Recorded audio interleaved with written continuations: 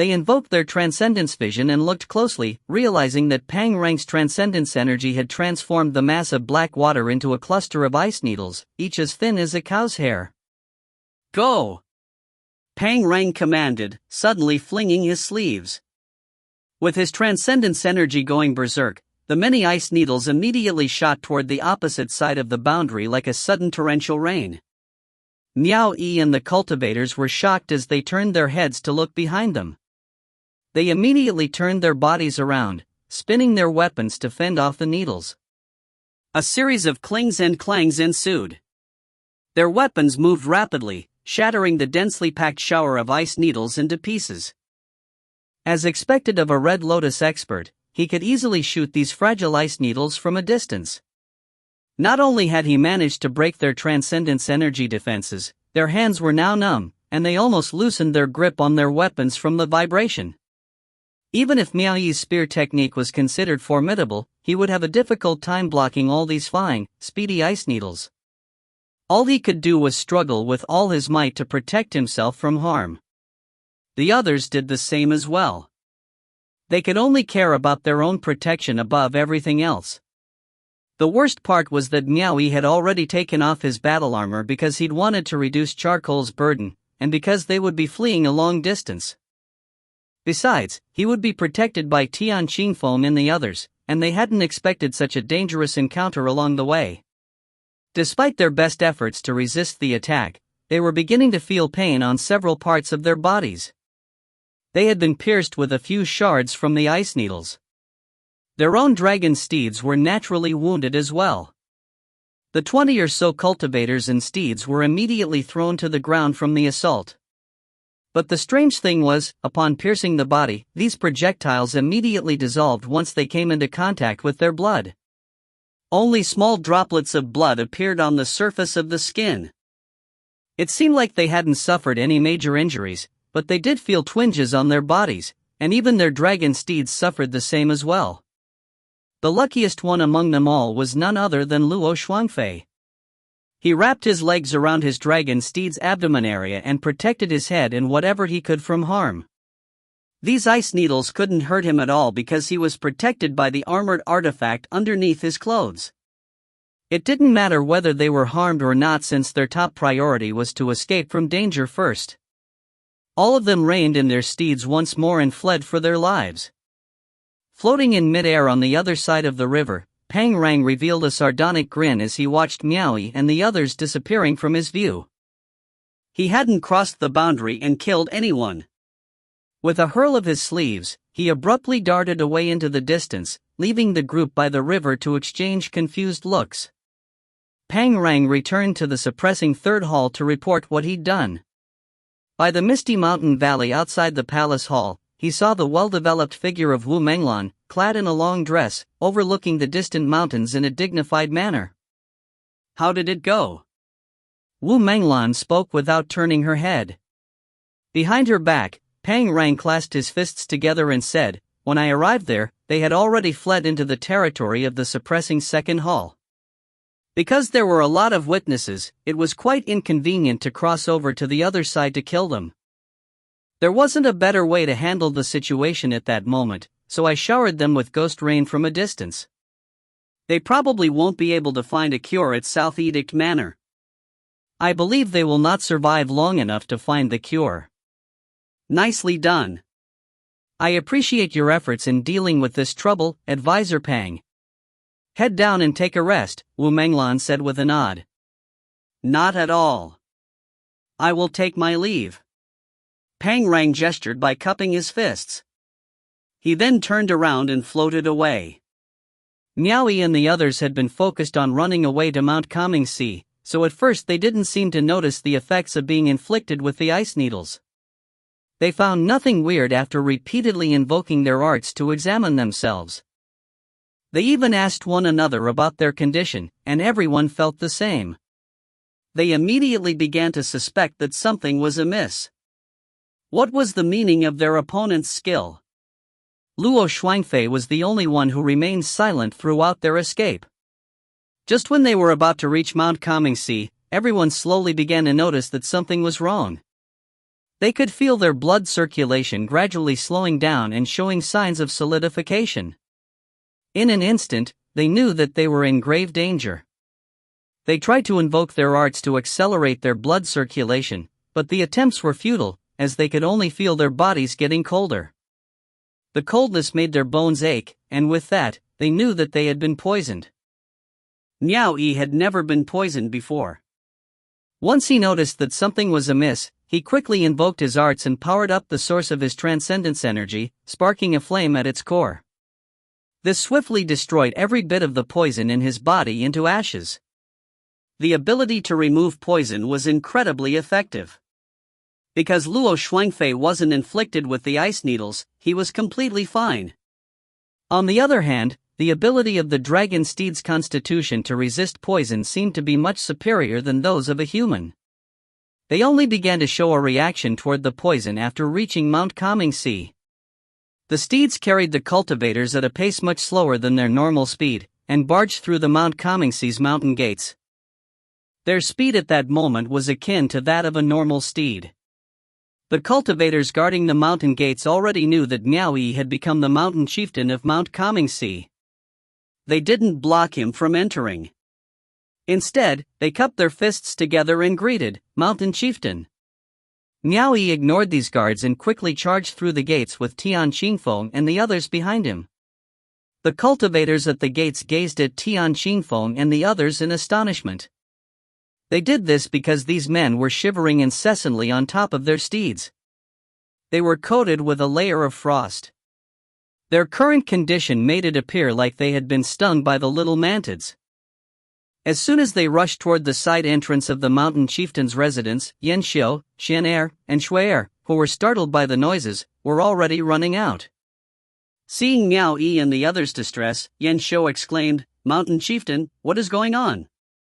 When they heard the news that Miao Yi had returned, the troops of Mount Kangxi rushed over to greet their mountain chieftain. Miao Yi wasted no time on these niceties and quickly ordered the crowd to support Tian Qingfeng and the others, who were facing difficulty in dismounting them from their steeds, into the residence. Miao Yi promptly reined in Charcoal and jumped into the courtyard first. Charcoal's resistance was clearly stronger than ordinary dragon steeds, but Miao Yi could feel that the poison inside Charcoal's body had begun to show an effect. Charcoal would at times give a pained expression to Miao Yi. Tian Qingfeng and his men were carried into the courtyard and crossed their legs to sit on the ground, struggling to resist the poison by desperately invoking their arts. "Mountain Chieftain." Someone tried to come forward and greet Miao Yi in an attempt to be friendly with him. After all, Miao Yi's influence in Mount Kangxi was greater than that of Xiong Shao in thriving 10,000 Manor. He didn't expect Miao Yi to be in a foul temper. He said in a low voice, "Yan Xiu, Shan Hai, and Shui can stay. As for the others, get out. No one can come in without my permission." "Mountain Chieftain, what happened?" one of the troops asked as they gazed at Tian Qingfeng and the other cultivators, trying to show their concern. Miao Yi's face twisted and he roared, "Scram!" Everyone was speechless from his rebuke. In their hearts, they thought, sure enough, this guy is famous for being overbearing. The days ahead will be difficult. They could only dismiss themselves in embarrassment. After waiting for them to clasp their fists together and dismiss themselves in quick succession, Miao Yi then looked at Charcoal, who was already staggering and swaying about. He quickly went in front of Luo Shuangfei and said in a low voice, "Can Purple Martin cure them of their poison?" But Luo Shuangfei nodded, but quickly shook his head, as if something had popped into his mind. Clearly, he was hiding something from him. Miao Yi looked cold and said, "Quickly take out the Purple Martin and cure them of the poison." Luo Shuangfei shook his head again, which prompted Miao Yi to extend his hand and reiterate, "Take it out." Luo Shuangfei widened his eyes and stared at him. He took a step backward and shook his head once more. Just then, a few thumping noises rang out from outside. Miao Yi swiftly flashed toward the noise and saw 20 or so dragon steeds tumbling down one by one. They were already frozen solid from the frost on their bodies.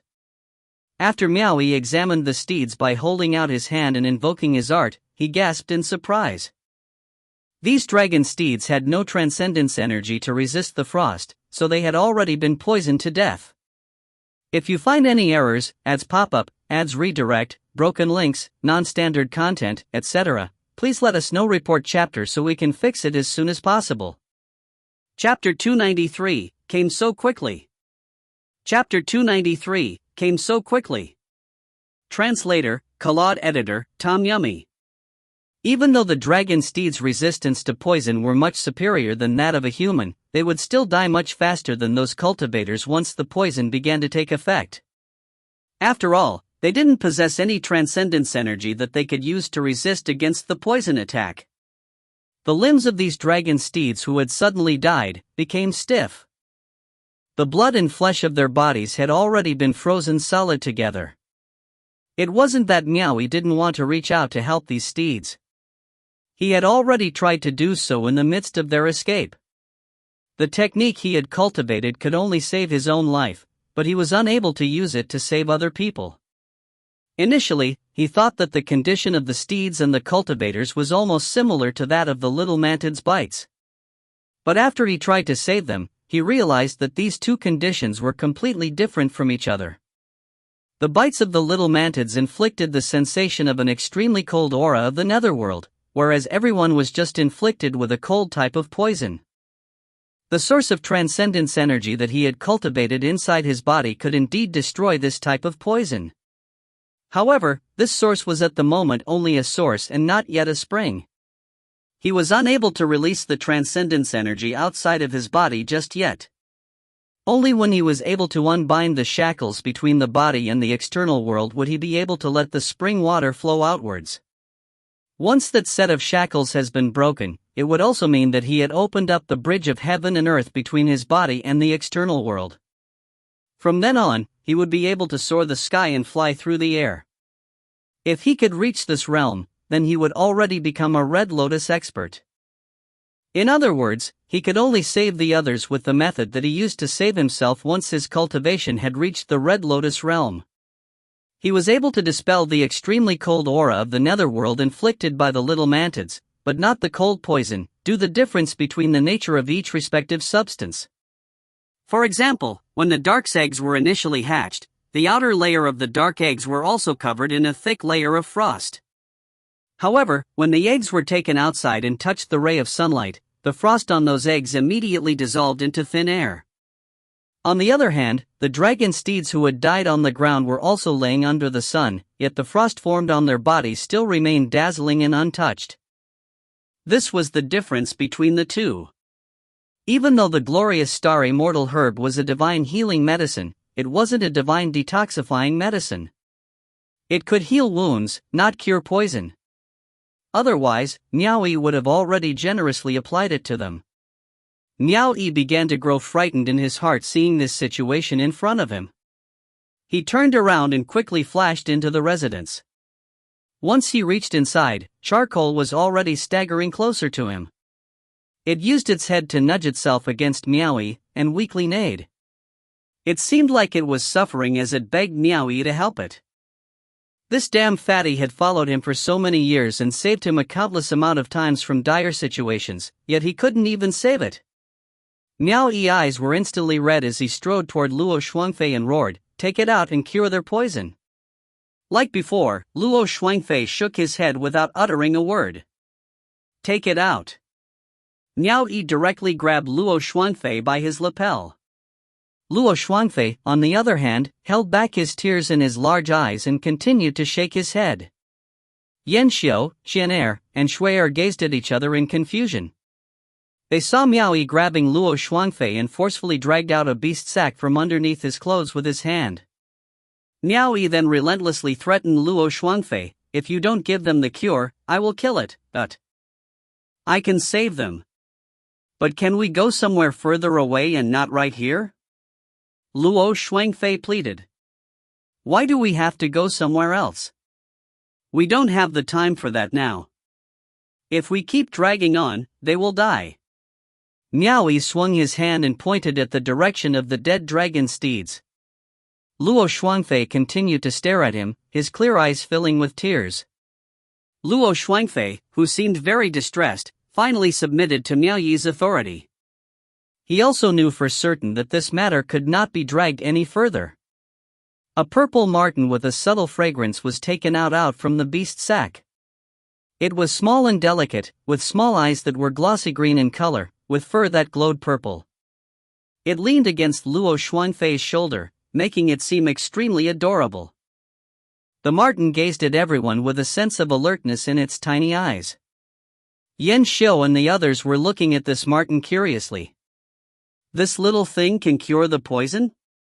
Luo Shuangfei pursed his lips and gently shushed at the marten a few times. He extended his arm and pointed at Charcoal, who was on the verge of collapse, its body already covered with frost. He had followed Miao Yi for so long, so he knew Miao Yi's relationship with Charcoal was of a special kind. The purple marten took off from his shoulder with a purple flash, and began scurrying about as soon as it landed on Charcoal's back. After finding a soft spot, it bit down with its sharp teeth, and began sucking contentedly with its eyes closed. The miraculous effect could be seen as soon as the purple marten took a bite. The frost on Charcoal's body immediately melted away at a steady rate, and Charcoal's body eventually began to stabilize and stopped staggering. Its previously drowsy eyes began to slowly open as well. Before everyone could react at the situation, the purple marten then flashed toward Tian Qingfeng's body with a swish and took a bite on the back of his hand. After it had completely removed the ice poison from 20 of them consecutively, the fur of the purple marten had become brilliant and luscious. Sucking on these toxins seemed to be immensely nourishing for this marten. With a flash of its silhouette, Luo Shuangfei retrieved the purple marten and returned to the beast's sack. Charcoal had already found a spot to lay down and then dozed off. Tian Qingfeng and the other cultivators, all sitting cross-legged, cupped their fists together to Miao Yi as a gesture of gratitude, their complexions still pale. Their vital energy had already been damaged by the ice poison. Miao Yi waved his hand as a way to tell them that they didn't have to thank him. This was what he was supposed to do in the first place. He swept his gaze at everyone. The school of Blue Jade who came to lend their strength consisted of 1 Blue Lotus 4th grade, 3 Blue Lotus 3rd grade, 6 Blue Lotus 2nd grade, and 10 Blue Lotus 1st grade. After some consideration, Miao Yi then took out the storage ring he had taken from Xiong Xiao and walked towards them to give out orbs of will one by one. He gave 50 low-grade orbs of will to Tian Qingfeng, 40 orbs to every Blue Lotus 3rd grade cultivator, 30 orbs to every 2nd grade cultivator, and 20 orbs to every 1st grade cultivators. Among the 1,200 orbs of will he had plundered from Xiong Xiao, he had already used up 550 of them in an instant. Yan Xiu, Qianer, and Shui'er were left speechless when they realized that Miao Yi was indeed financially secure. He gave away hundreds of orbs of will just like that without hesitation. They didn't even know it was plundered from Xiong Xiao. They didn't realize either that Miao Yi was the one who benefited the most out of it. Even though this group of old fellows had cultivated for so many years, this was their first time receiving that many orbs of will for their own use. Each of them became excited and promptly stood up to give their gratitude, their legs still wobbling. You all deserve this. I will never mistreat those who have risked their lives to serve me. Miao Yi waved his hand, gesturing them to recover first before they tried to talk again. He turned around and took out another 100 orbs of will in his hand, preparing to give it as a reward to Luo Shuangfei for saving Charcoal and the other guys. That fellow had earned a first-class merit, so naturally his reward would also be the largest among them all. But when he turned around, he noticed that Luo Shuangfei had disappeared. So he immediately asked, "Where did Luo Shuangfei go?" Yan Xiu pointed outward, "He went outside." Miao Yi was surprised. He knew he was being slightly ruthless with his earlier command, but he'd had no choice. He quickly went outside and stood near the entrance of the residence to look around for him. Just then, he saw the back of Luo Shuangfei's silhouette walking toward the mountain alone, his head lowered. He seemed abnormally desolate. Crap, is he listless because of me? Miao Yi bitterly laughed and proceeded to flash towards him. After floating in an oscillating manner toward the foot of the mountain, he stopped Luo Shuangfei in his tracks. Both of them gazed at each other. Miao Yi flashed 100 low-grade orbs of will in his palm and grinned, "You have saved a lot of people, and you have earned a first-class merit this time. Take it as your grand reward." Luo Shuangfei's gaze went from Miao Yi's face to his palm. He continued to stare at the orbs of will as if he was lost in thought. "Why?" Miao Yi frowned. "Is it too little?" Luo Shuangfei quietly shook his head and said, "Just keep it for your own use. Seems like this guy is angry at me." Miao Yi sighed, "I hope you can understand why I acted like that. After all, it concerns the lives of so many people. I don't understand why you refused to take out the purple marten. Were you afraid that people would be coveted? Luo Shuangfei gave a non-committal answer and said, "After you meet up with Manor Head later, please remove my immortal records." Miao Yi was stunned. He then responded with a low voice, "You are just being childish. Can you not suffer a bit of injustice in your entire lifetime? As my subordinate, aren't you supposed to heed my orders? You don't understand." Luo Shuangfei shook his head and continued, "My lord, I am not being childish. I am just unfit to stay here any longer." How could he easily let go of a person whose talent was to his liking, especially after he'd managed to ask him to join his troops?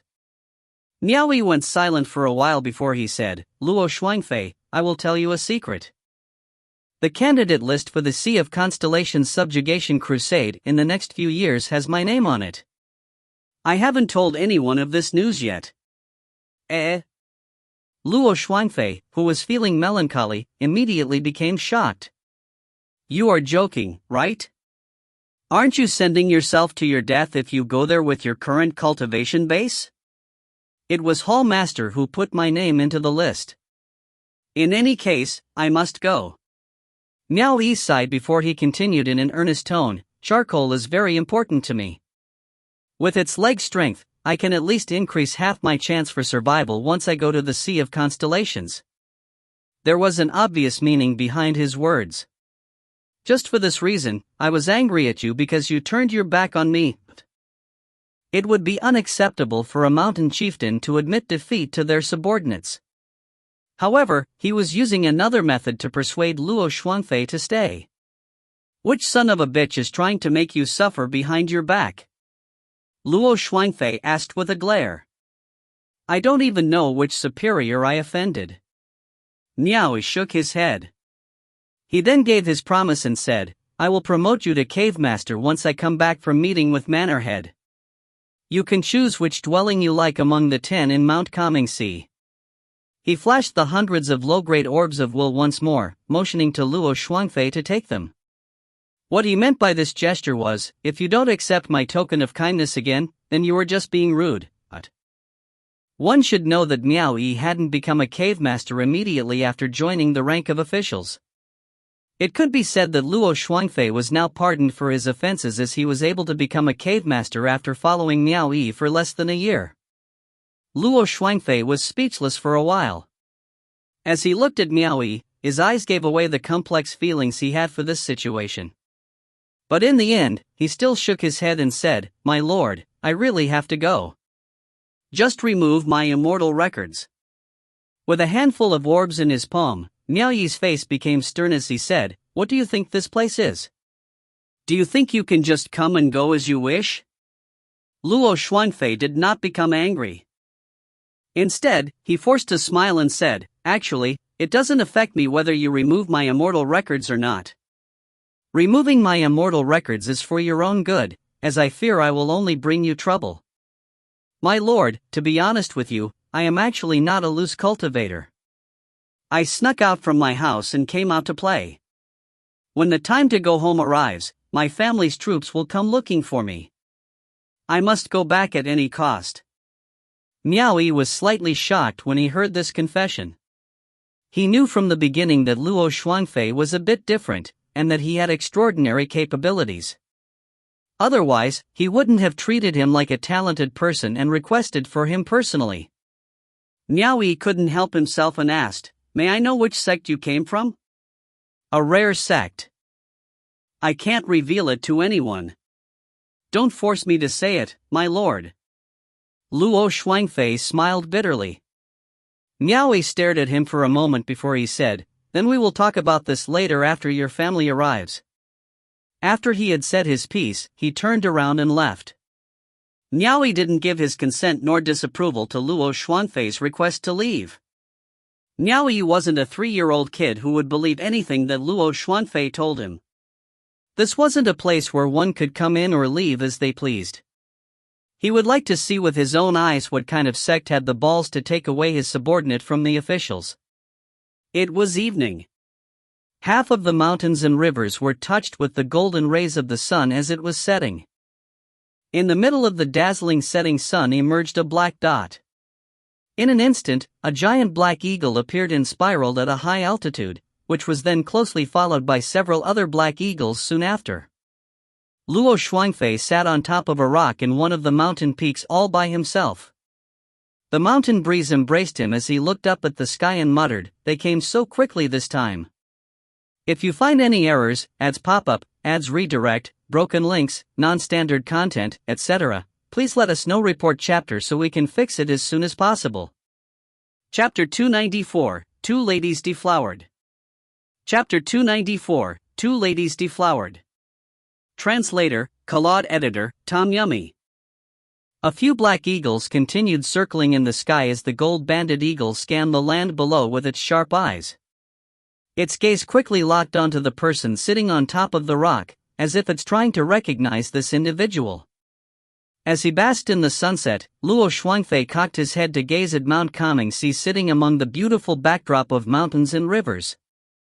Then, he turned his head back and headed straight into the depths of the mountain in one swift motion. Scree! The distinct cry of an eagle rang out from high above. A number of the large black eagles spread their wings to embrace the wind and began a controlled unidirectional glide through the sky, slowly following the individual deeper into the mountain forest. Astride one of the black eagles was a muscular black panther, with bright blue quills on his back and 2 tusks that protruded past its lower jaw. There was a cold look in his eyes as he snuffled at the wind with his red nose under the rays of the sunset. Seeing the black eagle already locked onto its target, the black panther held its head high and roared. One of the black eagles gliding alongside the others immediately turned back and vanished into the distance with haste. Below in the mountain forest, a head emerged from a cave and looked toward the sky. This fellow was none other than Yao Ruoxian. Demonic birds? How are there so many demonic birds here? Yao Ruoxian clicked his tongue in surprise, then quickly pulled his head back into the cave, clearly afraid to stir up trouble.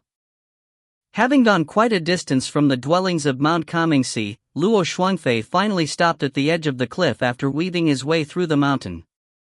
He lifted his head to gaze up at the sky, as if intentionally trying to draw the attention of the scouts flying in the air.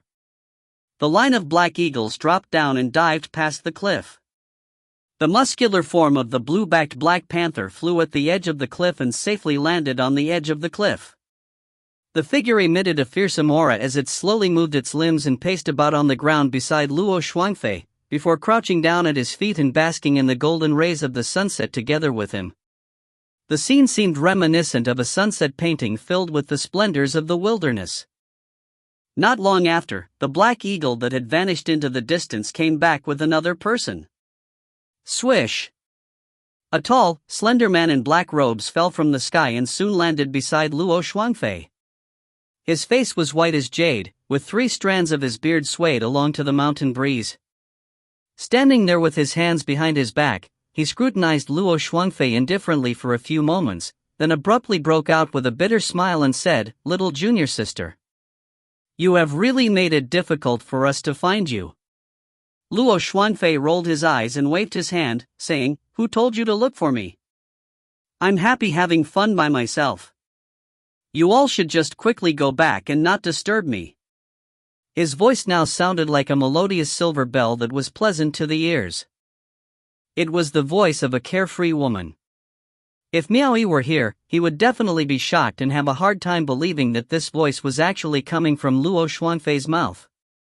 "Little junior sister. Stop being stubborn. It's dangerous for you to be outside like this. Let's go back. If you don't, all of us who have been looking for you will be put in a difficult situation. The honorable sage is already furious. The man in black robes clasped his fists together at a direction in the distance, as a gesture of respect. Luo Shuangfei raised his head and said, "Not leaving." A cold expression flickered past the eyes of the man in black. He didn't continue arguing with Luo Shuangfei.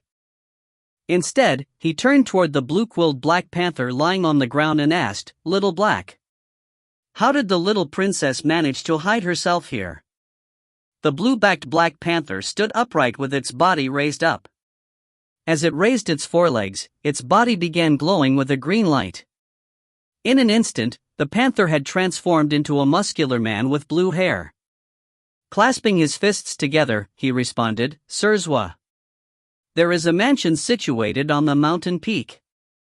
Zier's scent came from there." That might have been where the little princess had been hiding herself. "How dare they hide our little princess," said the black-robed man in contempt, before ruthlessly saying, "Go assemble our men and kill them all. Leave no survivors." "Zuan Nanchun, you dare!"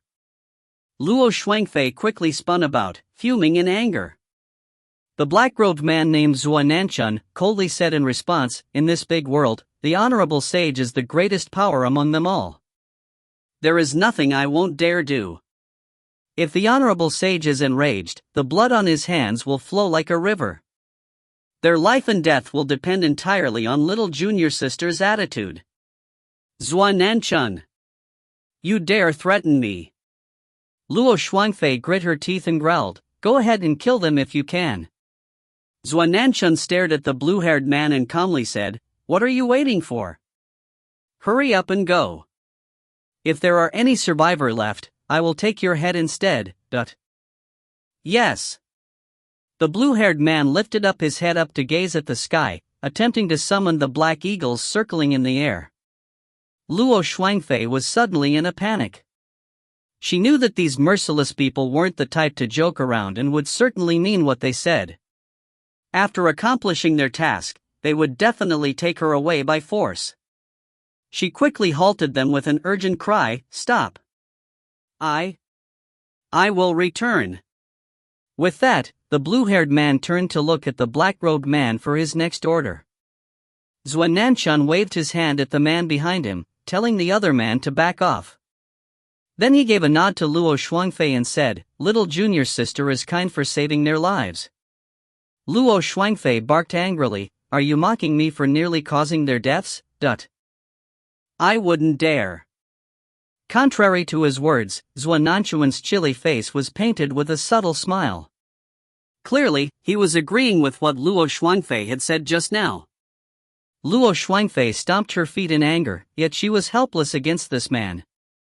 She grit her teeth and said, "I can go back with you, but you must help me first." Zuan Nanchun nodded and said, "Little junior sister, just say the word." "I was in danger before this, and someone saved me from that."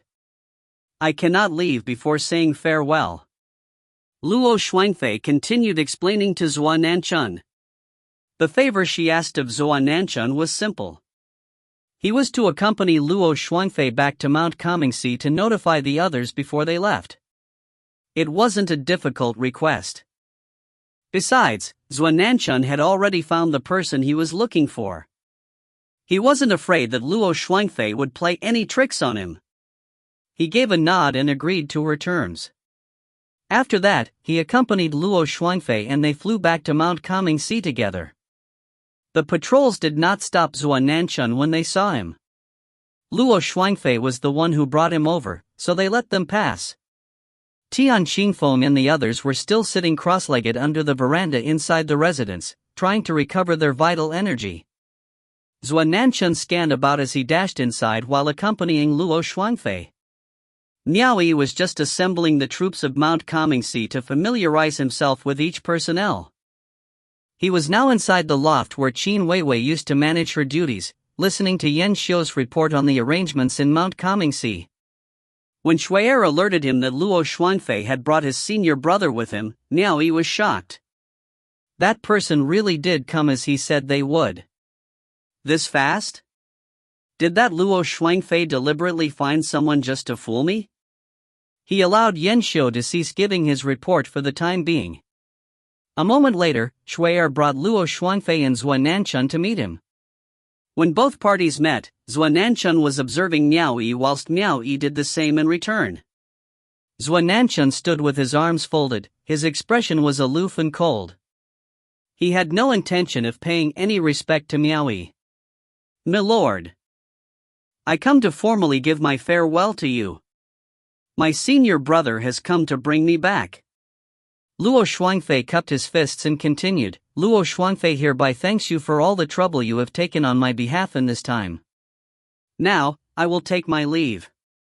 Please take care, milord." Leave? Yan Xiu, Xian'er, and Shui'er were stunned. Hearing those words, Miao Yi's heart was burning with anger from his seat behind the long table. He's really leaving on a whim. What did he think this place is? How dare he just come and go as he please?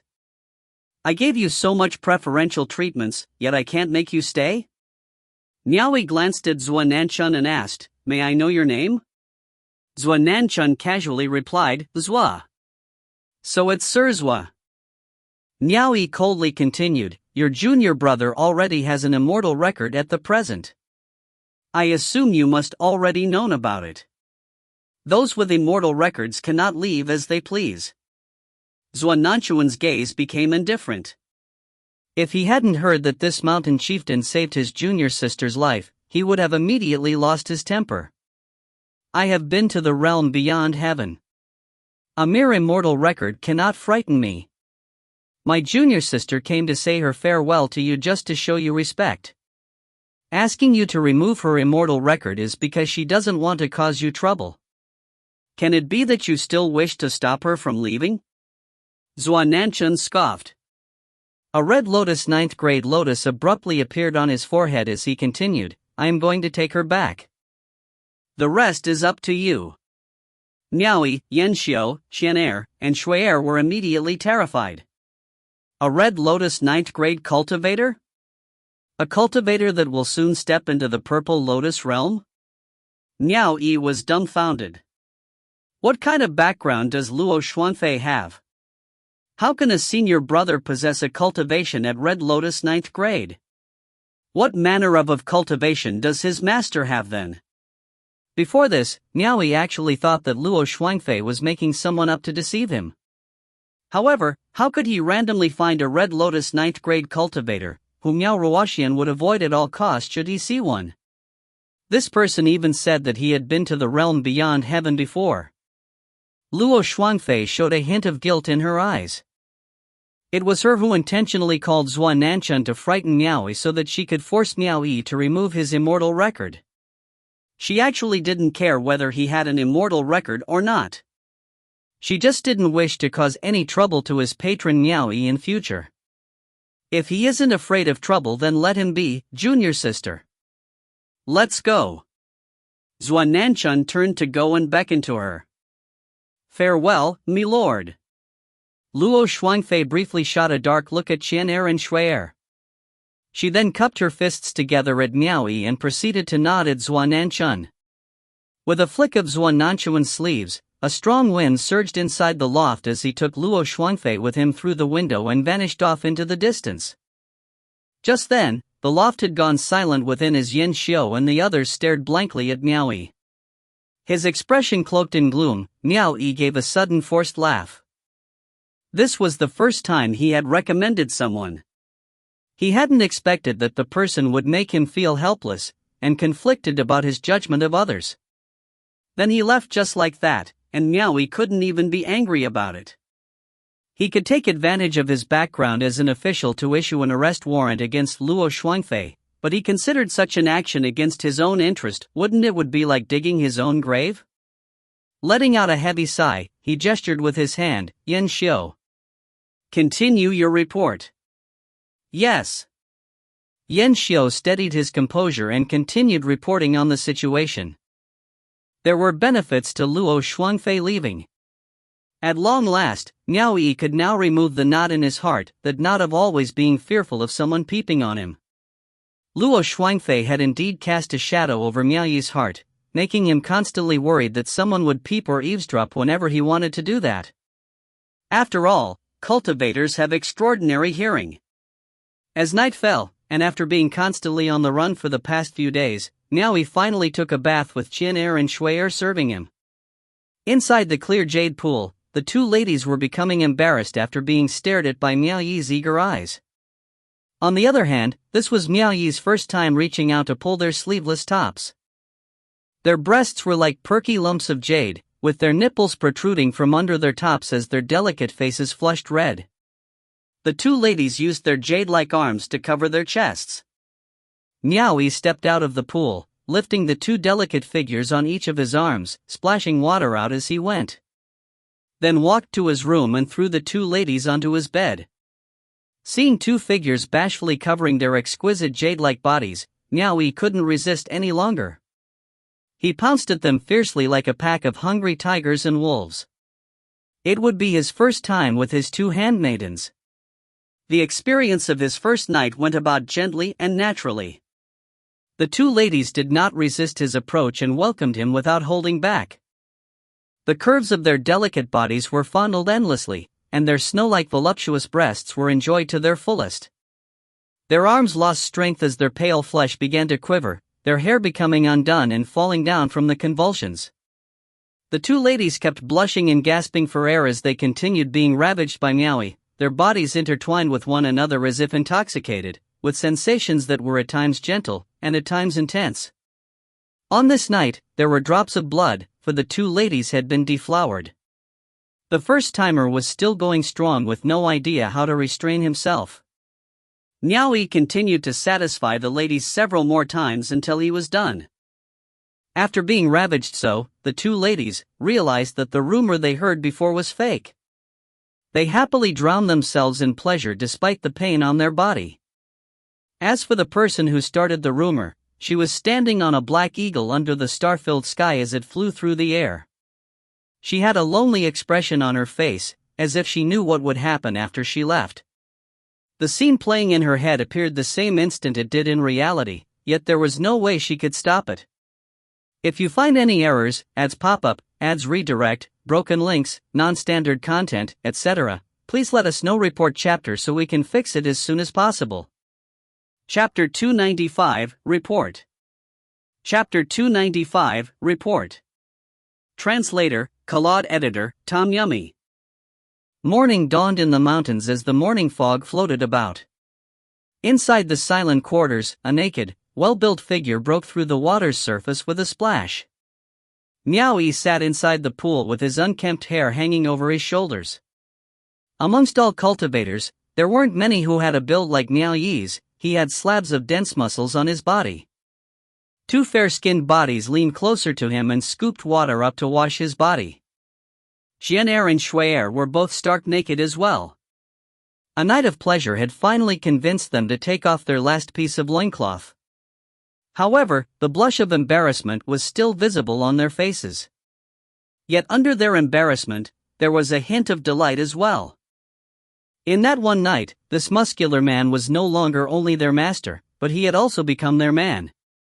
They gazed sweetly at Miao Yi with gazes radiating love and tenderness for him.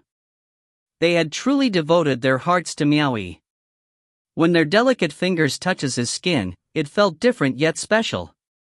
Miao Yi stared at the ripples in the pool, seeing the shadows of the two ladies being pleasured last night in them. Miao Yi had no idea what came over him as he suddenly recalled the scene of him killed two of Xiong Zhao's personal handmaidens. He figured Xiong Zhao must have had this moment with his own handmaidens as well. He couldn't help but slowly closed his eyes and abruptly muttered, "Did Qin Weiwei also take her bath in here before?" The two girls shared a glance without saying a word. Mentioning such things at this moment, they figured they knew what he was thinking about. Shui replied with, Maybe. Meanwhile, Qian had turned to retrieve a comb from the poolside and held it in her lips. She went behind Miao Yi and knelt down, causing her voluptuous breasts to peek out from the water. With water still dripping from her body, she neatly gathered Miao Yi's hair with both her hands and, taking the comb from her lip, began attentively combing part by part. Miao Yi kept his eyes closed as he quietly sat in the waters, allowing the two girls to do whatever they wanted with his body. He then calmly asked, "What kind of person am I to you both?" The two ladies exchanged glances with one another once more. They didn't know how to reply to his question for a moment. After a moment of silence, Shen Hai responded, "You are our master. A capable person." "A capable person?" Miao Yi smiled. Still keeping his eyes closed, he asked, "Both of you were scared and kept silent yesterday. Do you call this capable as well?" They didn't know how to answer that. Miao Yi grinned again and said, "You might not know about this, but I was mocked even when I was still an ordinary mortal. I even went to ask permission for a marriage proposal after I took a fancy to a neighbor's daughter, but in the end, my betrothal gifts were tossed out. You wouldn't know this, but I even went to South Edict Manor to discuss a marriage proposal with Manor Head." Both of the ladies were shocked. "You discussed a marriage proposal with Manor Head?" "Yeah. Xin Weiwei wanted me to marry her." In the end, Manor Head declined the proposal and refused to say anything further. I was even forced to suffer through a distant raid to slaughter Xiong Xiao and nearly lost my life for it. Luckily, I was able to survive and come back in one piece. Of course, in return for that, I was promoted to Mountain Chieftain of Mount Calming Sea. I gained this position in exchange for my life. Miao Yi suddenly grinned with opened eyes before saying, "The worst part comes after. The candidate list for the Sea of Constellations Subjugation Crusade coming up in few years has my name on it." The two ladies were aghast and cried out, "Master is going to the Sea of Constellations Subjugation Crusade." These two were no longer the ignorant girls they used to be. Naturally, they knew what the Sea of Constellations Subjugation Crusade would entail. Shui'er added, "Can you not go?"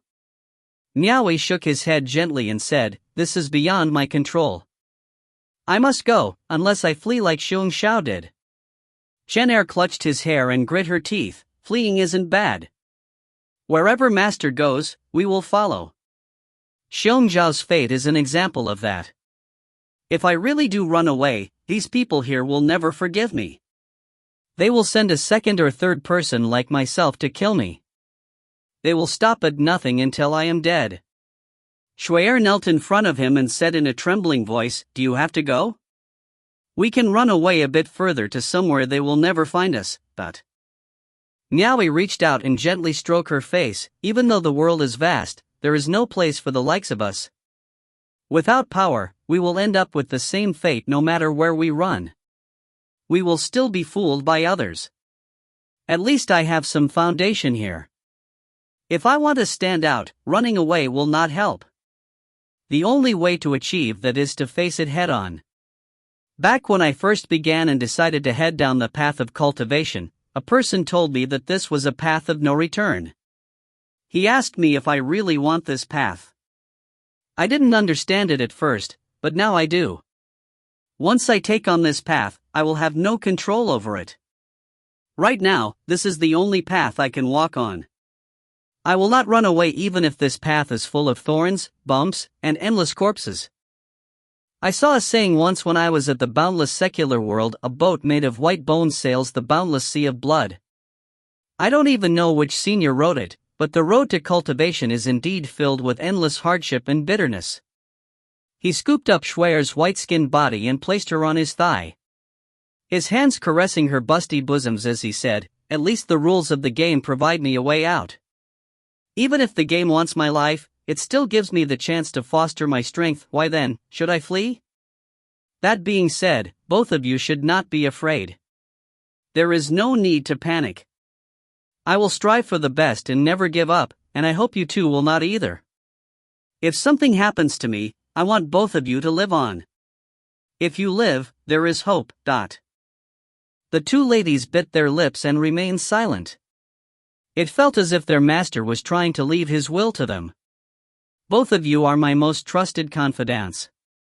Don't tell anyone else about me going to the Sea of Constellations for now. But on your way back, you can tell Yao Ruoxian about it. Xian'er was still kneeling behind, combing his hair as she asked, "Do you want to ask Master to accompany you?" "There is no need to do that. Just inform him about it. When I come back from South Edict Manor later, I have to find him to discuss some other matters as well." Understood. After he was done bathing, Miao Yi went out of the pool in the nude and invoked his arts to dispel the moisture from the surface of his body. The ladies, with exquisite figures that would make anyone's heart race and their blood pumping, did not hurry to dress. Instead, they stood on either side of Miao Yi and assisted him in dressing. After the three of them were dressed, they went outside and saw Yan Xiu waiting for them in the courtyard. Tian Qingfeng and the others were there as well. Their vital energy was already recovered. Miao Yi stood on the platform and swept his gaze over everyone. Xian'er and Shui'er stood behind on either side of him. Everyone cupped their fists together and said, "We have come to pay respects to Mountain Chieftain." "Greetings, Elder Auntie and Little Auntie." All of them noticed that both Elder Auntie and Little Auntie looked quite well today. Their complexions seemed unusually radiant. However, the disciples of the School of Blue Jade were mainly focusing their anticipation on Miao Yi. They only came because Miao Yi had offered the School of Blue Jade disciples benefits. Tian Qingfeng, O Yulin, Niu Shang, Yang Lekun. Miao Yi looked towards them as he called out their names. "Present." They stepped forward alongside each other and clasped their fists together. "The four of you will follow me to South Edict Manor to give a report." Understood. A Blue Lotus 4th grade cultivator and 3 Blue Lotus 3rd grade cultivators acknowledged the order. It was clear that Miao Yi wasn't negligent about his own safety. He would definitely bring experts to protect him on his journey if given the chance. Miao Yi then directed his gaze at Yan Xiu and said, "When I return from South Edict Manor, I want to see every cave master in Mount Coming Sea awaiting my orders." "Go and convey this message to them." Understood. Yan Xiu acknowledged. "In my absence, I want you all to heed Yan Xiu's command," said Miao Yi. Then he turned to Yan Xiu and continued saying, "If someone harbors ill intent, I don't care if they are from the 3 major schools or whoever's trusted subordinates, kill them. If anything happens, I will bear the responsibility." The incident at Xiongzhao's thriving 10,000 manor was a lesson he had learned from experience. He would never allow this situation to happen on his own territory. With so many Blue Lotus experts at his disposal, he wanted to see who would dare make such a scene in his domain. Understood. Everyone acknowledged once again. Charcoal had been lying down under the entrance of the loft. Miao Yi suddenly kicked at him to get up. Yan Xiu fetched 4 dragon steeds for Tian Qingfeng and the others. Not long after, 5 of them mounted their steeds and dashed out of Mount Coming Sea with a rumble. They hurried toward their destination without stopping. They did not meet with any danger during their journey and so were finally able to make it to South Edict Manor without any incidents. 5 of them dismounted their dragon steeds, and Miao Yi then went up all by himself. After Miao Yi announced his arrival, he was led to the pavilion behind the mountain. Once again, he was met with a stern-looking Yang Qing sitting inside the pavilion. Xing Mei and Xing Zhu weren't the only ones looking at him with a complicated expression. Yang Qing was a little flurried as well. If he had relented back then, this guy would already have become his son-in-law. Xing Zhu silently sighed.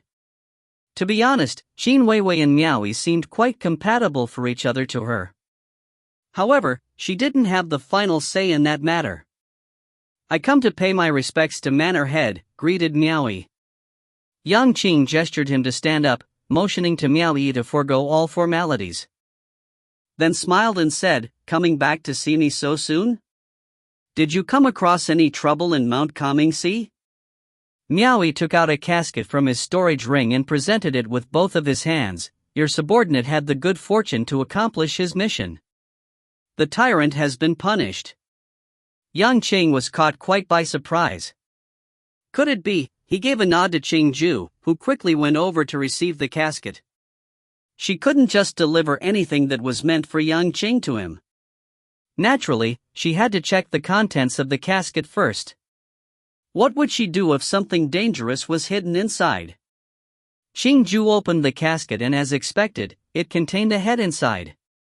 There was no questioning the identity of the head's owner, as she could easily recognize it. Anything stored inside the storage ring would not rot easily.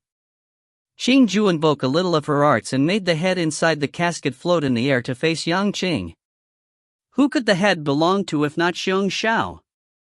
Everyone at the scene was quite familiar with this person. Yang Qing slowly stood up and narrowed his eyes at the head for a while. After confirming that this was without a doubt Xiong Xiao's head, he then scrunched his eyes shut and nodded. After that, Qing Ju put back the head into the box. If you had known it would come to this, then why did you do it in the first place? Yang Qing sighed. It wasn't quite clear who those words were directed at, but there was a hint of helplessness in his voice. It sounded quite genuine. Xiong Xiao had followed him for so many years after all. It would be impossible for Yang Qing not to have any sentimental feelings for Xiong Xiao. He opened his eyes and gazed at Miao Yi. There was a hint of wonder in his eye. He figured that Miao Yi would have still been busy reorganizing Mount Comingxi. Regardless of whom it was, the first thing anyone would do after being promoted would be to reorganize their respective station. He didn't expect that Miao Yi could pluck Xiong Xiao's head in a matter of days. This speed was... Yang Qing had to ask, how did you manage to do it so easily? It was not that simple. I nearly lost my life because of it. This is purely luck. Miao Yi forced a smile before he presented a jade archive to Yang Qing. Yang Qing personally took the archive and looked at it. He only read the contents describing what had happened during Miao Yi's mission. From the moment Miao Yi received the order, he immediately contacted the School of Blue Jade and made known his interest to hire 20 members of the Blue Jade cultivators to borrow their help. Together, they quickly rushed towards thriving 10,000 Manor. The dangers he had encountered during the mission were reported in the archive as well. Yang Qing would at times give Miao Yi side glances as he examined the contents of the archive. He was particularly impressed with the clever use of the list of remuneration. It was bold of him to lead a few men to find Xiong Xiao directly and lure him into a trap. If there were any slight miscalculations on his part, he would definitely have lost his life. Yang Qing was secretly amazed by his courage. Especially the part where he was surrounded by a large number of Xiong Xiao's troop. Yang Qing shuddered when he read it. In his heart, he thought to himself, luckily I didn't give my consent for this kid to marry Wei Wei. Otherwise, I might have to constantly be worried and anxious all the time. However, going back to the point, if it wasn't for this risk, Xiong Xiao's head might never have appeared in this place. If they had dragged this matter further, it would be much more difficult to attempt the same thing in future. If you find any errors, ads pop up, ads redirect, broken links, non-standard content, etc., please let us know. Report chapter so we can fix it as soon as possible. Chapter 296, Got Another Little Sister for No Reason. Chapter 296, Got Another Little Sister for No Reason. Translator, Claude Editor, Milk Biscuit. After reaching the part where Miao Yi and the others successfully escaped from the Red Lotus cultivator's pursuit, the contents of the archive ended. Yang Qing put down the jade archive and sighed. What luck! What is this list of remunerations you speak of? Despite his calm exterior, Miao Yi was feeling cautious when he said, I have a difficult time forgiving that incident when Mount Returning Loyalty assaulted East Arrival Cave. Each year, I take the chance to have a copy of the list delivered to them, hoping that the other party will pay a portion of it. Surprisingly, they didn't pay any of it. This time, however, I was able to use it for my mission. Yang Qing laughed. Xiong Xiao is your old enemy. This time, you were able to resolve your worries all at once.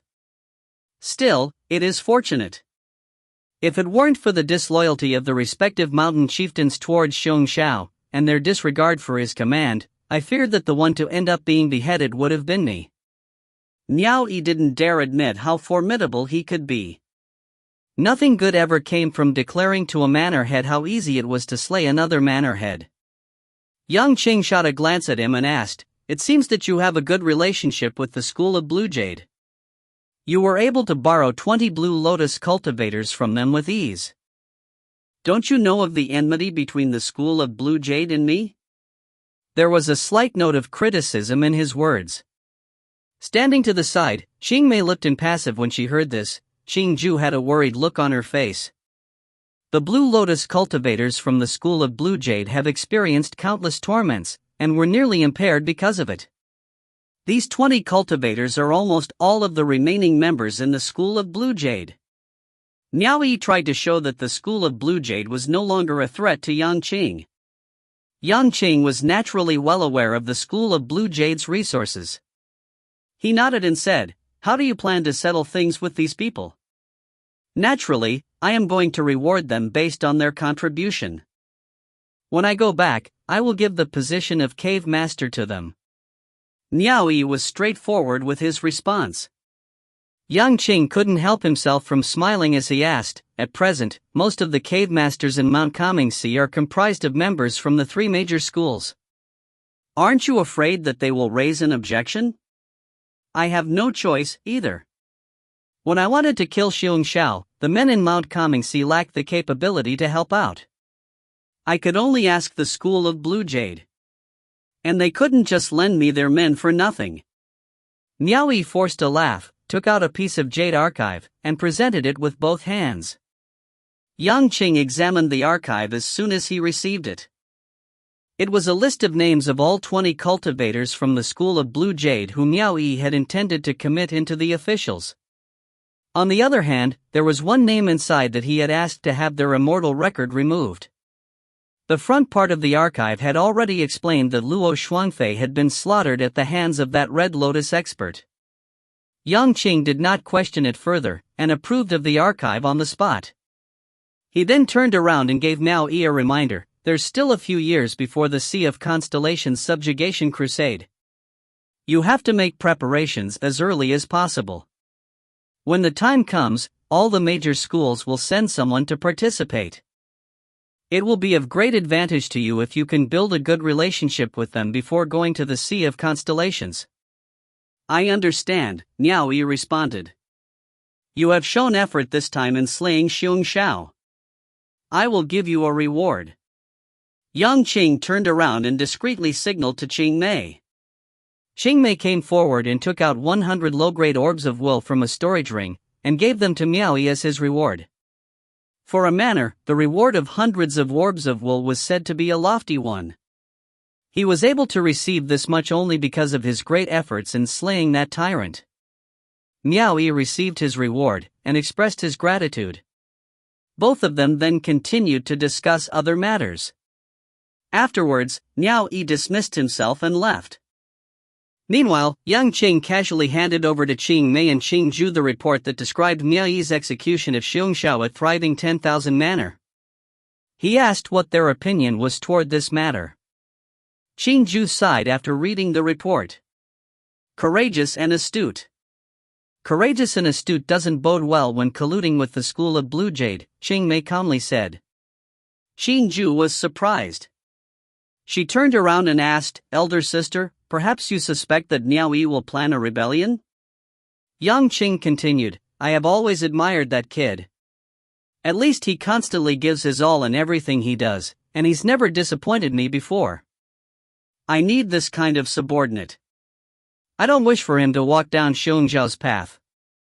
So this is why it's time for the School of Blue Jade to be eradicated. This will cut off Miao Yi's foreign aid." Qing Ju once again exclaimed in shock, "The School of Blue Jade has 2 Red Lotus experts." Yang Qing walked over to the railing, and gazed at the distant mountain. With his back facing the 2 ladies, he said, "What is the name of Elder Wu's slaughtered grandson, the one who he inquired about in Long Viridescent Cave?" "Wu Lu," Qing Mei replied as she approached Yang Qing. Yang Qing nodded. "That's right.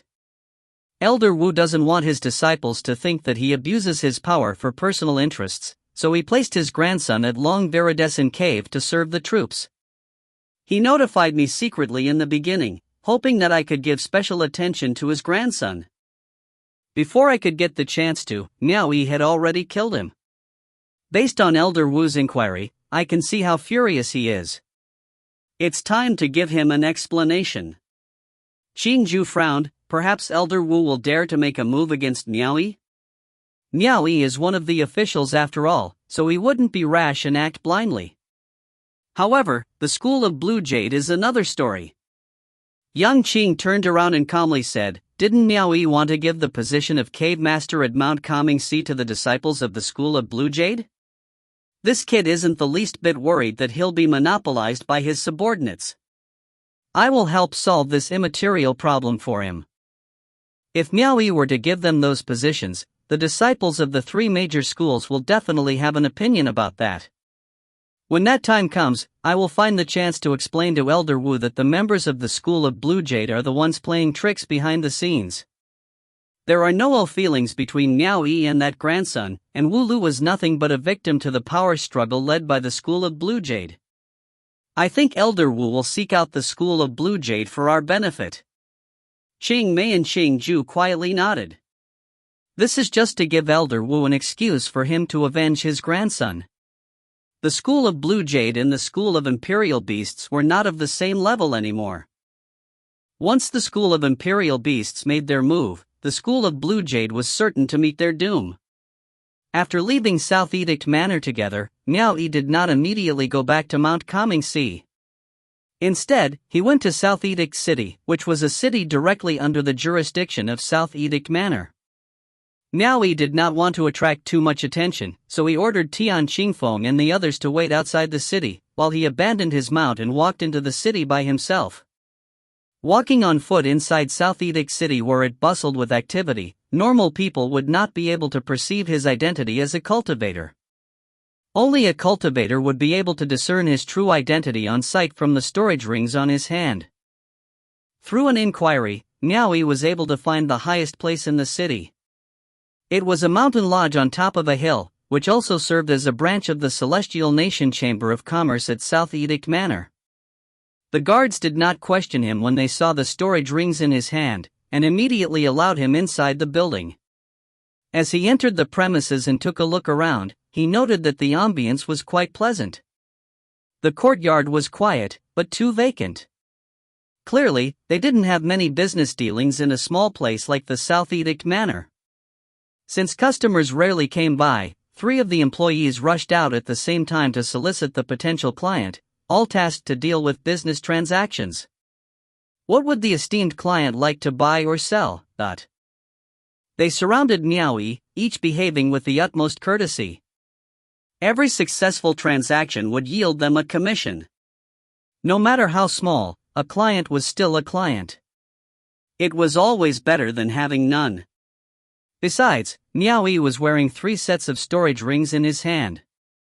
It would be impossible for those dealing with transactions to fail in perceiving them. Miao Yi was quite bothered by their chatter. He swept his gaze across the 3 of them, with 2 of them being male, and 1 being female. The female was quite beautiful in appearance. She was wearing a pink dress, which, coupled with her fair skin, made her quite pleasant to look at. With that, Miao Yi picked the lady with a point of his finger. This lady quickly gave him a captivating smile, and proceeded to cup her fists at the other 2 employees, saying, "Please excuse us, you 2. This is my client." The other 2 were immediately disappointed, and left. Those specializing in sales who had an attractive appearance would always gain the upper advantage. The lady dressed in pink quickly and respectfully brought Miao Yi to her own guest room, and quickly poured a cup of tea for him. Miao Yi swiftly waved his hand without even sitting down and said, "No need to trouble yourself." He took out the name card given to him by Luo Ping from the capital city's Chamber of Commerce, and placed it on the table. The lady in pink picked up the card and took a good look at it. In that moment, a glint of disappointment flashed before her eyes. It turned out he was a client of an employee based in the capital city. Clearly, Miao Yi wanted to summon this person to serve him, so there was no need for her services. It should be noted that those who were able to obtain this kind of name card to call on the employee's services were all big clients. The commission rate would definitely be huge. She then asked with a subtle hint of envy, "Where would our esteemed guest like Mr. Luo to contact you?" "Mount Calming Sea." "Miao Yi. Ask Luo Ping to come see me as soon as possible," Miao Yi said nonchalantly. The lady tried to probe, "Are you Mountain Chieftain Miao Yi of Mount Calming Sea?" Miao Yi was shocked. He examined this person closely and asked in a curious tone, "You know me?" She didn't really know Miao Yi, but he did specify the location as Mount Calming Sea, and he had the ability to summon an employee from the Chamber of Commerce in the capital city to serve him. Naturally, she would guess that he was someone of high status in Mount Calming Sea. Surprisingly, she had guessed it correctly. Instantly, her spirits lifted. As they say, first come, first serve, so she still had a chance to fight for this opportunity. If he really was a big client, then it would be great if she could rake in some business through him in the future. Mountain Chieftain Miao is well known in Mount Calming Sea. I have admired you for quite some time. Regardless of whether she knew Miao Yi or not, she decided to serve him a platter of flattery first. She then quickly poured a cup of tea for Miao Yi, and took the opportunity to hand her name card to him. I am Wen Fong. In fact, if Mountain Chieftain Miao wishes to make a transaction, there is no need to go as far as troubling Mr. Luo to come all the way from the capital city to meet you. Wen Fong can assist you in making the proper arrangements too. This is no different than calling Mr. Luo to serve you, and I can make transfers throughout the entire country for anything related to transactions. Miao Yi let out a chuckle. He had been born in a marketplace, so it would be impossible for him not to notice this lady trying to sabotage someone else's business. He took the name card, examined it, and nodded, "We will talk about it next time. Remember, ask Luo Ping to find me as soon as he can." The reason he had come to the Chamber of Commerce this time was to prepare for his journey to the Sea of Constellations. No matter how many possessions he currently had at hand, they were not as important as his own life, which was why he intended to get himself a better set of equipment even if he needed to spend his entire fortune on them. Because of that, the transaction amount this time would be larger than ever before. Miao Yi felt a bit uneasy with the capability of this branch and this lady, and he still felt that Luo Ping from the capital city was more reliable. After all, he had gone through dealings with him before in the past. Wen Fong was disappointed. Miao Yi was clearly looking down on her insignificant branch. But in all seriousness, this had proven that Miao Yi was definitely attempting to make a large transaction, otherwise he could have just made a transaction here in the first place. Mount Calming Sea was just nearby. She wasn't afraid that there wouldn't be a second chance in the future. Whether she could grasp the opportunity would have to depend on her capability. And so, she resumed her smiles and said with assurance, "Don't worry, Mountain Chieftain Miao. I will definitely help you inform him as soon as possible." Miao Yi nodded. He took back 2 of her name cards and excused himself. Wen Fong sent him off, all the while retaining a smile on her face. When they reached the door, Miao Yi asked her to go back, but she wouldn't budge and insisted on accompanying him further. While walking to the exit, their conversation was mostly about asking Miao Yi to look for her in regards to any future transactions. She was willing to run any type of errand for him in South Edict City. Miao Yi was especially muddled when Wen Fong called herself his little sister and Miao Yi the elder brother after a brief acquaintance. It was quite intimate, too. She even told him that little sister would go and visit elder brother when she was free, hoping that elder brother would not close the door on her upon her visit. Suddenly, he had another little sister for no reason at all. Miao Yi was very speechless. She was quite enthusiastic about it, and it wouldn't be nice to tell her that she was unwelcome at Mount Calming Sea. With that, he politely told her she would indeed be welcome, wishing that this woman would not take it seriously. He wouldn't have the time to deal with her, or anyone else who wished to see him. Wen Fong sent Miao Yi off until they reached the foot of the mountain, where she stopped and waved goodbye. If Miao Yi hadn't urged her to contact Luo Ping as soon as she could, he probably wouldn't be able to stop her from following him. She had managed to send him off to the outskirts of the city, but if Miao Yi had allowed it, this lady might have even sent him all the way back to Mount Coming-Si. If you find any errors, ads pop up, ads redirect, broken links, non-standard content, etc., please let us know. Report chapter so we can fix it as soon as possible. Chapter 297, Quarrel. Chapter 297, Quarrel. Translator, Claude Editor, Tom Yummy.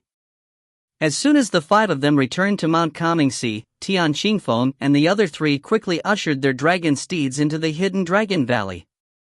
They needed to contact their martial brothers to come to the Grand Hall of Mount Coming-Si for a meeting. They were feeling a little excited, because they were told on their journey back that Miao Yi already had a solution to the dilemma of how they would become officials. Soon, 20 of them would have backgrounds as officials. As usual, Miao Yi stayed mounted on Charcoal and rushed inside the manor residence. After he leapt down, Charcoal trotted back under the loft by itself and lay down. This was an old habit of his. Xian'er and Shui'er welcomed Miao Yi and continued to follow behind him as Miao Yi strode toward the main hall and asked, "Has every single cave masters arrived?" Shui'er replied, "They have. Master Yan has settled them in the residence behind the mountain to rest." Miao Yi nodded and seated himself. Xian'er brewed a cup of tea and served it to him. She whispered to his ears as she did so, "I have already told Master of that matter." Miao Yi knew that she meant the matter of him heading to the Sea of Constellations. He couldn't help but ask, what was Senior Yao's reaction? The two ladies glanced at each other without giving a response. They seemed a bit reluctant to answer. After seeing their behavior, Miao Yi gestured with his hand. There was no need to give a reply as Yao Ruoxian definitely didn't have anything good to say about it.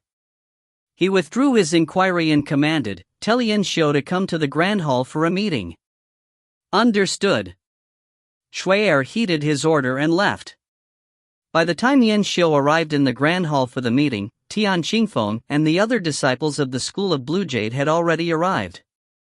Miao Yi led his two handmaidens out from the back of the hall. They then ascended to a high platform, before Miao Yi sat down on the mountain chieftain's seat.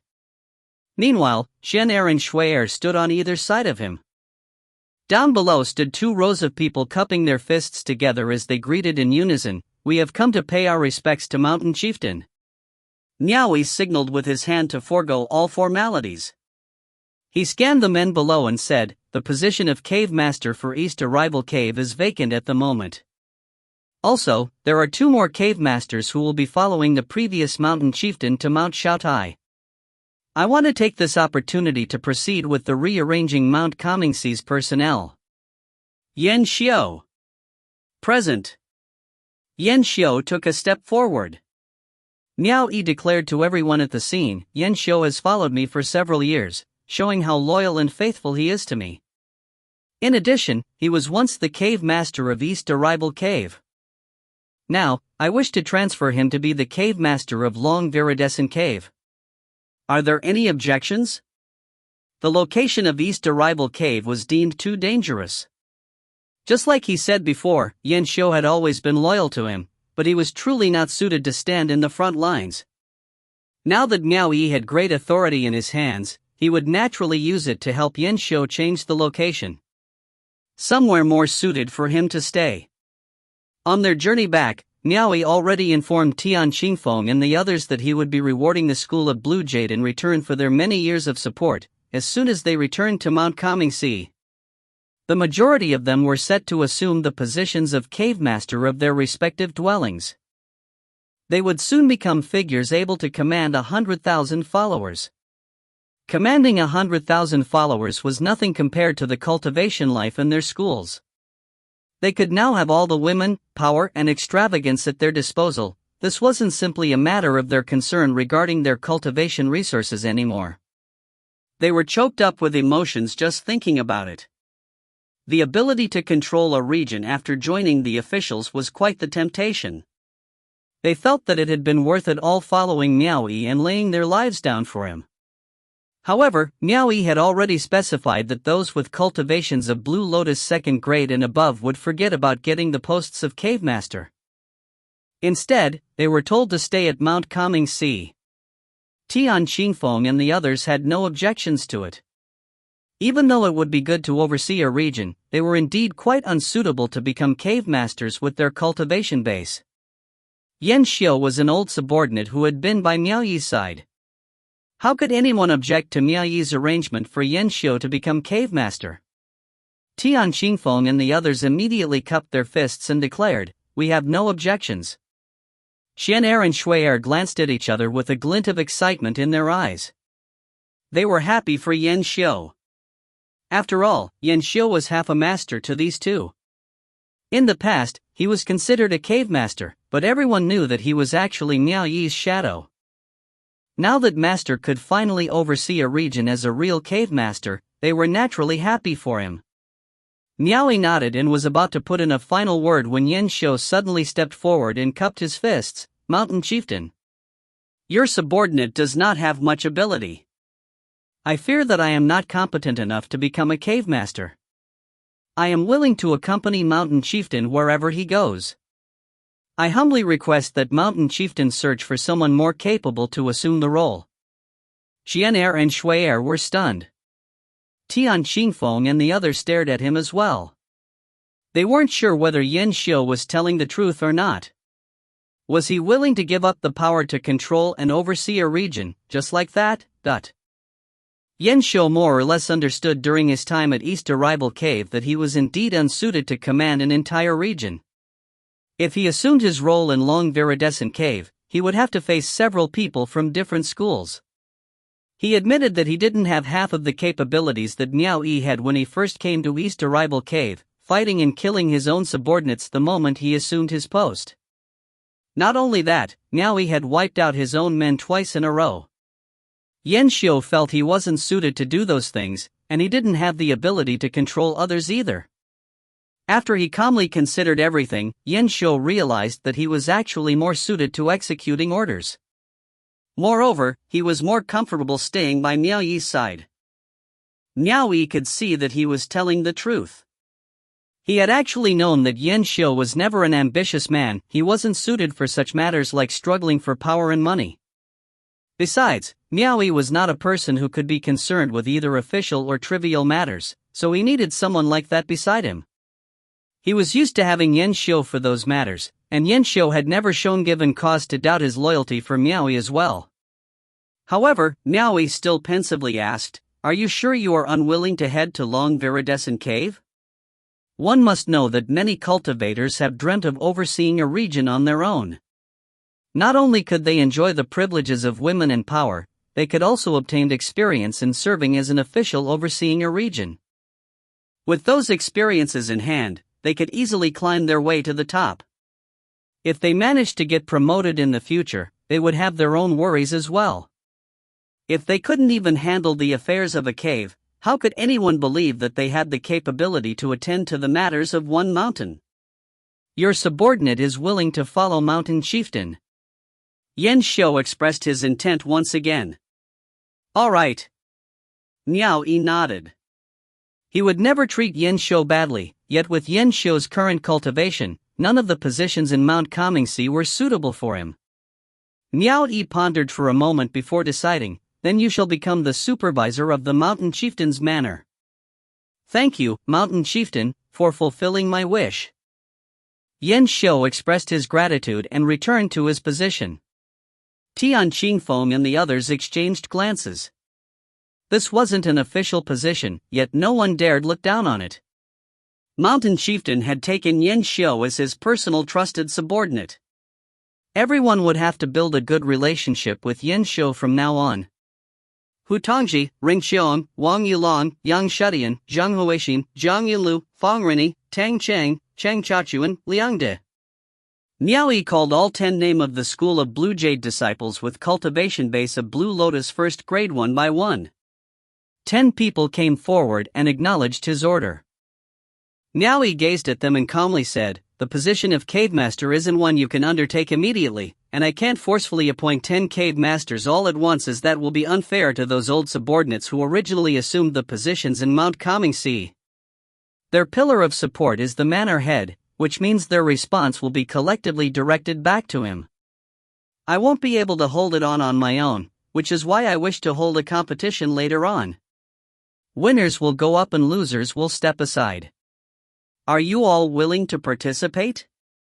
10 of them were already advised by Tian Qingfeng and the others that Miao Yi would need an appropriate excuse to appoint them as cave masters. He couldn't afford to incite the entire garrison of Mount Kangxi into a rebellion against himself. Furthermore, the cultivation base of Blue Lotus first grade was obviously a huge advantage to the position. If they still couldn't gain the upper hand, then they shouldn't kick up a fuss when they told to stand and watch from the sidelines. "We are willing." The 10 of them clearly responded as they clasped their fists together. Tian Qingfeng stroked his beard and smiled. This was obviously a competition that Miao Yi was setting up in favor of the School of Blue Jade. Miao Yi had finally begun to return the favor after the School of Blue Jade invested several years of their time on him. Miao Yi nodded. He was determined to help these people. With their support, the rest of the personnel would be easier to handle. He turned his gaze to Yan Shou and said, "Yan Shou, tell the other cave masters and all the troops of Mount Kangxi to come in." Yan Shou acknowledged the order and left. At a signal from Miao Yi, Tian Qingfeng quickly ordered the disciples of the School of Blue Jade to stand in 2 rows, before withdrawing a few steps to the sides, allowing the middle section to be vacant. Not long after that, 9 cave masters and about 40 men of Mount Kangxi poured into the hall one after another. These people included the 3 great advisors, 6 great deacons, and the 9 cave masters standing at the foremost line. "We have come to pay our respects to Mountain Chieftain. Greetings, Elder Auntie and Little Auntie." Everyone greeted in unison. Immediately after, they swept their eyes to both sides of the hall. Looking at their stance, they immediately understood that the new mountain chieftain had assumed his role, and that the process of rearranging personnel had officially begun. Each and every cave master was overcome with emotions. The person seated at the top was also a cave master like them not long ago. Now, he had finally become a superior, a mountain chieftain, and gained the respect of his subordinates. The times had indeed changed. Chen Er and Shui Er swept their gaze over the guests below. They were feeling a little excited, as these people coming over to pay their respects to their master weren't the ones who visited East Arrival Cave at the beginning. There were even individual cave masters amongst these people too. The 2 ladies felt honored seeing that their master was shown respect after managing to stand out from these people. From this point onwards, now that the others had paid their respects, the ladies would be officially known as Elder Auntie and Little Auntie of Mount Kangxi. In fact, before Miao Yi returned from South Edict Manor, a lot of people had come forward and gifted the 2 ladies with a few presents. The new trinkets alone already filled 1 room. They just couldn't manage to savor everything in one moment. The most anxious one of all was Gong Sunyu, standing below the loft. Even though he said he would be going to Mount Shaotai, and that Yan Shou had given his consent before Qin Weiwei, Miao Yi would still be the one to give his consent in the end. He was worried that Miao Yi would not agree to his transfer and intentionally play him for a fool. Fortunately, Miao only gave him a few glances and didn't make things difficult for him as a show of respect to Qin Weiwei. He asked Yan Shou to get Qin Weiwei's name list, picked out 9 names from the list to begin preparing to release them, and permitted their return to Mount Shaotai. There was one who made a request to bring over 2 of their subordinates as well. Miao Yi granted all their requests. Those who were ready to follow Qin Weiwei breathed a sigh of relief. Initially, they were also worried that Miao Yi would be untrustworthy, but now all was well. They could finally leave Mount Kangxi to join Qin Weiwei at Mount Shaotai. One must understand that Qin Weiwei was now in command of 2 mountains. Naturally, her benefits could not be compared with that of Mount Kangxi. Those who left to follow her would undoubtedly have their situation improved together with her gains. The 9 of them who received approval gave their thanks. With that, 1 advisor post, 3 deacon posts and 2 positions as cave master were immediately vacant. As 9 of them were also taking away 12 subordinates with them, Mount Comingsi lost 21 people in an instant. But those who could leave, could go ahead and leave first. As for the rest who were still with positions, they would still need to return to their dwellings to do the transferal process before they could leave to Mount Shaotai. Mount Comingsi has lost 3 cave masters, especially East Arrival Cave and Long Viridescent Cave. These 2 are more or less vacant. We can't delay this issue any longer. We have to solve this first.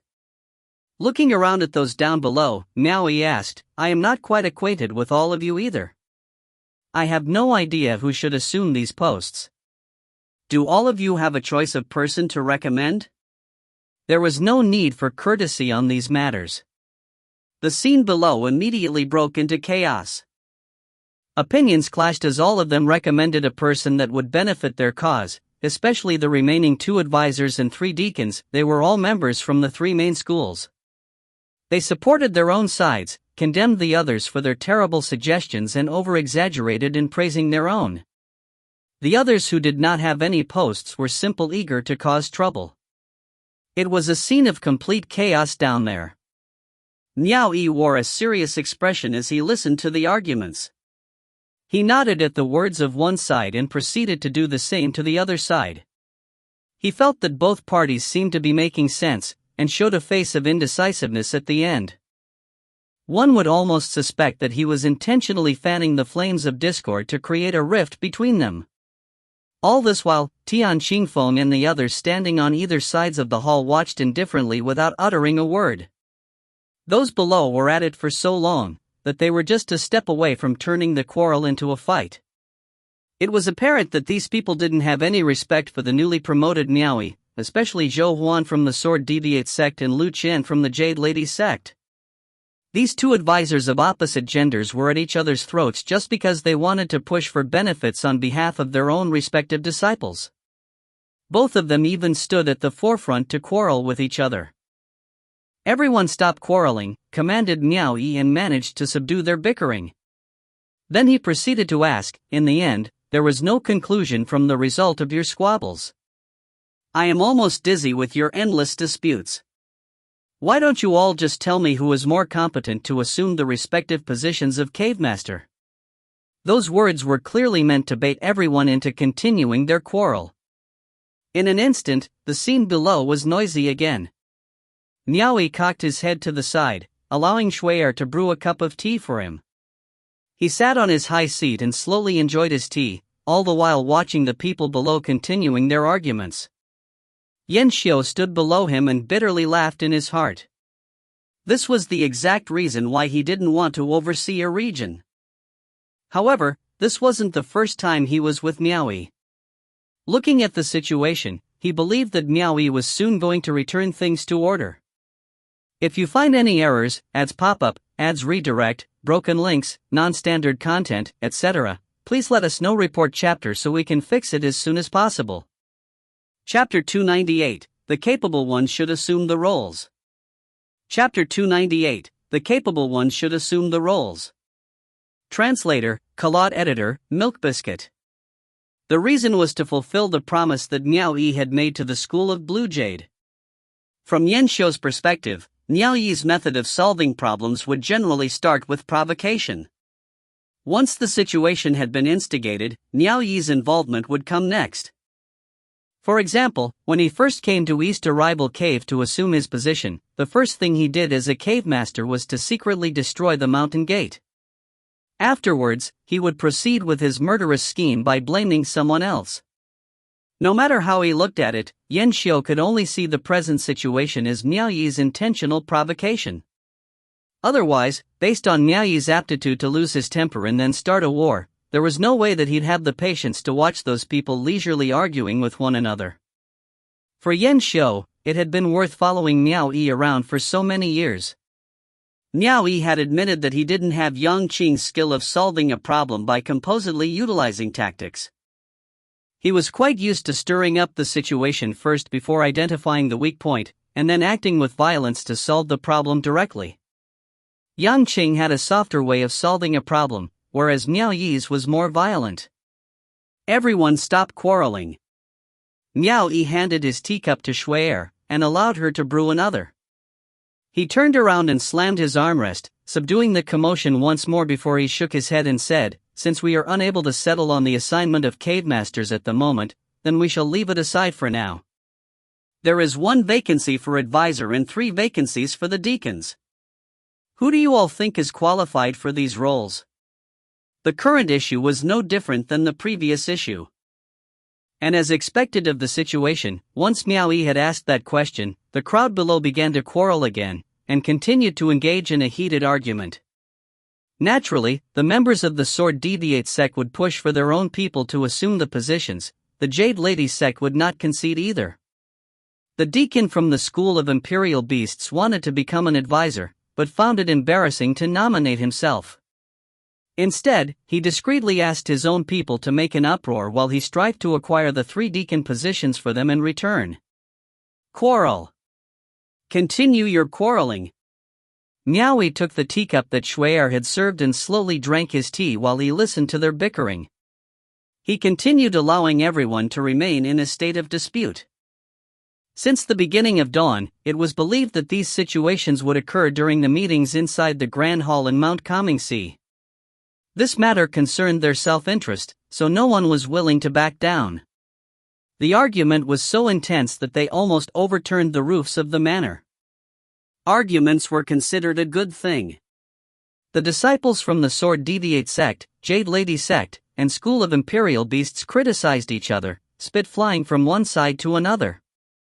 They argued so much that their faces flushed red with anger, and were almost close to hurling abuse at one another. One yelled that the other was useless, while the other countered back by calling them trash. They fought until their bodies had came in contact with each other. The whole situation almost broke out into a full-blown fight. The men from the School of Blue Jay did not join in. From time to time, they shifted their gaze towards Miao Yi at his high seat.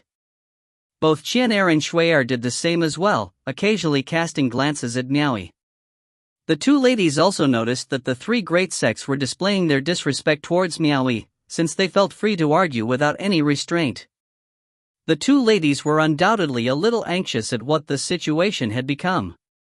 Yan Xiu understood the reasoning behind this. If Yang Qing had been here instead, or even Qin Weiwei herself, nobody would dare to display their rage with such audacity. However, Miao Yi deliberately allowed them to continue on. Miao Yi finished drinking his cup of tea, stared at the visible bottom of the cup, and suddenly flung it away from his hand. Crash! The teacup shattered below the platform.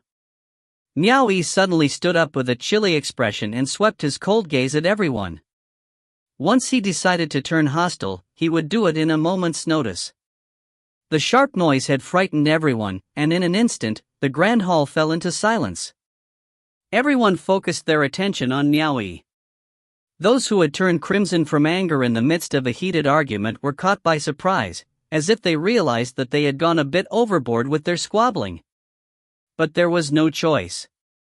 The mountain chieftain was clearly seeking everyone's opinion to make a decision. If they didn't fight for the opportunity, would they be able to watch the other sects take their benefits away from them? Zhou Huan, Lu Qian, and the others discreetly waved at their respective disciples to stand back at their original position. The chaotic scene in the Grand Hall was quickly restored back to order. The shattered teacup under the platform remained a startling sight to see. It's fine to argue, but to actually fight during a meeting in the Grand Hall, does this mountain chieftain still exist in your mind? Miao Yi apathetically inquired, is this a challenge issued against me? The authority of appointment was still currently under Miao Yi's control. It wouldn't be good for everyone to overdo it, so they apologized for their offense. Please calm down, mountain chieftain. Miao Yi said in a low voice, I wasn't here during the first moments of my appointment, and I have dragged on the matters of Mount Kamingsi for a while. East Arrival Cave and Long Viridescent Cave are currently an empty shell. We can't prolong this any longer. Some of them below muttered in their hearts, the East Arrival Cave is vacant because of your enmity with Xiong Shao, which caused Xiong Shao to execute a bloodbath. You are fortunate for being able to escape. The current state of Long Viridescent Cave is your work too. You nearly killed everyone in there, and now you have the guts to say these things? If you weren't favored by the manor head, what makes you think you can take up the position of Mountain Chieftain of Mount Comingse? I suspect that everyone must be thinking in their hearts as to what I did to assume this position. There are certainly many who remain unconvinced of my current status. Miao Yi laughed sardonically, then continued with a stoic expression, this incident happened a few days ago, so I think the majority of you must have heard of it. Xiong Xiao had defected to Thriving 10,000 Manor and became their manor head. These past few days, I have been quite incompetent. I personally went to Thriving 10,000 Manor and took Xiong Xiao's treacherous life. I even brought his head back and took it to manor head. With that said, I have risked my life to obtain this position as mountain chieftain for myself. Reward will go to those who deserve it. Manor head has given it to me, so it is useless to remain unconvinced of my position. When he was done speaking, everyone was shocked. Xiong Xiao is dead? Everyone was dubious of Miao Yi's truthfulness. He crossed through suppressing Third Manor's territory, went to Thriving 10,000 Manor and killed Xiong Xiao?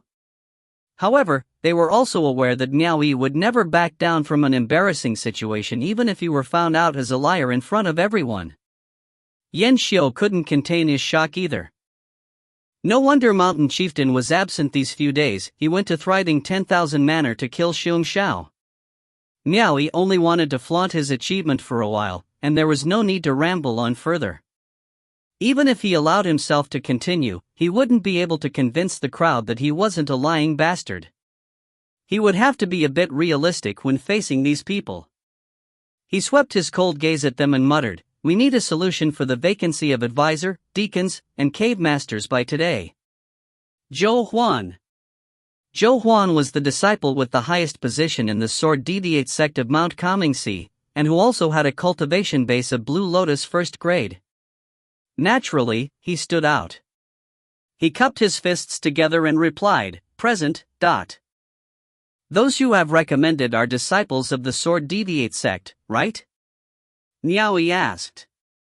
Zhou Huan didn't shy away from the question as he replied, "That's right, they are the disciples of Sword Deviate sect. But I think any recommendation should not exclude close kin, as those who are capable are expected to assume the position." Miao Yi nodded and said, "Those who are capable will assume the position." Nicely put. I agree with your words. His eyes fell on Lu Qian, and he continued, "Lu Qian, your recommendations are all disciples of the Jade Lady sect, right?" Lu Qian, who represented the Jade Lady sect at Mount Comingse, also had a cultivation base of Blue Lotus first grade. She said the same thing as Zhou Huan as she cupped her fists together, "My recommendations are all exceptional. Similarly, my recommendations do not exclude my kin." Miao Yi looked at the school of imperial beasts and asked, "Miao Yifan, what motive do you have for recommending your own disciples?" Miao Yifan was more unlucky with this one. As the leader of the school of imperial beasts in Mount Comingse, he also had a cultivation of Blue Lotus first grade. By principle, he was also qualified to become an advisor. Alas, Qin Weiwei had previously arranged to have one of her trusted subordinates to become an advisor. 3 people were left to strive for the 2 positions of advisor. Qin Weiwei had Yang Qing's support, so she didn't have to worry too much about it. For the sake of fairness, she had allowed 3 people to draw straws, and the result was naturally a miserable one for Miao Yifan. Otherwise, he wouldn't have become a deacon in the first place. Miao Yifan cupped his fists and responded, "Of course, the capable ones will assume those positions. Your subordinate has no selfish motives." "No selfish motives, my ass." Miao Yi sneered, before he continued, "What a capable one indeed." "It's fine. I will listen to you all. Those who are capable will receive the position. From now on, all advisors, deacons, and cave masters will be relieved from their roles. Make all the positions vacant." Everyone was shocked. Zhou Huan blanked out for a while, before he furiously lashed out, "Why, Lu Qian moved forward as well and asked, "If I may, Mountain Chieftain, why did you discharge us for no reason at all?" Naturally, Miao Yi would not remain silent. "We didn't do anything wrong. Did you sack us because we were arguing just now? How can we accept it if Mountain Chieftain ends it like this? We refuse to accept this." He loudly cried out, and the disciples of the school of imperial beasts began to follow suit. "We refuse to accept this." Zhou Huan and Lu Qian both turned around, and their disciples immediately roared, "We refuse to accept this. We refuse to accept this." Everyone was now worked up inside the grand hall, and jointly opposed their mountain chieftain together. Xian'er and Shui'er had uneasiness plastered all over their faces. They didn't know what to do if things carried on like this.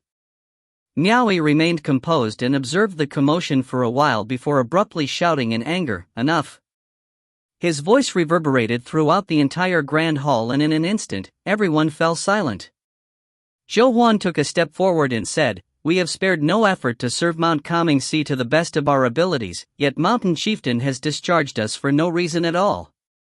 If you don't give us a satisfactory explanation, we will go to South Edict Manor and ask Manor Head to bring us justice." Explanation? Miao Yi turned his cold gaze at him and continued, "Didn't all of you already explain it just now? Weren't you all arguing endlessly and causing a ruckus during the meeting in the Grand Hall, saying that the capable ones would occupy the positions?" Lu Qing clasped her fists together and said, "Perhaps Mountain Chieftain thinks we lack the capability to take on the position? Your words do not count in regards to whether you are capable or not. Show me proof with your strength." Miao Yi snapped. He then faced everyone and said in a low tone, "From now on, everyone will be treated equally without discrimination. But those who think they are competent enough for the positions of advisors, deacons, or cave masters will be able to sign up for it, after which they must engage in a fighting competition. The winners will immediately receive the positions, while the losers will step aside, with no more talking about how capable they are." Zhou Yuan and the others were immediately speechless. After quarreling for a long time, they finally realized that they had inherently dug their own graves.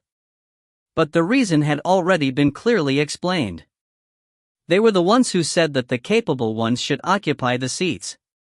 Even if they were to bring this issue to the manor head, they would still be the ones to suffer the consequences. Nonetheless, they didn't expect that their earlier justification would include themselves as well. They had intended to strive for their own side, and it would not be favorable to exclude themselves if they continued to stick to that reason now, would it? They seemed to have fallen into a giant pit of their own making.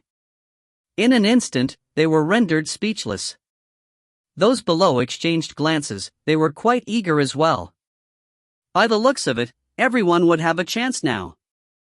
In that moment, no one wished to argue anymore. Yan Xiu, Xian'er, Shui'er.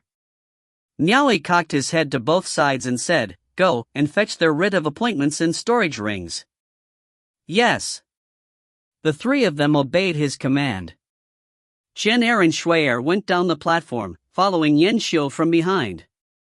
Yan Xiu was already used to executing Miao Yi's command by now. He went in front of Zhou Huan first and sternly cupped his fists at him. "Advisor Zhou, I will have to trouble you to hand over your writ of appointment and storage rings."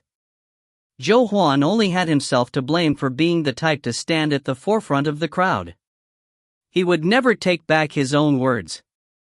Gritting his teeth, he put up a bold face and cleared the items inside the storage rings in front of everyone. After that, he handed them over to Yan Xiu, along with the writ of assignment. After Yan Xiu had verified these items upon inspection, he then gave them separately to Qian'er and Shui'er, before walking toward Lu Qian. He gestured to her by cupping his fists together. There was no need for further response, and she was now choking on her own words. Lu Qian could only hand over the items resignedly. The next one was naturally Miao Yi. The three of them were still fine because when after some thought, they remembered that they were the only 3 Blue Lotus first-grade cultivators in Mount Kamingxi. After a brief competition, they would be able to retrieve the things they deserved, and rightfully take back their titles, confirming that these three were still considered suitable for their respective positions. Thus, they didn't put up a fight. The ones who were truly lamenting at the three were the cave masters. They had their positions, but they made no mention about capable people and what they deserved. Initially, the majority of them had been able to directly assume their role as cave masters in Mount Kangxi due to their background. These cave masters finally realized their current situation after furtively glancing at the burning eyes of the other disciples. There were many who had a higher cultivation base than them, and there were many who desired to take on their positions. If they were to hand over their position, they weren't sure whether they would be able to seize back their title. They were suffering because of those three bastards. The cave masters were cursing at the ancestry of 18 generations of Zhou Huan and the other two. So what if they were of the same sect or schools? They continued to curse without fail.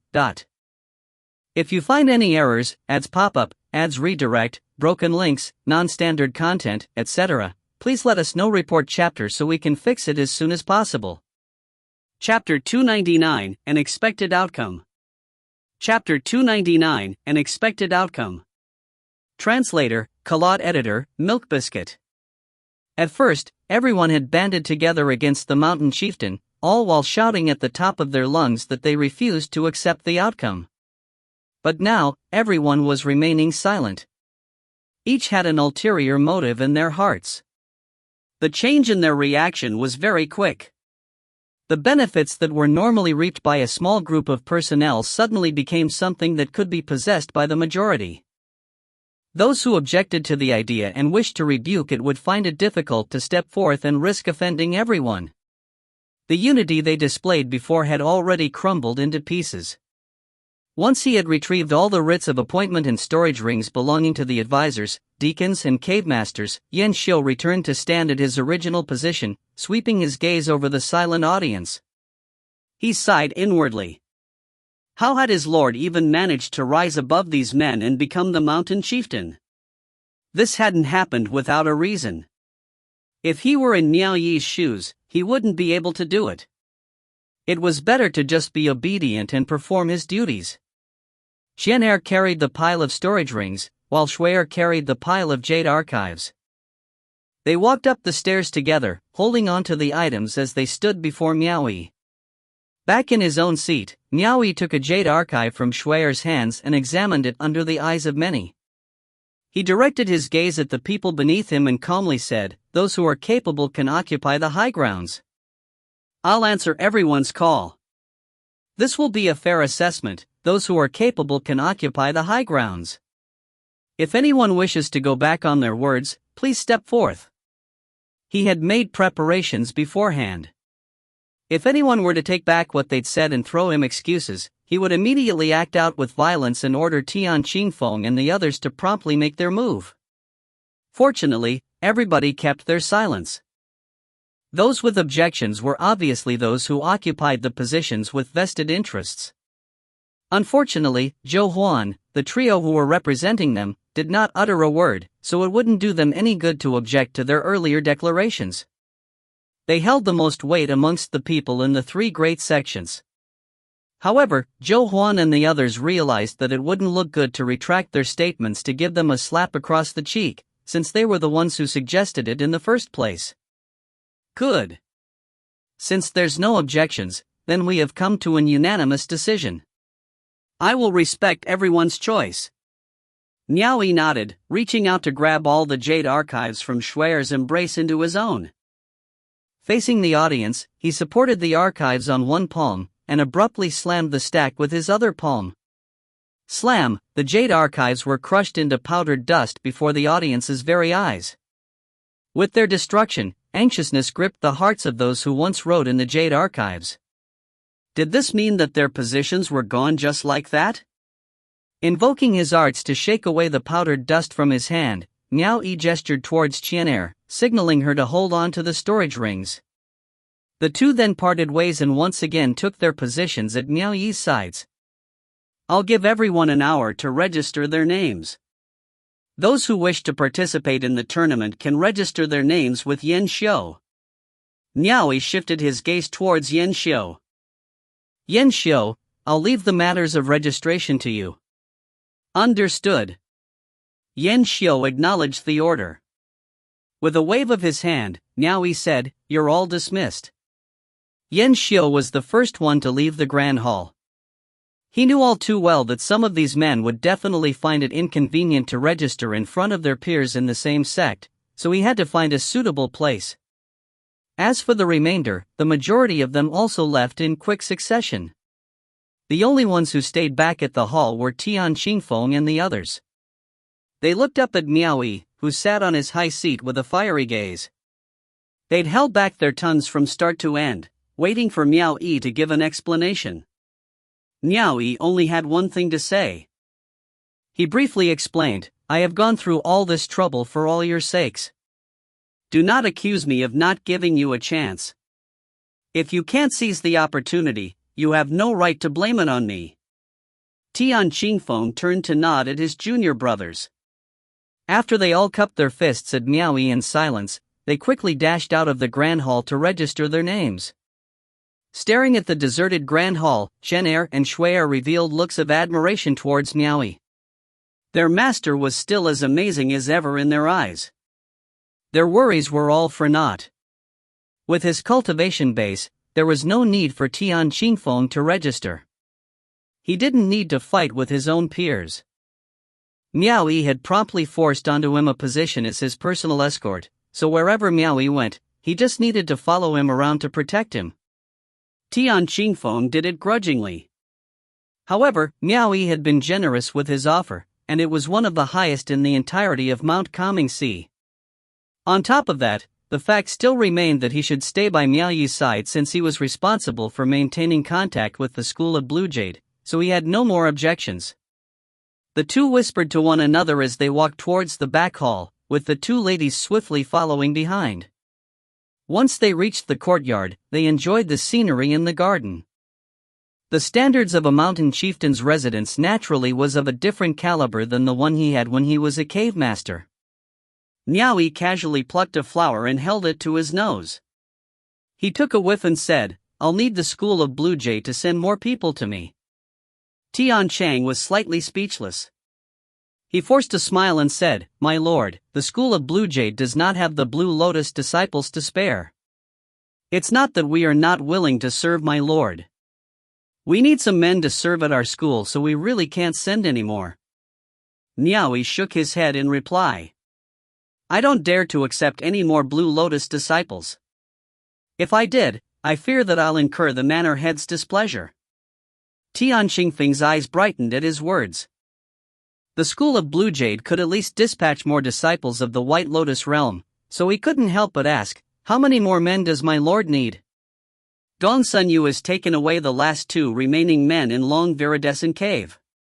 Now East Arrival Cave and Long Viridescent Cave have been deserted, and about 20 more men have left for Mount Shaotai, so around 40 or more seats are unoccupied at present. There's only about 20 of you here. Take advantage of the fact that the manor head cannot reject our proposal since we have slaughtered Xiong Xiao and have performed a merit. On top of that, we are seriously lacking in personnel right now, so go and request the School of Blue Jade to send us another 20 disciples, explained Miao Yi. Tian Qingfeng smiled, "I will contact my school later." Tilting his head to the side, Miao Yi warned him, "I still have other matters to attend to, so I don't have time to waste on these human affairs. Now that both East Arrival Cave and Long Viridescent Cave are nothing but empty shells, if anything were to happen, I will not be able to explain myself to my superiors. In the span of 10 days, all personnel must take up their positions." Tian Qingfeng withdrew his smile, his expression turning solemn as he cupped his fists and replied, "Your subordinate will definitely inform my school so they can quickly dispatch some men to take up the posts." Their discussion was then cut short. Yan Xiu was already hurrying over with a jade archive in hand. Miao Yi received the archive and scanned its contents, smiling faintly as he did so. Only 6 men were registered to compete for the advisor position. Zhou Huan and the other 2 at Blue Lotus First Grade were pitted against 3 Blue Lotus Third Grade cultivators from the School of Blue Jade. Now he finally had a show to watch.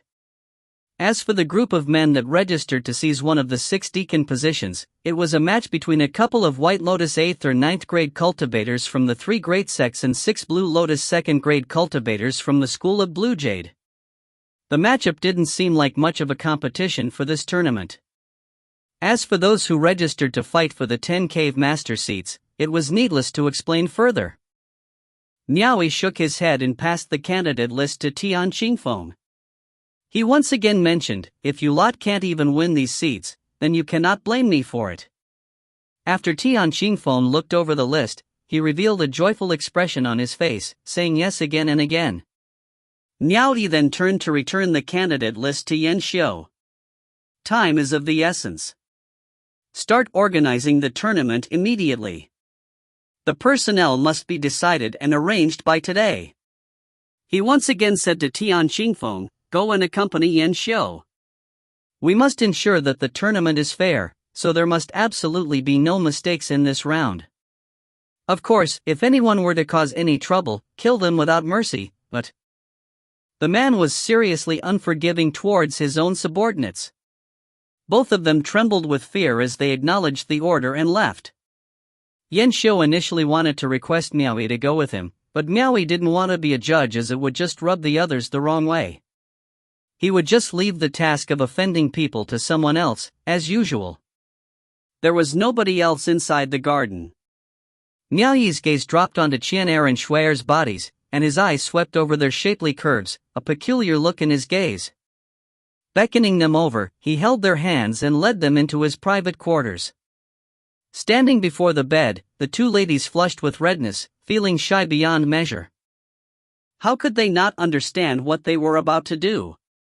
Was it even suitable to do it at a time like this? Having recently experienced this for the first time, Miao Yi didn't allow them any room to reject him. But they would always go along with his wishes and weren't about to deny him. Their dresses were easily removed and thrown aside, exposing snowy peaks and jade thighs. The moment they were revealed, Miao Yi had already wrapped his arms around their bodies, falling on the bed. Before they entered East Arrival Cave, and in order to serve immortals, they'd had a mother who taught them how to serve men. Since they felt ashamed beyond relief during that first time, they didn't take the skills they'd learned into consideration. This time around though, they attempted to use what they were taught to bring Miao Yi unimaginable pleasure. The tournament outside had already started.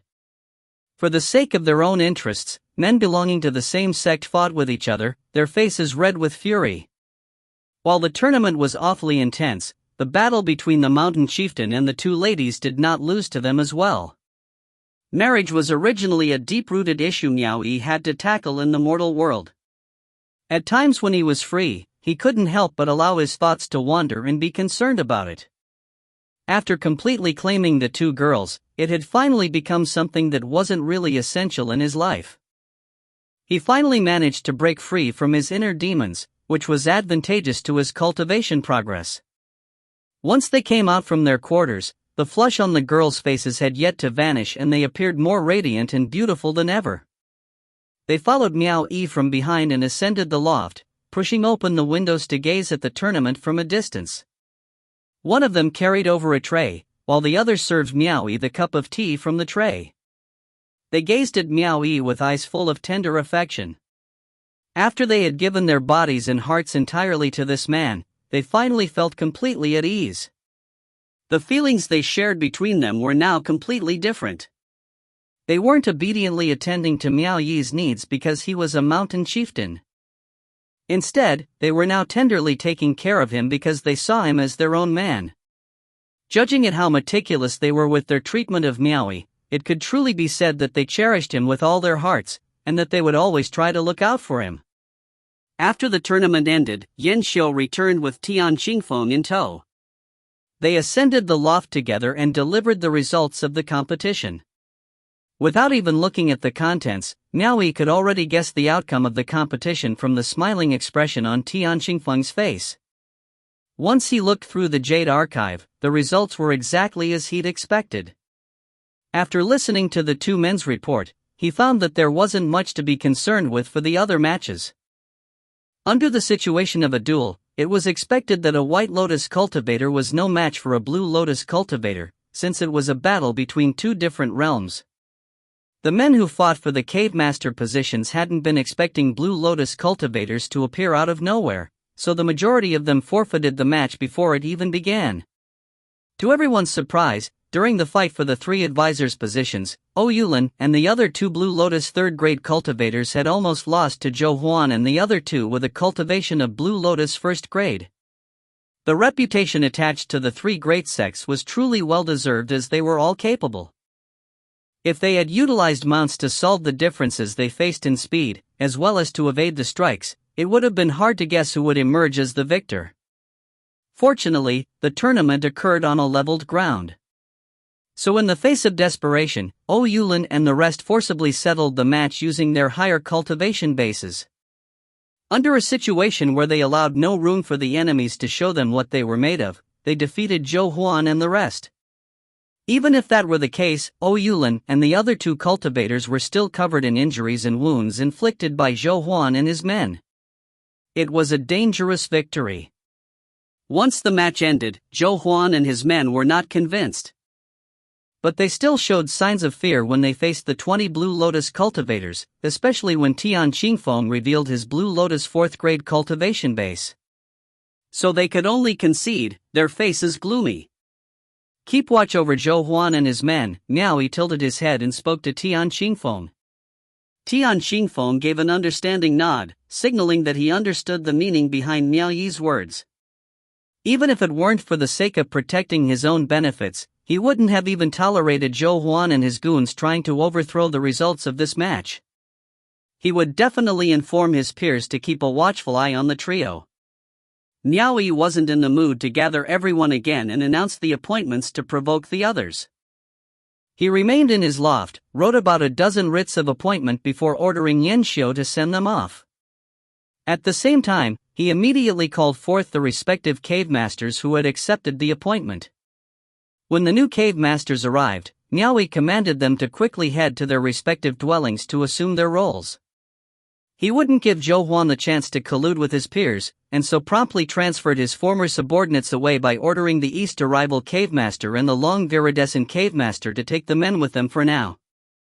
As for Zhou Huan and what remained of his men, when faced with Tian Qingfeng and the other 9 cultivators with at least a Blue Lotus 2nd grade cultivation, they wouldn't be able to stir up much trouble even if they wanted to. Miao Yi decided to allow the available positions in Mount Kangxi to remain vacant. It was more important for him to stabilize the present conditions first. He wasn't afraid of potential misfortune with so many Blue Lotus experts at his side.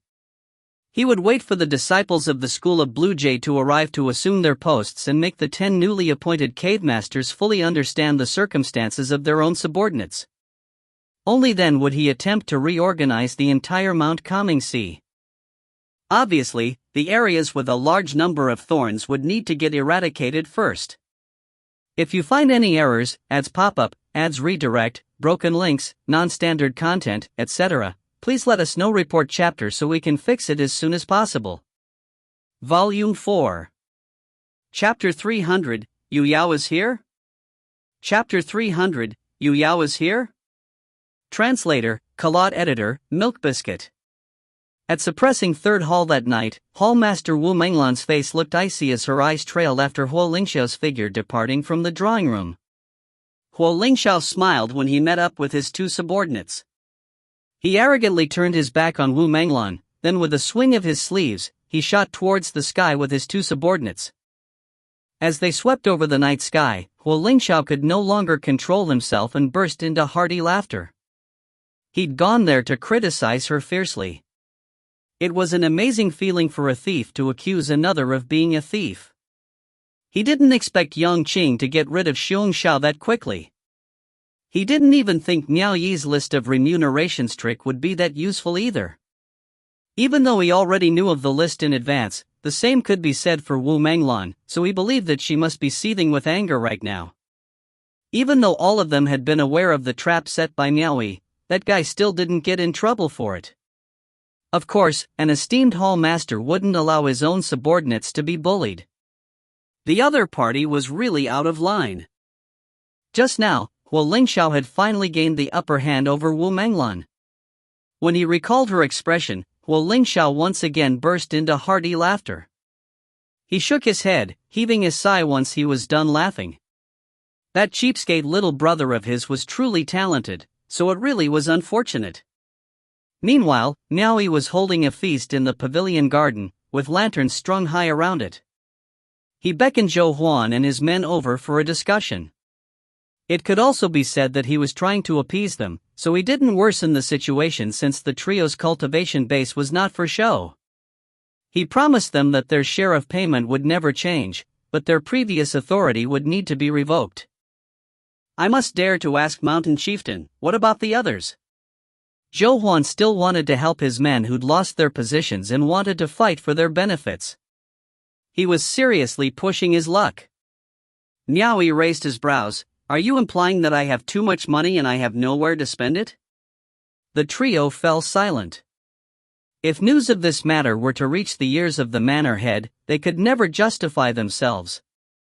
If they wanted to cause a ruckus here, they had to carefully observe whether they could win this round or not. They were only at the level of a Blue Lotus first-grade cultivation. The people opposite them were at least Blue Lotus second grades. Although the three great sects were indeed powerful, they didn't dare to meddle with the affairs of the officials. Should this matter be reported to their sect, there was a high chance that they'd be called trash by their own peers.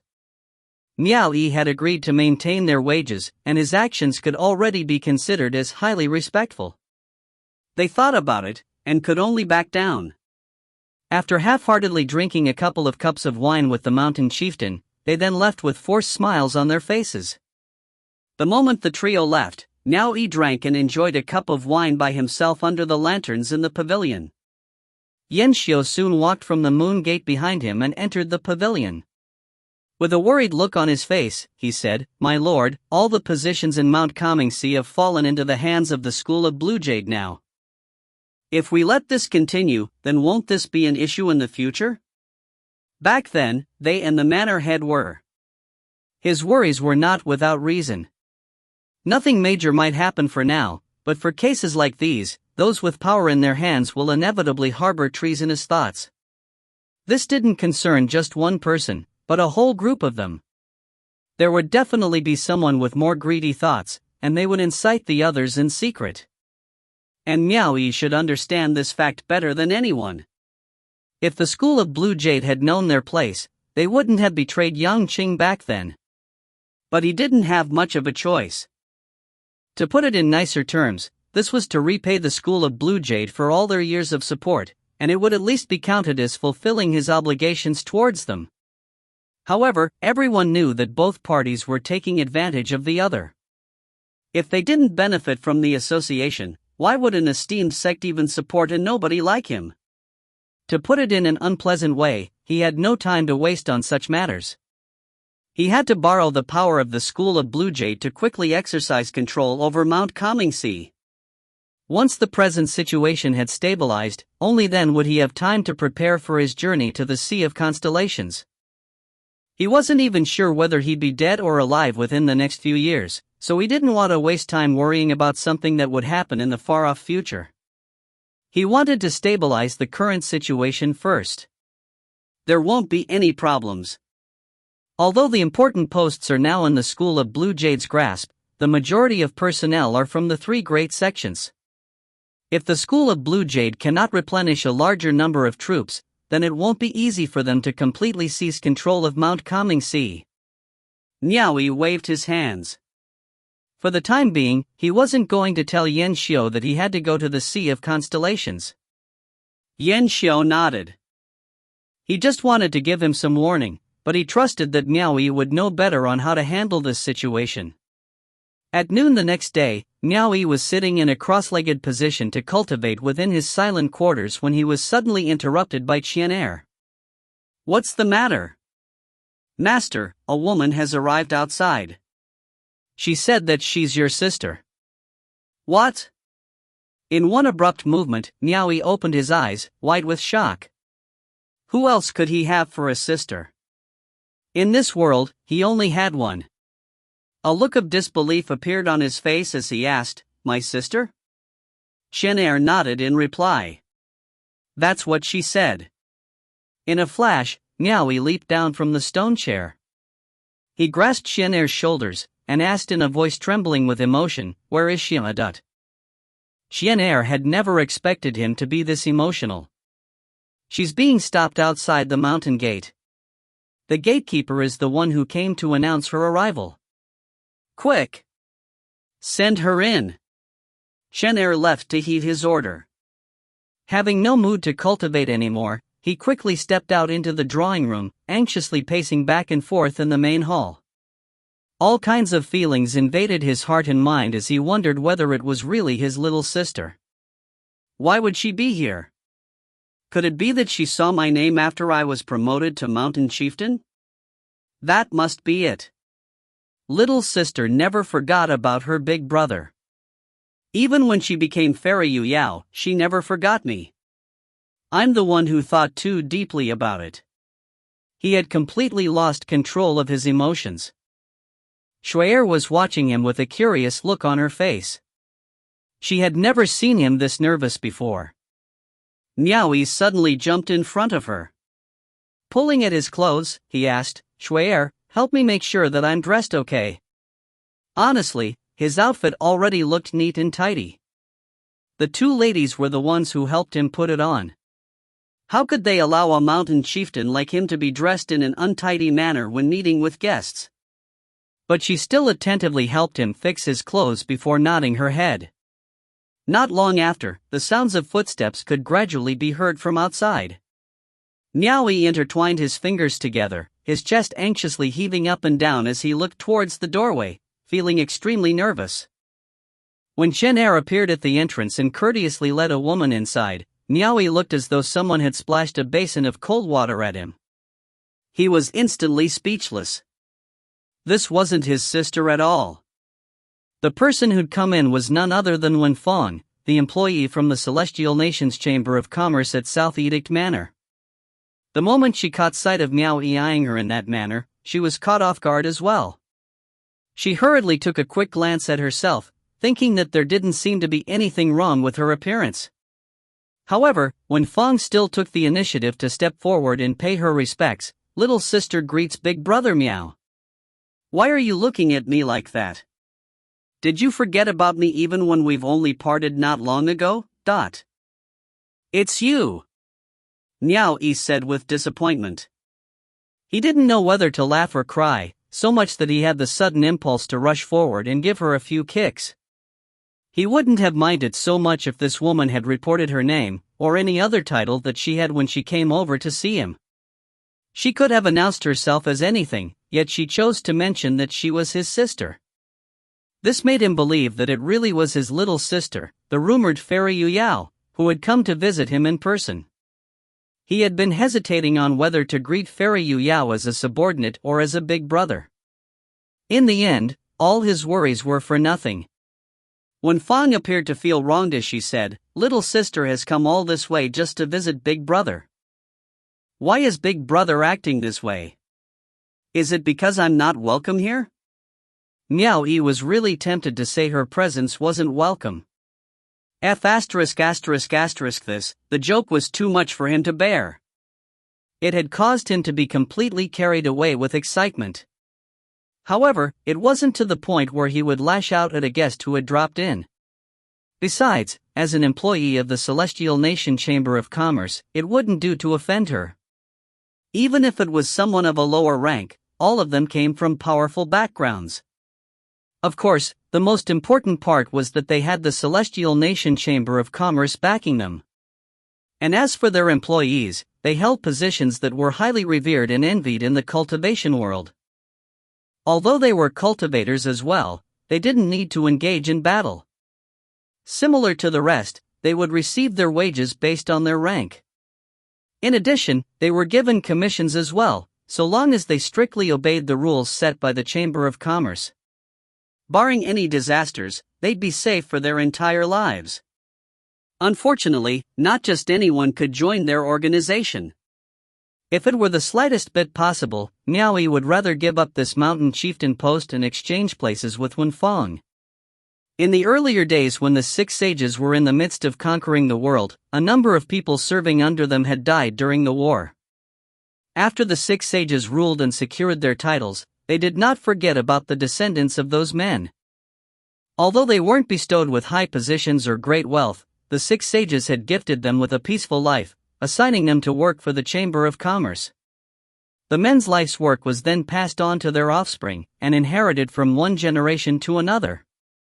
Anyone with an aptitude for cultivation could continue to work for the Chamber of Commerce. The six sages were said to have appeased the souls and spirits of their old subordinates who had fallen in the war. Now, outsiders wouldn't be able to enter the Chamber of Commerce so easily, as it was already a self-established system from within. With the six sages currently occupying the high grounds, they wouldn't be so ready to interfere with these matters. If anyone still wished to enter, it could probably be accomplished by going through the back door with the help of the six sages' disciples. It didn't pose a problem if the disciples wanted to make arrangements to assign someone to work for the Chamber of Commerce, since the commanding officer of the Chamber of Commerce was also a disciple of the six sages. "Why are you here?" Miao Yi smiled bitterly. After he sat down, he extended his arms to invite his guest to take a seat as well. Qian Er also noticed that it was a misunderstanding. She'd also thought that her master's own sister had really arrived, so her behavior towards Wen Fan was exceedingly courteous. Actually, Wen Fang had been afraid that it would be difficult for her to enter. Although the Chamber of Commerce belonged to the officials, the influence they held were of a completely different nature. There was no need for either of them to respect each other. After she said that she was the sister of Mount Comingse's mountain chieftain, it was evident that it had been very effective. They had immediately announced her arrival, and she was received right away. Besides, she believed that she hadn't lied in that aspect. When they were in South Edict Manor, she had already addressed Miao Yi as Big Brother. "Little sister has come to visit Big Brother. It wouldn't do for me to come empty-handed, so here's a small token of my appreciation. I have personally made some light refreshments for Big Brother." Wen Fang presented a small gift box to Miao Yi. Miao Yi opened up the gift box to look at its contents. This was really a light gift. It was a box of fine pastries. He could see at a glance that a lot of work had been put into them. He just couldn't tell whether it was really made by her, or if they were actually bought at South Edict Manor. Turning around, he realized that Wen Fang was already engaged in a conversation with Qian Er and Shui Er. She'd only just arrived, and already she'd gifted two striking and delicate head ornaments to the two ladies. Miao Yi was rendered speechless. She had also prepared gifts for his own handmaidens. Tapping his fingers on the table, he asked, "Wen Fang, is there some matter you want to discuss with me? Can I come visit Big Brother when I'm free?" Wen Fang smiled sweetly. Seeing the speechless expression on Miao Yi's face, she corrected herself and said, "I've never been to Mount Comingse before, so I wanted to stop by and admire the scenery. I hope Big Brother has no issues with it." Miao Yi was aware that she still wanted his business. But since she didn't mention it, he would pretend he didn't know anything. Thus, he smiled at Shui Er. "Shui Er, go accompany her. I still have some matters to attend to, so I won't be joining." Once he finished, he went back to his silent quarters to cultivate. The three women headed outside into the garden, chatting together as they took a stroll. More than half the day had passed, yet Wen Fang didn't seem to have any intentions of leaving. Instead, she was able to talk about a lot of things with Qian Er and Shui Er. When it was almost evening, a stream of light shot across the horizon, descending outside the Mount Comingse Grand Hall. Wen Fang's eyes instantly gleamed when she turned around to look. Qian Er and Shui Er were shocked as well by the sudden appearance.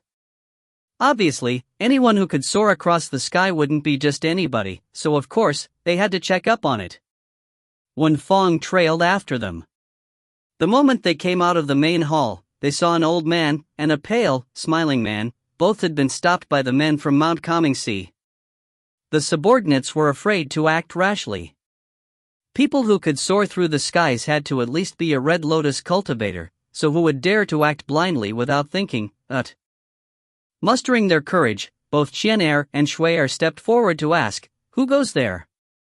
The pale-faced man was obviously well accustomed to this. He smiled with cupped fists. "Both of you must be the elder auntie and the little auntie of Mount Calming Sea.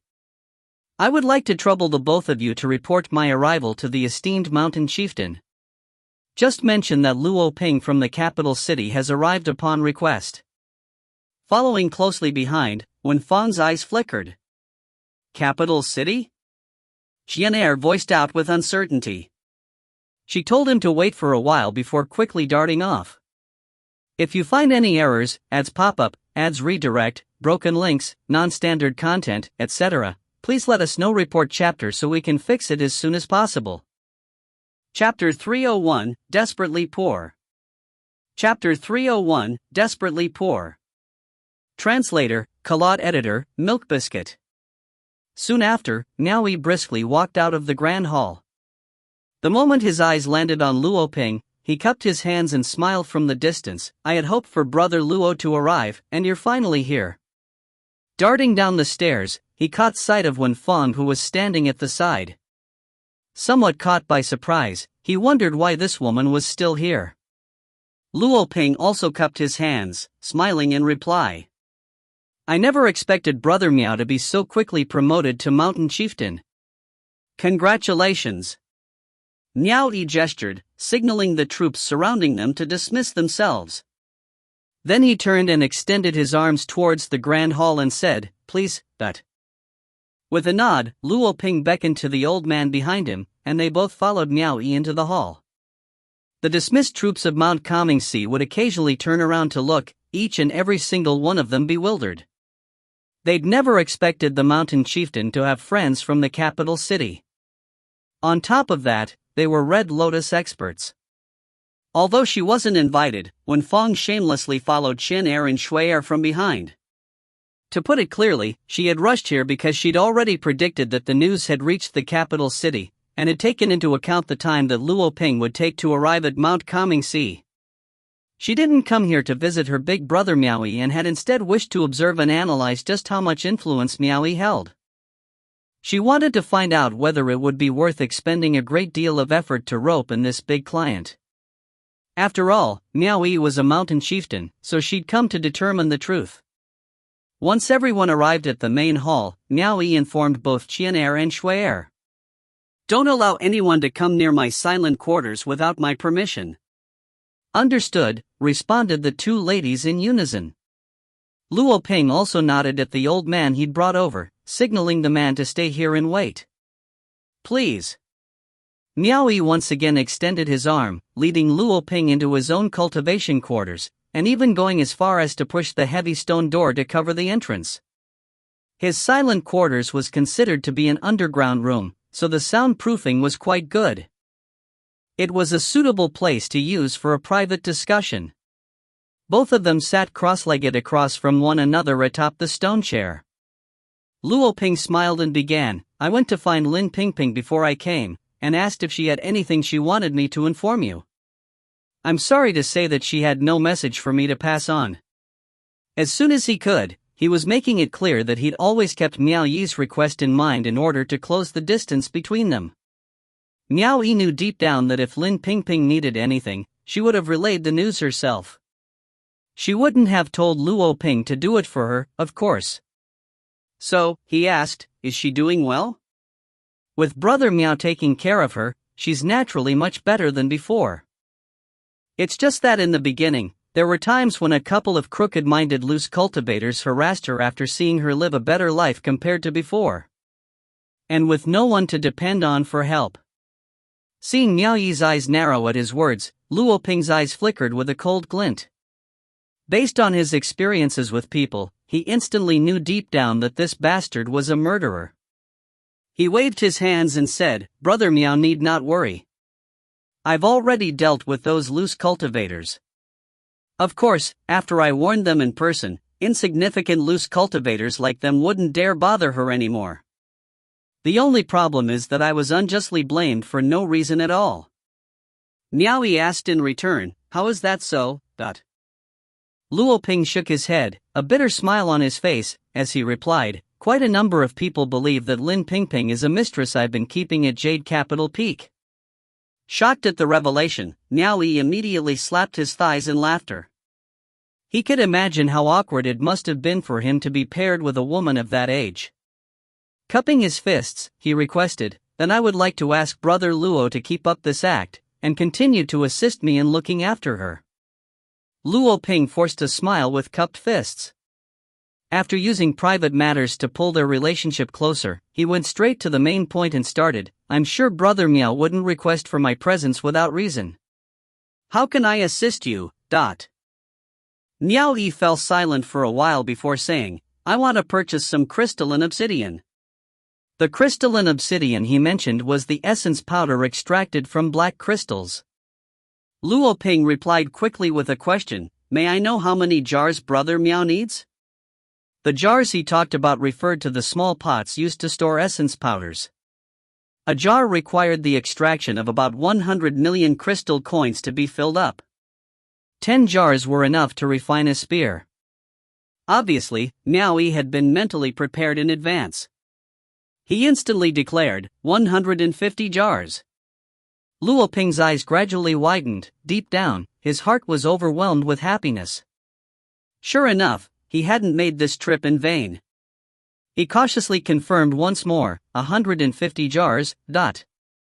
It should be made known that after a jar of crystalline obsidian was extracted from 100 million black crystals, it would incur twice the amount in labor fees. In terms of gold crystals, it would cost 2 million. Thus, 150 jars were equivalent to 3 billion gold crystals. 3 billion gold crystals! It wasn't white crystals or black crystals. When exchanged into white crystals, it cost 3 trillion. What a tremendous sum indeed! That's right.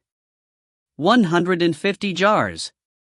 After Miao Yi confirmed the amount, he asked hesitantly, "Could it be that you don't have enough stock right now?" Luo Ping instantly let out a hearty laugh. "Brother Miao is funny.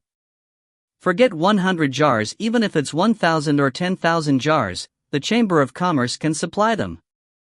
We're not afraid of you wanting more but are more scared of the fact you might want less. However, Brother Miao, I will put it bluntly, the price will have to go according to the market value. I cannot give you any discounts because the amount you're purchasing has yet to reach the threshold where you will be given discounts." Understood. Miao Yi nodded. He understood the reasoning behind it. If he sold something to the Chamber of Commerce, he wouldn't be able to sell it at market value. Yet, if he were to purchase some items from the Chamber of Commerce, they would sell it to him at market price. That couldn't be helped as they operated for profit, and wouldn't do anything in vain. "May I know if Brother Miao will exchange items for them, or will you be paying in cash?" asked Luo Ping. "No rush." Miao Yi waved his hands and brought out a storage ring, then instantly withdrew a case from it. He patted the case and said, "Help me estimate how much this is worth."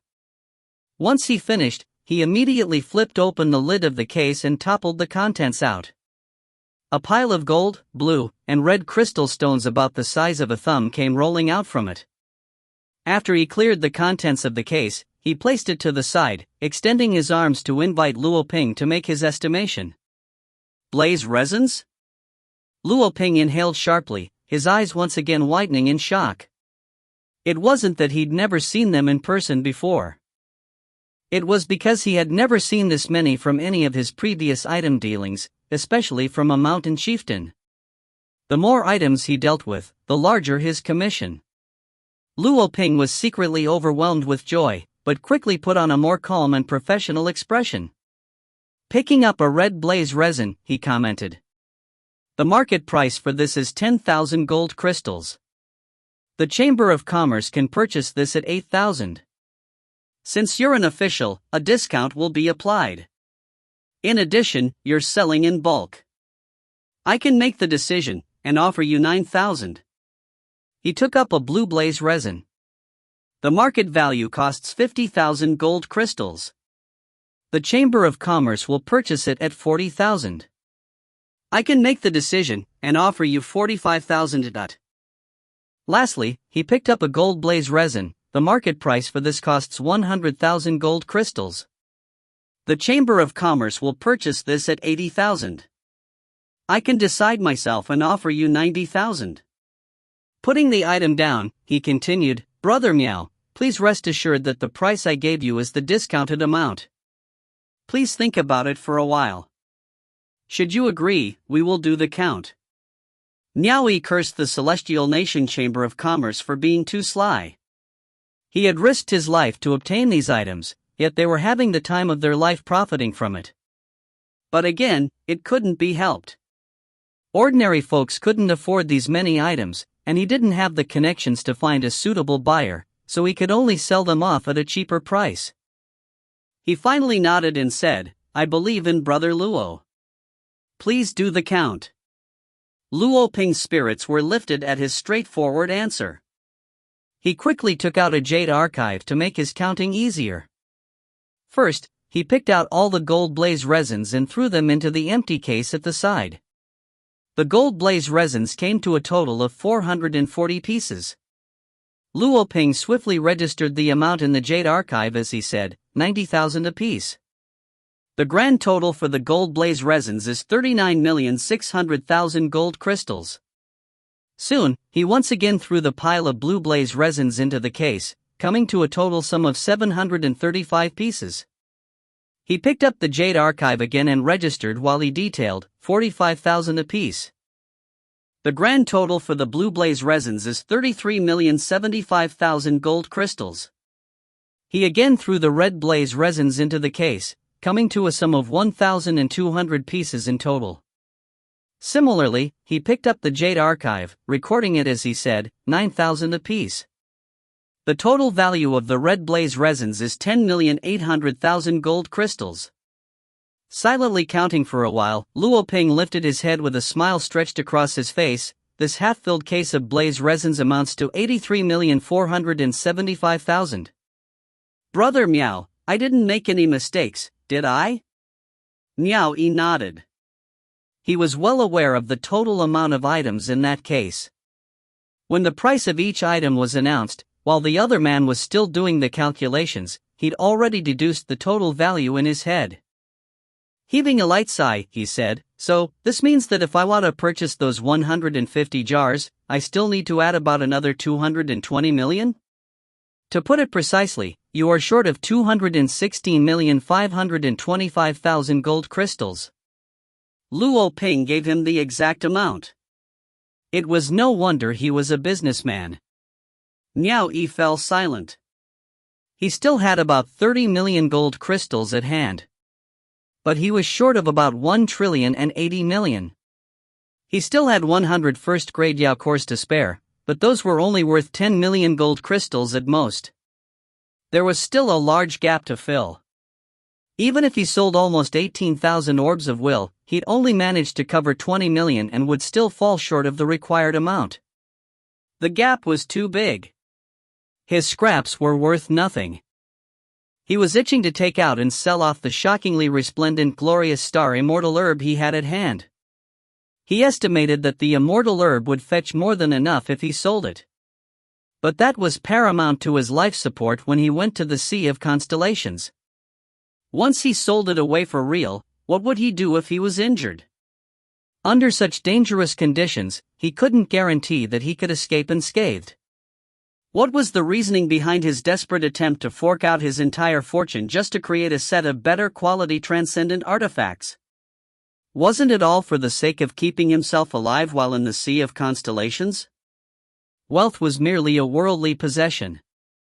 So long as he safely returned from the Sea of Constellations, so long as he passed this trial, armed with good quality transcendent artifacts, he would have great prospects for the future within the system. What he lost could easily be regained. Right now, he was a little angry at Yao Ruoxian for taking away half of the blaze resins in the case. If he didn't do that, he could have covered a larger portion of the required amount. But alas, it was difficult to get them back. And even if he could seize them back, he wouldn't. He still needed to rely on that man to help refine the transcendent artifacts after this. Based on the current market, that old bastard's labor fees would not be a small sum as well. Especially when it involved a higher-grade transcendent artifact. If they really fought it out, he wouldn't be able to gain the upper hand. Seeing that he remained silent, Luo Ping cautiously asked, "Brother Miao, is there a problem?" Miao Yi, who was still mulling over what else he could sell, recovered his senses. He chuckled dryly for a while and abruptly whipped out a pot of wine. He presented it before Luo Ping. "Brother Luo, try this." Luo Ping forced a smile and pushed it away with the palm of his hand. "Brother Miao, this isn't the time for a drink. It won't be too late if we share this later. Let's discuss our official business first." Miao Yi smiled in reply, offering Brother Luo a drink as official business. "See how much my exquisite wine is worth." Luo Ping was dumbfounded. Miao Yi had already removed the lid of the pot and invited him to have a taste. An overwhelming fragrance emerged and permeated the room. Luo Ping's eyes gleamed instantly. He invoked his arts and flicked his finger. A stream of clear spring wine bore its way into his mouth like a snake from the pot. The moment he swallowed it, Luo Ping, who had tasted it with his eyes shut, opened his eyes and sighed, "Such amazing wine." Miao Yi's eyes shone as he asked, "How much does Brother Luo think it's worth?" Luo Ping spread out his arms and exclaimed, "Although the wine is exceptional, but I'm not really a drinker, so I'm not familiar with this. To tell Brother Miao the truth, this is my first time meeting someone who wants to sell wine to me." But Miao Yi was so desperately poor that he was running out of options.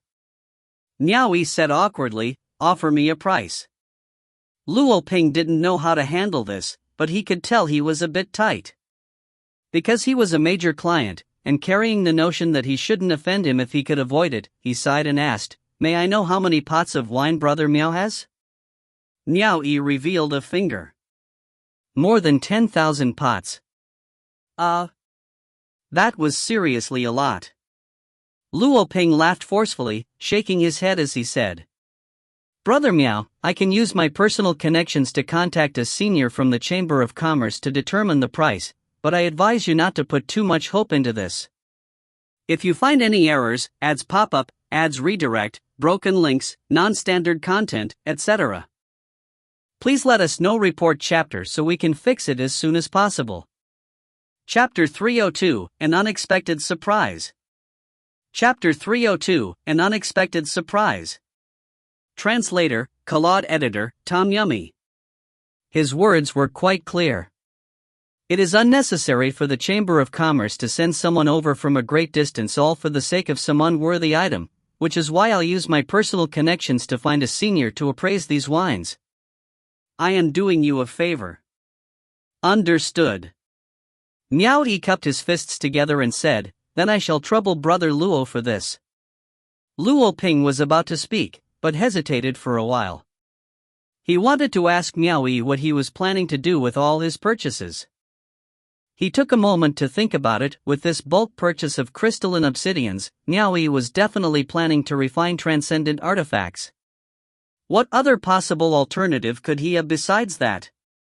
Moreover, the rules of the Chamber of Commerce specify to only conduct purchases and sales, and not to impose on or disclose a client's privacy to anyone else. He swallowed back the words in his mouth down into his stomach. "I will go outside and ask Senior Lu to find someone." Luo Ping stepped down from the stone chair. Miao Yi took back his items and went out of the silent quarters together with him. It was already dark outside. Jian and Shui were following his command by guarding the entrance path to the silent quarters. Miao Yi was a bit speechless to see that Wen Fong still hadn't left yet. Could it be this woman was thinking of staying the night at his residence? It didn't feel right to chase her out. After all, she was stationed at South Edict Manor. There would come a time when he would require her help for his matters someday. Senior Lu. Luo Ping clasped his fists together as he walked up to the old man he had brought with him earlier. The old man nodded silently. It was apparent that Luo Ping was giving him orders to fetch someone over. The old man strode out and left the residence. When he reached the courtyard, he morphed into a ray of light and took off to the sky in one shot. Miao Yi turned around and ordered Chen Er to prepare a feast. A warm reception for Luo Ping was unavoidable. After the feast had been prepared, Miao Yi felt that he shouldn't leave Wen Fong behind since she was still his guest after all. He decided to invite her to join the feast. Surprisingly, Wen Fong seemed to be avoiding Luo Ping. She felt embarrassed to be at the feast and be served by both Chen Er and Shui Er, so she declined the offer. Miao Yi had been born in a marketplace, and he had dealt with businesses before. It would be impossible for him not to notice that Wen Fong was actually trying to avoid Luo Ping from discovering her true identity as someone in the same line of work. If she were to be exposed, Luo Ping would definitely assume that Wen Fong was attempting to poach his client. She might possibly offend him with her presence. It was still fine if she couldn't attend the feast. Nevertheless, Wen Fong could tell that the transaction must have been a large amount if Luo Ping was made to stay back for this dealing. With that, Wen Fong was silently regretting everything. She didn't expect a mere mountain chieftain could be a big client as well. It seemed to her that she must not look down on these mountain chieftains anymore. She pondered whether she should pay her respects to all mountain chieftains in South Edict Manor as soon as she went back. Luo Ping had stayed at Mount Comingxi for a whole day now. His treatment was much better than Wen Fong's, as Miao Yi personally accompanied him to visit the scenery around Mount Comingxi. It wasn't until the night of the second day that two streaks of red light were seen striking through the darkness and landing at Mount Comingxi. The old man who had left the other day brought another old man with him, this one with white hair and a beard. The old man had a red drunkard's nose, and was addressed as Uncle Hua by Luo Ping. Conducting business required the meticulous maintenance of confidentiality. Both of them were businessmen from the Chamber of Commerce, and they would not divulge anything while being surrounded with outsiders. Luo Ping then invited Uncle Hua to join him and Miao Yi in the silent quarters together. And now another Red Lotus cultivator had appeared. The people of Mount Comingxi were inwardly frightened of their presence, and even Wen Fong was anxious as well, as she wasn't sure what Miao Yi was doing with such a big transaction. The three of them entered the silent quarters and shut the thick stone door behind them. It was then that Uncle Hua began to speak. "Little Luo, what did you want that you had to drag me to this far-off place? I would like to ask Uncle Hua to help appraise the price of a slightly special item." Luo Ping cupped his fists together in response and smiled. "Special item?" Uncle Hua was curious and asked, "You were trained by the Chamber of Commerce too? What kind of item would you need me to appraise for you? Take it out and let me have a look." Luo Ping turned toward Miao Yi and nodded his head, gesturing at him to take the item out. Miao Yi immediately took out a pot of wine. At the sight of the wine, Uncle Hua's eyes lit up. As he received the wine and took off the seal, a whiff of a cool fragrance, like the crisp scent of snow, emerged and permeated the room. Uncle Hua's eyes gleamed. He then invoked his arts with a flex of his finger, allowing a stream of clear wine to enter his mouth like a little snake from the pot. After a long time being scrutinized by both Miao Yi and Luo Ping, Uncle Hua finally gulped down the wine, scrunching his eyes while savoring the taste. He slowly shook his head and exclaimed, "This is truly a good wine." As soon as he was done, he quickly took out something from his storage ring and sealed the opening of the wine pot. He held it in his hand as if he was unable to part with the wine, all while making clicking noises with his tongue. Miao Yi shot a glance at Luo Ping, prompting Luo Ping to apologetically smile back and let out a dry cough. "Uncle Hua, what will be the appropriate price for the wine if our Chamber of Commerce wishes to purchase it?" 100,000 gold crystals. Uncle Hua replied. "What?" Luo Ping and Miao Yi cried out together. One pot of wine was worth 100,000 gold crystals. This wasn't a joke, right? Luo Ping remained stern and said, "Uncle Hua, your junior is talking about business. You must not make an arbitrary decision because of your hobby, You youngster. Seems like the Chamber of Commerce should start adding wine tasting as part of your training. But on the other hand, sipping a little wine won't be enough to train you properly. And it's a waste to use this kind of fine wine to train you all. Moreover, you need talent for this too. We can't train just anyone for this kind of thing. Uncle Hua rolled his eyes at him and patted the pot of wine in his hand. This isn't ordinary wine, it's a spiritual one. With his eyes shut as if immersed in thought, he continued, an 800-year-old nirvana whisker, a 1,000-year-old snow ganoderma, and a 1,000-year-old fragrant lotus, and among these brewing ingredients are spiritual herbs of sufficient age. Moreover, this wine has been fermented inside a cave for at least 200 years. Not everyone can brew such wine like this. A wine brewed with just one type of spiritual herb will be too dry, and a wine brewed with too many different types of spiritual herbs will give it a complex taste. However, the winemaker brewing this wine managed to smoothly blend the taste and medicinal properties of several types of spiritual herbs together, and somehow managed to make it a distinct beverage. He must truly be an expert in brewing this bejeweled nectar. No wonder this person was willing to use spiritual herbs to brew wine. Not only are the medicinal properties inside the herbs unwasted, the properties infused into the wine can boost one's cultivation after drinking it. It's not an overestimation for this fine wine to cost 100,000 gold crystals. I suggest the Chamber of Commerce not to sell this back to the market once purchased, but to auction the wine off. Those who are knowledgeable in wine will naturally offer this amount. Of course, those who can drink this type of wine are all rich people. Such a small amount of money won't matter to them. Miao Yi and Luo Ping exchanged looks. There was a glint of unexpected surprise in Miao Yi's eyes, while Luo Ping felt stunned by his words. Uncle Hua, who had come back to his senses from his initial euphoria, turned to look at Miao Yi and asked, "How many pots of this wine do you have? This wine appraisal sounds troublesome. Why don't you sell it all to me and be done with it?" In any case, I was privately called in by little Luo without going through the Chamber of Commerce. We can discuss the price between us in secret. In an instant, Luo Ping became unhappy.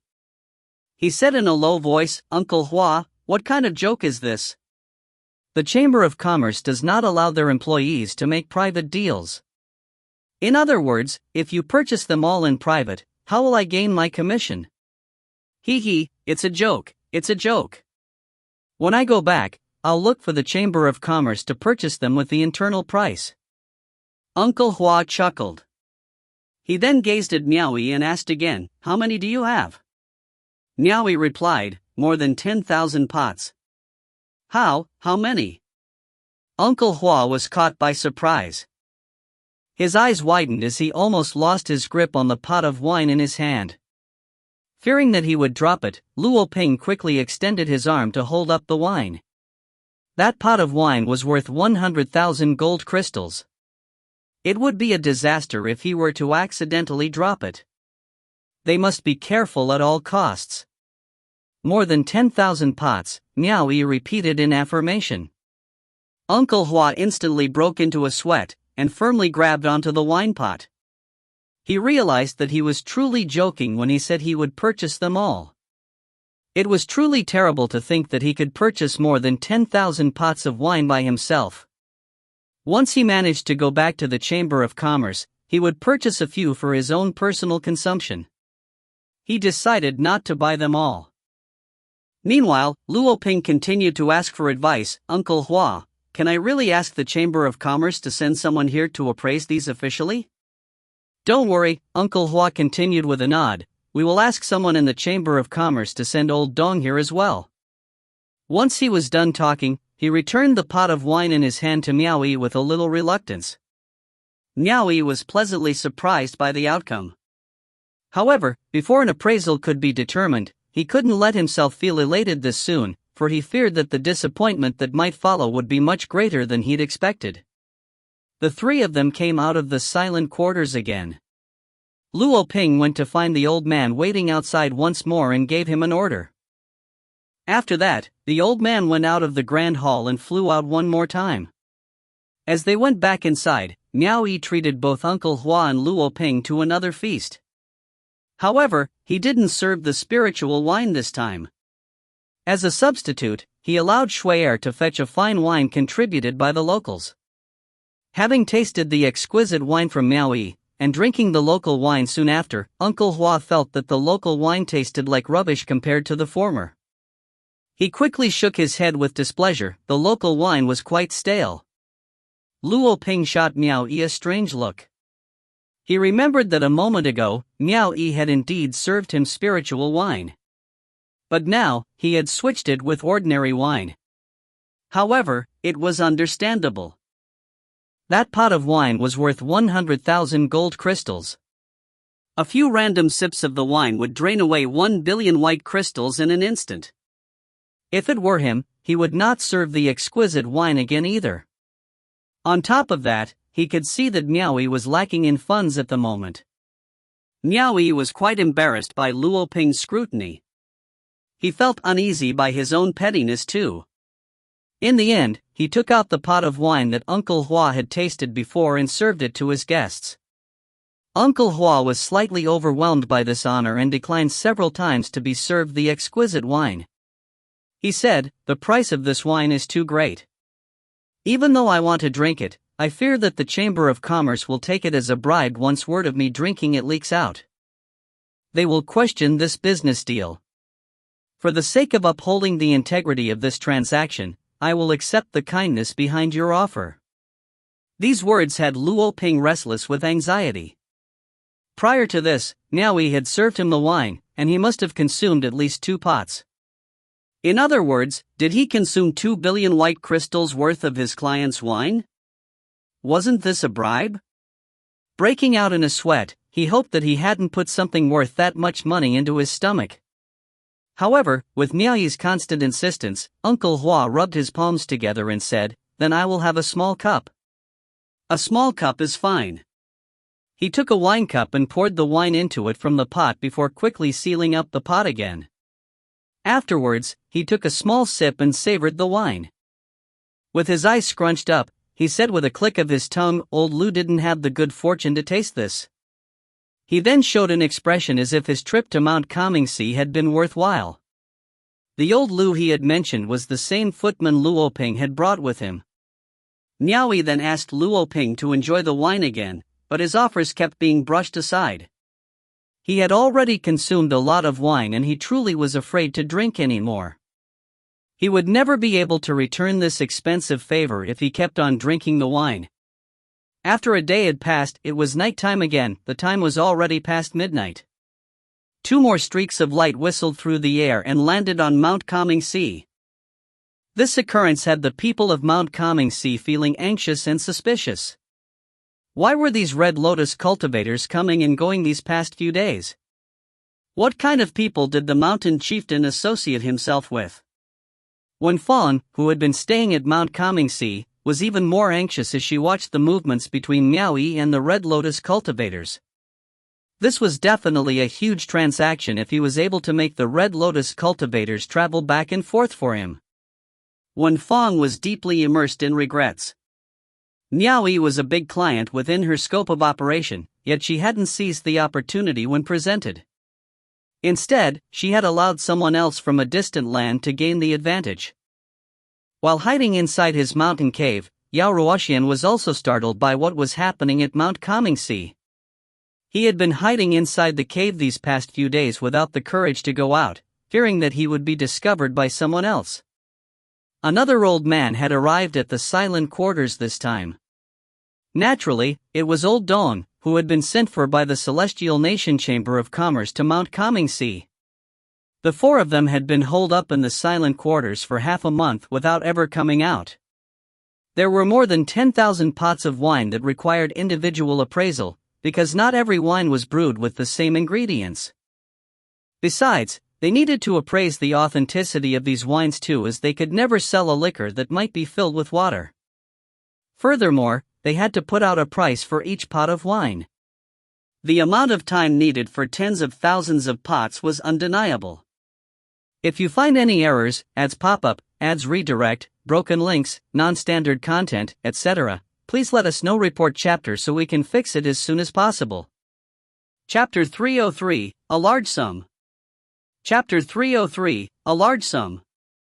Translator, Soup Hunter Editor, Tom Yummy. Outside the silent quarters, Wen Fong felt more miserable the longer they were holed up inside. She almost went mad from it.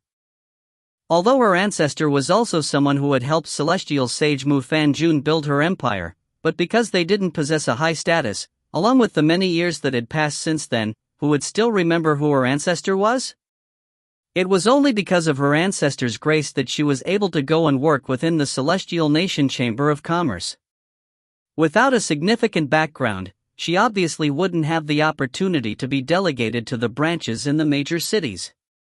The branches in the major cities would come into contact with a lot of cultivators, so they would naturally have a greater number of transactions. With more transactions, the potential commission from them would obviously be higher as well. And the better one's performance within the Chamber of Commerce was, the greater the chance of being assigned to an even larger city. Likewise, the chances of promotion would also be higher.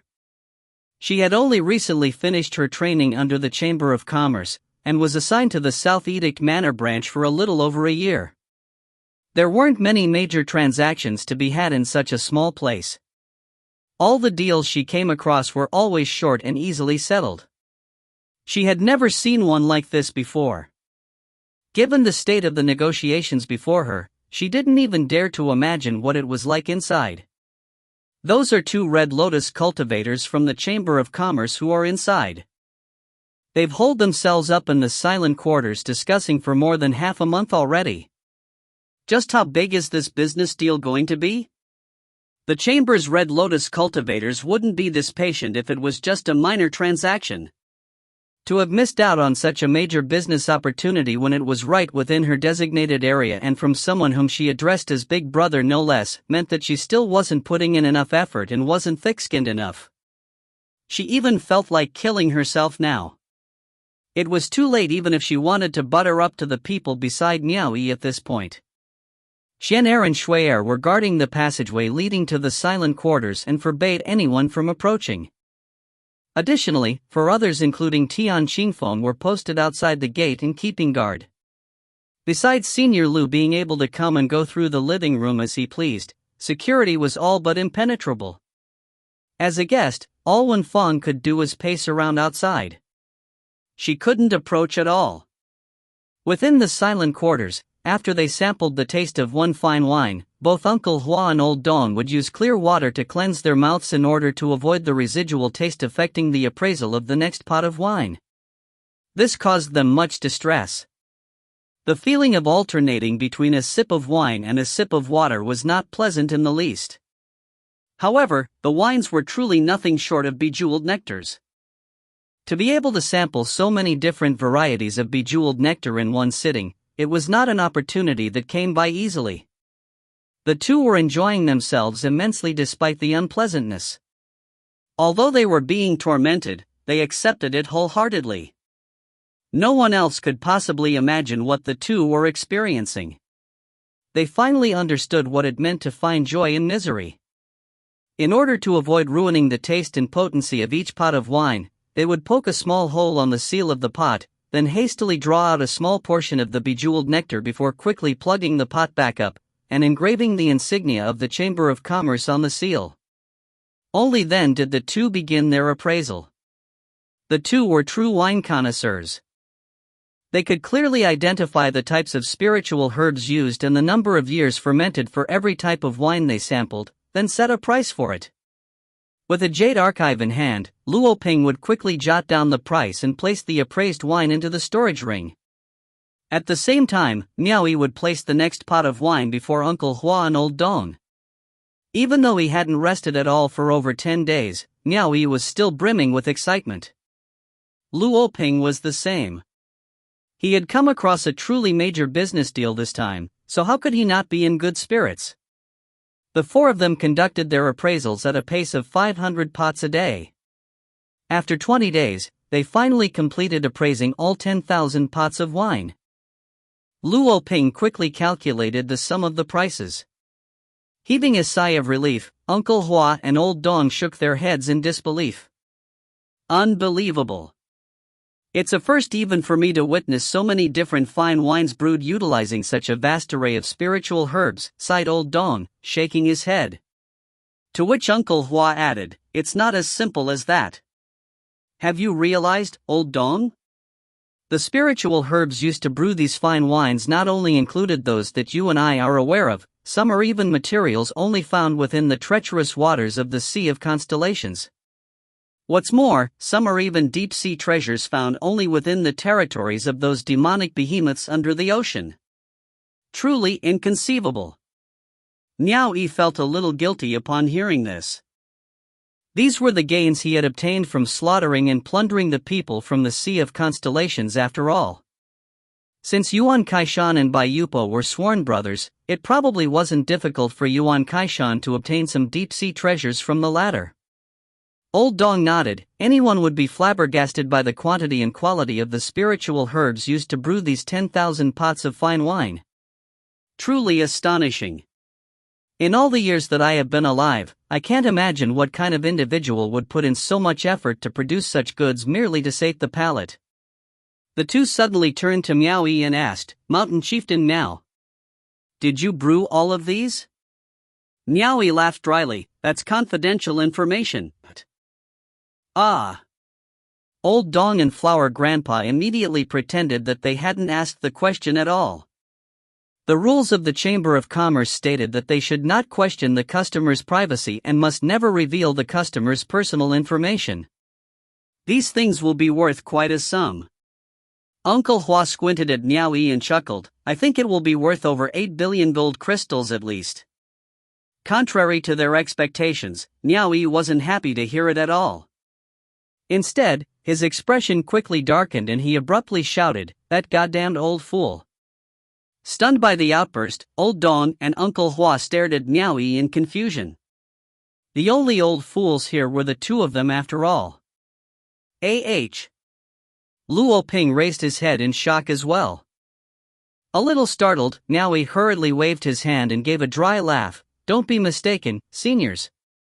I wasn't talking about you two. I was just scolding the fool that was always stealing my wine. The wine-stealing fool was just an excuse. There had only been one man who would pester him incessantly for wine. That man was none other than Yao Ruoxian. At first, Miao Yi only allowed Xian and Shui to occasionally send a single pot over. Afterwards, Yao Ruoxian became addicted to the taste and would often force the two girls to ask Miao Yi to hand some over.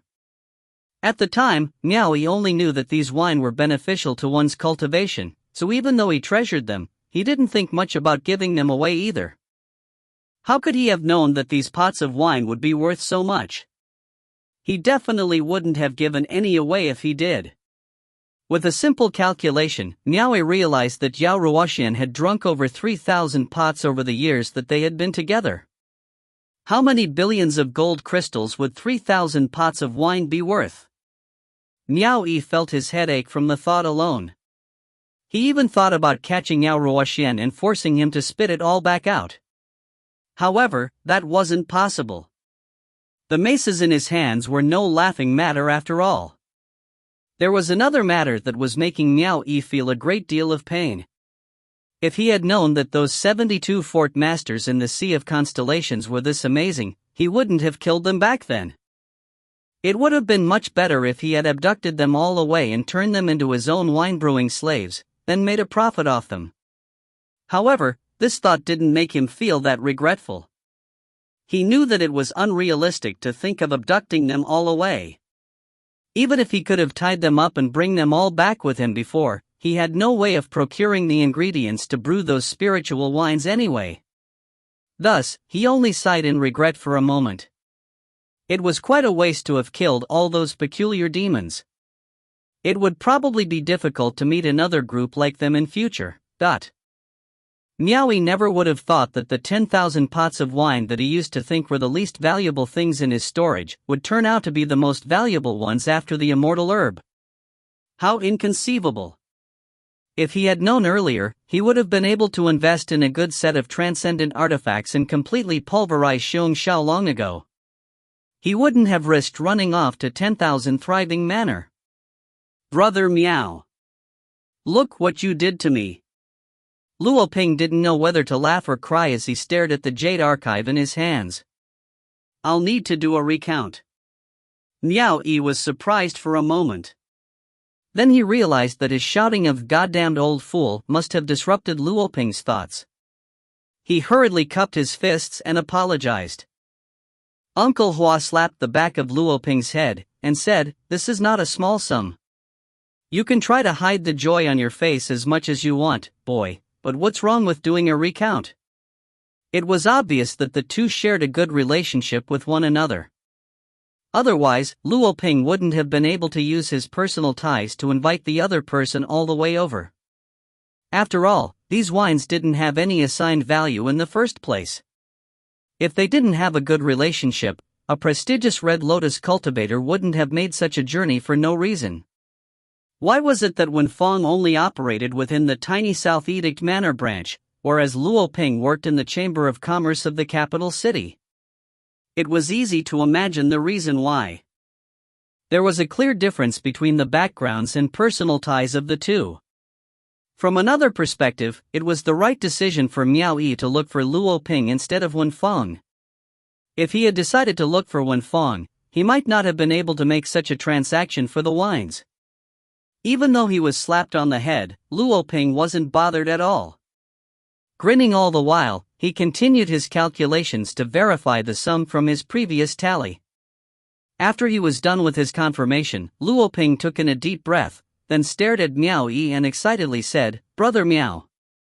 The total amount comes up to 8,067,110,000 gold crystals. Please verify it." This was not a small sum. Miao Yi obviously had to verify it. He had made his own calculations just now as well. He had simply added on the prices as the two old men mentioned them. Even though he didn't double-check the sum like Luo Ping did, their numbers matched up all the same. Although it was a large sum of money, Miao Yi could not find it within himself to rejoice at all. When he first heard that a pot of wine could be sold for 100,000 gold crystals, he roughly calculated and assumed that the total amount would exceed 10 billion gold crystals. He didn't expect that the ingredients used, the quality of the wine, and the number of years it was left to ferment would have an impact on the price as well. The price of the most expensive pot of wine even went up to 1,500,000 gold crystals, whereas the cheapest was only at 10,000 gold crystals. After he roughly tallied the sums together, he had come up with the aforementioned price for these 10,000 pots of fine wine. He didn't know if this was a suitable price or not, because he could not objectively appraise these wines. All he knew were that they were good to drink. Not to mention, it wasn't like they had a set price he could refer to like the other goods the Chamber of Commerce usually dealt with. So he could only leave it to Uncle Hua and Old Dong to settle the issues regarding the price, as well as the appraisal of the wines. He himself was stuck in the dark the entire time. The two old men already informed him that they would not give him a bad price. The Chamber of Commerce was still quite reputable in this regard, but they would undoubtedly take in a cut of the profits as well. What's more, the two of them sampled so many different fine wines in one go. Once they drank too much of the good ones, their appraisal as well as the agreed price would surely be affected when sampling some of lesser quality. It was not a very fair assessment. That said, it was truly impossible to give a fair price for something such as this precisely because there was nothing similar to refer to. At the same time, the Chamber of Commerce behind them wouldn't be able to gauge how much they could profit off selling these pots of wine as well. Therefore, the two of them could only guarantee a fair price on the precondition that the Chamber of Commerce would not suffer a loss. Otherwise, why would the Chamber of Commerce support them if all they did was make them incur losses? Even though it was a little unfair to Miao Yi, the two old men explained that the best option was to allow the Chamber of Commerce to auction these pots of wine off. Then, the Chamber of Commerce could offer similar items to those high-profile customers of the cultivation realm to sample, and organize a special auction afterwards. These 10,000 pots of fine wine were enough to organize a special auction once. After the Chamber of Commerce took out the commission earned from the auction, the remaining amount would all go to Miao Yi, thereby ensuring he would get a fair price. Miao Yi asked how long it would take for the results of the auction to come about. Luo Ping told him that these things could not be rushed. If he wished to get a good price, he would need to make the proper preparations. It would take at least a few years. However, Miao Yi couldn't possibly wait that long. If he could wait a few years, he wouldn't need to sell off all his assets. Thus, Luo Ping couldn't offer him any more assistance than he already had. From the perspective of the Chamber of Commerce, this was the best price he could offer. And Miao Yi could do little but grit his teeth and accept it. If you find any errors, ads pop up, ads redirect, broken links, non-standard content, etc., please let us know. Report chapter so we can fix it as soon as possible. Chapter 304, Heavy Bleeding. Chapter 304, Heavy Bleeding. Translator, Soup Hunter Editor, Milk Biscuit. Seeing that Miao Yi was silent, Luo Ping felt slightly worried that Miao Yi would go back on his word. This transaction wasn't small either. He tried to probe, Brother Miao. If the intention of your transaction is still the same. Otherwise, it will be troublesome to tally these wines again. When that happens, we'll have to deliberately appraise them again for a second time to ensure the validity of the transaction. That would be a waste. Why don't I issue you a proof of receipt and you can hand over these wines into our safekeeping for now? Miao Yi could only force a laugh and nod his head. He didn't have any good relationships or networks with other people, and he was quite powerless in this regard too. Otherwise, he would definitely look for someone with the knowledge for this business to negotiate the price. The most powerful person he'd ever known was Yao Ruoxian. However, he couldn't put his hopes on this man either. Yao Ruoxian could not be expected to expose himself to the public for the sake of helping him on this matter.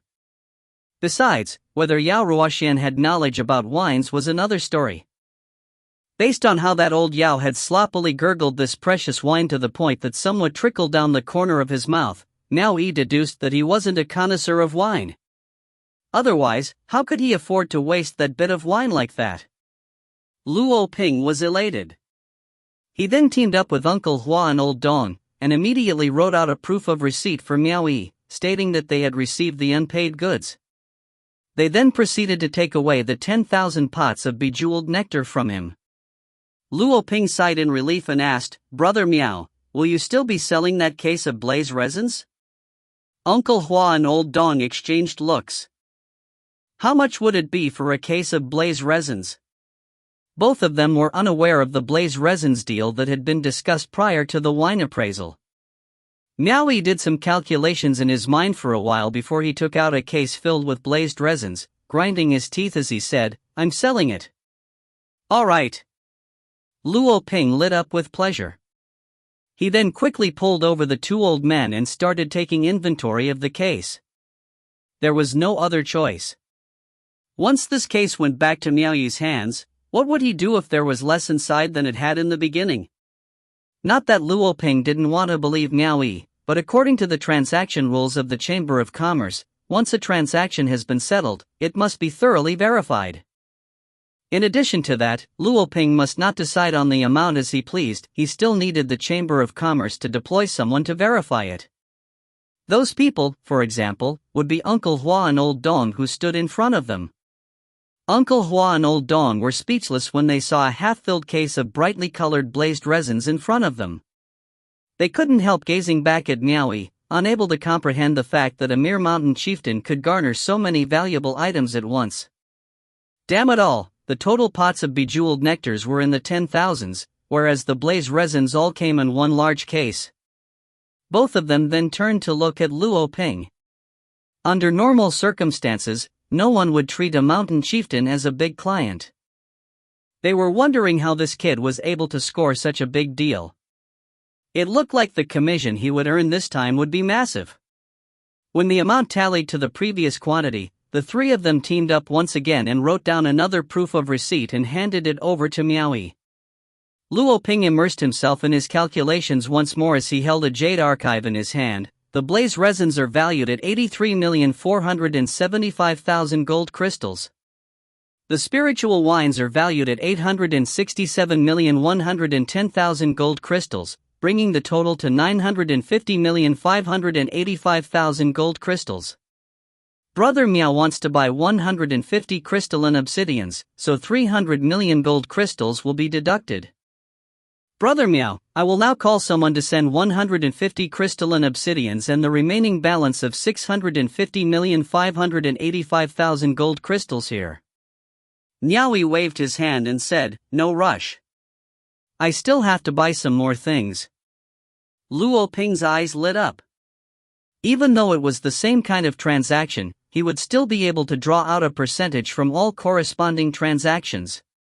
He quickly nodded and said, "Brother Miao, please tell us what you'd like to buy. If the capital city is in short supply, we will help you search throughout the entire nation. If the celestial nation does not have them, I will find a way to ask the Chamber of Commerce to search beyond the borders. We will definitely think of the fastest possible way to satisfy your demands." Uncle Hua and Old Don looked at him slyly after listening to his words. They were thinking that this youngster had scored big time, and that they should sternly teach him a lesson when they went back. Miao Yi muttered, "I want to buy some second-grade Yao cores." "No problem," Luo Ping said reflexively, "Yao core is a strong currency. 10,000 low-grade orbs of wool will amount to one piece of Yao core. You will lose nothing with this kind of deal." Miao Yi was well aware of this market price. The orbs of will and Yao cores were both the strongest forms of currency in the world of cultivation. The gradeless Yao core could only amount to a piece of low-grade orb of will. By turning it to a first-grade Yao core, the price would immediately increase 100-fold, valuing it 100 pieces of low-grade orbs of will. On the other hand, a second-grade Yao core would yield 100 times more than a first-grade, amounting to 10,000 pieces of low-grade orbs of will. The third grade would continue to yield 100 times more than the previous grade, resulting in the value of 1 million low-grade orbs of will. Whoever could turn it to a fourth-grade Yao core would be able to yield 100 million orbs of will in a flash. There was no helping the fact that these amounts could increase in such a ruthless way. Take for example the third-grade Yao core. Only those who were able to kill a purple lotus Yao cultivator would be able to obtain them. A living purple lotus cultivator would be worth way more than just 1 million low-grade orbs of will. Only after they perished and were devoid of life would it be possible to assign such a price to them. After all, the dead could never be valued in the same way as those alive. It wouldn't make any sense. Miao Yi said, "Use the crystals to buy them." He didn't have that many orbs of will with him. He had squandered his fortune by selling a great deal of items in exchange for crystals, all for the sake of buying those items. "You want to use gold crystals to buy them, I see." Luo Ping sighed and let out a bitter laugh. "Brother Miao, you know this too. Normally, the market value for one low-grade orb of wool will amount to 1,000 gold crystals. One second-grade Yao core worth 10,000 low-grade orbs of wool will have a market value of nearly 10 million gold crystals. But if you want to buy it now, according to the current market price, one second-grade Yao core will require 20 million gold crystals. That was twice the initial amount." "What?" Miao Yi shot him a glare and roared furiously, "Isn't your Chamber of Commerce a little too shady? That's twice the original amount. Isn't this embezzlement? Brother Miao, listen to me." Luo Ping wasn't angry at all as he waved his hands in response. "We aren't trying to shortchange you deliberately, but the Sea of Constellation Subjugation Crusade is coming soon. Many participants have been rushing to purchase Yao cores and the like for the sake of their own protection. Not only in the Celestial Nation, but the other 5 nations who have to participate in the Sea of Constellation Subjugation Crusade are experiencing shortages in their supplies too. With that said, the price will naturally skyrocket. It's considered cheap if you buy them now. If we wait until the moment when all the participants in the candidate list are announced, I fear that the price will only soar." Luo Ping suddenly froze in mid-sentence, seemingly having a revelation of the situation. He stared at Miao Yi with wide eyes and cried out, "Brother Miao, you're not going to participate in the Sea of Constellations Subjugation Crusade too, are you?" In that moment, he seemed to have understood why Miao Yi was rushing to sell his items. Uncle Hua and Old Dong were also gazing at Miao Yi thoughtfully. Miao Yi knew he couldn't hide it any longer after his intentions had been exposed. He nodded slightly, implicitly admitting to the truth of the matter.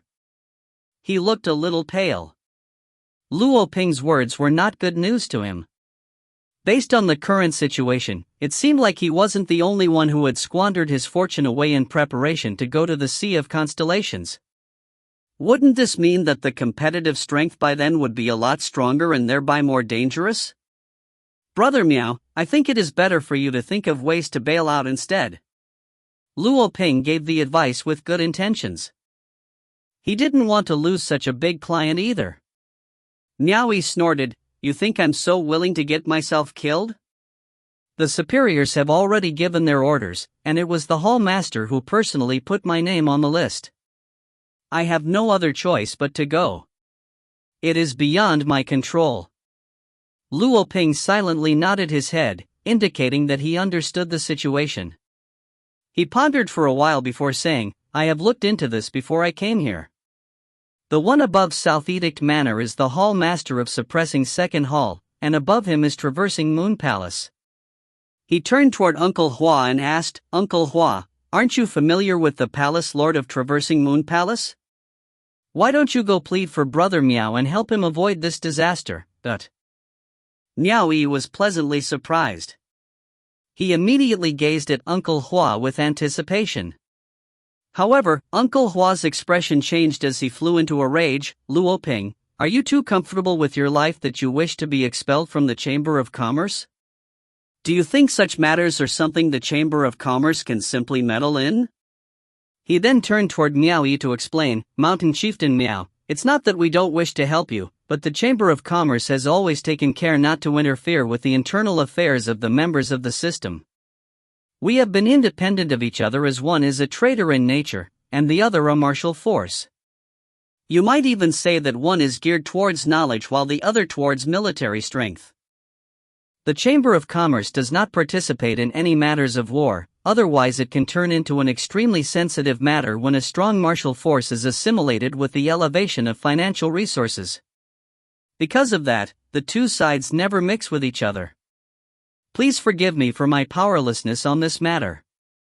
Don't listen to the nonsense spewed by this brat, Luo Ping." When he was done, he gave a vicious glare at Luo Ping. He surreptitiously reprimanded Luo Ping, "Do you like to be involved in this sort of thing?" Luo Ping had an awkward expression on his face. Even though he knew Uncle Hua was right, he also knew that sending his regards over and making a request for the sake of a mountain chieftain wasn't a big deal. However, Uncle Hua felt that there wasn't a need to go through with such a risky affair as he had no ties with Miao Yi whatsoever. On the other hand, if Luo Ping himself were to meet with a similar situation, Uncle Hua would definitely lend a hand to him. Luo Ping could only revert back to the original conversation, and he said, "Brother Miao, we definitely do not intend to rip you off. The current market price is just as we've said." Miao Yi glanced at Uncle Hua. He wouldn't beg for his help. Both of them were unfamiliar with each other to begin with. Uncle Hua had already explained the severity of the situation, so he knew that begging would be futile. He then nodded and said, "I appreciate the kindness Brother Luo has offered. Then we shall go according to the market price." Luo Ping nodded, "How many second-grade Yao cores do you want?" Miao Yi held up a jade archive and made some calculations. He still had more than 650 million gold crystals available. With more than 30 million gold crystals on hand, it would be enough to retain just a few million crystals. He could round up the sum and fork out 680 million crystals.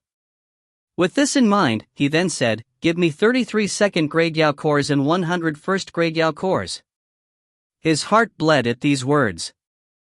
Under normal circumstances, he could have bought twice the quantity. But now, his fortune had already been halfway depleted.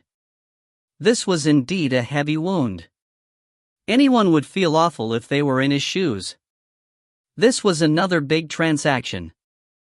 Luo Ping refreshed his mind and quickly held onto a jade archive to make his calculations. According to the current market price, 1 second-grade Yao core will cost 20 million gold crystals. 33 pieces will be 660 million gold crystals. 1 first-grade Yao core is worth 200,000 gold crystals, and 100 pieces will amount to 20 million gold crystals. Altogether, the total is 680 million gold crystals. Brother Miao, with the surplus from your side, you still have to pay about 30 million gold crystals. Do you want to take a look? Miao Yi waved his hand and replied, "Go ahead. I have cash on hand to pay the difference. There's another thing that I first need to clarify with Brother Miao. The Yin core, inner core, and Yao core have the same effect, thus their price is the same. In case supplies are insufficient, what would Brother Miao think if I were to use the other two as substitutes?" When Luo Ping mentioned that point, Miao Yi was visibly shocked. Seeing that expression, he quickly added, "Like I said before, the Yao core is in high demand at this point. I'm only afraid in the off chance that it won't be enough. Of course, if Brother Miao insists on a Yao core, then we will definitely think of something to amass them." This wasn't a problem. Yao cultivators had Yao cores inside them, ghost cultivators had Yin cores, and devil cultivators were called as such because they had cultivated the so-called evil techniques that had gone beyond the scope of ordinary human cultivators. Like demonic ghosts, they could also form cores inside their body, which led them to be seen as a different species. This was why they were seen as devils, because devil cultivators could also form inner cores in their body.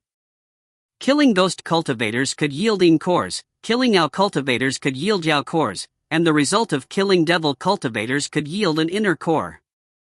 If an ordinary cultivator were to fall into either of their hands, they could use the demonic arts to refine and condense the cultivation base of an ordinary cultivator into an inner core, killing the cultivator and seizing the inner core in the process. Human cultivators were used to utilizing Yao cores only because the demon form manifested when controlling a transcendent artifact was more easily acceptable in their minds. Miao Yi considered it for a while before he gave a nod and said, "As long as the grade is about the same, then it's fine. If you find any errors, ads pop up, ads redirect, broken links, non-standard content, etc., please let us know. Report chapter so we can fix it as soon as possible." Chapter 305, A Done Deal. Chapter 305, A Done Deal. Translator, Soup Hunter Editor, Tom Yummy. Seeing that Miao Yi didn't have any other particular requests, Luo Ping laughed, "Rest assured, Brother Miao.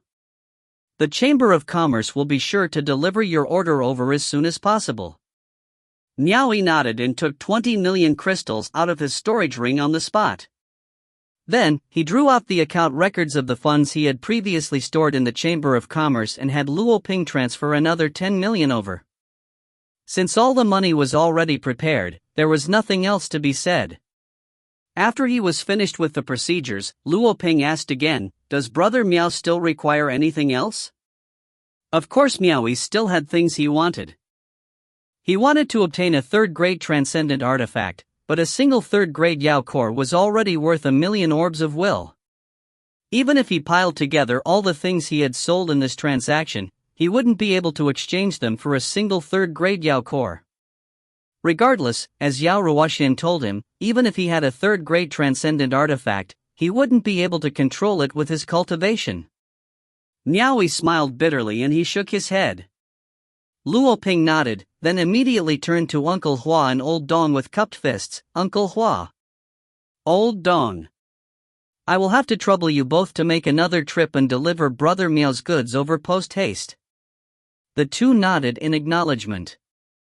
After the discussions were over, the four who had been cooped up in the silent quarters for around the past 20 days finally came out. Both Uncle Hua and Old Dong didn't exchange pleasantries with anyone and immediately flew off after stepping out of the living room. Luo Ping and Senior Lu decided to stay in Mount Comingxi for the time being while they waited for the other two to deliver over the goods that Miao Yi ordered. They would only leave once that was settled. The large gate that was so tightly guarded all this while was finally opened. Luo Ping walked out beside Miao Yi, engaging in friendly banter. At the pavilion outside, Wen Feng could tell from a single glance at the wholly cheerful expression on Luo Ping's face that he had earned a large sum. She was absolutely envious. Miao Yi was surprised to see Wen Feng. It's been so many days, yet this woman is still here? She sure has grit. All right. I suppose I could offer her a few business deals if the opportunity presents itself. Tian Qingfeng had been standing guard just outside the gate. He stepped forward and reported, "Me lord. Master has brought the School of Blue Jade disciples over." Tong Runmei personally brought the men over? Only after asking did Miao Yi find out that Tong Runmei had arrived since a long time ago. However, Miao Yi had been cooped up in the silent quarters negotiating his business deal all this while. Everyone else couldn't reach him either. Even so, Tong Runmei was quite patient and waited all this while. Miao Yi immediately said, "Quick! Ask them to come over." Soon after, with his chalk-white hair and youthful complexion, Tong Runmei came over with quick strides under Tian Qingfeng's escort. "Brother Luo, please make yourselves at home for now. I have guests to attend to," Miao Yi informed Luo Ping. "No trouble." Luo Ping smiled and nodded. Together with Senior Lu, they brushed past Tong Runmei as he approached. Miao Yi's fists were already cupped as he said, "My apologies. I didn't realize that Elder Tong had personally come. I hope Elder Tong will forgive me for the wait. The mountain chieftain's affairs are of grave importance. I wouldn't dare to hold it against you," Tong Runmei very courteously replied with cupped fists. Not only had Miao Yi's status soared, just the fact that he helped so many of the School of Blue Jade disciples rise up to their new positions was enough to cause the entire school to go abuzz with excitement. This was why Tong Runmei had personally come over to congratulate Miao Yi on his promotion on behalf of the School of Blue Jade. He never expected that Miao Yi would be too occupied to attend to guests as soon as he arrived. Not to mention, Tian Qingfeng secretly informed him that Miao Yi had a few Red Lotus Realm friends over. Tong Runmei didn't dare to interrupt them, and neither did he let his patience run short and leave. He stubbornly persisted in waiting for about 20 days in Mount Kangxi. At the same time, he made arrangements to improve the gift meant to congratulate Miao Yi on his promotions by a few notches. Just moments ago, he noticed the two Red Lotus experts flying off and couldn't help being astonished. He never expected Miao Yi to be acquainted with individuals of such caliber. Since Miao Yi had such an impressive background, at this rate, it seemed like the day when Mountain Chieftain Miao would become a distinguished manor head was all but a matter of time. With such thoughts in his mind, Tong Runmei obviously felt the need to cling onto such a reliable backer as soon as he could. If he didn't do it now, it would be too late once the other person was promoted. Miao Yi invited him inside to take a seat while Qian Er and Shui Er served tea. Tong Runmei immediately stood up and cupped his fists. "Please don't trouble yourselves, Elder Auntie. Little Auntie." These two women were Miao Yi's closest aides. After all, hadn't Xiong Xiao ended up like he did precisely because of a single personal handmaiden of his? It was obvious how compelling pillow talk could be. Tong Runmei obviously wouldn't dare to be discourteous. Once he sat back down, Tong Runmei took out a decorated box and presented it to Miao Yi. "Our sect master ordered me to offer my lord his congratulations for your promotion on behalf of the School of Blue Jade. This is but a small symbol of our sincerity." Miao Yi glanced at the box and realized that it was filled with over 10 different types of spiritual herbs overflowing with rich spiritual aura. He didn't have the eye for these kinds of things, so he couldn't tell if they were good or bad. However, since the other party dared to show it off in front of his face, it shouldn't be a simple gift. He courteously replied, "Such a lavish gift." He was a poor man right now, so he obviously wouldn't reject if gifts were sent his way. Giving a nod, he accepted it. Qian Er immediately came over and brought it away. Then, Tong Runmei handed a jade archive over. "These are the men that my lord requested." I have personally brought them over. How could I have troubled Elder Ton to personally make the trip for something so trivial? Miao Yi said courteously, taking the Jade Archive. Seeing that there weren't any problems after reading through it, he approved it on the spot, then handed it to Shui'er. Send this over to South Edict Manor immediately to request the manor head's approval. Understood. Shui'er acknowledged the order and brought the Jade Archive away. After that, the two spoke for a while. As the chief elder, it wouldn't be too good for Tong Runmei to be away from the School of Blue Jade for too long. Since he already met Miao Yi, it wouldn't be wise for him to continue staying much longer, so he was about to take his leave. The prestigious chief elder of the School of Blue Jade personally came all this way. As the host, Miao Yi naturally had to do his part and invite Tong Runmei to stay for a banquet personally hosted by himself, before letting Tong Runmei go. After he sent Tong Runmei off, Miao Yi sent orders for Yin Xiu to be summoned. Then, asked him about the recent situation of the various caves. As he expected, things were not very peaceful in the various caves. The disciples from the three major sects weren't very willing to comply with orders. Although they could do nothing directly before a Blue Lotus Realm cave master, they still caused their respective cave masters trouble under the guise of obedience, given the cave master's lack of experience in overseeing a single domain. Originally, Miao Yi only needed to keep an eye on situations like these and nothing more. His forces had greatly expanded already and he needed to manage 1 million followers in this vast land. He couldn't do everything himself, he would exhaust himself to death that way. All he needed to do was oversee the overall state of affairs. It was also necessary for him to let go and train those working under him. However, he wanted to stabilize Mount Kangxi as soon as possible right now. To do so, he had no choice but to directly interfere in the affairs of his subordinates and mediate between the two factions. After he understood the situation of his subordinates, he immediately ordered Yin Xiu to bring the 20 School of Blue Jade disciples that Tong Runmei had brought over. After meeting those disciples and giving them their instructions, he immediately wrote out an official decree and handed it over to them. They were ordered to report to the caves in need of manpower as soon as possible and assist the cave masters in stabilizing the situation. At the same time, he was transferring the more troublesome members of each cave over to his side. Simply put, he was swapping those members out with these disciples. Once those troublesome members were at Mount Kangxi, against a bunch of Blue Lotus experts like Tian Qingfeng and the rest, they wouldn't be able to stir up any trouble even if they wanted to. Miao Yi also wanted to strengthen the forces of Zhou Huan and the rest. He couldn't depress them to the point of no relief. It wouldn't be wise to allow Tian Qingfeng and the other School of Blue Jade disciples to monopolize Mount Kangxi. Otherwise, his information network would be at risk of being manipulated. There was merit in having an opposing force with regards to the stability of Mount Kangxi. As such, the 20 men that had just reached Mount Kangxi immediately departed on their dragon steeds once again. Not long afterwards, the city lord of Mount Kangxi's vassal city arrived in a horse-drawn carriage, bearing a large pile of gifts for the newly appointed mountain chieftain. Upon noticing the endless flow of people coming and going from Mount Kangxi, Luo Ping and Wen Feng, who had been staying over for the time being, realized that Miao Yi was practically occupied day in and day out. There wasn't time for him to entertain them at all. They couldn't help but sigh to themselves, so being a mountain chieftain and overseeing a single domain is such a taxing occupation. It seems like it isn't at all easy to manage one's territory. South Edict Manor, Miao Yi's name list already arrived.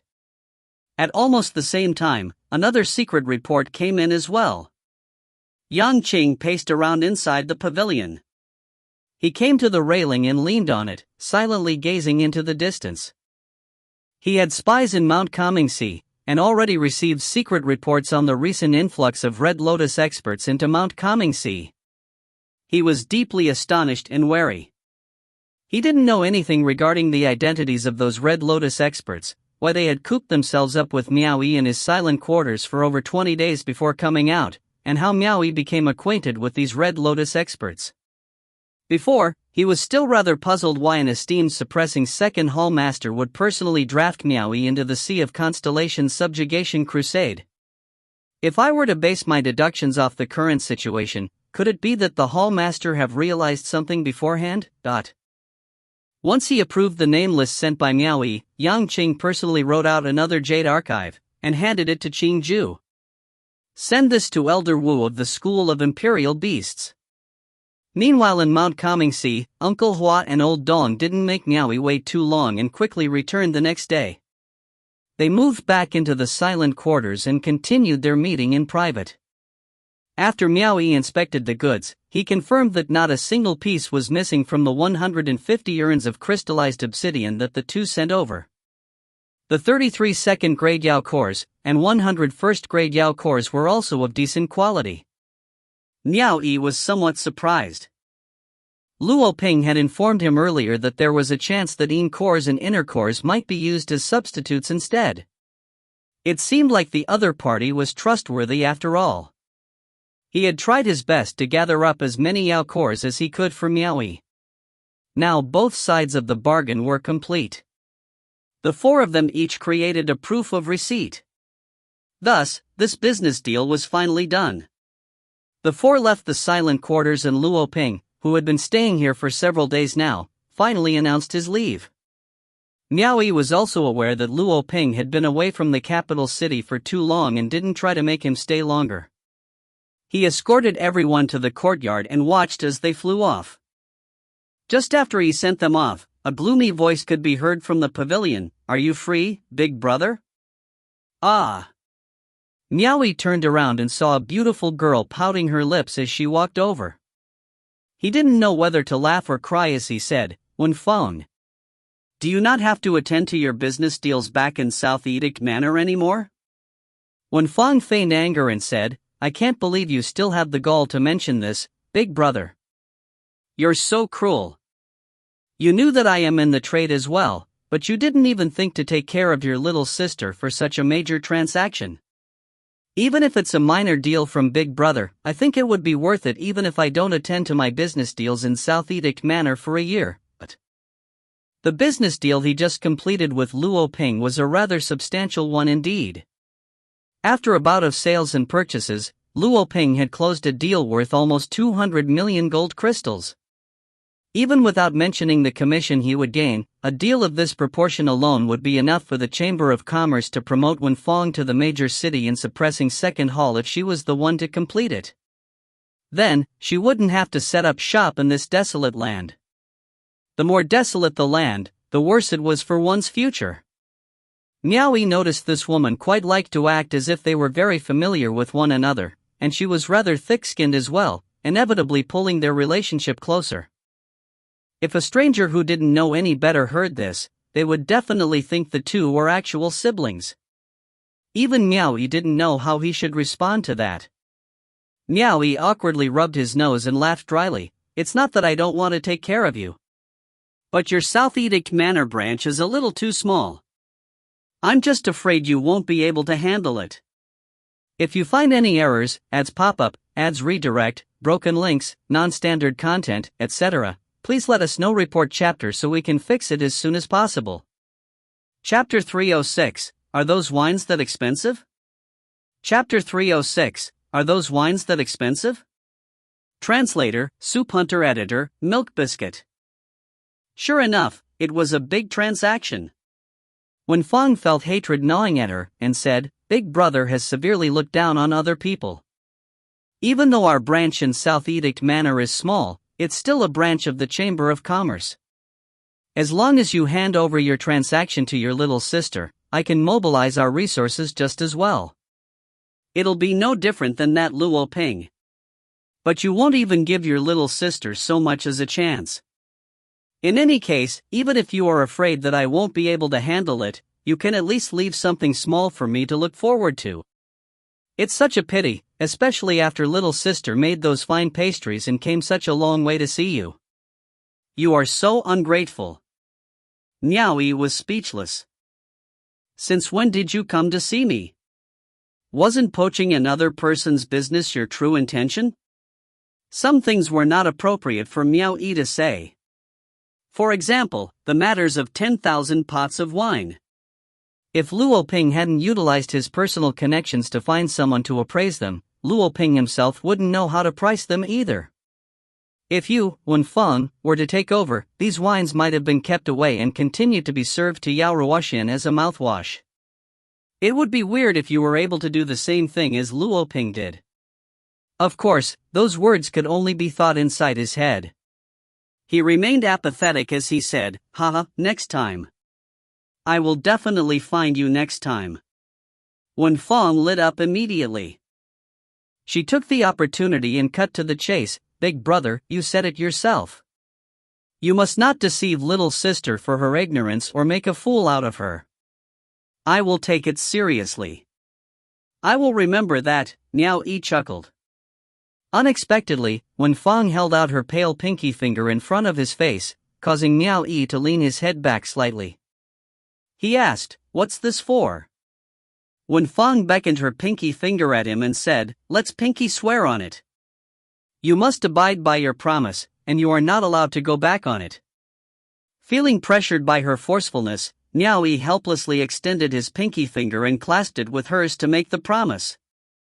He noticed that her skin felt good to the touch, but this situation felt like he was playing house with a child instead. Miao Yi could not help but sigh at such actions. "I say, Wen Feng, you've even managed to conduct business in such a state. The people at the Celestial Nation Chamber of Commerce are fools for not putting you in a higher position.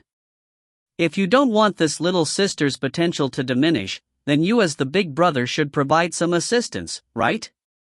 Wen Feng giggled after she loosened her grip from their locked fingers. "I see that you're quite busy. Then I shouldn't disturb you anymore. Little sister will go back, but I'll pay my respects to Qian and Shui first." After paying her respects to the two ladies, she went outside the residence. She smiled at Miao Yi and reminded him once again, "Big brother. Little sister will wait for your news at South Edict Manor. If you make little sister wait too long, don't blame me for coming to your doorstep again and disturb you." Feeling unconcerned, Miao Yi nodded his head and chuckled. In his mind, he was thinking that he had finally sent this woman away from his residence. As Wen Feng turned around and left, the beautiful smile on her face gradually became strained, and then bitter. However, she quickly collected herself and put on a determined look, believing that she would succeed if she just kept on working hard. She would not be warming the bench at South Edict Manor forever, and she would not be constantly looked down by others. After Miao Yi had swiftly settled his miscellaneous duties, the general situation of Mount Comingse had finally been resolved. It was only then that Miao Yi went into the depths of the mountain with Qian together. The mountain was quiet and still, with the occasional sounds of birds singing around the old tree vines. Qian took the lead in front, wearing an innocent and charming smile. The mountain paths were not difficult to walk on for cultivators such as themselves. But in spite of that, Miao Yi sometimes needed to extend his hand and attentively hold her delicate waist as he followed from behind. Ever since he was assigned to Mount Comingse, Miao Yi hadn't seen or met up with Yao Ruoxian once. He only knew that Yao Ruoxian was hiding deep in the mountains, but his exact hiding spot remained unknown to Miao Yi. Moreover, the hiding location was very far away from Mount Comingse because the number of troops there was larger. If he were to hide somewhere closer, he would certainly be easily exposed. Both of them finally arrived at the outskirts of a cave that was situated on a perilous peak. They stood at the entrance and saw Yao Ruoxian writing and drawing on the stone walls. Qian shouted with a clear voice, "Master, we have come to see you." "Ah, you've come." Yao Ruoxian turned around to look and saw that Miao Yi had come as well. His expression immediately turned stiff, and then pretended he hadn't seen him as he continued to stroke his beard with one hand, while using the other to draw on the stone wall. Qian wanted to say something more but was stopped by Miao Yi. He signaled at her to wait for him outside of the cave entrance. He then went in all by himself and said, "Senior Yao, I came here to take back my mantids." Yao Ruoxian turned around and gave him a cold stare. "You are going to die soon. What do you still need these worldly possessions for?" Miao Yi knew that he was talking about his imminent journey to the Sea of Constellations. He replied with a chuckle, if I die, you won't be able to control these mantids either. Trying to provoke me, kid? He casually tossed away the stone from his hand and walked towards the stone chair with his hands behind him. He watched a bunch of mantids lying on top of the crystal coins to nibble on them, and he said, just say what you want to say and get on with it. Don't think that I don't know what you mean when you sent those two girls to leak that information to me. Senior is indeed clever. Miao Yi walked behind him and swept a glance at the little fellows on the stone chair. He then continued, help me to refine a set of protective transcendent artifacts. There's no problem in refining the artifacts. That is my profession. Yao Ruoxian extended his arm and said, give me the materials. Miao Yi swung his arm and piled up 150 urns of crystalline obsidians on the ground. He placed a wooden case on top of the pile and opened it, revealing 100 neatly arranged first-grade Yao cores inside it, with 33 pieces of second-grade Yao cores placed at the top of the case. Yao Ruoxian was stunned at what he saw inside the wooden case. He then picked up a crystalline obsidian to examine it. Clearly surprised, he said, how did you stumble on such a fortune this time? I'm now poor as dirt. How can I even be rich? Miao Yi laughed bitterly, these are the things I bought by selling off all my assets.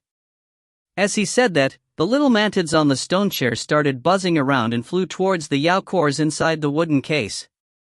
Yao Ruoxian swung his arm and swiftly stored them inside the storage ring.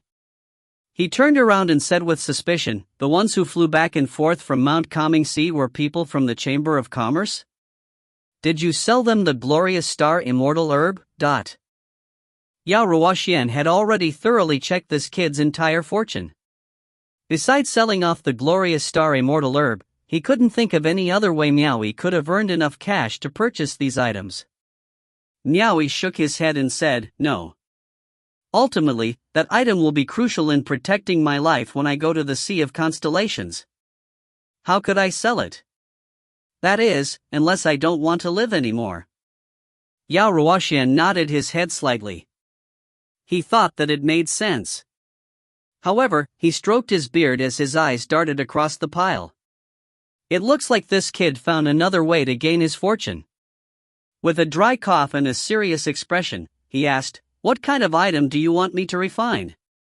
Miao Yi pondered for a while. The more prepared he was for his journey to the Sea of Constellations, the better his chances of survival. He then forced himself to take out 50 pieces of first-grade Yao cores and deposited them into the case containing the other Yao cores. He'd already had these Yao cores from the beginning, most of which he'd retrieved from the Sea of Constellations. In the past few years, he'd used them to refine transcendent artifacts and replenish the artifact's energy for battles, and now only 100 remained. And now, he had to brace himself to fork out half of the remaining Yao cores. He was going to hold on to the other half for his time at the Sea of Constellations just to replenish the energy of his transcendent artifacts. He had truly poured in everything he had for the sake of these preparations. Miao Yi let out a deep breath, and pointing a finger at a few items, he said, help refine a set of second-grade transcendent artifacts for me in charcoal. Use the rest of the Yao cores to refine various protective charms for me. Seems like you're really going all out for the sake of protecting your own life. To think you're willing to pay anything to refine single-use items such as these.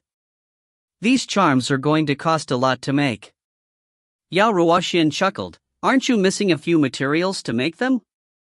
Miao Yi swung his hand again and took out a pile of skins peeled from the 72 fort masters. These were all materials needed to refine charms.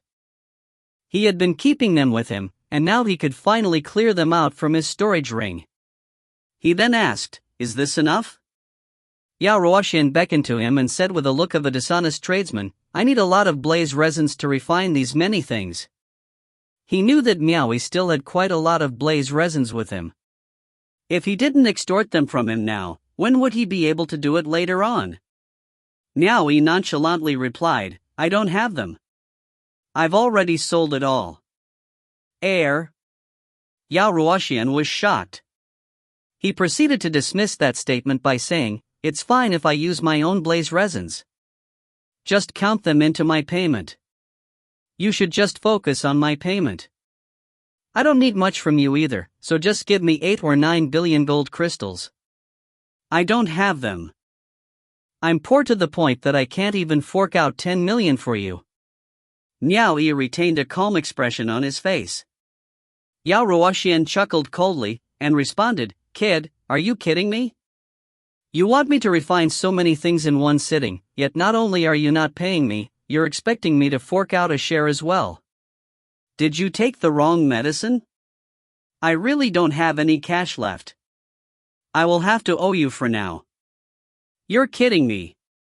With your cultivation base, no one knows if you'll come back alive from that blasted place. What if you died with nothing intact? Who will I collect my payment from? Yao Ruoxian extended his arm and continued, "Don't play dumb with me. Give me my payment first, and I will give you your refined equipment. I don't take credit, Miao Yi flipped over his hand and gave it to him. However, it wasn't his payment, but a jade archive. What is the meaning of this? Yao Ruoxian was suspicious. He invoked his transcendence energy to examine the archive. It was only then that he realized that this was a recent proof of receipt of the transaction between Miao Yi and the Celestial Nation Chamber of Commerce. He continued to read it and finally understood that Miao Yi had really sold all those blaze resins to them. When he saw the selling price of those wines, a wonderfully interesting expression crossed his face. But soon after that, his expression slowly became rigid, as if he had realized something. He meekly lifted up his head and asked, "Are those wines that expensive?" There was hardly any strength in those words. He seemed to recall that he'd drunk quite a large amount of them. Miao Yi said, surprised, "Can it be that Senior doesn't know that he was drinking spiritual wines?" Such expensive spiritual wine was easily worth tens of thousands of gold crystals for a single pot. Did you see the most expensive one on that list? I was afraid that Senior would be fussy, and that you would be unhappy if I gave you anything of poor quality. For the sake of flattery, most of the wines that I've given you were the ones that cost 1,500,000 gold crystals per pot. You've drunk more than 5,000 pots in the last few years. Senior, what's with that expression? My God! Senior, you really didn't know about these wines? Are you purposely trying to feign ignorance for the kindness I have shown you? I didn't even make you pay, so you shouldn't upset me like this, right? To be honest, Miao Yi didn't know that the spiritual wines he had given to Yao Ruoxian had some sort of grading in the sales ranking either. He surmised that these wines had both bad and good rankings. The 5,000 pots he'd mentioned to Yao Ruoxian earlier wasn't true, but an amount of 3,000 pots might be possible. However, Miao Yi believed that he would certainly not make a deliberate effort to remember how much he'd drunk after he treated those spiritual wines like mouthwash. Yao Ruoxian wouldn't be able to recall the exact amount either, even if Miao Yi added 2,000 more into the number. More than 5,000 pots. Yao Ruoxian's face went blank. He really couldn't remember how much he'd drunk, but through some calculations and considering his frequent drinking during the years, a few thousand pots could be true despite the uncertainty of the exact number. A receipt of more than 5,000 pots, more than 1,500,000 gold crystals per pot. Yao Ruoxian shivered with shock as he made a quick calculation. He had gulped down more than 7 billion gold crystals into his belly. For real? If you find any errors, ads pop up, ads redirect, broken links, non-standard content, etc., please let us know. Report chapter so we can fix it as soon as possible. Chapter 307, Ship Construction Task. Chapter 307, Ship Construction Task. Translator, Soup Hunter Editor, Milk Biscuit. Yao Ruoxian looked through the prices listed on the Jade Archive again and again. He couldn't believe what Miao Yi had told him, that the price of a single pot of wine was worth 1,500,000 crystals. If that were true, the prices of these wines were quite startling indeed. With all the wine he'd been drinking all these years, Yao Ruoxian almost broke out in a cold sweat from the thought of the total price. Realizing that he had been too wasteful, he felt an unbearably sharp pang in his heart. He was partly distraught by the fact that he'd drunk so much money away. But what was most distressful wasn't just that. He drank all that fine wine without a care in the world, as if they were plain water. It would have been fine if he'd swallowed them all up into his stomach. Yet, he'd carelessly chugged them away, and let them drip down the sides of his mouth as he did so. What a waste! How much money did I throw away just like that? I could have bought so many materials for refining transcendent artifacts with that money. His heart ached the more he thought about it. Yao Ruoxian placed a fist on his chest out of reflex, his face wincing in pain as he asked, "You're just messing around with me, aren't you, kid?" Miao Yi's eyes widened in disbelief as he replied, "Senior.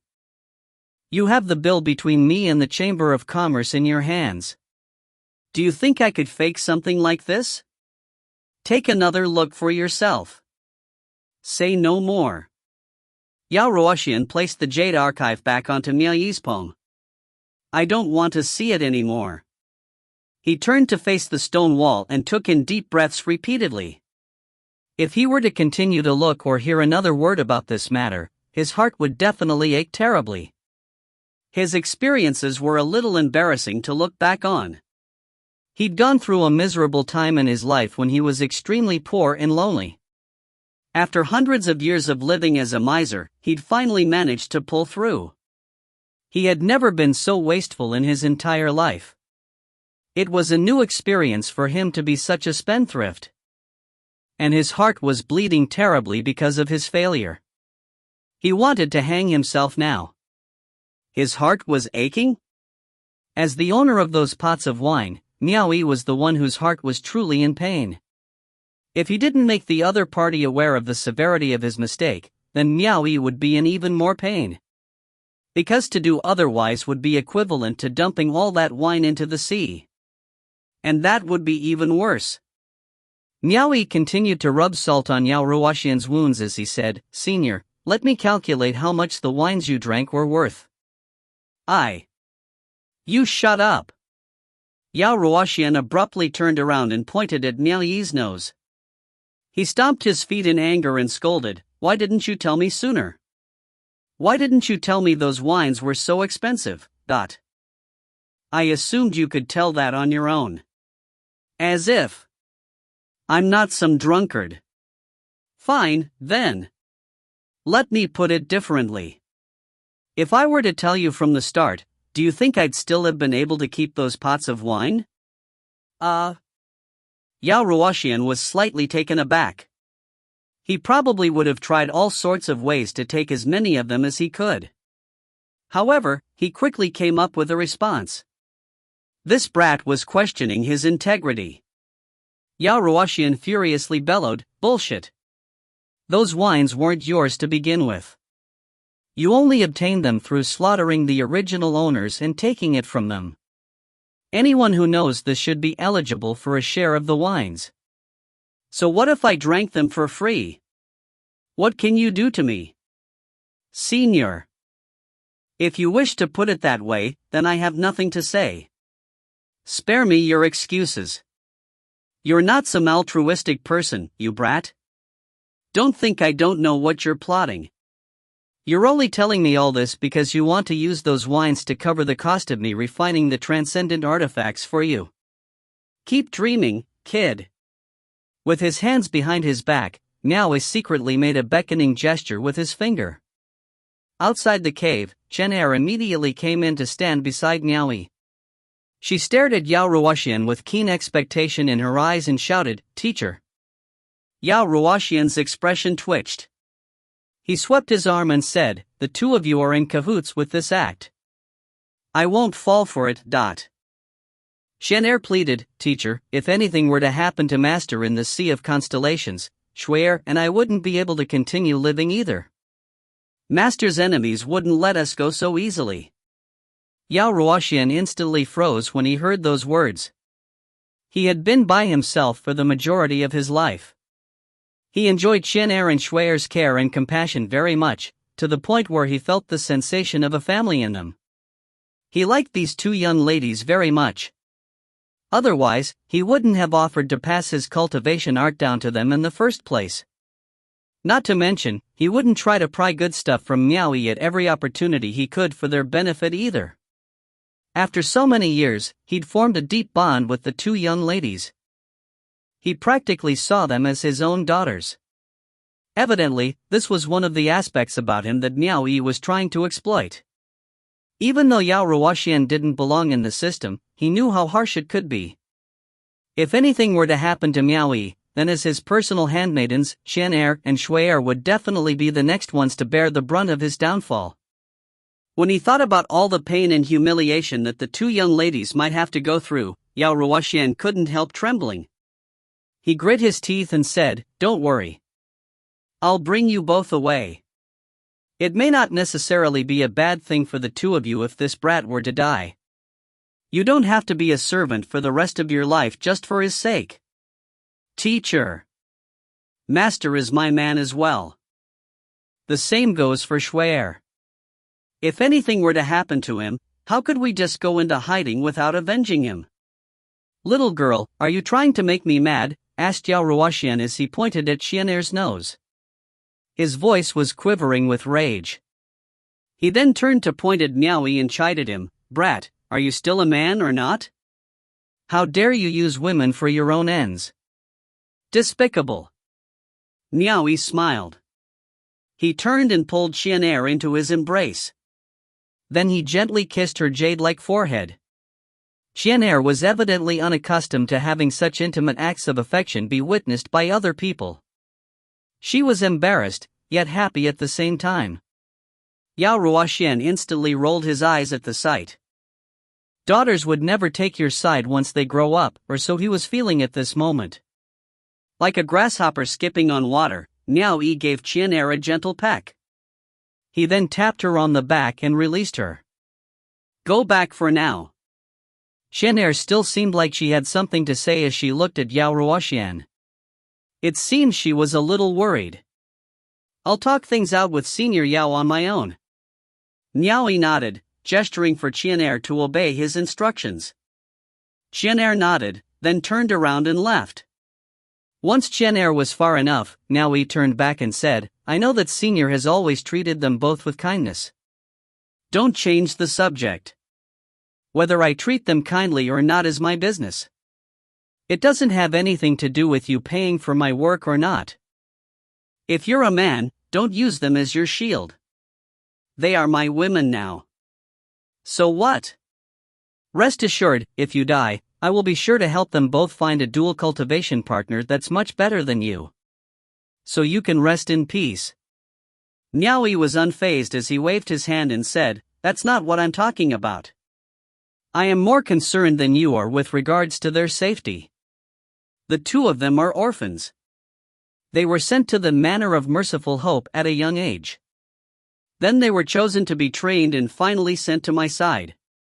What I'm saying is, they don't have anyone they can rely on, so I want you to adopt them both as daughters." Yao Ruoxian was immediately excited.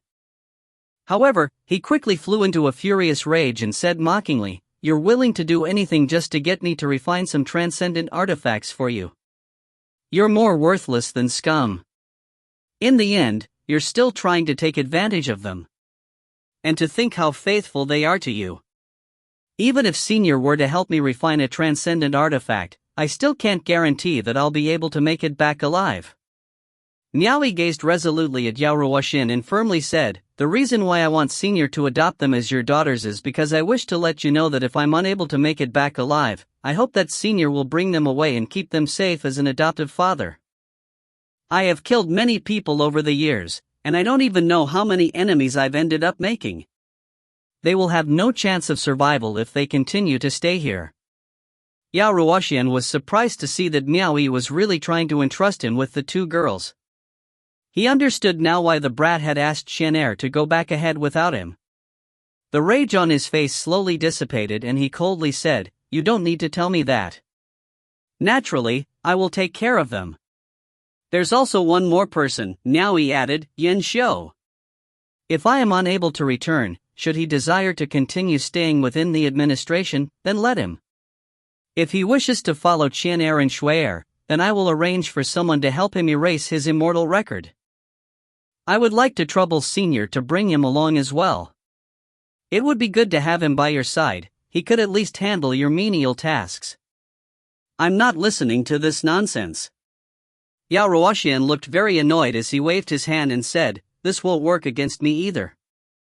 I will not refine a transcendent artifact for you for free." With a flick of the wrist, he called one of the tiny mantids over. Right now, they had grown to become as large as crabs from their original finger-sized bodies. The glint on their claws was already starting to reveal a vicious sharpness. Perhaps it was because they'd ingested plenty of gold crystals that they had tints of gold around their carapace. A bright, golden hoop had formed around their rear ends as well. In order to feed these tiny fellows, I have already used up all the Yao cores in my possession. Yet they've only grown to be this big. The material they excrete from ingesting crystal coins is perfect for refining transcendent artifacts. I will have much use for them. However, they are still too small, and the pace at which they ingest crystal coins and excrete the materials is still too slow. At this rate, I don't know how many years I'll have to wait. I am in need of an abundant supply of Yao cores to bolster their growth rate. I want you to get as many Yao cores as you can on your trip to the Sea of Constellations. That will be your payment to me for helping you refine your transcendent artifacts." When he heard these words, Miao Yi smiled. It meant that Yao Ruoxian was agreeing to help him refine the transcendent artifacts. As soon as he descended the mountain and returned to his abode, Shui'er delivered the Jade Archive sent from South Edict Manor over to him. After reading through it, Miao Yi had Shui'er bring Yan Xiu over to show him the Jade Archive. Yan Xiu nodded after reading it and said, "The preparations for the Sea of Constellations Subjugation Crusade have begun." For the Sea of Constellations Subjugation Crusade, each manor had to send out 2 participants, meaning that each hall would send out 20, each palace would send out 200, and each earthly branch would send out 2,000 participants. The numbers from all the 12 earthly branches could come up to as many as 20,000 participants. The various sects and schools were also required to send in participants. Add those together and the entire celestial nation would be sending out about 30,000 participants. The other 5 nations were going through a similar situation. When the time came, the designated battlefield within the Sea of Constellations would be a chaotic war between 150,000 Yao, Devil, Ghost, and human cultivators, each displaying their individual prowess for survival. It was easy to imagine what sort of massacre that would be. But enough about this for now. Just the fact that the celestial nation would have to send 30,000 cultivators over to the Sea of Constellations meant that they required a large number of ships that were capable of sailing long distances. After all, the participants were all beneath the Red Lotus realm, and were unable to fly. So a great number of long-distance ships would have to be constructed. Such a major construction was not something that could be easily completed within a single place in a few short years. In order to ensure that the work was completed on time, construction would definitely be divided among the various coastal territories. Because there was a natural port situated within the domain of Mount Kangxi, it was designated as one of the locations tasked with the construction of the ships. The port was given the task of constructing 10 large, long-distance ships. The orders from above stated that Mount Kangxi must finish construction 6 months prior to the Sea of Constellations Subjugation Crusade, as the journey across the ocean would take a few months as well. If they failed to complete the task, they would surely be punished severely. When the time came, someone from the higher-ups would be sent over to check on their progress. The blueprints for the large ships, as well as the funding required, would be quickly sent over. The orders from South Edict Manor stated that Mount Kangxi was to immediately organize the necessary manpower and begin preparations. Failure would not be tolerated. Each ship would have to accommodate the forces of a single palace, which is to say, lodgings for 200 people as well as their dragon steeds would need to be prepared. The size of the ship will undoubtedly be massive. Additionally, it needs to be very resistant to the wind and waves. I don't think we'll be able to find enough skilled artisans to finish constructing 10 large ships in time for the deadline. At least, not from East Arrival Cave alone. Miao Yi raised his head and looked at Yan Xiu. What I'm saying is that we should gather 100 skilled artisans from the various cities to assist East Arrival Cave.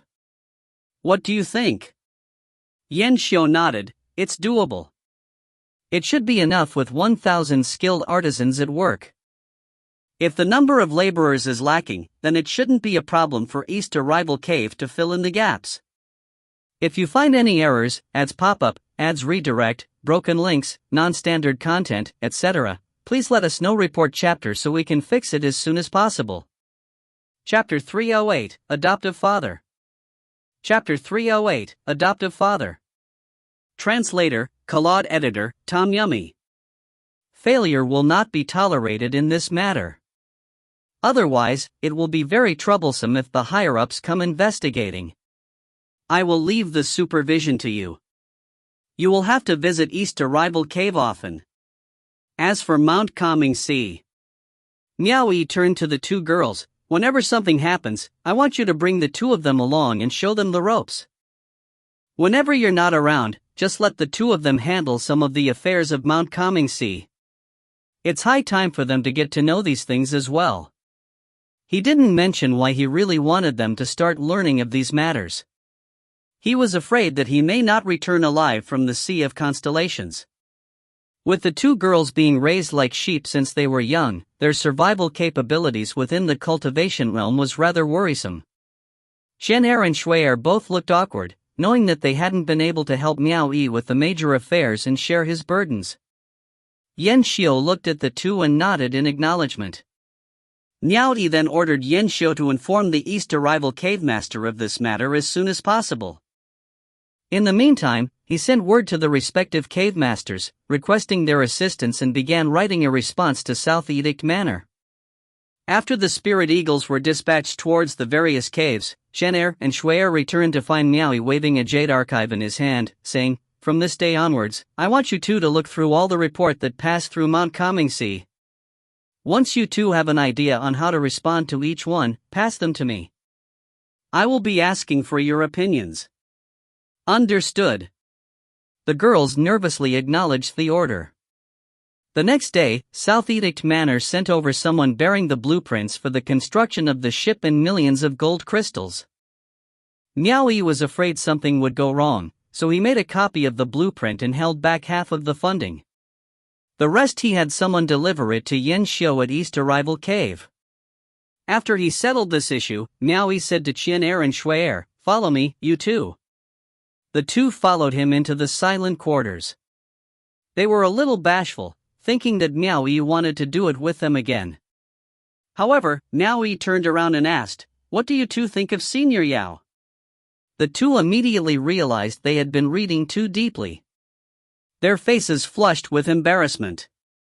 Sharing a glance, they replied, "Even though teacher's words may be harsh, he's actually very soft-hearted. He's actually a pretty good person. I could tell that from the start." Miao Yi gave a nod and continued, "If I were to have you two acknowledge him as your adoptive father, would you be willing?" The two were surprised, wondering why Miao Yi wanted them to acknowledge Yao Ruoxian as their adoptive father. However, they still nodded and obeyed. "We will follow Master's arrangement." "Don't just follow my arrangement." Waving his hands, Miao Yi said, "These things can't be forced. It depends on your true feelings. Whether you're willing or not, it's fine. I wish to hear an honest answer." The two couldn't understand his intentions. Sharing a glance, then quipped, "We are not against it. We shall follow Master's arrangement." This evidently meant that they still didn't have a clear opinion on the matter. Miao Yi laughed helplessly and said, "All right then. I shall decide on this matter for you two." Once he explained everything, Miao Yi had the two girls prepare gifts. It wouldn't be good to go empty-handed. A few days later, after the two had their gifts prepared, Miao Yi brought both girls to the mountains. Once they reached the cave that Yao Ruoxian had hidden himself away in, Miao Yi suddenly gave a loud laugh and said, "Senior Yao, I have good news for you. Yao Ruoxian was stroking his beard and fiddling around with several Yao cores. Without even raising his head, he sneered, "Come to take advantage of me, have you?" Miao Yi walked to his side and chuckled, "I have brought the two of them here. I asked them, and they said they are willing to acknowledge you as their adoptive father. Rest assured, I didn't force them. They are willing to do so themselves. The rest is up to you. Of course, I won't force you either. It all depends on whether you're willing or not. If you aren't willing, I will immediately bring them back. You can pretend as if nothing happened." "Ah. This." The Yao Ruoxian, who had always shouted Miao Yi as though it was second nature, was instantly startled and didn't know how to respond. He looked towards the two beautiful ladies, then looked back at his slovenly self. He didn't know what he should say and was a nervous wreck. Miao Yi threw him a strange look, thinking, "Isn't this a little too extreme? Aren't you always arrogant?" However, he could tell that the old man was willing to accept them. Miao Yi quickly gave the two girls a hint with a nod. Xian and Shui immediately stepped forward and kneeled on the ground. With both hands, they each presented a gift and clearly said aloud, "Your daughter greets her father." The gifts were not actually very expensive. One was a black robe similar to the one Yao Ruoxian always wore, and the other was a pair of shoes. Both were handmade by the two girls. Miao Yi had this arranged. "The old man is richer than we are. We can't afford to give expensive gifts. It's fine as long as our intentions are conveyed." "Ah." Yao Ruoxian's face was red and choked with emotions. He was restless and didn't know how to respond. He looked towards Miao Yi for help, as though asking him what he should do. Just then, it seemed like he had turned into an utterly clueless fool. "What are you stuttering for?" said Miao Yi. He pointed to the girls kneeling on the ground and said, "Are you willing to accept them or not? Say something." "I'm willing. I'm willing." Yao Ruoxian finally managed to squeeze out the words, nodding his head enthusiastically. Miao Yi snickered, "Do you want them to keep on kneeling forever?" "Ah." Yao Ruoxian cried out, and hurriedly stepped forward, grabbing the girls' arms and helping them up. "Oh my gracious daughters. Quickly stand up now, you two." The two girls were feeling a little shy. Lifting up the items in their hands, they said, "Father, your daughters have prepared these clothes and shoes for you. Pray see if they fit."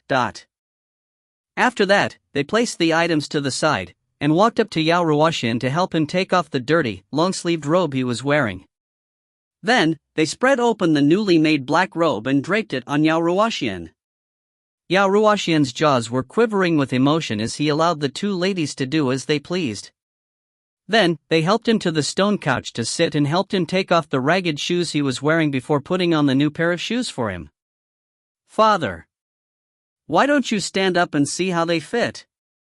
The two girls helped him stand up, and had him turn around to check if the gifts fit. Spinning around with his arms out, Yao Ruoxian fervently nodded, "Good. Very good." Beside him, Miao Yi remarked, "Senior Yao. Even though these things are not costly, they were handmade by these two, piece by piece. It has great sentimental value. Just take a look at the neatness and intricacy of the needlework.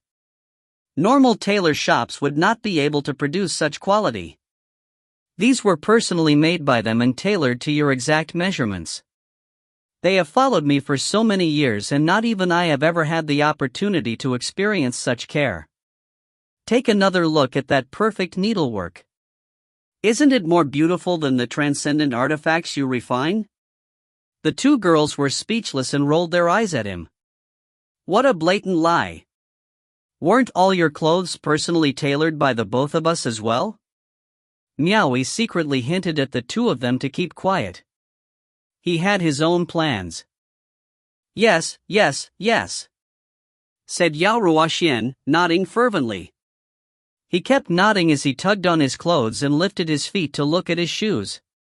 As his eyes continued to dart about, his eyes began to moisten and tears began falling. He raised his hand to wipe them, but it was endless, as though his eyes were springs. Miao Yi and the girls were utterly lost for words. Isn't this too extreme? He's actually so moved to the point of tears? The three of them couldn't possibly understand the experiences that Yao Ruoxian had gone through. As a disciple that was publicly humiliated, expelled and fallen from grace, he had to endure all kinds of hardship for 1,000 years. How much pain had he suffered? How many had looked down on him and mocked him? Slovenly as he was, he had to live in hiding. Who then had ever cared for him? The tenderness shown to him today struck the softest part of his heart. He would actually have 2 beautiful daughters, and his life would no longer be a lonesome one. His emotions were spiraling out of control. Shan Hai and Shui were starting to panic as well and didn't know what they should do. They looked to Miao Yi for help. Yao Ruoxian was now their adoptive father. The two had been orphans since they were young, so acknowledging him as a father was quite important to them as well. However, Miao Yi simply made a dry cough. Taking advantage of Yao Ruoxian losing control of his emotions and his mind not being in the right place, Miao Yi chose to strike while the iron was hot and said, "Senior Yao, your 2 daughters brought you gifts. Don't you think you should reciprocate with one of your own as well? How about it? Didn't you manage to obtain a pair of 3rd-grade transcendent artifacts from the Sea of Constellations? Why don't you give one to each of them? I think that would be very suitable." All right. Quickly wiping away his tears, Yao Ruoxian shook the storage bangle on his wrist and he took out 2 black hoops, preparing to gift them to the girls. Miao Yi's eyes lit up instantly. Those were 2 3rd-grade transcendent artifacts. Even a single one of them would be worth more than all the items he just sold. And what belonged to Qian and Shui would naturally belong to him as well. He quickly shot a glance at the girls to quickly receive it and not let Yao Ruoxian have any opportunity to take it back. The 2 girls were somewhat hesitant. It would be fine in the past, but Yao Ruoxian was now their adoptive father. Would it be appropriate to take advantage of their own father while his mind was clouded? With a pained expression in their eyes, they looked at Miao Yi as though pleading for him to stop doing such a thing. Miao Yi almost wanted to stomp his leg in anger when he saw their actions. Yao Ruoxian was the one who was always setting him up and taking away his possessions. It wasn't easy to find such an opportunity to return this grievance. How could he give it up? However, Yao Ruoxian had lived for 1,000 years, he wasn't a fool either. Otherwise, he wouldn't have lived to such an age. He had been secretly observing the actions of the 3, and wanted to test whether or not the 2 little girls truly treated him as their father. Now that he had confirmed the stance of the girls, he realized that he hadn't misjudged them at all and couldn't help raising his head, laughing heartily without ceasing. After being alive for 1,000 years, there was finally someone who truly cared about him and placed him in their hearts. His long life was not in vain after all. It was a truly comforting thought in his old age. Miao Yi and the girls stared at him with puzzled looks, unable to fathom what was going on in his head. Yao Ruoxian wiped his tears away and pointed at Miao Yi as he said to the girls, "My good daughters. This kid is no saint. He doesn't so much as blink when deceiving, robbing and killing others back in the Sea of Constellations. Don't let him bring us father and daughters apart." He knocked on the hoops in his hand. "Even though these 2 items are worth quite a sum of money, they are not suitable for you 2 at all. Don't worry. Later on, Father will be sure to help you 2 refine a fine set of transcendent artifacts as gifts. Father will never treat you both poorly." Miao Yi sucked in a breath of cold air, as something finally clicked in his head. He realized, this old bastard has been acting all along. Damn it! What a convincing act. At his age, he's able to cry whenever he wants. Even I fell for it.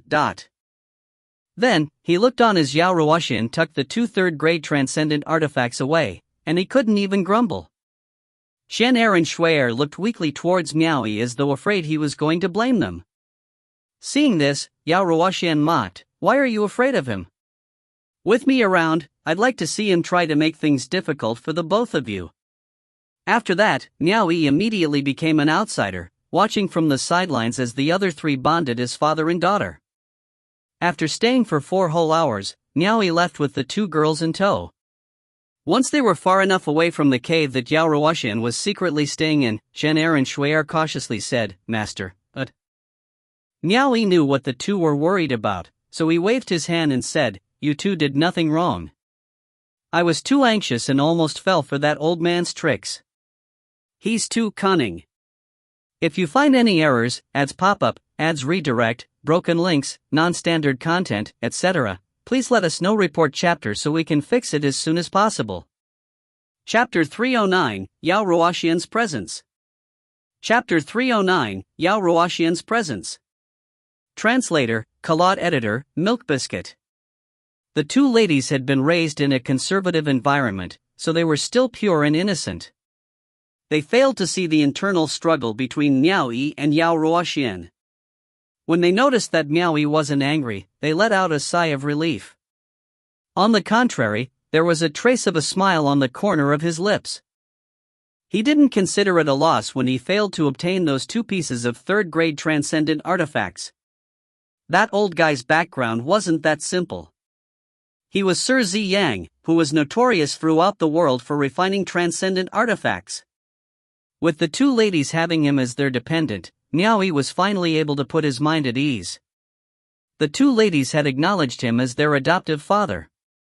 It would be a joke if the old man tried to mention killing Miao Yi again. He should be asking his 2 daughters whether they were willing to let that happen or not. If I need to refine any transcendent artifacts in the future, I don't need to turn to him personally anymore. Now in a good mood, Miao Yi immersed himself in a state of cultivation after he went back. 1 month later, Elder Auntie Qing Mei rushed down from the South Edict Manor to personally check on the progress of the ship's construction. It was apparent that young Qing had considered this matter an important one. Qing Mei saw Miao Yi pouring his mind into his cultivation, and asked him about the progress and preparation of the ship's construction. In response, Miao Yi only told her that he had delegated that task to his subordinates to handle. Elder Auntie Qing Mei's expression turned unpleasant at the way he'd handled the situation. She gave a stiff warning to Miao Yi and said, "Mountain Chieftain Miao, this matter must be managed from top to bottom. There must be no accidents or mishaps, so I do hope you try to be more diligent about it. Do not disappoint the manor head and fail to meet the expectations he has for you." She was slightly afraid that Miao Yi would abandon progressing with the ship's construction altogether, since he would soon be going to the Sea of Constellations. Should any problems arise, he could drag young Qing, as well as the hall master, through the mud with him. Because of this, young Qing was a bit regretful that he'd informed Miao Yi in advance that he would be going to the Sea of Constellations. However, at that time, thoughts of the ship's construction hadn't crossed his mind. Miao Yi could tell that she was upset with him. In his heart, he paid his respects for a moment, but he still cupped his fists together and said, "I will heed Elder Auntie's advice, but I want to take a look at East Arrival Cave." Qing Mei had already made up her mind. Miao Yi could only put aside his cultivation for now. He accompanied her without bringing Qin Er and Shui Er along. He left them behind at Mount Comingxi to settle some matters on his behalf. It looked like he'd already started to allow the 2 to deal with various businesses by themselves. When they reached East Arrival Cave, the stern-looking Qing Mei did not stop to rest and continued rushing towards the site to check on it personally. She was more attentive and responsible than Mountain Chieftain Miao Yi of Mount Comingxi could ever be. The location of the ship's construction was chosen to be on the seaside. There were a lot of manual workers laying down the groundwork in preparation to construct the base of the ship first. Inside the depths of the woods, more than thousands of manual workers were chopping down trees to salvage pieces of lumber that were suitable for the ship's construction. Giant trees were rolled down the mountain through the use of rolling logs. The process of delivery for the fallen trees was extremely arduous. Trees that had been freshly chopped down could not be used for the ship's construction right away. The wood must be dried out in the sun, be rid of moths, and treated through a series of processes before they could be used to construct the ship. The process cycle could be lengthy, which was why the wood had to be prepared ahead of time. Heave ho! Heave ho! Occasionally, the deep rumble of singing echoed throughout the mountains in a synchronized manner as the manual workers in the mountains pulled the tow line, using a lever to move the fallen trees. At the sight of these manual workers risking their lives in the mountain forest, sweat pouring down their backs, Miao Yi could not help but frown. He turned around and said to both Yan Xiu and the cave master of East Arrival Cave, "The manual workers must receive their salaries on time. If I find that someone has tried to embezzle their salaries, don't blame me for being merciless." If Yao Ruoxian were to hear these words, he would definitely turn against Miao Yi and say, "Where's my salary then?" The cave master of East Arrival Cave and Yan Xiu cupped their fists together in acknowledgement. Seeing that everyone was busy working in an orderly fashion, and all the preliminary works were progressing as planned, Qing Mei felt relieved. When Miao Yi and the others accompanied Qing Mei back to Mount Comingsi, Yan Xiu followed them as well. He wasn't required to stay on site for a long period of time. The starting process would always be difficult, but once the preliminary works were completed, it would be fine for him to come back to check up on their progress after a certain period of time. Fearing that the people in East Arrival Cave would not work together, Miao Yi purposely brought Zhou Huan and a deacon along so that he could station them there to supervise the situation. Essentially, if something were to go wrong, he could accuse them both of negligence. Qing Mei nodded her head in approval. Zhou Huan and the deacon could only comply with the order helplessly. Accepting this order would mean that they had to stay here for several years. It would be fine if they could execute things their way, but Miao Yi would not let them do as they pleased. He made them stay together so that they could monitor and supervise each other. After he had sent off Qing Mei, Miao Yi returned to Mount Comingsi and resumed his charade of asking others to do things for him. He dumped everything on his subordinates for them to handle while he continued to concentrate on his cultivation. Days passed by. Those who secluded themselves to cultivate would be unaware of how much time had passed. The East Arrival Cave was as busy as little ants filling in the ditch. Besides cultivating, Yan Xiu would sometimes call for Qin Er and Shui Er to handle things together. Both of them had accompanied Yan Xiu twice to East Arrival Cave to check on the progress of the ship's construction. Under Miao Yi's instructions, a few advisors and deacons would look for them to discuss and ask for their decisions on some matters. The two ladies weren't stupid. Their ability to handle matters with diligence had greatly improved. In fact, their mentality had slowly matured. As expected, human beings could only grow by experiencing more things. Age was irrelevant in the matter. One day, half a year later, Qian Er and Shui Er came to the silent quarters to announce some good news. "Master, Father has given us 2 sets of transcendent artifacts as a present." "Oh?" Miao Yi lit up, seemingly interested in their news. They extended their arms outward, and all he could see were a pair of exquisite feminine bracelets clasped around their fair-skinned wrists. They were very beautiful. Miao Yi pointed with shock at the bracelets and asked, "Could it be that he gave each of you a pair of storage bracelets?" "Father refined these for us." The ladies nodded in reply, seemingly elated by their presents. Even Yang Qing still seemed to be using storage rings. Miao Yi looked at the storage rings on his fingers again and felt bitterness in his heart. "I'm flaunting myself with just a few rings, yet both of you are already using storage bracelets, and a pair at that. This is making me look awkward." He realized that the old man was clearly taking precautions against him by intentionally refining storage bracelets that were deemed feminine. Even if Miao Yi were to snatch them for himself, he would be embarrassed to meet others while wearing such bracelets on his wrists. What would others think if he, as a man, were to wear a pair of bracelets meant for women? On top of that, he wouldn't be able to fit those bracelets on his wrists anyway. Otherwise, he could have made do by using the bracelets for their functionality, even if they were meant for a woman's use. He would have asked the ladies to wear 1 bracelet each and give up the remaining ones for him. However, he quickly dismissed the thought. Feeling slightly jealous, he said, that old man is really narrow-minded. He gave both of you only a pair of bracelets each. Surprisingly, the two ladies tried to explain further. No, father gave us a set of treasured armor as well. Don't both of you already have a set of treasured armor? Miao Yi asked curiously. Hand them over so I can take a look. The two ladies nodded. Their purpose in coming to see him was so that they could let him have a look at the items. They asked him to go outside to see what they were talking about. Miao Yi followed them outside, and when he did so, he saw them pulling along two dragon steeds into the courtyard. The ladies hopped onto their mounts and flashed a storage bracelet on one arm. What came next was a cloud of black mist exploding from each bracelet, which enveloped both humans and mounts. He could barely see their silhouettes amidst the black fog. They looked like ghosts that had appeared under broad daylight. Swish swish, the black mist suddenly vanished.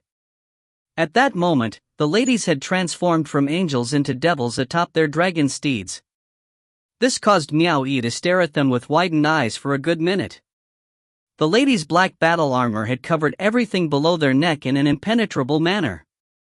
They had two thorns protruding slightly from their shoulder armor, with phoenix wings extending from the earlobe area of their helmets. Their breastplates were wide, and the area around their waists was covered in tears. Battle armor covered their long legs as they straddled their mounts. A pair of black battle boots etched in cloud patterns were linked together to the overall armor. There were two thorns protruding from the area around their ankles as well. Both of them wielded a pitch-black inversed scale spear in their hands. The wings of their spears gleamed with a subtle cold light. Moreover, their mounts were covered in vicious-looking black armor as well. They weren't any different than the ones Charcoal wore, but their colors were black in comparison. The ladies seemed quite mighty and dignified as they used their battle boots to step on the thorns protruding from each side of their mounts' ribs. The ladies in their mounts seemed to be completely covered in black metal armor. Only their fair-skinned faces and necks were exposed. Their skin was exceptionally pale in contrast to the black armor on their bodies. Such armor in an oppressively gloomy black was able to emit an air of murderous intent while exposing the fair-skinned beauty of their faces. This had formed a sharp contrast in comparison, allowing the gracefulness of the ladies to show through the imposing air of their armor. A white lotus was shown blooming on their foreheads. The two ladies and their mounts were glowing with a resplendent blue light. Even under the sunlight, their shining glow wasn't too glaring, and Miao Yi could still breathe in some cold air. He cried, "A full set of second-grade transcendent artifacts?" He saw the ladies slightly raise the glowing inversed scale spears in their hands. Swish! The sharp and barbed tri-edged spearheads abruptly struck outward in unison, causing the three blades to overturn and combine together with a clacking sound. With this movement, the spearhead had changed into a different form. It still looked like the sharp tri-edged spearhead, but without the barbs. The two ladies drew in their transcendence energy and their feet touched the ground with a clack. They walked in their black armored boots and rattled towards Miao Yi one step at a time. The armor was fitted to their slender waists and made the two girls seem particularly charming as they walked towards him. It was apparent that their armor was made specifically for the two of them. The battle armor concealed their hips and swayed as they moved. The other parts were moving as a whole, unlike Miao Yi's silver battle armor, which had empty spaces between his shoulders and bracers. Even though the armor had covered the joints on their body, the metal was clearly refined so that the joints could move freely without affecting the ladies' movements in the slightest. The battle armor uses a lot of transcendence energy when we try to invoke the arts. A smile spread over Shueyer's fair-skinned face as she wore the black battle armor. This is natural. It will definitely be strenuous for the both of you to wear a full set of second-grade transcendent artifacts while having the cultivation base of a White Lotus first grade. Miao Yi laughed humorlessly. He felt that it would be more appropriate if he were to use those artifacts on himself. Why did this adoptive father Yao Ruoxian make more complete sets of women's armor? It was as if he were trying to stop Miao Yi from planning something. However, this was nothing. Miao Yi focused his attention on the inversed scale spears held in the lady's hands and looked at the change in their spearheads. He pointed at the spears and asked, "What is the meaning of this?" Shan Hai explained with a smile, "Father said he'd been through enough in the past. Although having spearheads with barbs is undoubtedly lethal, if we were to face opponents stronger than us, they could easily use their weapons to lock against the spearhead and seize our weapons away. With the spearhead completely reformed, we'll be able to avoid this sort of risk during a dire situation like that." Not bad, not bad. Miao Yi clicked his tongue, gaining another piece of insight on Yao Ruoxian's superb artifact refining skill. He then exclaimed, "Senior Yao is certainly willing to use his capital since he's refined a set of second-grade transcendent artifacts for each of you. He didn't even forget about the dragon steed mounts either." Shan Hai forced a smile on her face as she said, "Father is afraid that we might be bullied by the people here after you go off to the Sea of Constellations. With a set of transcendent artifacts, we can defend ourselves at any critical moment." He really did take you both into consideration. Miao Yi had a look of envy as he nodded in approval. He still hadn't received anything yet after squandering his fortune, yet these two were already settled after recognizing Yao Ruoxian as their adoptive father. If he had known how it would be, he would have taken Yao Ruoxian as his adoptive father as well. However, that old guy would never agree to that. Charcoal, who was lying down under the loft, was clearly attracted to the two other creatures of the same species. Charcoal then trotted over and circled around the heavy armor-clad dragon steeds. Miao Yi gazed at the ladies' mounts before he looked at their battle armor. Suddenly, his expression changed as he said in a low voice, "Where did this old man get so many materials? This is bad." With a flash of his silhouette, he exited the courtyard and quickly flew towards the inner mountains.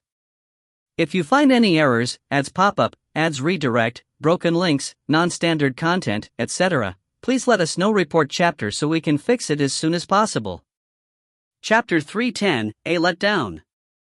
Chapter 310, A Letdown. Translator, Kalad Editor, Milk Biscuit. When he arrived at the mountain cave that Yao Ruoxian had secluded himself in, he could sense a wave of heat pouring out from within. Once again, Yao Ruoxian had carved deeper into the cave. The pathway inside stretched down several hundred meters deep until it reached an underground river. Beside the river was an artifact refining cauldron burning intensely over flames. Yao Ruoxian was flipping over a pile of demonic beast skins for examination. Occasionally, he would throw a piece of skin directly into the cauldron, which would turn into ashes inside. "You came? I was just looking for you." Yao Ruoxian cocked his head to look at Miao Yi. When he saw the abnormal expression on Miao Yi's face, he quickly became amused. "Your face has turned so sour. Did you eat dog shit?"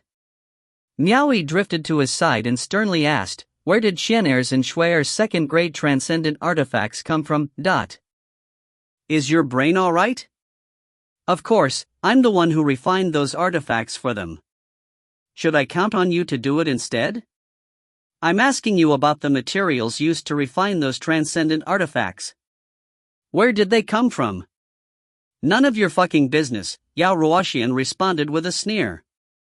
All of a sudden, he froze, as if he had finally understood something. He stopped what he was doing and placed his hands behind his back, scrutinizing Miao Yi closely. He then asked, "What are you trying to say? Did you use the materials I gave you to refine their second-grade transcendent artifacts?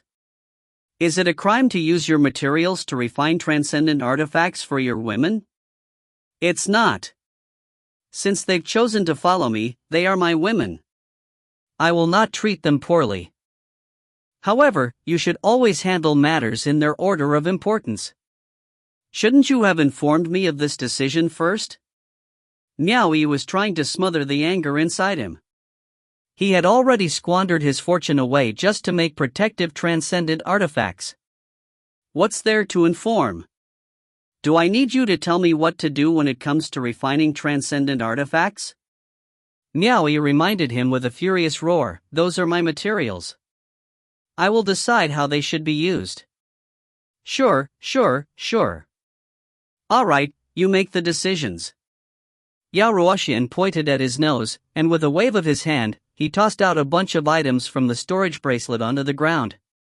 He scoffed, "Take back your stuff. Take them back and make your own decisions. Don't come back with those things and bother me ever again." Miao Yi was suddenly speechless. He examined the things on the ground for a moment, and realized that all 150 crystalline obsidians were still there, including 33 pieces of second-grade Yao cores, and 150 pieces of first-grade Yao cores inside the case. Nothing was missing. The great mountain chieftain Miao was left dumbfounded. Yao Ruoxian, who had been innocent all along, broke out in curses right away. "Do I still need your materials to make some gifts for my daughters? Bah! How could I even make 2 sets of transcendent artifacts with just 150 crystalline obsidians?" Miao Yi was sweating profusely. He had considered that problem before. Initially, he'd thought that Yao Ruoxian had some crystalline obsidians on him, and most of the materials used to refine the artifacts had belonged to Miao Yi. Miao Yi then replied meekly, "Didn't you say that the little mantids had exhausted your supply of Yao cores?" Yao Ruoxian looked stern and said, "I left the mountains for a while, and personally went to the Chamber of Commerce to sell off a third-grade transcendent artifact. In exchange I got the materials I needed to refine artifacts for my daughters. And that's none of your fucking business. What makes you think you can run up here and scream at me?" With a flick of his finger, he continued, "Take your stuff and scram." Miao Yi quickly smiled and walked to Yao Ruoxian's side. He held onto Yao Ruoxian's arm and chuckled, "Don't be angry, don't be angry. Cool your temper. We're a family, and families shouldn't be reserved with one another. Scram!"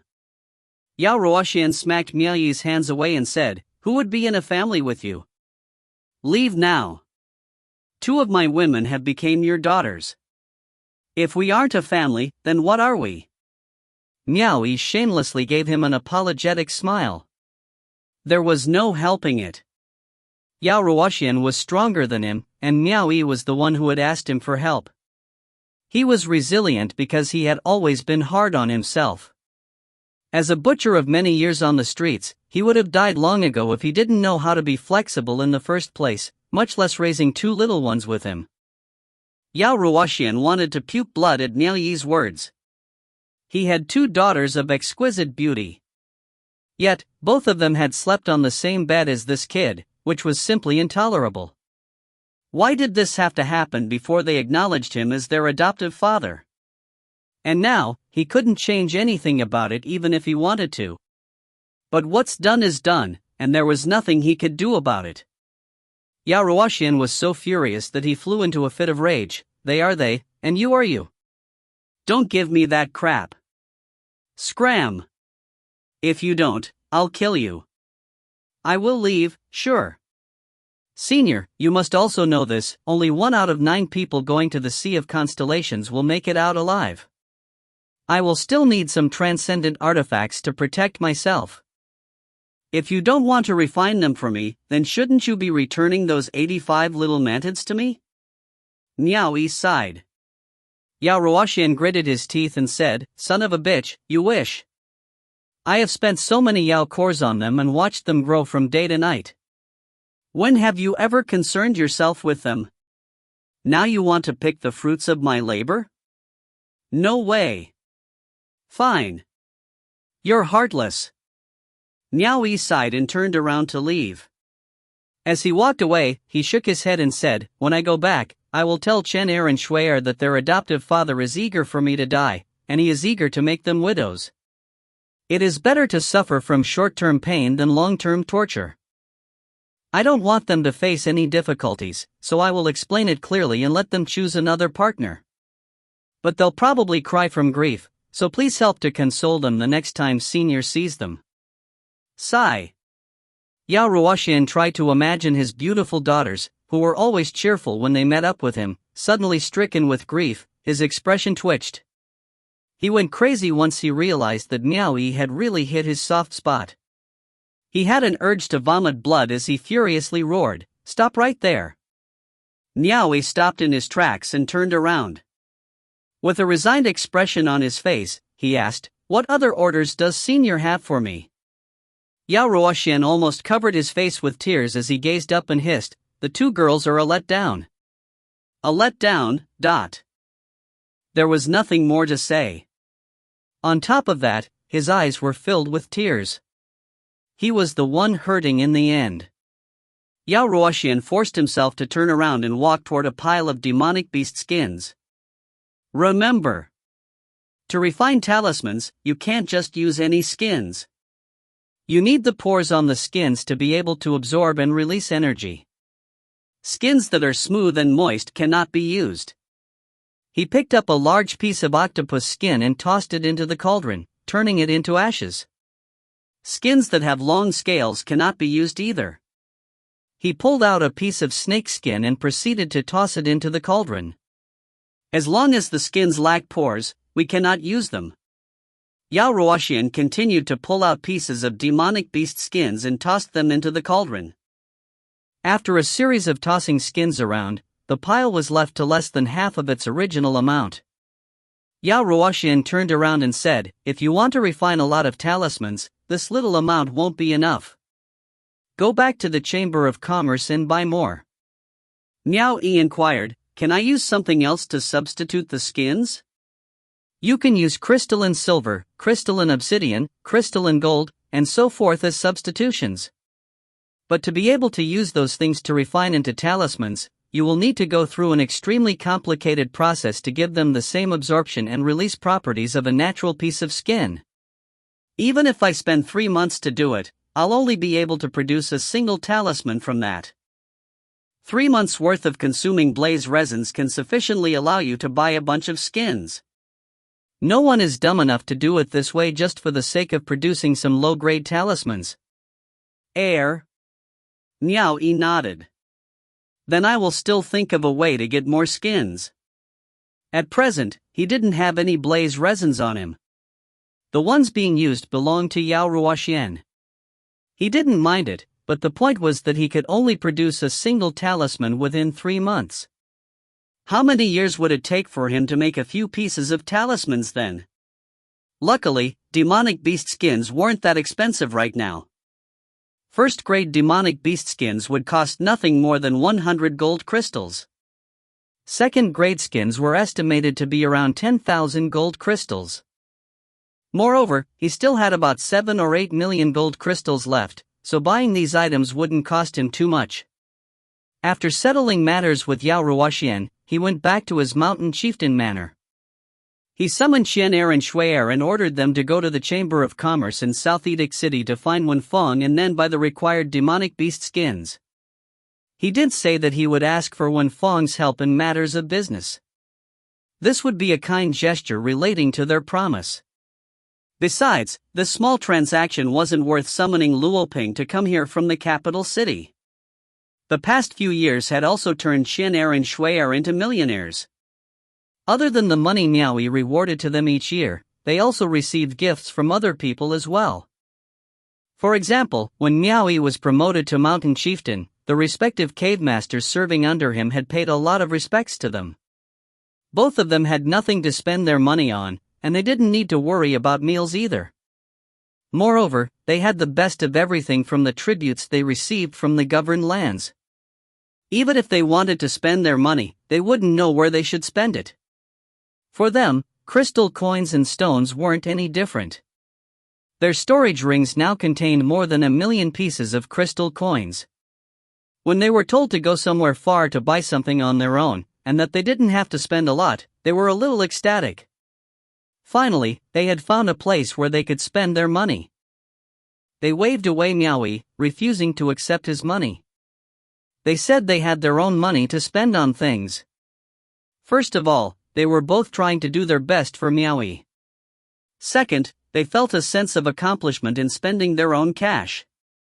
If they didn't use it, the money they earned every year would be meaningless if they just kept depositing it without ever withdrawing any. If their thoughts were made known to Miao Yi, who was currently feeling poor, they wouldn't know what he would do next. Only those who took charge would know the gravity of responsibility. After Miao Yi had thought about it, he decided to take out all the first-grade transcendent artifacts that he had in his possession.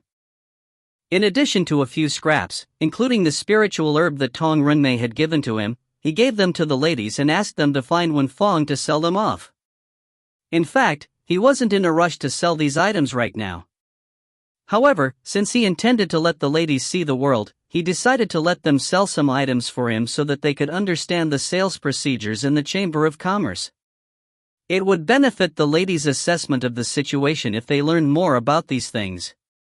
For their safety, Miao Yi returned to Mount Kamingxi and arranged for Tian Qingfeng to personally take charge of this matter by accompanying the ladies, together with 3 deacons.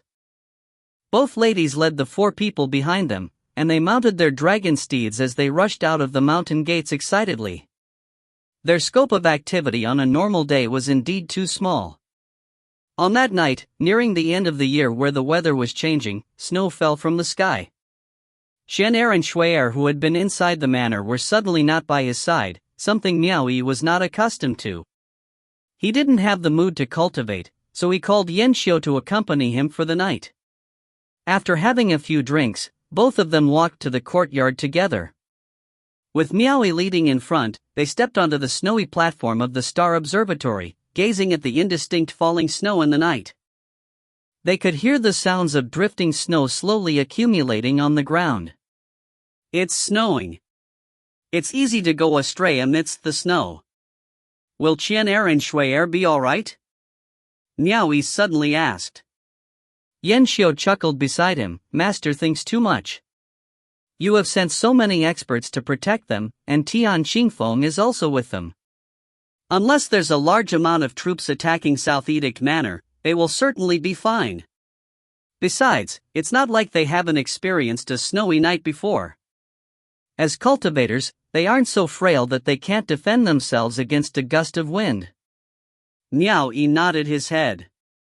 He realized he was indeed thinking too much into it. He gazed into the distance, which was getting hazy. He still remembered how back in his younger days, he would hole up with his little sister and little brother inside a blanket as they shivered coldly under the snowy night. His eyes were slightly wet as he thought about it. Little sister was now Fairy Yu Yao in the realm beyond heaven, and his little brother should be a person with an enigmatic cultivation. Both of them were blessed people, and they should be much stronger than him. He wouldn't need to find them anymore since he wouldn't be able to help them anyway. As the useless big brother, he might just be a burden to them instead. If you find any errors, ads pop up, ads redirect, broken links, non-standard content, etc., please let us know. Report chapter so we can fix it as soon as possible. Chapter 311, The Destruction of the School of Blue Jade. Chapter 311, The Destruction of the School of Blue Jade. Translator, Claude Editor, Milk Biscuit. The echo of hurried galloping pierced through the silence of the snowy night, causing Miao Yi to break away from his thoughts at the Star Observatory platform. Are the girls back already? Doesn't seem like it. I can only hear the sounds of one steed moving, Yan Xiu replied, shaking his head.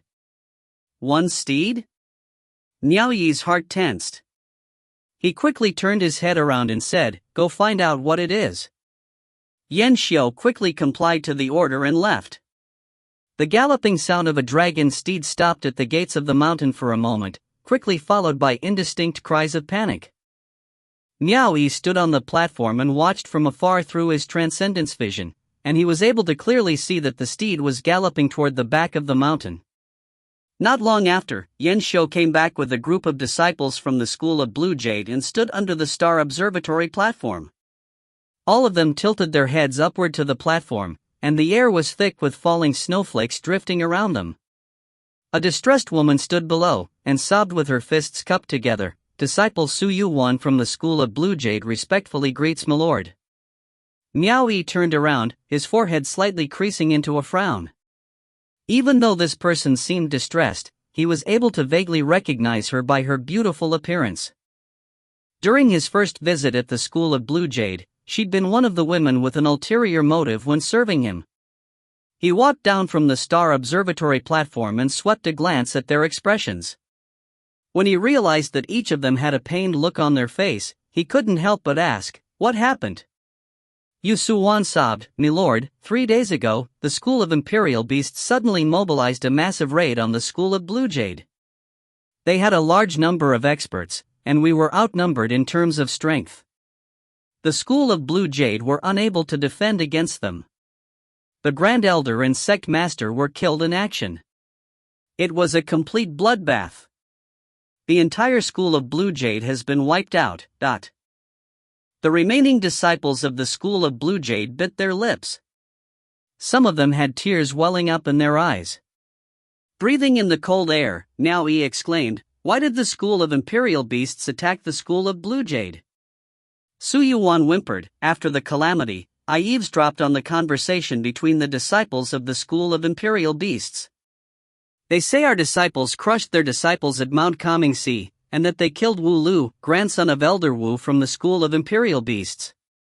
At that time, he'd been serving at Long Viridescent Cave. Moreover, the one who attacked the School of Blue Jade was none other than that Elder Wu. Grand Elder and Sect Master were also killed by Elder Wu as well. Wu Lu from Long Viridescent Cave." Miao Yi was slightly surprised. He recalled that when Gongsun Yu was still assuming his command at Long Viridescent Cave, Wu Lu was a disciple from the School of Imperial Beasts that Luo Shuangfei had slaughtered. The reason Wu Lu had left such an impression was because he'd released a formidable, heart-devouring bat at the time. Unfortunately, he'd come across the more vicious Luo Shuangfei and ended up dead at his hands. Afterward, he'd heard from Yuan Fuang that in the School of Imperial Beasts, those who were able to tame heart-devouring bats would most likely be people with some sort of background. Now that he thought about it, it was certainly true. That Wu Lu had actually been the grandson of the School of Imperial Beasts elder. However, why would a person with such a background be stationed as a nameless soldier at Long Viridescent Cave? Putting this aside for now, by personally leading his forces to dispatch an assault, he feared that Elder Wu had possibly abused his power for revenge. With that said, wouldn't that mean he was the one who'd caused harm to the School of Blue Jade? However, Miao Yi was more or less suspicious of the situation. Frowning, he asked, "Even your Grand Elder and Sect Master weren't able to survive. With your cultivation base, why were you able to escape from such a predicament?" "Senior brother saved me." Tears rolled down from Su Yuan's eyes like pouring rain, but she wasn't embarrassed. She explained how she was able to escape and survive long enough to find Miao Yi. It turned out that this woman and one of the senior brothers had been in a romantic relationship. They were having a date under an old tree that night, and coincidentally, there was a hole under the tree. When the School of Imperial Beasts carried out their violent assault, the senior brother allowed Su Yuan to hide inside this hole. Unfortunately, the hole could only accommodate one person. For the sake of saving his loved one, the beloved senior brother decided to give her the chance to live. At that time, the heart-devouring bats that filled the sky took advantage of the moonlight and swept through the entire School of Blue Jade. They killed everyone they saw, leaving no survivors. That beloved senior brother had not been an exception to their killing spree. Before he died, he'd used his body to block the exposed hole under the tree to save his junior sister so that no one would discover her. After the bloodbath was over, the disciples of the School of Imperial Beasts went all over the place to find any survivors. Su Yuan overheard the aforementioned conversation while she was still hiding inside the hole under the tree. She waited until the disciples had retreated before she crawled out from the hole. It was then that she realized that the entire School of Blue Jade had been completely wiped out. The remnants of mutilated corpses were scattered everywhere. All of them had once been the disciples of the School of Blue Jade. Being all alone, Su Yuan was left startled and frightened. She didn't know where to go or what to do next. In the end, she remembered that the School of Blue Jade was still stationed at Mount Kamingsi, so she quickly journeyed out and rushed over without a break. Ah! The School of Blue Jade. Miao Yi let out a soft sigh. He observed Su Yuan for a while, and came to the conclusion that she had no reason to tell him such a lie. However, he realized that this woman was seriously fortunate to be able to escape from death this time. He vaguely remembered her graceful figure when she'd stripped herself naked in front of him. She was rather good-looking, but since she already had a lover, why had she done that? That was quite unfair to the senior brother who died for her. Just at that moment, the sounds of galloping echoed from outside. Yan Xiu, who had quickly climbed to a higher platform to check, flew down to the ground and said to Miao Yi, "My lord, elder auntie and little auntie are back." Shortly afterwards, the sounds of galloping dragon steeds stopped. Xian'er and Shui'er were still in good spirits, even after they braved through wind and snow to quickly lead the others inside. The two ladies were stunned when they saw so many School of Blue Jade disciples looking devastated. Their smiles quickly vanished and they slowly stood by Miao Yi's side, not having a clue as to what had actually happened. Tian Qingfeng frowned. "What is the meaning of this?" "Senior brother, the School of Blue Jade is finished." One of them let out a terrible wail. "Martial uncle!" Su Yuan turned around and cried. She immediately dropped on her knees and knelt beside Tian Qingfeng, clutching at his thigh as she relayed the catastrophe the School of Blue Jade had suffered. As he listened to her account, Tian Qingfeng looked as if he'd been struck by lightning. He was utterly frozen on the spot. Xian'er and Shui'er exchanged glances with each other. They didn't expect that such a tragic thing would happen. On top of that, they had seen the bloodbath of East Arrival Cave before, so they were immediately sympathetic. "Martial uncle! You have to avenge the School of Blue Jade." Su Yuan wailed as she shook Tian Qingfeng's thigh. "Revenge? That would be entirely absurd." Tian Qingfeng swept a dazed gaze at his disciples. What could he use to avenge them? Should he use them? How would he fight with the School of Imperial Beasts? When the School of Blue Jade was still in existence, they had never been a match for the School of Imperial Beasts. Now that their school had been annihilated, it was ever more impossible for him to avenge them. Even Miao Yi could only offer his sympathy. Revenge was not possible. Mount Comingxi would not be able to handle a fight against a colossal force like the School of Imperial Beasts, much less the suppressing Second Hall. Unless the Traversing Moon Palace was willing to lend a hand. But Traversing Moon Palace would never interfere with such matters. Their opponents had not provoked the officials, and it was just a fight between two cultivation schools. The Traversing Moon Palace could care less about whether they lived or died. "My lord, I wish to bring a few men back to the School of Blue Jade to check on the situation." Tian Qingfeng clasped his fists together, his expression sorrowful. Under the circumstances, Miao Yi would never refuse such a request. He nodded. "Go." He turned his attention toward Su Yuan and added, "Then she will stay at Mount Comingxi. When I go back to report this matter to Manor Head, I will settle her official status as well." The School of Blue Jade had ended up in such havoc, so this was all he could do for them for now. It would not be realistic to seek revenge with the School of Imperial Beasts on behalf of the School of Blue Jade. Besides, if he didn't mention this to the officials, Tian Qingfeng and the others would beg him to take in Su Yuan eventually. When that moment came, it would be awkward to refuse their request. In that case, he decided to take the initiative and grant them a favor now. When he said those words, Su Yuan immediately turned to him and gestured her gratitude. She sobbed, "Thank you, my lord, for taking me in." The School of Blue Jade was unfortunate, yet she had found great luck in this misfortune. Otherwise, she would never have been able to join the officials that easily with just the cultivation base of a White Lotus first grade. When she stripped herself naked during their first meeting, she hadn't managed to turn it into an opportunity. But now, she had succeeded. "Thank you, my lord." Tian Qingfeng cupped his fists to thank him. He then turned to his disciples and said, "Help her down so she can get some rest." Not long after, the group of School of Blue Jade disciples departed. Miao Yi took Xian'er and the others back into the residence. He then quickly wrote a report and sent it to South Edict Manor to notify Yang Qing of the situation.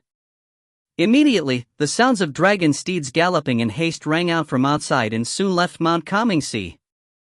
He believed that Tian Qingfeng and the others had already left to check on the situation. Standing at the door, Miao Yi sighed. The school of Blue Jade has struggled for so long at South Edict Manor. Back in the day, they had fought incessantly with Yang Qing, and almost took control of the entire South Edict Manor. It only took one wrong move for them to end up defeated. Yang Qing was able to completely break away from their constraint, all because of Hong Changhai's inept efforts in the matter. By involving the entire school of Blue Jade, it looks like Hong Changhai has caused harm to his own people instead. If that didn't happen, then why would the three main schools join the two manors after that? The school of Blue Jade is completely finished this time. I am more or less responsible for this matter. He was able to utter those words because he still had no clue why the school of Blue Jade was finished. In fact, only Yang Qing, Qing Mei, and Qing Ju knew of this matter. Yang Qing applied some tactics, and took the opportunity to send out a letter, which ultimately caused the school of Blue Jade to fall apart. They had fought with Yang Qing in the beginning, and now they had lost to him in the end. In actuality, the reason why Yang Qing had allowed the three main schools to join the two manors was to prepare a counterattack against the school of Blue Jade. If they had abided to the law and behaved themselves, he would have stopped at that. After all, he still had some use for them. However, the school of Blue Jade had never given up, and they'd even tried to make a comeback by using Miao Yi. How could he tolerate any outsiders trespassing on his interests? The school of Blue Jade was a sect excluded from the officials, yet they repeatedly tried to meddle with Yang Qing's affairs. How could he continue to tolerate them?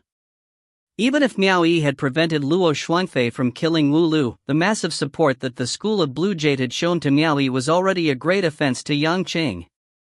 Naturally, he would use heavy force to dig up the roots of future trouble. This was bad.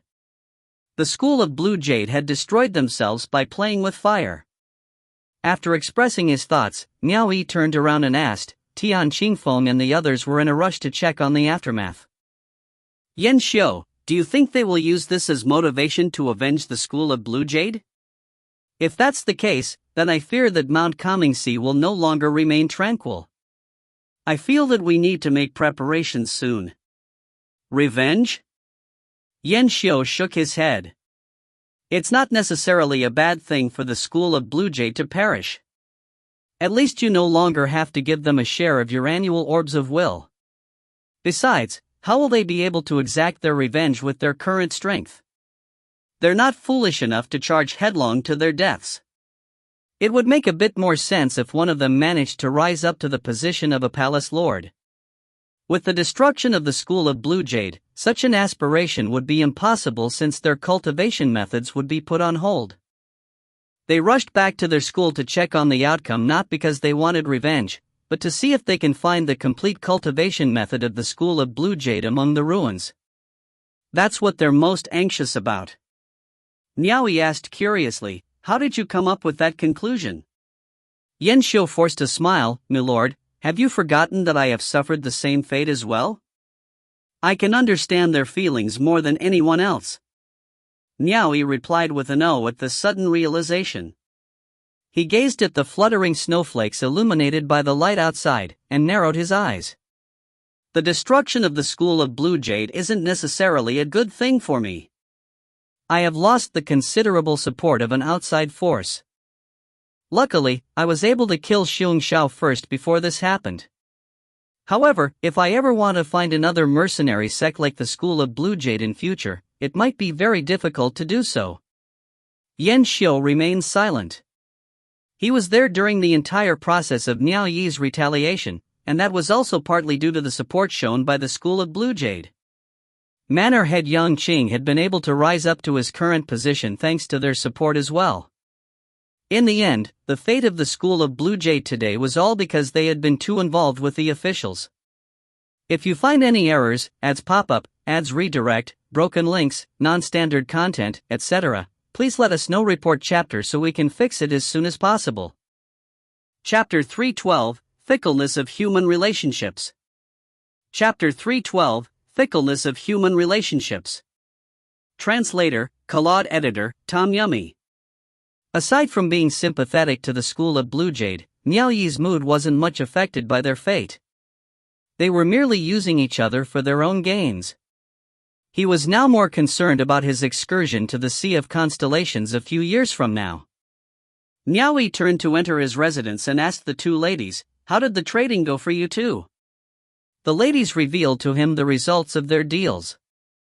They had sold everything for a total of 5 million gold crystals. The priciest items of all were the spiritual herbs that Tong Runmei had given him. Miao Yi couldn't help but exchanged a few glances with Yan Xiu. This was probably the last gift that the school of Blue Jade would give to him. As for the demonic beast skins that Miao Yi required, the ladies didn't manage to buy them as there wasn't enough stock in the branch at South Edict Manor. There were essentially not very many cultivators in South Edict Manor, and even less of them who would use Yao cores to refine disposable talismans. These items hadn't been bought for a few hundred years, which was why the branch in South Edict Manor would generally not prepare a stock of them. However, when Feng had already gone to gather the skins, she said she would deliver them personally once she returned. Since the branch in South Edict Manor didn't have any stock, it was little wonder that the ladies couldn't finish their job successfully. However, there was no rush to get those skins yet. Turning back, Miao Yi was worried that the school of Blue Jade disciples would grow unsettled, and so he ordered Yan Xiu to inspect every corner of Mount Coming Sea. After Yan Xiu received the order and left, Shen Er and Shui Er decided to show a bunch of souvenirs to Miao Yi. Some of them were edible, and some were for playing. It seemed like both of them had gone all out in the city and bought back quite a lot of items. Miao Yi didn't know whether to cry or laugh after he took a glance at the items. These were all souvenirs sold in the marketplace. The girls weren't interested in the lavish items they had received from their followers, but they were quite amused with these little inexpensive souvenirs they bought themselves. One could imagine the life they had gone through when they lived in a confined environment long ago. Miao Yi wasn't interested in these peanuts and trinkets. He didn't disturb the ladies from their play and allowed them to carry on by themselves. In the meantime, he would go off and continue his cultivation. A few days later, Tian Qingfeng and the others returned with solemn faces. By then, news of the destruction of the school of Blue Jade had already reached the two manors. The disciples of the three main schools were delighted with their misfortune. The disciples of the school of Blue Jade, on the other hand, were depressed and sorrowful about the news. Regardless whether it was Yang Qing at the top or Miao Yi at the bottom, both of them only looked on coldly from the sidelines. They could not possibly ask for justice on behalf of the school of Blue Jade, as there was none to begin with in the world of cultivation. Only those with more power would be able to win. Besides, both of them didn't have the means of doing such a thing. As the ringleader of this incident, Yang Cheng would not be concerned with it. As for Miao Yi, if he died, would the school of Blue Jade avenge him? The answer was most certainly a no. In any case, Miao Yi was the same. Their relationship hadn't reached a point where one would risk their lives for the other. Most importantly, the Sea of Constellations subjugation crusade was drawing near. Each great school would send their candidates to participate as well. If he tried his hardest to offend the people of the three main schools now, they would surely have a merciless death for him once they were all in the Sea of Constellations. As he was a person of office, no one would dare to do anything to him now. However, if he were to offend anyone, the repercussions of that would be apparent when it came time to head to the Sea of Constellations. The most logically way to handle it was to turn a blind eye to this matter. He would have to consider it a personal grudge between two cultivation sects. It seemed like around this time of the year, there would always be heavy snowfall when it came time for the tributes of the Orbs of Will. Each respective cave master came over with their troops one by one. He paid them the Orbs of Will in full, but there were no expressions of joy visible on their faces. Miao Yi's earnings had significantly increased. He had complete freedom to do as he wished with 100 orbs of wool harvested from the vassal city. Additionally, his followers would offer him with another 100 more. Even though Mount Coming-Sea was housing so many Blue Lotus experts right now, the total population hadn't increased at all. After paying the orbs of will to the original number of experts, he had to use more of the tributes to cover the wages of the new Blue Lotus experts too. Yet at the end of the year, Miao Yi still had some surplus of orbs of will on his hands. One must know that during his years in the East Arrival Cave, he hadn't even supported this many Blue Lotus experts. However, each year he had to fork out another 1 to 200 orbs from his personal funds. Now, he was earning more instead. This was a good thing. The advantages and disadvantages of becoming a mountain chieftain were slowly becoming more apparent to him. The joy of receiving orbs of will was more or less mitigated by the dark clouds that hung over the school of Blue Jade disciples. According to the custom in years past, each respective cave master would have to escort Miao Yi to South Edict Manor for the tributes. However, due to the urgency of the ship's construction in the East Arrival Cave, all of the cave masters were dismissed and sent back to their own territories. Should East Arrival Cave encounter any problems, the other cave masters would be able to send reinforcements in time. Miao Yi called out to Tian Qingfeng and 2 deacons. In addition, he brought along Lu Qian from the Jade Lady sect, Ma Hu from the School of Imperial Beasts, and an ex-deacon from the Sword Deviate sect at Mount Kamingsi. Altogether, he called a party of 6 to accompany him to South Edict Manor. When he reached South Edict Manor, he would have to meet with the 3 main schools. Doing so would send a message to them, allowing the 3 main schools to see his goodwill. He had no choice. There would be 150,000 cultivators raging war in the Sea of Constellations. There was no need to explain the harsh conditions they would have faced. Yang Qing had already warned him beforehand, allowing him to build a good relationship with the 3 main schools.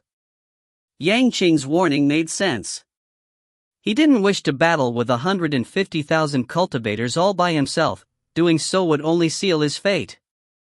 If he could form a team with the disciples from the 3 main schools participating in the crusade, then he would have a greater chance of resisting danger and boost his own survivability. Lu Qian and the others had a mischievous expression on their face when they knew of Miao Yi's arrangement for them, and exchanged glances with each other. It seemed that this mountain chieftain was still quite sensible after all. Tian Qingfeng and the others were more or less dour when they realized Miao Yi's plan. They weren't aware that Miao Yi was going to the Sea of Constellations, and only felt that human relationships were a fickle thing indeed. Noticing their expressions, he called Tian Qingfeng to stand behind him, and gave him a reminder, don't think too much of it. Every year, Manor Head will set aside some of the tributes as rewards and allow every cave master a chance to earn them. With your current situation, it is not recommended for all of you to bask in this limelight just yet. Please understand my struggle. Go down and explain this to your disciples. Tian Qingfeng felt better after he received a satisfying explanation from Miao Yi. Suddenly feeling enlightened, so that's how it is. He had heard about part of the tributes being used as rewards before. Based on their overall power as Blue Lotus cultivators, they wouldn't have to worry too much about grabbing the rewards for themselves.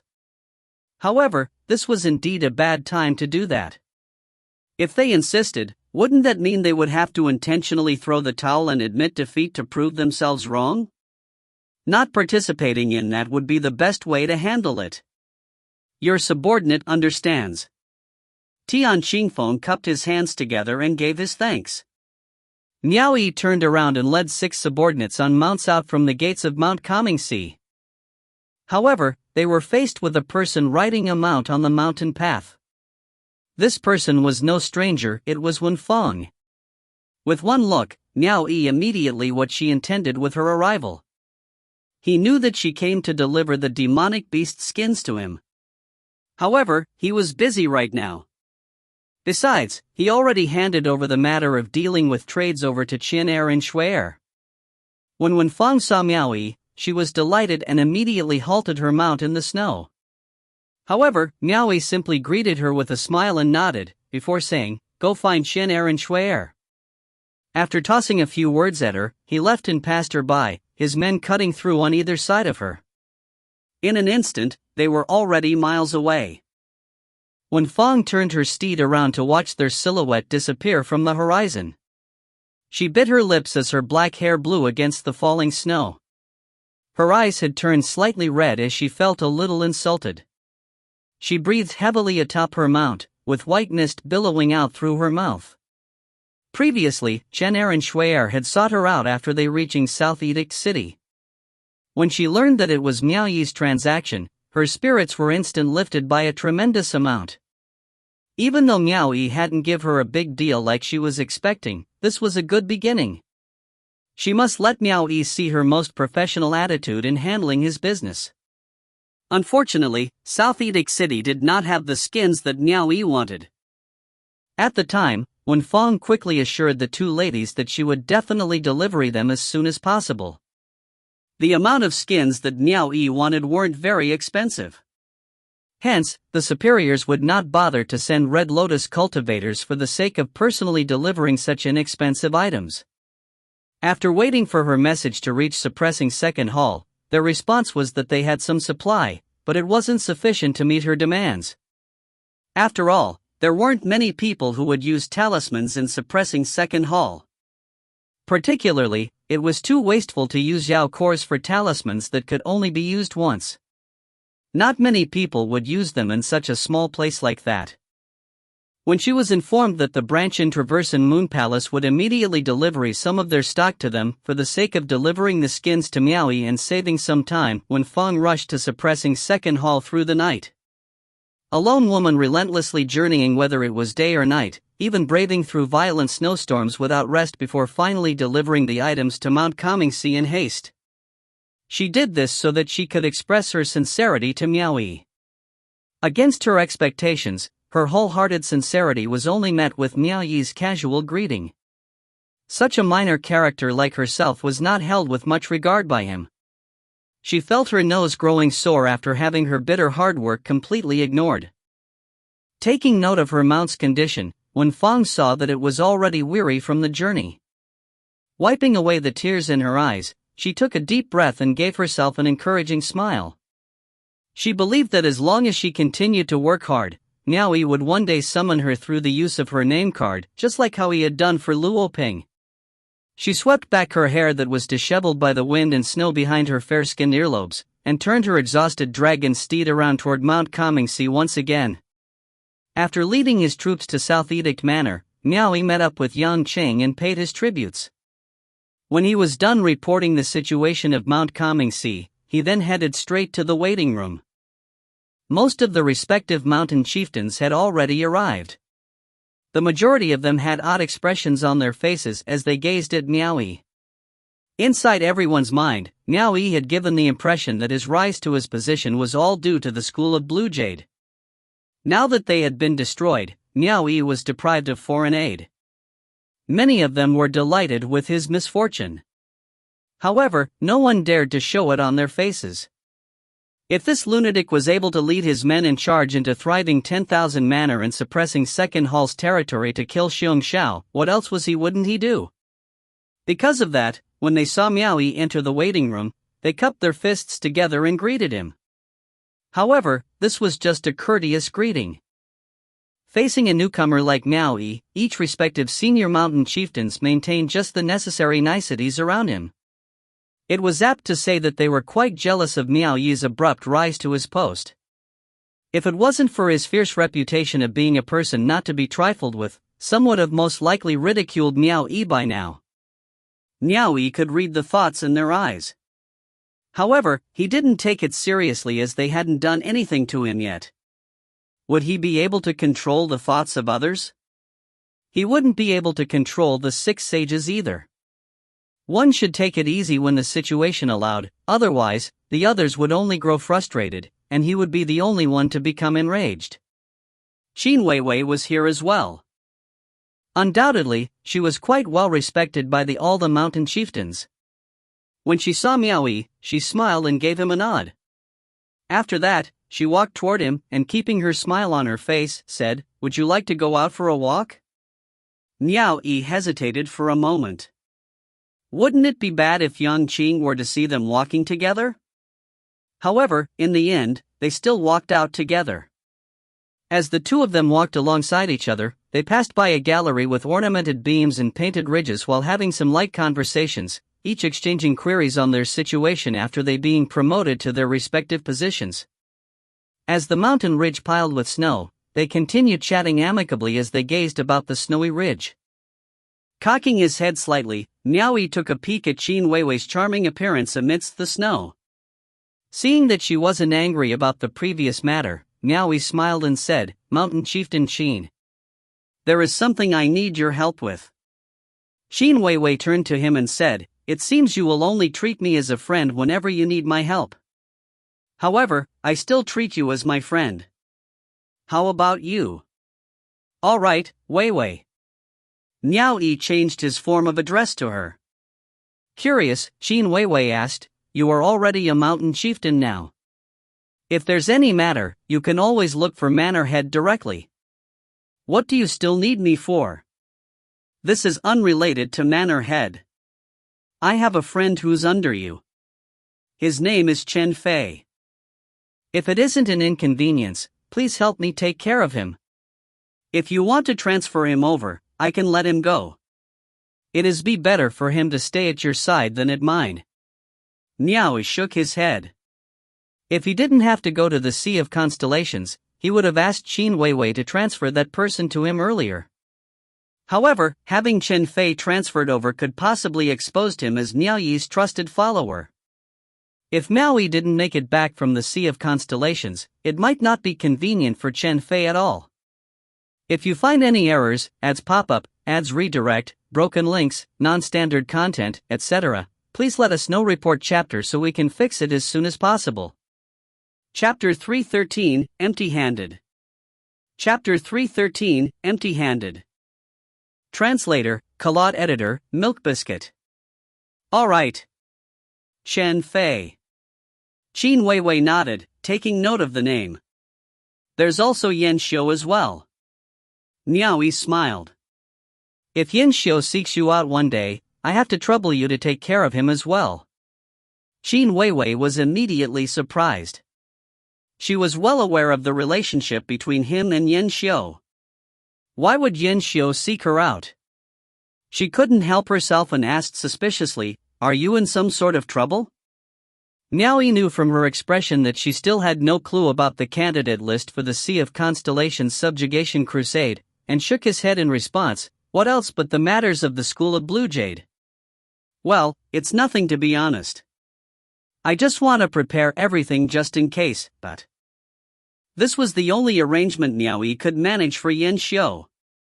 If Yan Xiu still wanted to remain as an official when the time came, the newly appointed cavemaster stationed at Mount Comingse would not use his trusted subordinate. He feared that the days to come would be difficult. Seeking refuge with Qin Weiwei wasn't a bad choice. If he wanted to leave with Yao Ruoxian, he would have to look for Qin Weiwei to remove his immortal records. With her background, it wouldn't be a problem to do so. As for Qianer and Shui'er, it would be best for them to leave with Yao Ruoxian if he were to perish. Yao Ruoxian would never abandon his two daughters. Naturally, Qin Weiwei had heard of the incident with the School of Blue Jade. However, she couldn't quite understand the connection between that and asking her to take care of Chen Fei and Yan Xiu. But since Miao Yi had asked, she didn't refuse his request. Instead, she asked, "Then how are you going to thank me? I have been helping you all the while, yet you have never once repaid me." Recalling that Yang Qing was the one that secretly coerced him, Miao Yi forced a smile and said, "You wouldn't go as far as have me devote my heart to you, right?" Qin Weiwei raised her leg and used the tip of her toe to draw a mark on the snow. As if she were joking, she said, "If you are willing, nothing is impossible. Since Mountain Chieftain Qin is such a beauty, I would be the one benefiting from it the most. It has nothing to do with whether I'm willing or not." Gesturing often the other way with his mouth, he said, "The unwilling one is in there." He tried to tell her that it wasn't him who was unwilling to help her, but because he was powerless to do so. Oh. Qin Weiwei had already guessed the truth of the situation. She scoffed, "If you are sincere in repaying my favor, who can possibly stop you from doing that? There's no harm in avoiding that person." Miao Yi took her words as a joke and humored her, "Are you trying to do something with me that cannot be undone?" A rarely seen mischievous expression appeared on Qin Weiwei's face. She blinked her eyes and said, "That's not a bad idea. Why don't we try that?" Ha ha. Miao Yi laughed. He realized that she wasn't hard to get along once he spent more time with her. She could even crack a joke like this too. Quite unlike the usual cold front she displayed when she first appeared. However, if they continued joking like this, as a man, he had no problems. He would have to bear the suspicion of being a hoodlum to someone's daughter. It would be excessive if they continued any further. Taking the hold of the conversation, he changed the topic and said, "I will entrust you with them both. Just take it as a favor that I owe you. If there's a chance, I will repay your kindness one day." Qin Weiwei did not go into the matter of devoting his heart any further. She had her own restraint as well, and she wasn't a shameless person. However, there was a little confusion in her bright eyes. She immediately flashed a pleasing smile and said, "All right. I will wait and see how you will repay me when the time comes." Just as in years past, Manor Head Yang Qing drew out a batch of orbs of will as prizes. The location of the competition was the exact same place they were currently in. Everyone gathered on the mountainside to spectate the competition. Miao Yi felt awkward as he joined the others. One could say that he was somewhat uncomfortable because Qin Weiwei was visibly sitting her mount next to him and continued conversing with him. From behind, Gong Sun Wu would at times shoot his gaze at them. When he saw Weiwei and Miao Yi talking so closely, it wouldn't be an understatement to say that there was jealousy and envy in his eyes. He had followed Qin Weiwei to Mount Shaotai, so naturally, she wouldn't treat him unfairly. She had allowed him to continue his position as a cave master. No one dared to raise an objection toward the change of personnel at Mount Shaotai. First of all, Qin Weiwei had ties with Yang Qing, and secondly, Xiong Zhao's incident had shocked everyone. It wasn't because of the personal grudge between Xiong Zhao and Miao Yi, but because they had assisted Xiong Zhao in his defection. It was already considered fortunate for them that no investigation was held to discover who was responsible. No one dared to raise any objections and allowed Qin Weiwei to handle matters however she liked. All of them behaved themselves with all sincerity. With respect to Yang Qing's wishes, Qin Weiwei took the opportunity to demote every cave master stationed in the two caves into positions handling various other tasks. There was instantly 10 extra posts for cave master available, which was how Gong Sun Yu managed to obtain his position successfully. Miao Yi had also seen Tu Sanliang behind Qin Weiwei. Facing this person who had ambushed East Arrival Cave back then and tried to take Miao Yi's life, Miao Yi instead greeted him with a smile and a nod. However, Tu Sanliang gave him a look that was a little disdainful and turned his head away, seemingly scornful of Miao Yi. At the same time, Miao Yi also sensed the subtle glances that Yang Qing was shooting at them. Miao Yi sighed in his heart. He knew that Qin Weiwei only did this so that she could attract Yang Qing's attention. Even so, he didn't feel it was right to drive her away from his side. The competition began. Each respective cave masters mounted their dragon steeds and rushed down the mountain slopes to enter the arena. Gong Sun Yu was rushing down as well. However, no one from the Mount Comingxi was participating. This attracted a lot of mocking gazes from the crowd. Those gazes were clearly saying that once the school of Blue Jade fell, this guy had become a coward after losing his foreign aid. Lu Qian and the others felt a bit uncomfortable, let alone Tian Qingfeng himself. No matter how you went about it, they were now part of Mount Comingxi after all. They felt disgraced having their Mount Comingxi being looked down upon. Even Qin Weiwei from her place beside Miao Yi was able to easily sense the mocking gaze from everyone. She tilted her head to look at Miao Yi, but all she could see was an indifferent expression on his face. His eyes were calm, undisturbed by the disdain the surrounding people were shooting at him. His attention was focused on the competition below. To Qin Weiwei, this didn't seem like the trouble-causing attitude that Miao Yi would normally display. She commended him for this attitude in her heart. This man had grown increasingly mature as the years went by.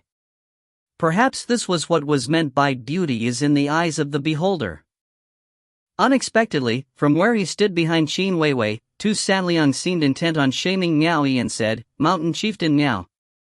Why aren't the cave masters of Mount Kamingsi participating in this competition? Perhaps they are afraid of showing an embarrassing scene and are hiding themselves?" People from both ends instantly burst into laughter. A frown creased Qin Weiwei's forehead and she turned to glare at him. Only then did Tu Sanliang let out a humorless laugh and fell silent. Miao Yi didn't intend on offending the members of the three main schools due to his imminent journey to the Sea of Constellations. However, if people wanted to harass him, he wasn't someone to be trifled with. He burst into laughter and said, "Indeed. They are afraid of causing embarrassment, because if my subordinate cave masters were to fight in the competition, the other cave masters would not be a match to them. I fear that the others will be embarrassed and shame their comrades, which is why I didn't bring them along." His words were like a smack to the face of all the mountain chieftains, including Qin Weiwei. Because of that, Qin Weiwei gave him a sharp glare. Miao Yi smiled back and apologized to her. A mountain chieftain with the surname Wang scoffed, "Mountain Chieftain Miao. Aren't you afraid of biting your tongue with that haughty tone of yours?" Biting my tongue?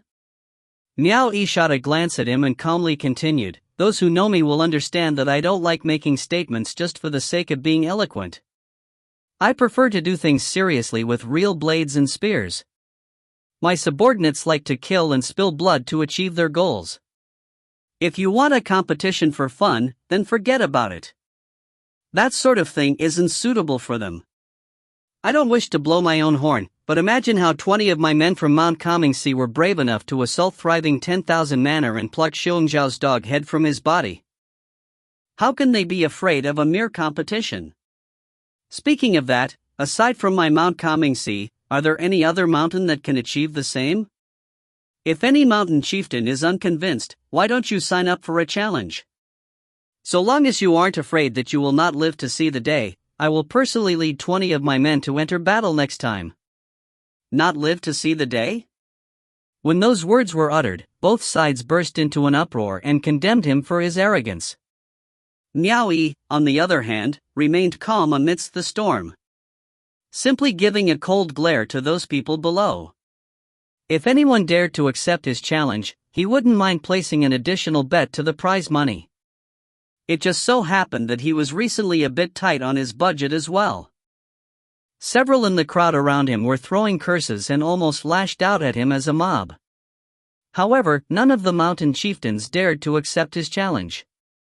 If it were any other, then perhaps someone would shout something like, "Who's afraid of who?" along with their curses. However, the main problem was that Miao Yi was known widely for his notoriety, so no one dared to accept his challenge. It was already proven that this lunatic would treat everything seriously. The number of Blue Lotus cultivators in Mount Kamingsi numbering over 20 was no joke. No one was willing to play with their lives like that. Tian Qingfeng and the others, Lu Qian included, instinctively straightened their backs. The words spoken by their mountain chieftain were truly powerful and had vented his spite upon those people. Qin Weiwei was speechless. After just praising him for being mature, who knew he would challenge every single mountain chieftains after just one remark thrown at him? Yang Qing let out a deep and cocked his head, narrowing his eyes at them. The crowd immediately stopped their condemnation of Miao Yi in response, and forced their attention back on the competition below. During the third round of the competition, Gong Sun Yu was defeated. He felt ashamed facing Qin Weiwei afterwards. Qin Weiwei didn't think much of it. Indeed, the strength of her two manners were been greatly increased now. Many of the cave masters were members of the three main schools, who were both skillful and capable. It would be impossible for Gong Sun Yu to come out on top again like before. After the competition ended, Miao Yi took the initiative to look for Qin Weiwei. He asked for her to help introduce him to the experts from the three main schools currently stationed in South Edict Manor. Qin Weiwei did not refuse his request. She only told him that he owed her another favor. When he paid a visit to the experts from each of the three main schools in sequence, Miao Yi prepared a few modest gifts and presented them to each one to help establish a relationship. Unfortunately, the responses the experts gave him were far from warm. They accepted the gifts, but did not give in to Miao Yi. If it wasn't for Qin Weiwei, they would not have even responded politely when Miao Yi visited them. Some of them went straight to the point. Mount Comingsi had unfairly demoted the people sent from the three main schools quite swiftly.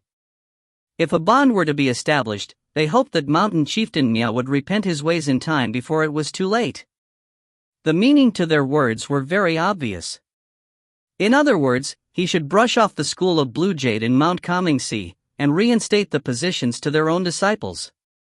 Otherwise, there would have nothing more to talk about. To be honest, when Miao Yi subverted the people from the three main schools before, he never expected that the school of Blue Jade would be destroyed. Back then when he supported the school of Blue Jade, he did so for his own benefit. The sects were always openly and secretly fighting for their own interests and no one was able to bring them together. Thus, going to the Sea of Constellations, he did not count on the fact that they would revolve their lives around him when the time came. They could care less about him since they had safety in numbers. One should know that the three main schools had disciples stationed elsewhere aside from the two manors. Even Yang Cheng himself would not be able to command the three main sects within the Sea of Constellations. However, the school of Blue Jade was a different case. The benefits of the school of Blue Jade in Mount Comingsi were tied to Miao Yi. Once he went to the Sea of Constellations, the school of Blue Jade would definitely order their disciples to protect him carefully. It was easy then to determine the right choice to make. However, no one had expected the school of Blue Jade to be abruptly destroyed. Miao Yi was taken by surprise because of that. He was helpless against it as well. Even though he wouldn't indulge in getting revenge for the school of Blue Jade's sake, he wouldn't go as far as to reshuffle each and every position of the school of Blue Jade disciples in Mount Comingsi once again. If that were the case, wouldn't he become a wretchedly fickle man? Miao Yi wasn't a man of great moral integrity, and he didn't mind being a wretched person either. Yet even so, he would never become that sort of vile, deceitful, and treacherous person. One could well imagine how that ended. Without getting any promises from the three main schools, Miao Yi gave his presence in vain. He didn't manage to establish any sort of relationship with them, and ended up empty-handed.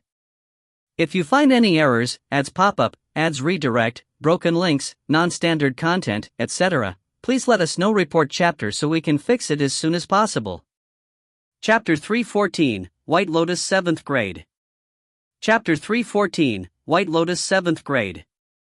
Translator, Claude Editor, Milk Biscuit. Forget it. There's no need to find the next one. After coming out from a certain cultivation residence behind South Edict Manor, he smiled and stopped Qin Weiwei from taking him to the next residence. Qin Weiwei was feeling vexed on Miao Yi's behalf after seeing him smile even when the others had given him attitude. She asked suspiciously, "This doesn't seem in character for the great mountain chieftain Miao to visit people and ask for help. Are you in trouble?" Miao Yi chuckled, "Is it so rare for me to visit others and ask for help? I don't know how many times I've asked you for a favor. I almost had to devote my heart to you just to get your help."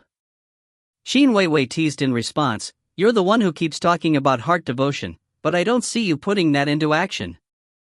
You've even given out quite a number of presents today. I don't think I've ever received a present from you, and I've helped you so many times, have I not?" Miao Yi replied, "Didn't you say that we're friends? It hurts my feelings to have my friends asking for gifts." Qin Weiwei rolled her eyes at him, and asked, "Are you sure you don't want to go to the next residence?" "No need. I don't have that many gifts to give away for free. I think I have to give some to the manor head as well."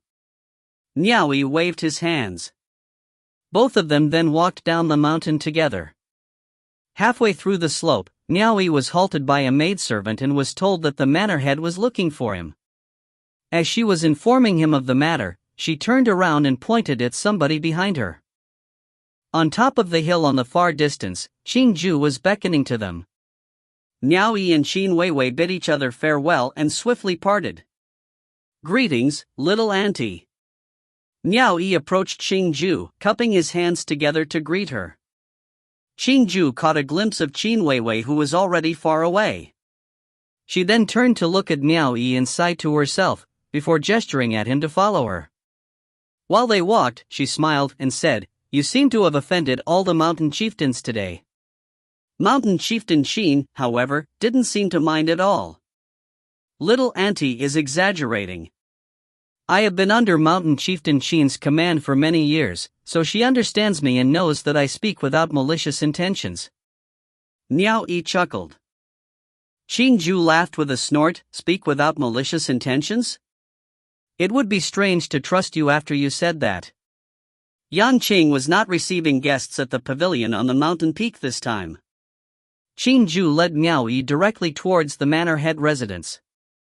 Inside the main hall, Cheng Mei was seen attending to Yang Qing by his side. Miao Yi paid his respects to Yang Qing before he did the same to the stern-looking elder auntie, Qing Mei.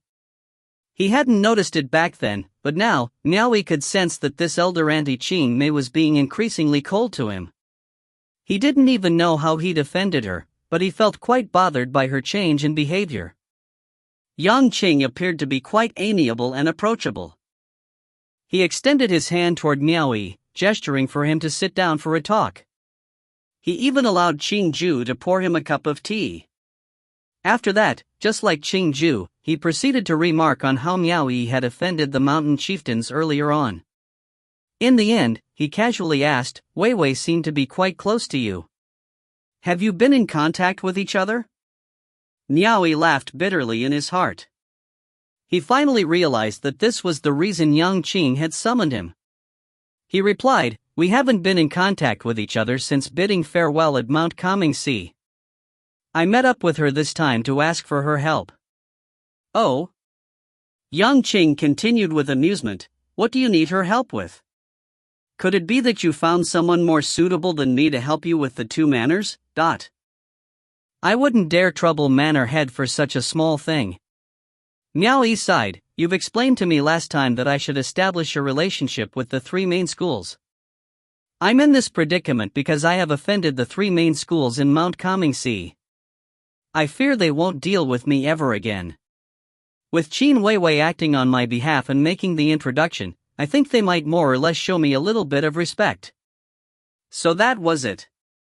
Yang Qing immediately understood his difficulties. He nodded his head slightly. Indeed, it wouldn't be convenient for him to act on behalf of Miao Yi on this matter. Most importantly, it would still be useless even if he decided to do it. The three main schools in the two manors might show respect to him. However, if Miao Yi went to the Sea of Constellations, they definitely wouldn't have to concern themselves with him since no one outside would know what exactly was happening in there. Without a doubt, it was appropriate for Miao Yi to ask Qin Weiwei to act on his behalf rather than asking Yang Qing. "What are their opinions?" Yang Qing asked. "Gifting presents to them will never satisfy them. They've been eyeing the long-term benefits they can reap from Mount Kangxi, so they want me to demote the people from the School of Blue Jade from their posts." With a sideways glance, Yang Qing asked, "Did you agree?" Miao Yi shook his head and said, "No. The people from the School of Blue Jade followed me as we charged into thriving 10,000 Manor. Now that the school is destroyed, how can I possibly double-cross them?" Yang Qing smiled and shook his head. He didn't know what to say to Miao Yi at all. For many years, Miao Yi had been in the world of cultivation where the weak would be at the mercy of the strong, yet there was still a part of him that allowed his emotions to cloud his judgment. At this point in time, he was still particular when it came to breaking someone else's faith. However, as the manor head, it would not be favorable for Yang Qing to encourage his subordinate to double-cross others. If he were to unknowingly encourage his subordinates in that matter, they might conveniently find a chance to betray him. One needed to distinguish their matters between those of importance and triviality. It was up to Miao Yi to comprehend which was which in regards to his cultivation. But back to the topic at hand, this was the reason why Yang Qing had great admiration toward Miao Yi. But because of that, Yang Qing could not allow Miao Yi to marry Qin Weiwei. Those who could not distinguish between the reality of the cultivation world, and instead allowed their emotions to handle matters, would quite easily die an early death. I am unable to help you in any matters that have already been decided by the Hall Master. If you have a problem in any other aspect, you can find me any IME. I will help you as much as I can, provided that I have the power to do so. Yang Qing promised him once more. Miao Yi muttered in his heart, "What can you help me with? If you could, then you would have helped me a long time ago. Perhaps you are still abstaining from that matter, and you're unwilling to allow Qin Weiwei and I to get in touch with each other anymore?" Yang Qing continued, "Once you go to the Sea of Constellations, you won't have to worry about Mount Kangxi. According to the rules, before the crusade is done, the participants will be able to continue retaining their respective position. No one will be able to touch your post. The rewards for the Sea of Constellations subjugation crusade haven't been settled yet. Perhaps this might be your chance to shine. I have faith in you. Not once have you disappointed me in anything you've done. Besides, you have an advantage that no one else has. After all, you have been to the Sea of Constellations before. Thank you, Manor Head, for your advice." Miao Yi nodded, but deep down, he was cursing with all his might. Could that even be compared? This time around, a total of 150,000 demons and monsters would be fighting to their deaths at the Sea of Constellations. Besides, if it weren't for Yao Ruoxian last time, he wouldn't even have made it back alive. Both of them did not converse for too long. Yang Qing had already turned around and ordered Qing Mei and Qing Ju to gather the respective mountain chieftains to depart and deliver their tributes to the suppressing second hall. Miao Yi also followed the formation as they departed.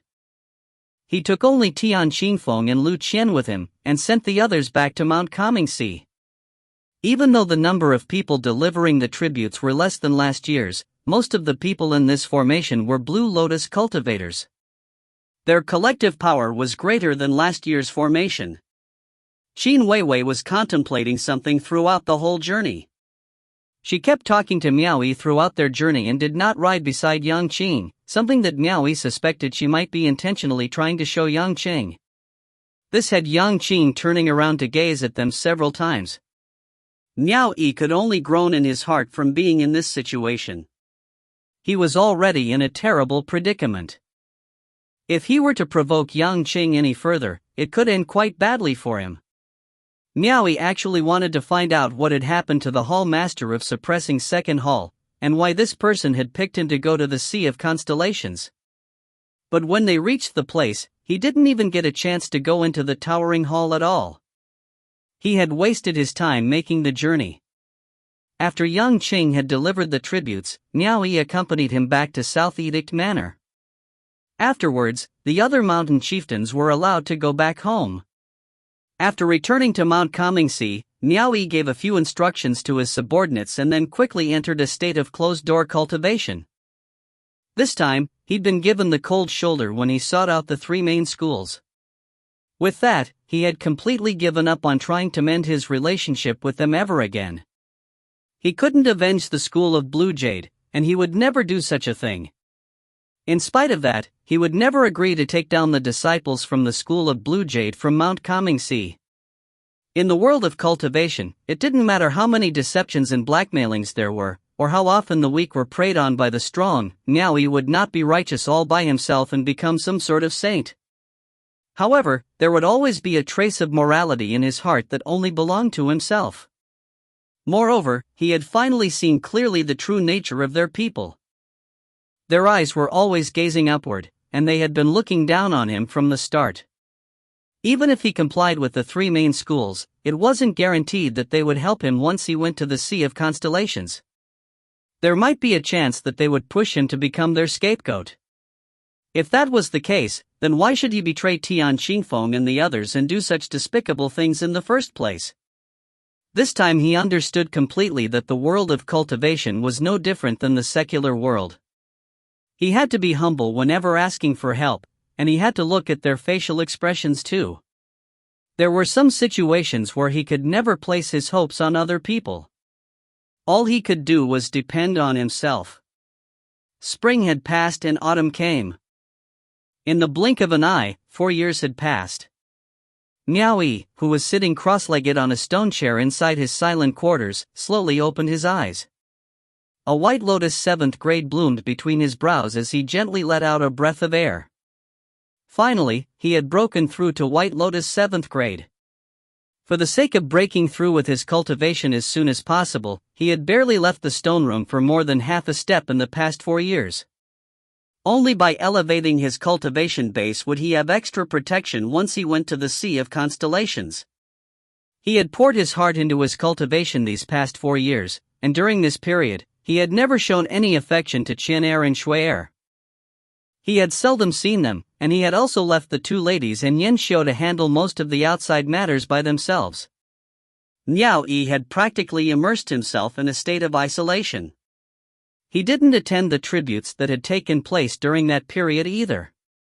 He only sent a message to South Edict Manor informing them that he had closed himself inside to cultivate in order to prepare for his excursion to the Sea of Constellations.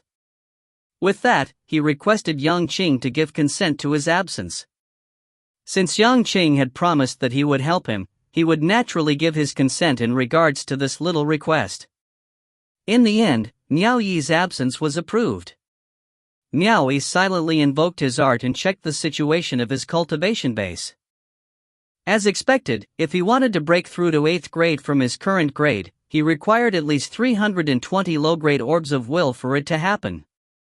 He tried to refine the remaining orbs of will inside his mouth once more and estimated that he could only refine 50 orbs in a year. In other words, he would require 6 to 7 years to be able to break through to the next level. The Sea of Constellations subjugation crusade would start next year. It would be impossible to think that he could go there with a cultivation base of White Lotus 8th grade. He was now most concerned about the battle armor set that Yao Ruoxian would be refining for him.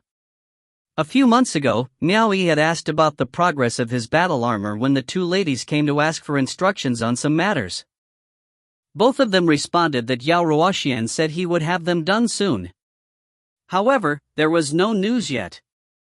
This caused Miao Yi to become somewhat anxious on what Yao Ruoxian was doing with his armor. The ladies' 2nd grade battle armor sets were already done, but why hadn't his armor set been refined after so many years? That old man couldn't possibly be swindling him, could he? In the beginning, Miao Yi had managed to endure this matter because he was closing himself in to break through his cultivation base. Now that his cultivation had already reached the 7th grade, he couldn't endure it any longer. He had to go to Yao Ruoxian and find out what was going on. He pulled himself out from the silent quarters and walked out to the passageway outside. He could see Qian and Shui sitting cross-legged on the chair on each side of the entrance to the passageway. They were in the middle of their cultivation as well. Both their cultivation bases had broken through to White Lotus 2nd grade just last year. When they heard movements, the ladies quickly retracted their cultivation to check on the situation. When they saw Miao Yi finally coming out after secluding himself for several years, they couldn't help greeting him with the utmost delight. Miao Yi smiled and motioned to them with a nod. Before he could say anything, Shan Hai made the first move to speak. "Master, Father has already finished refining your battle armor just last month. He said this is the critical period of your cultivation, so he wouldn't allow us to disturb your cultivation. He only told us to wait until you are free before we bring you and charcoal together to try them on." Miao Yi was pleasantly surprised as he listened. The battle armor set had taken a few years to make, and now it was finally done. With a happy wave of his hand, he said, "Let's go and have a look together. If you find any errors, ads pop up, ads redirect, broken links, non-standard content, etc., please let us know. Report chapter so we can fix it as soon as possible." Chapter 315, Full Set of 2nd Grade Transcendent Artifacts. Chapter 315, Full Set of 2nd Grade Transcendent Artifacts. Translator, Claude Editor, Milk Biscuit. Under the eaves outside the door, Charcoal, who was dozing off as it laid on the ground while flicking its tail, was kicked awake again. This steed widened its eyes to look at the perpetrator but was no longer in a bad temper after it realized that it was Miao Yi who'd kicked him.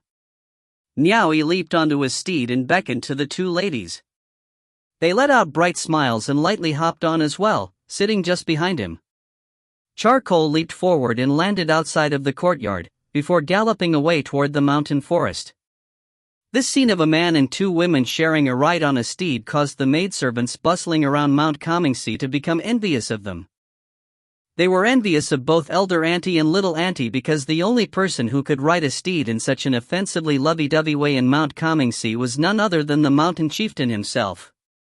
They should only be jealous of other happy couples, yet what could they do when their hearts were full of discontent, both blinded by lust and resentment? They galloped over mountains and through ravines throughout the whole journey. When they reached the entrance to Yao Ruoxian's cave, the three of them then jumped off of Charcoal. The ladies held hands and ran into the cave. Miao Yi could see how these two were able to go in and out of this place, and they seemed to already be familiar with the cave as if it were their own home. Yao Ruoxian did not go underground to refine anything today. He was sitting on a stone chair inside the cave, with his legs crossed in cultivation. When the ladies went inside and cheerfully called out "Father," he opened his eyes and instantly let out a chuckle. He gazed at the ladies with a look full of love and affection. However, when he saw Miao Yi entering behind them, he quickly let out a scoff. His smile vanished instantly. "Senior Yao, I heard that my battle armor is already done?" Miao Yi approached him and cupped his fists together.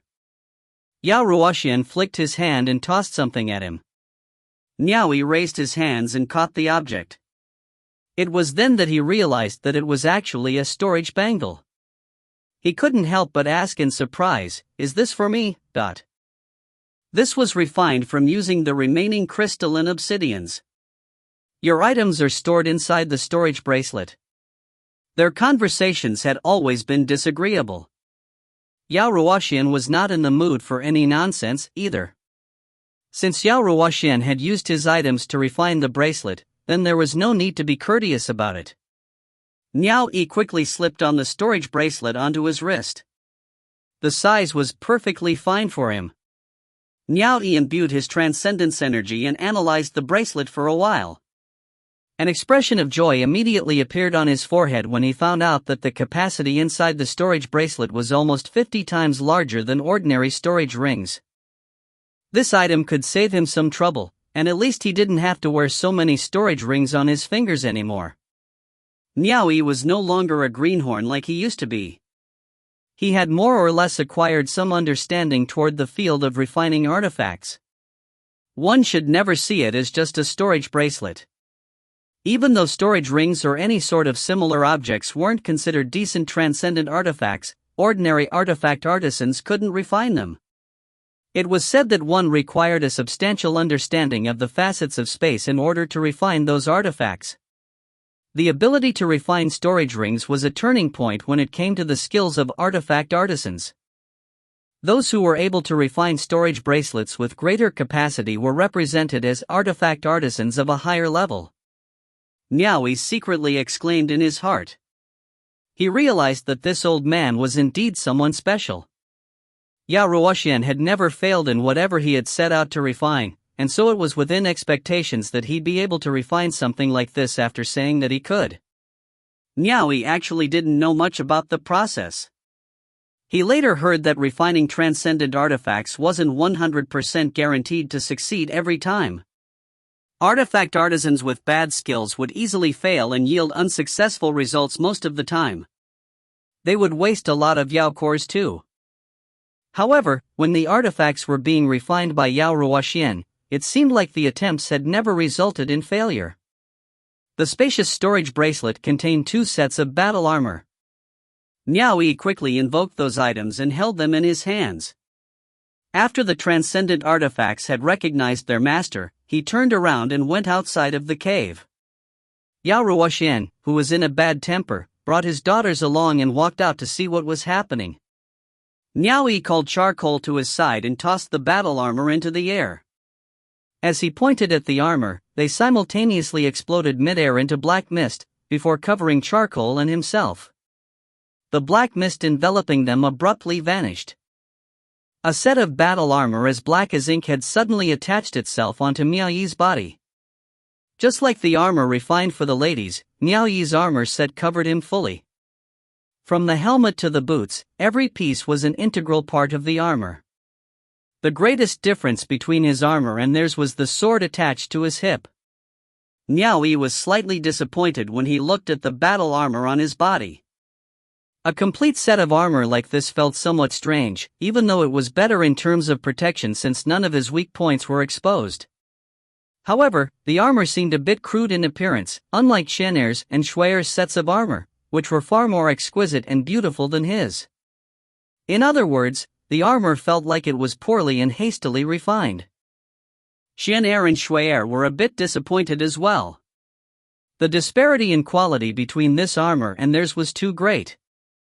Shan Hai scowled. "Father, did you refine this? It doesn't look good at all." As she said that, she suspected that he hadn't refined the armor with caution and diligence at all. Yao Ruoxian shook his head and replied, "Silly girl. What do you know about armor? What's the point of looking good? He's going to the Sea of Constellations, and you're afraid that he won't stand out or attract attention. Should I make an armor set that will provoke people into chasing him down and killing him? I intentionally made it look a bit crude." "All right." Miao Yi approved of the reason he gave. He could accept the explanation, but when he tried to stretch his limbs, he wanted to cry. "It feels a bit small. This doesn't quite fit my body." "Ah!" Shan Hai and Shui Er exclaimed. "What was the use of an ill-fitting set of armor? What are you making a fuss about?" Yao Ruoxian pointed at Miao Yi's body and said, "There is a slight change added to the armor, a certain amount of space for elasticity. Try to invoke your art and adjust the armor yourself." Miao Yi listened to him and invoked his art.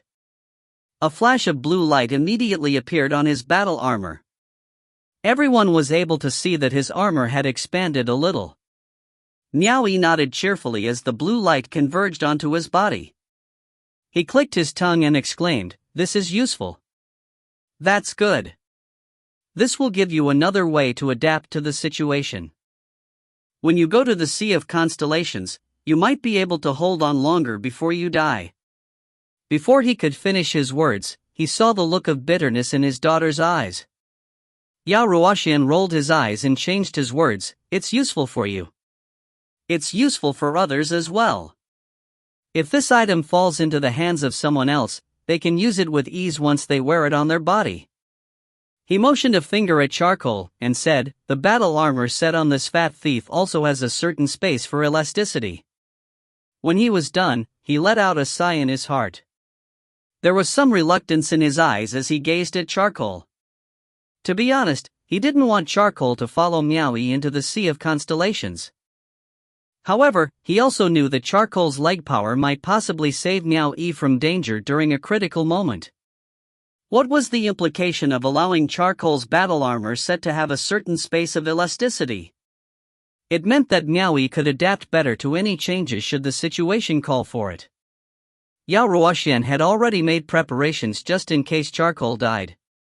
Should that happen, Miao Yi could still use charcoal's battle armor on other dragon steeds as well. Miao Yi nodded, indicating that he had understood what he meant. In actuality, he couldn't see the difference between charcoal's previous set of armor and the one it had on its body now. The only difference he could see was the color. Even so, it seemed like the armor set it had on now still looked better than his own armor. He turned around and closely analyzed the battle armor on his body. Suddenly, he cried out and lifted up his head, "This battle armor is double-layered?" Yao Ruoxian shook his head, "I can't say it's double-layered. Try to take a closer look at it." Miao Yi took another look at the armor and realized that it was indeed not double-layered. There looked to be a densely consistent mesh in between the exterior and interior layers. If he hadn't looked more closely, he might have taken the mesh as some sort of filler material.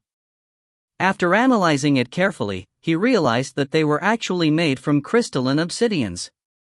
They were an integral part of the armor as well. When he was done analyzing the armor, he lifted up his head and asked, "Why is it made like this?"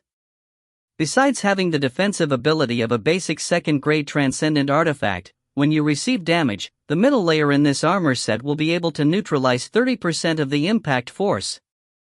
The armor set on the Fat Thief has the same ability too, Yao Ruoxian said casually as if it were a trivial piece of information.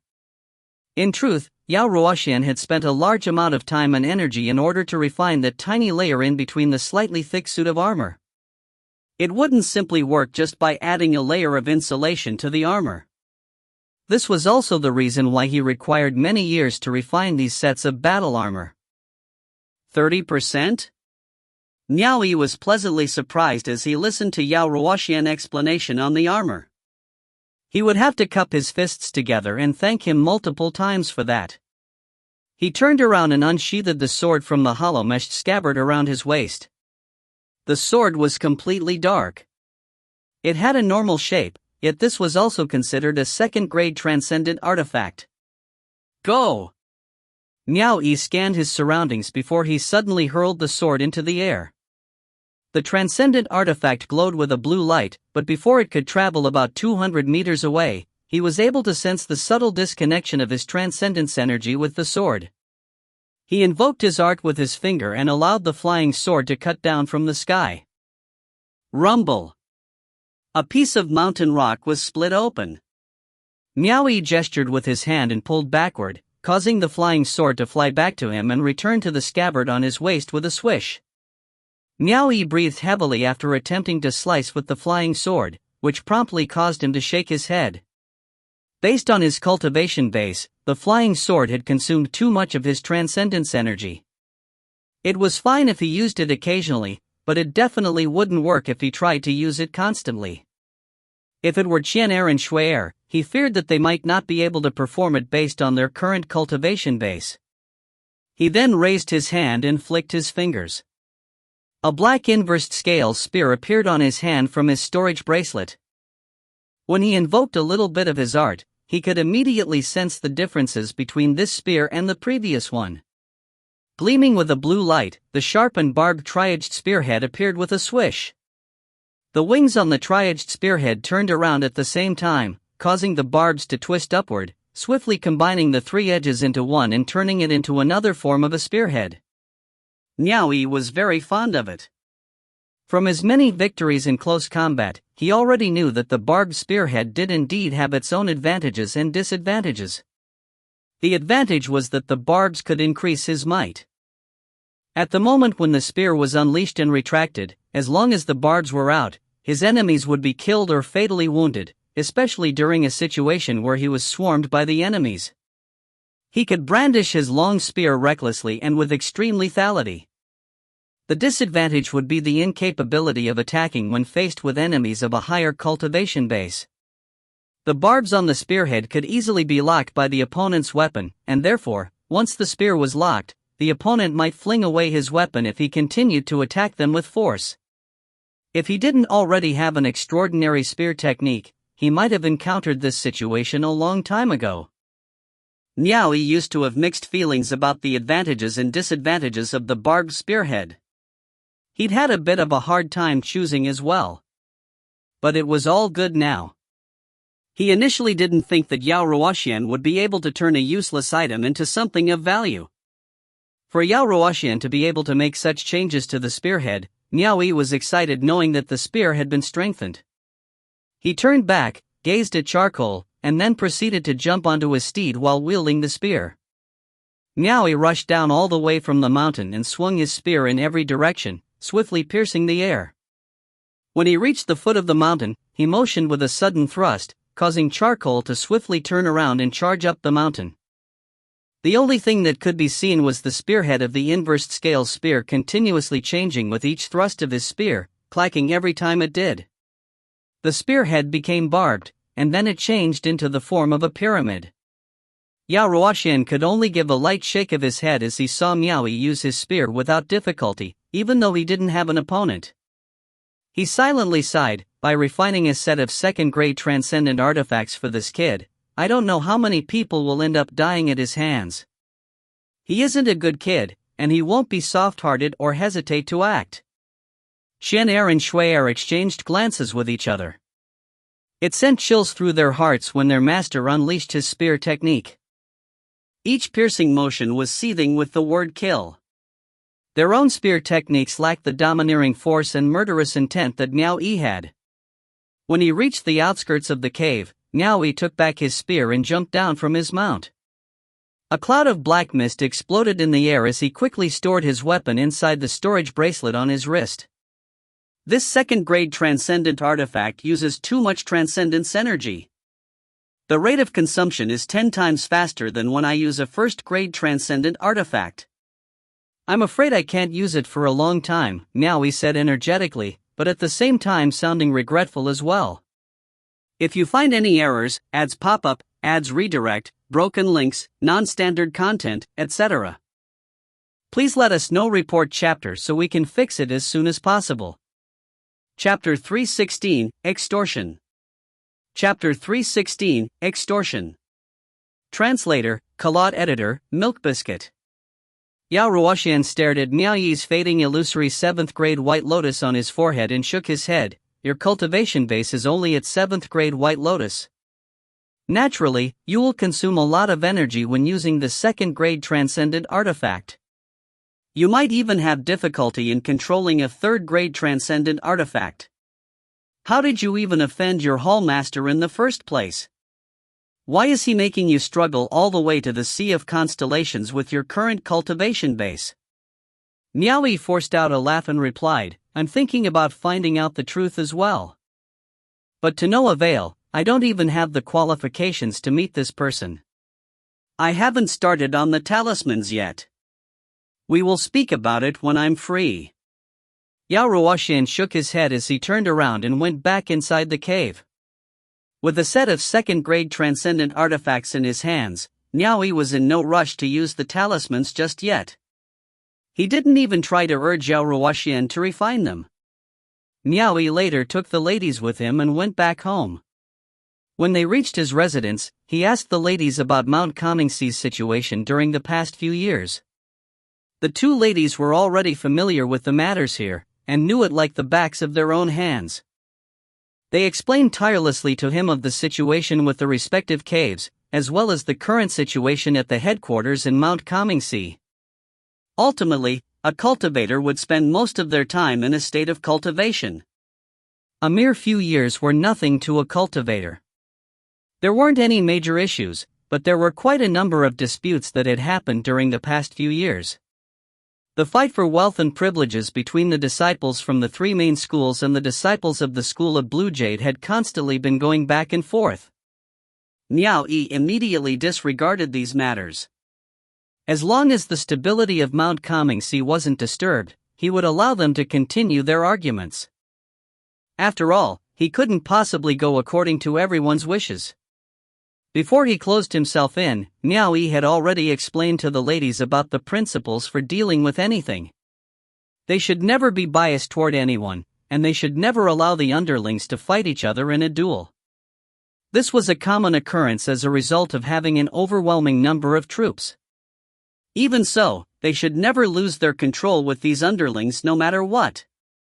All these years, he had allowed the two ladies to handle things themselves.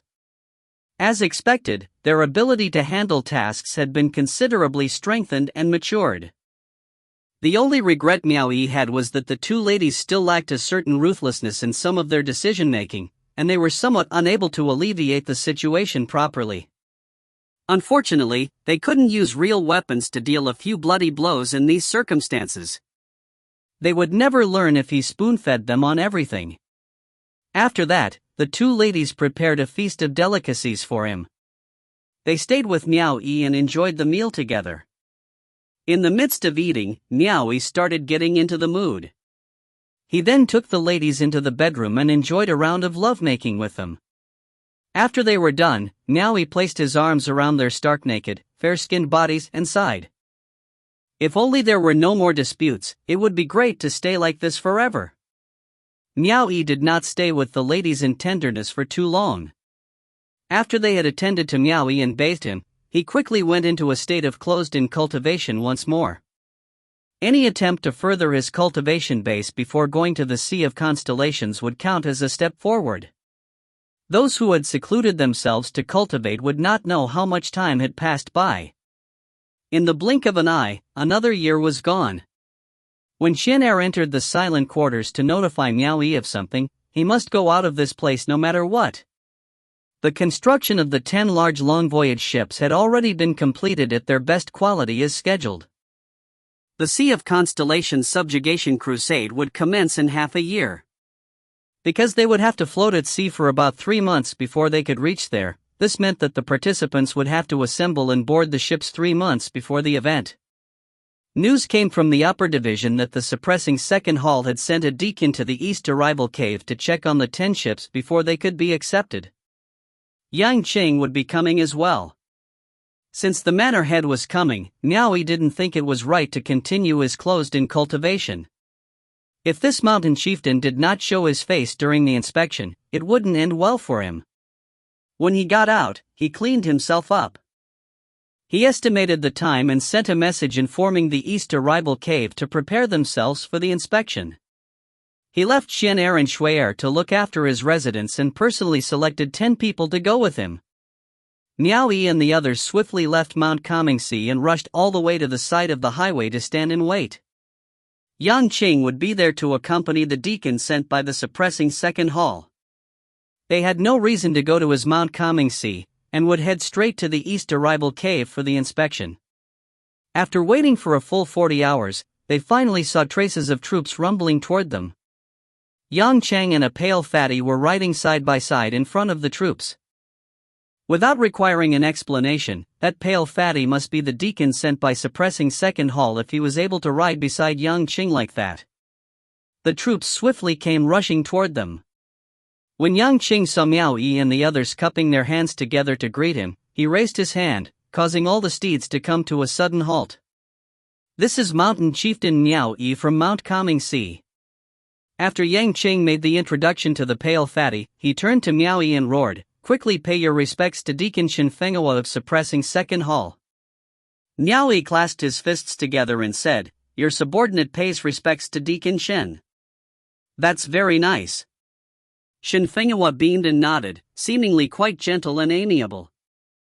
He then turned to Yang Qing and said, "Brother Yang, we have urgent business to attend to. Let's resume our journey." Yang Qing nodded. He then waved his hand, signaling Miao Yi to bring his men together with him. Immediately, 2 groups of troops merged into one as they hurried straight for East Arrival Cave. Yang Qing had brought Qing Ju along for this journey. Once Miao Yi joined the group, he naturally placed himself next to Yang Qing, which happened to be in the same row as Qing Ju. They had a good relationship as they were able to smile and nod in greeting when they saw each other. They chatted through quiet conversations, which made the journey quite interesting. As soon as the troops entered the vicinity of East Arrival Cave, they could see Cave Master Jiang Yunlu and his subordinates, whom he had brought in advance, waiting on the roadside to receive them. Zhou Huan, who had been sent from Mount Comingsi, was among the troops as well. These people were unworthy of making Yang Qing stop for a greeting. He kept a steady gaze and looked straight ahead as he led the troops and rushed past them. Jiang Yunlu and the others weren't angry at all. This manor head wouldn't know who the hell they were, why should he be courteous to them? In the end, Miao Yi waved his hand at them, hinting that they should keep up with their pace. A group of people then immediately followed the passing troops from behind. They didn't even go into East Arrival Cave and went straight to the dock near the sea. Before they could reach the seaside, they were able to see 10 large ships towering alongside each other at the docks. It was quite a magnificent sight to see. The docks had already been nicely cleaned up beforehand. The mortal workmen were already gone as well. When they reached the shore, those who were on their dragon steeds seemed so small in comparison to the large ships. Deacon Shin Fengwa seemed strict, with an exceptional sense of effectiveness. He wanted to board the ships for inspection right away. Yang Qing looked at Miao Yi and nodded, while Miao Yi looked at Jiang Yunlu and called for him. Jiang Yunlu quickly led everyone on board and took the responsibility to make the presentation. Whatever questions Shan Fenghua shot at him, Zhang Yunlu would always answer them smoothly. Naturally, there's no problem in withstanding sea conditions and waterproofing the ship. The whole body of the ship is built with wood oil mixed with limestone and ground seashell powder. When these materials are combined, they will not leave cracks or gaps, and they are resistant to termites as well. East Arrival Cave's cave master Zhang Yunlu had clearly put in a lot of effort for the sake of constructing these ships. He was quite knowledgeable in this area. There was no choice either, since this matter had put a lot of pressure on him. Unlike Miao Yi, he couldn't just ask someone else to do it for him. Zhou Huan even had a professional understanding of the ships as well. Most of the area below the cabin was reserved as stables for the steeds, with about 200 separated steel cages inside. Above this area were 200 single rooms, all arranged within 3 floors. Once the 200 cultivators and 200 dragon steeds boarded the ship, they would have to live together on this boat for about 3 months. The environment inside the ship wasn't torturous either. After everyone had taken a brief look around the ship, Shan Fenghua then decided to run a trial voyage for each of the ships. In actuality, the ship had already been tested multiple times. But since he wanted to have a look, they had no choice but to comply with him. Zhang Yunlu was forced to assemble the troops under his command and allowed 10 dragon steeds to enter the engine room together to serve as the ship's power. There wasn't any alternative, as the ship was too big. One dragon steed would never be able to start up the speed for the ship. 10 large ships took turns and sailed around the shore for 1 round. By the time they were done, the sky was already dark. Everyone decided to stay in the large ship for the night, since there were enough rooms to accommodate their numbers. A banquet was unavoidable. After Miao Yi had served his superiors, he randomly found a room and opened a closed window. He stood in front of the window and watched the great waves crashing into the large sea under the moonlight. After a while, Yan Xiao and Zhang Yunlu knocked on his door and entered. In terms of facial expression, they didn't look good. Miao Yi felt strange when he saw their faces. He was soon going to be a person heading for the Sea of Constellations, so there was no way he'd bend over his knees to accommodate Shan Fenghua. Because of that, he had handed over this matter to Yan Xiao and Zhang Yunlu for them to handle. Seeing that something wasn't right from their expressions, he asked, "What happened?" Zhang Yunlu pulled a long face and said, "Mountain Chieftain, the Deacon Shan said that the quality of our ships does not pass the standard. He wants to report to the suppressing second hall and accuse us of this crime." Miao Yi curiously inquired. He was quite pleased when he was having a feast earlier. He didn't even say there was a problem. "Zhang Yunlu, tell me honestly. Did you properly construct the ship according to the drafts?" Zhang Yunlu bowed with his hands folded and replied, "Mountain Chieftain, I wouldn't dare cheat on labor and materials for such an important matter. Me being impatient with life seems more probable than that. Your subordinate can guarantee that there are definitely no problems." "But?"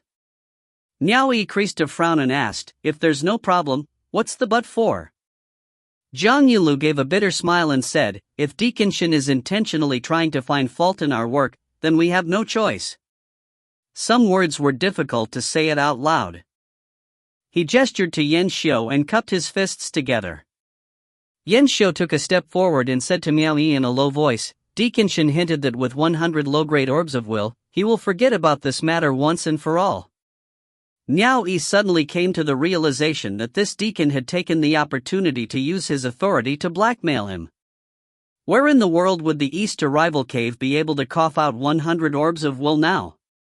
This was clearly an act aimed directly at Miao Yi. God damn it.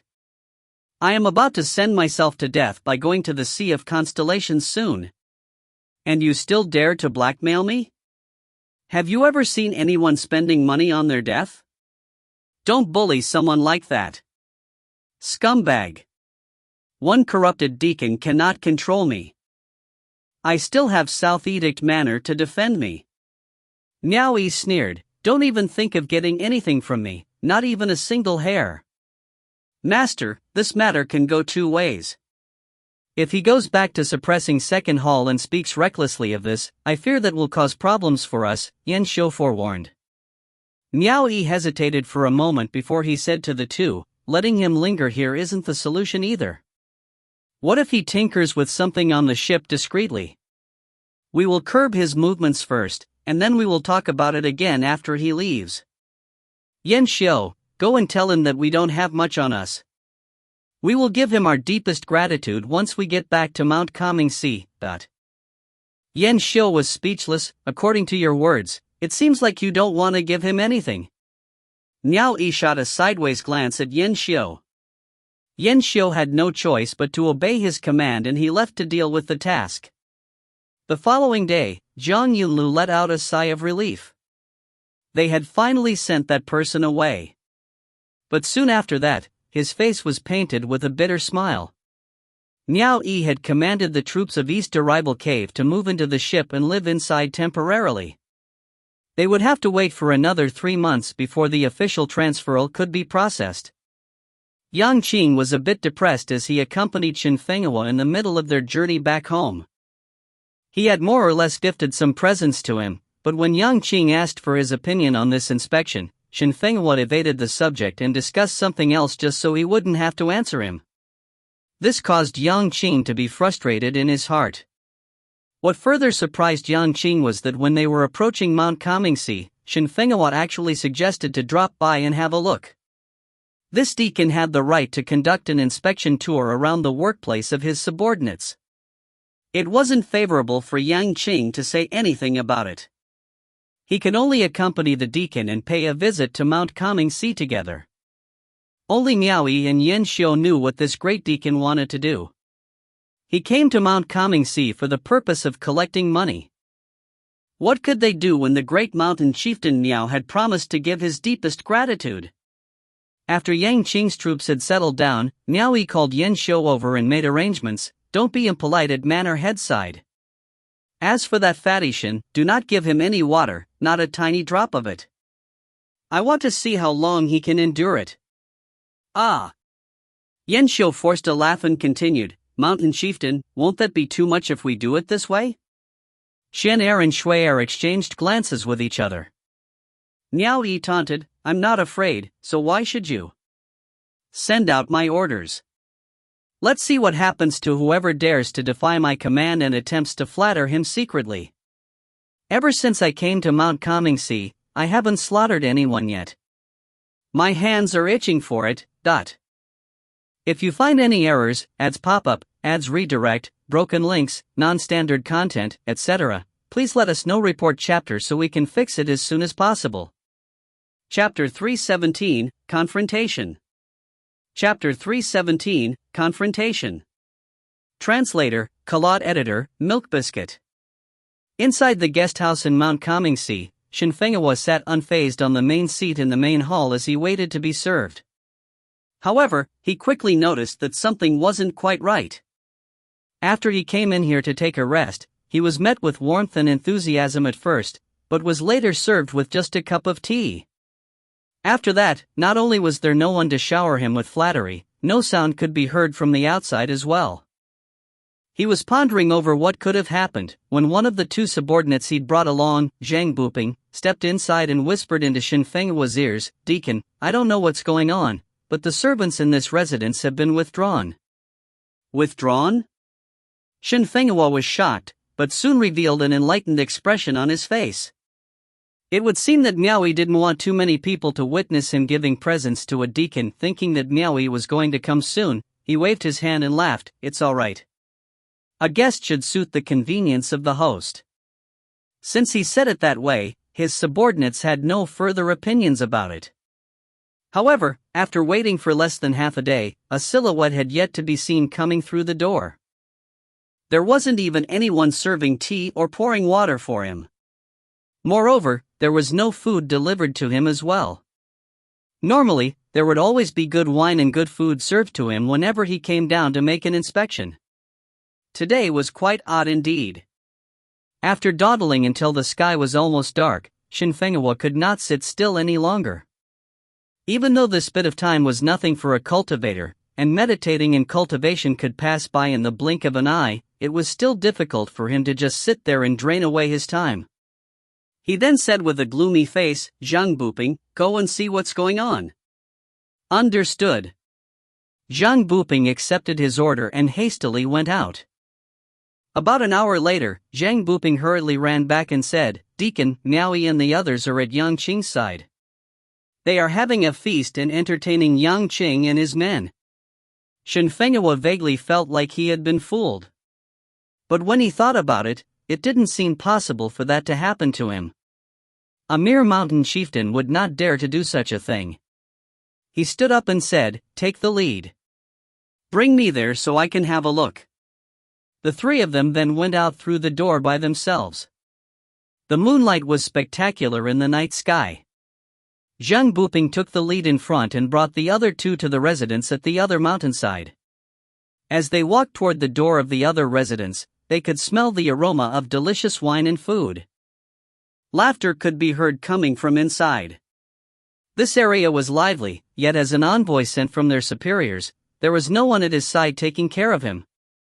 Shan Fenghua immediately flung his sleeves, pushed aside the guards at the door, and forced himself in, breaking into the banquet at the main hall directly.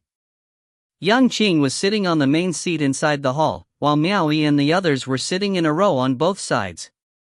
A group of people were drinking excitedly as they raised their cups at each other. However, the main hall suddenly went quiet at the appearance of an uninvited guest. Everyone turned to look at Shan Fenghua standing at the entrance, who was gazing around the main hall. Yang Qing's forehead was slightly creased. This fellow had just forced himself in like that. He really wasn't giving him any respect at all. Even so, Yang Qing still stood up and smiled. "Deacon Shan has arrived. Prepare a seat."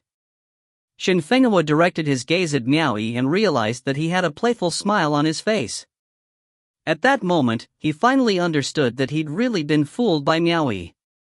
He had never seen a mountain chieftain so bold as to fool a deacon from the suppressing second hall before, so he thought that there must be someone causing mischief behind his back. He stared at Yang Qing and let out a strange laugh. "It's quite lively at Manor Head Yang's corner. As expected of a manor head that commands two manors. There's no one serving tea or pouring water for us at my side. Nothing can compare to this treatment I'm getting." Yang Qing narrowed his eyes at hearing the churlish words. How dare he ridicule him in front of his subordinates? A deacon with no power could never have control over this manor head. In reality, he was actually a bit unhappy with Shan Fenghua. This guy had taken his gifts, yet he did not even express anything to him. So after they had arrived at Mount Kamingsi, he didn't feel like going over to the other side to take care of him. He didn't even think about the situation at Shan Fenghua's side either. Hearing what Shan Fenghua had said, Yang Qing turned to look at Miao Yi and asked, "Miao Yi, did you neglect your guest?" Miao Yi stood up and replied, "Manor head, it's not that I wanted to neglect him, but Mount Kamingsi is unable to provide the items that Deacon Shan requested. Because of that, I have to save up and be economical for another 2 days. Perhaps from that, we might be able to save up enough for him." Everyone gazed at one another in their seats. They felt that this guy had really neglected his guest indeed. Yang Qing was too speechless to reply.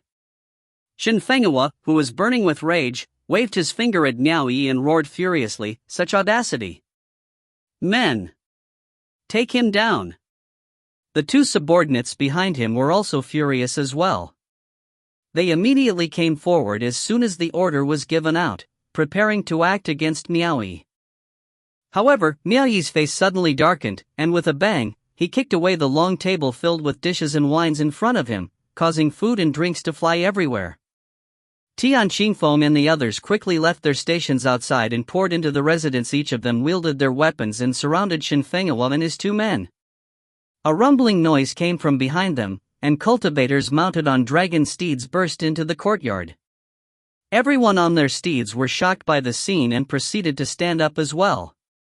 Why did they feel that this scenario looked a bit like a mutiny? What was this lunatic Miao Yi thinking? Xing Ju stood aghast and stared at Miao Yi. She finally understood why Yang Cheng did not want Qin Weiwei to marry this guy. On the other hand, Yang Qing coldly glanced sideways at Miao Yi. Shan Fenghua wasn't afraid of the large number of people around here. Despite feeling furious, he looked at the troops surrounding him and laughed. He then pointed at Miao Yi and snapped, "You piece of scum, are you trying to start a rebellion?" Miao Yi extended his fingers and yelled back, "If you can take out Hall Master's orders, I will immediately let you apprehend me without putting up a fight. But if you can't, then my Mount Comingse isn't a place that some dog scum can casually wander in and act with impudence." Shan Fenghua could not show the orders. He turned to the indifferent Yang Qing standing to the side and shouted, "Yang Cheng, are you trying to start a rebellion?" Bang! Yang Qing flipped the long table in front of him with a kick, and it flew across the room. He stared coldly at Miao Yi and inquired, "Miao Yi, what are you trying to do? What kind of joke was this?" He'd come to his own subordinate's territory, and had been enjoying a grand banquet that had been arranged for him. And now to be suddenly ambushed? If there were a scheme behind this, he would be in great danger. Miao Yi cupped his fists in response, "Mannerhead, this old piece of scum with the surname of Shan is terribly cruel. He had the audacity to threaten your subordinate on the matters of ship construction. He said that if we don't give him 100 orbs of will, he would go back to suppressing Second Hall and report that the ships constructed had problems. Mount Comingse is surrounded by barren mountains and unruly rivers. I have also raised so many troops under me, so where in the world can I find 100 orbs of will to give him?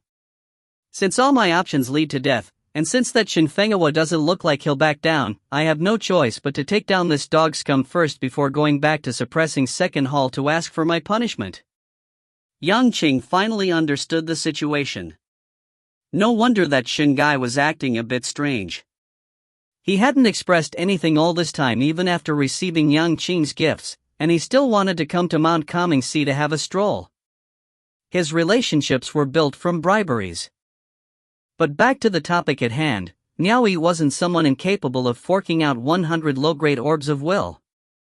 That person didn't always have important matters to handle, but now he had finally found this opportunity to make extortions. Why couldn't Miao Yi just give him what he wanted? Why make such a fuss?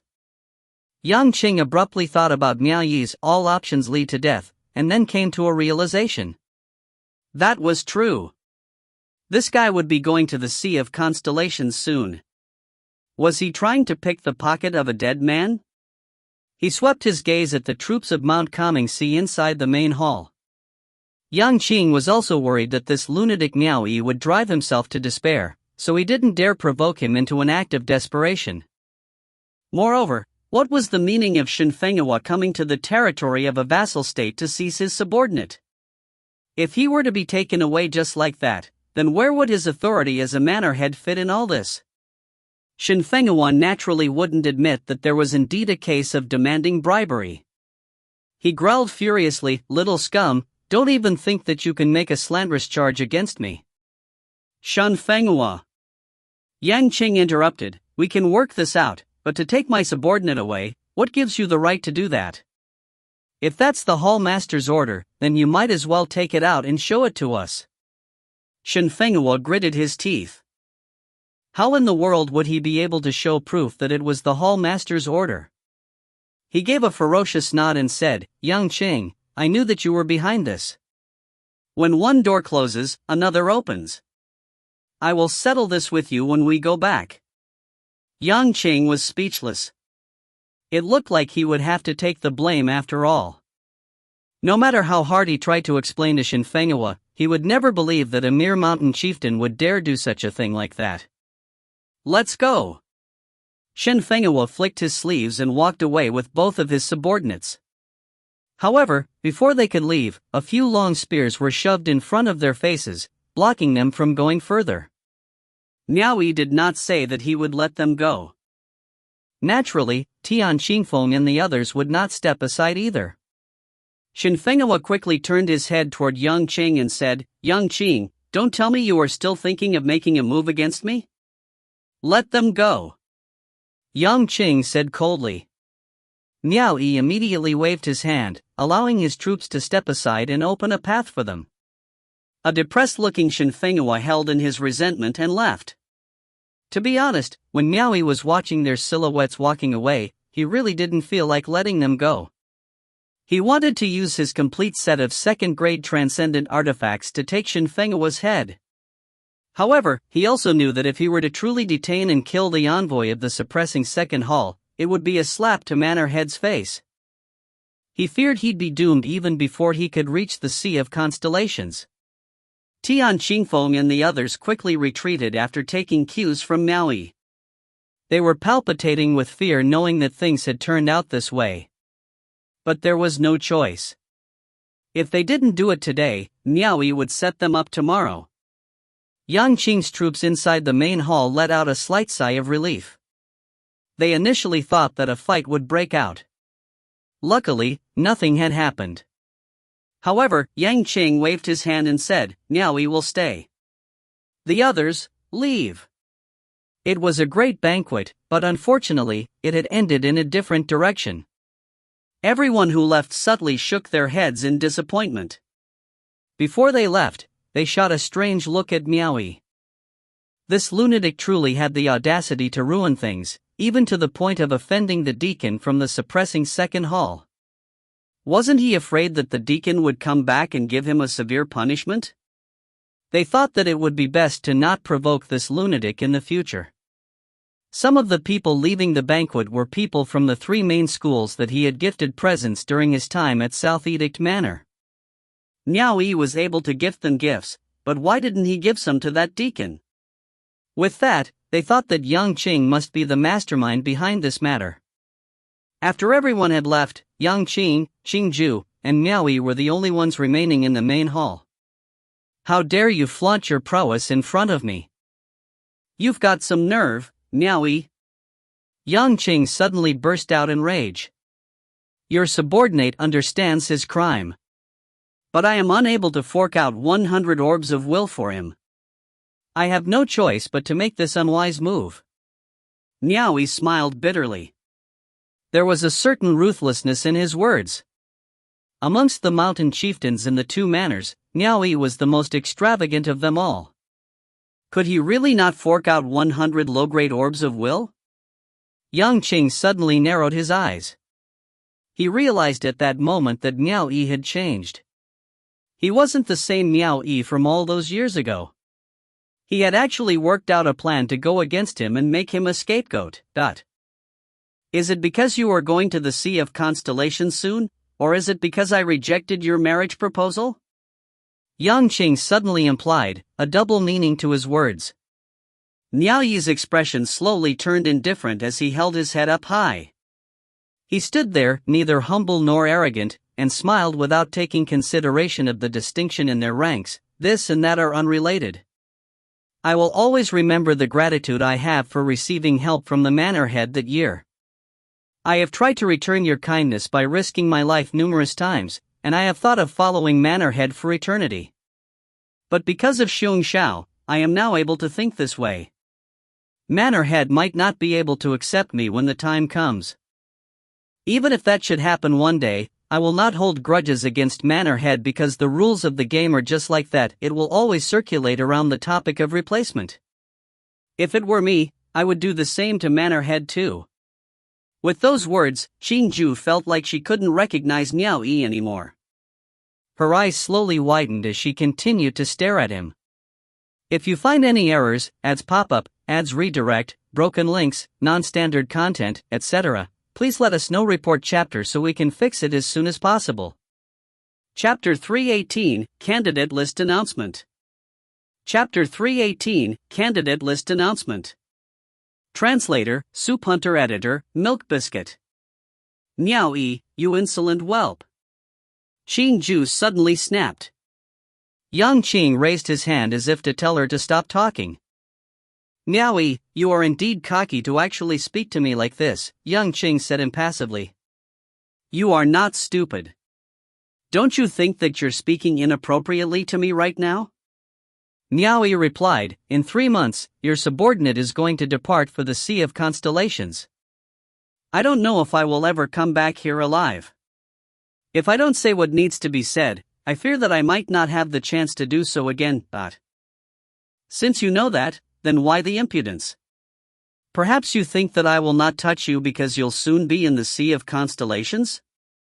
Or perhaps you think you are independent now, so you have the right to challenge me? Yang Qing calmly continued, did you think that the troops of Mount Coming-Si will act as rashly as you? I only need to mention that your name is in the candidate list for the Sea of Constellations subjugation crusade. Are you willing to believe that they'll immediately turn their spears back at you once I give the order? Miao Yi responded, I have always admired Mannerhead's tactics and wisdom. I am not thinking that far ahead. However, some words are still pent up inside, and I can't spit them out fast enough. Yang Qing replied with an O and said, I shall listen to your explanation then. The reason why I can be audacious in front of Mannerhead is because I have always been one to repay what I have owed and avenge against those who have hurt me. I have kept close to my heart the good deeds the Mannerhead has shown me that year. If it weren't for that, I wouldn't have lied, and I wouldn't have offended Mannerhead before going to the Sea of Constellations. I would have kept up my pretense of polite obedience. And because of this, I want Mannerhead to understand that I want to see things through to the end properly. I don't want us to fall out and become enemies, and I don't want things to end abruptly. If I die in the Sea of Constellations, then everything will finish. If I can come back alive, then I hope Mannerhead can promise me one thing. Speak. If I choose to find another place to live and serve a different master, I hope Mannerhead will not stop me. He knew quite clearly that even if he could come back alive from the Sea of Constellations, that hall master that was hopped up on the wrong medicine would try to bring him to his doom again. If he continued to stay in the suppressing second hall, he would have a hard time sooner or later. However, it would be much worse if he were to bear the title of a defector like Xiong Xiao. Yang Qing's eyes lit up, and he seemed to have more or less understood Miao Yi's meaning. This time I am going to the Sea of Constellations. I admit it, and I will not give you any trouble. I only hope that if I manage to survive, and if I wish to leave South Edict Manor, you will allow me some liberties. For example, if I were to break out the news that you are the one who wants me to leave, and not that I wanted to defect. Who could tell whether this guy would come back alive or not? Yet he was already planning what he'd do if he did come back. Yang Qing shook his head in his heart. After remaining silent for a while, he lifted up his head and said, I promise you. Thank you, Mannerhead, for fulfilling my request. Miao Yi cupped his fists together to give his thanks. Yang Qing raised his hand slightly and said, Don't thank me just yet. How do you plan on ending this matter? Shin Fenghua will definitely make slanderous remarks in front of the hall master once he goes back. If he says that there are problems with the quality of the ships constructed, hall master will be furious. Miao Yi laughed. How can a mere Shin Fenghua be Mannerhead's opponent? I remember when Mannerhead attacked and conquered Everpeace Manor. Back then you handled Deacon Wan Shunchang as if he were nothing. How can you be afraid of one Shin Fenghua? No need to flatter me. I won't be able to smooth things over for this incident with Shin Fenghua. I will leave him be, but I will not take responsibility on your behalf in front of the hall master. You are going to the Sea of Constellations anyway, and so you will take the blame for this instead. Yang Qing calmly continued, Write down your justification for the entire event and give it to me. I will send the archives together to suppressing second hall later. You are a smart man, you don't need me to teach you how to write it. He said that he wouldn't teach him, but he already had by saying that he would be going to the Sea of Constellations anyway. As for the other matters, Yang Qing would naturally help him mediate the situation.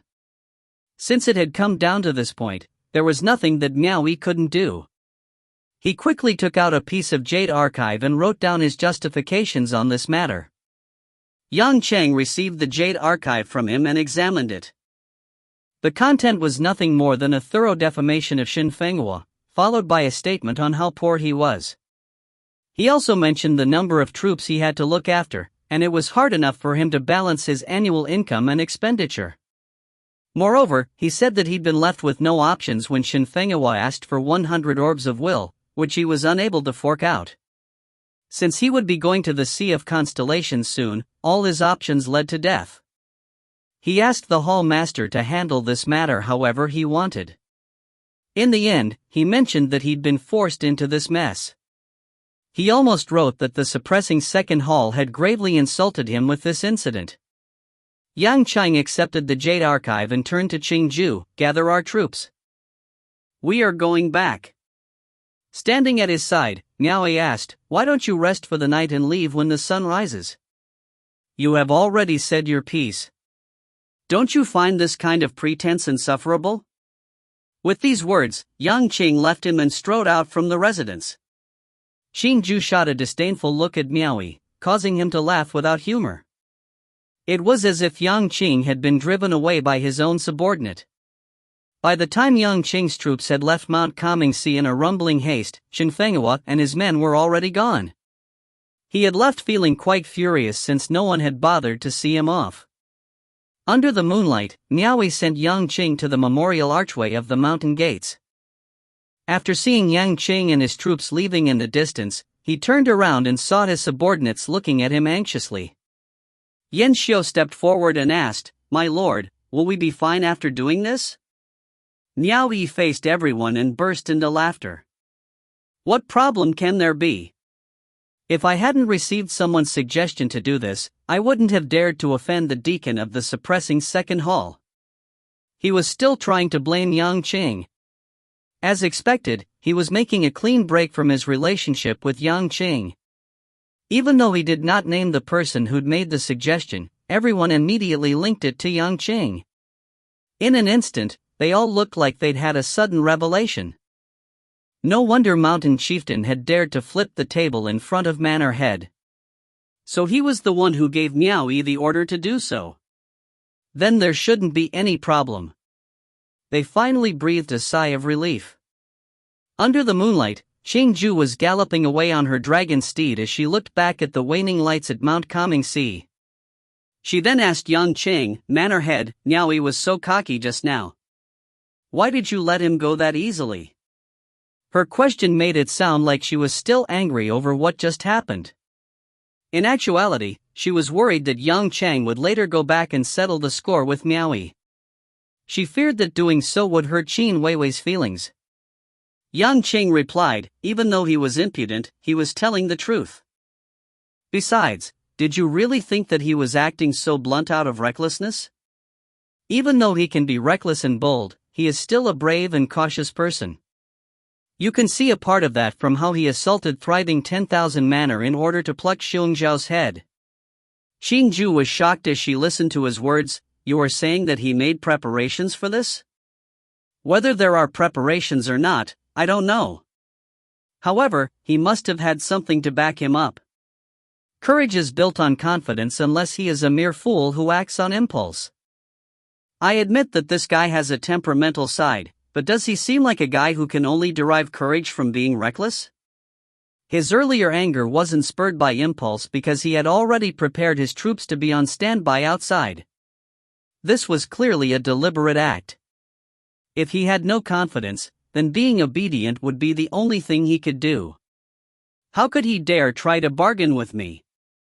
Manor Head, where does his confidence come from? You have to ask him that yourself. It's not important where his confidence stems from. In less than 3 months, he will be going to the Sea of Constellations. I'm not at the point where I can't even put up with him for another 2 or 3 months. I have already lost Xiong Xiao, and it will be bad for my reputation if I lose another mountain chieftain. He's right. It's best if we see things through all the way to the end. Inside suppressing second hall, Shan Fenghua had come back from the inspection and was now standing in front of Huo Lingxiao. He not only raised doubts about the quality of the ships constructed, but he also denounced Miao Yi for his arrogance in actually defying the envoy sent by the suppressing second hall. Because of that, he pointed out that the mastermind behind this defiance was none other than Yang Qing himself. Huo Lingxiao sat high above, listening with a blank expression. Tian Yu and Lu Xing stood on each side next to him. Both had a strange look on their faces as they watched Shan Fenghua continue his angry accusations. He had actually tried to extort the hall master's sworn brother. After waiting for Shan Fenghua to finish, Wu Lingxiao picked up 2 pieces of jade archive from the tea table and tossed them to him. "Take a look for yourself." These 2 jade archives were reports detailing Yang Qing's and Miao Yi's justification on this matter. Yang Qing had sent both of them together, which had reached the hall master first before Shan Fenghua arrived. If Miao Yi weren't involved in this matter, he would have actually believed Shan Fenghua. It was impossible for those with high statuses to engage in all sorts of matters themselves. Therefore, they could only depend on the people beside them to report certain matters before they handed out their judgment. Wu Lingxiao had no clue whether Miao Yi was capable of forking out that many orbs of will. However, he knew that Miao Yi would be going to the Sea of Constellations, and that was true. He had risen to power from a low status, and it was normal for those above him to assume authority and extort things from him. Wu Lingxiao could only turn a blind eye to this sort of thing. However, the main point was that Shan Fenghua had extorted from the wrong person this time. Miao Yi would be leaving soon, and Shan Fenghua still had the nerve to demand to be flattered, picking the pockets of a man who was going to die in the near future. In any case, it was inexcusable. Once this person was forced into desperation, he could do anything. If he were to set the ships on fire, how would Wu Lingxiao be able to construct that many ships within these few months? He wouldn't be able to explain to traversing Moon Palace should that actually happen. Shan Fenghua examined the jade archive, and he suddenly broke into a cold sweat. That guy is actually going to the Sea of Constellations to die? No wonder he showed no fear of me. Still, you should have told me that earlier. Wu Lingxiao asked calmly, "Be honest. Is there actually a problem with the quality of the ships, or are you bearing a grudge because you failed to extort a bribe?"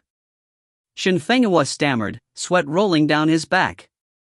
There was no explanation needed for this kind of response. Most importantly, this time Wu Lingxiao didn't seem like he would turn a blind eye on this matter based on his tone. If Wu Lingxiao were to make an effort to investigate this matter, Shan Fenghua would not be able to conceal the truth anymore. The responsibility of the ship's construction is managed from top to bottom. It is an order decreed by the realm beyond heaven.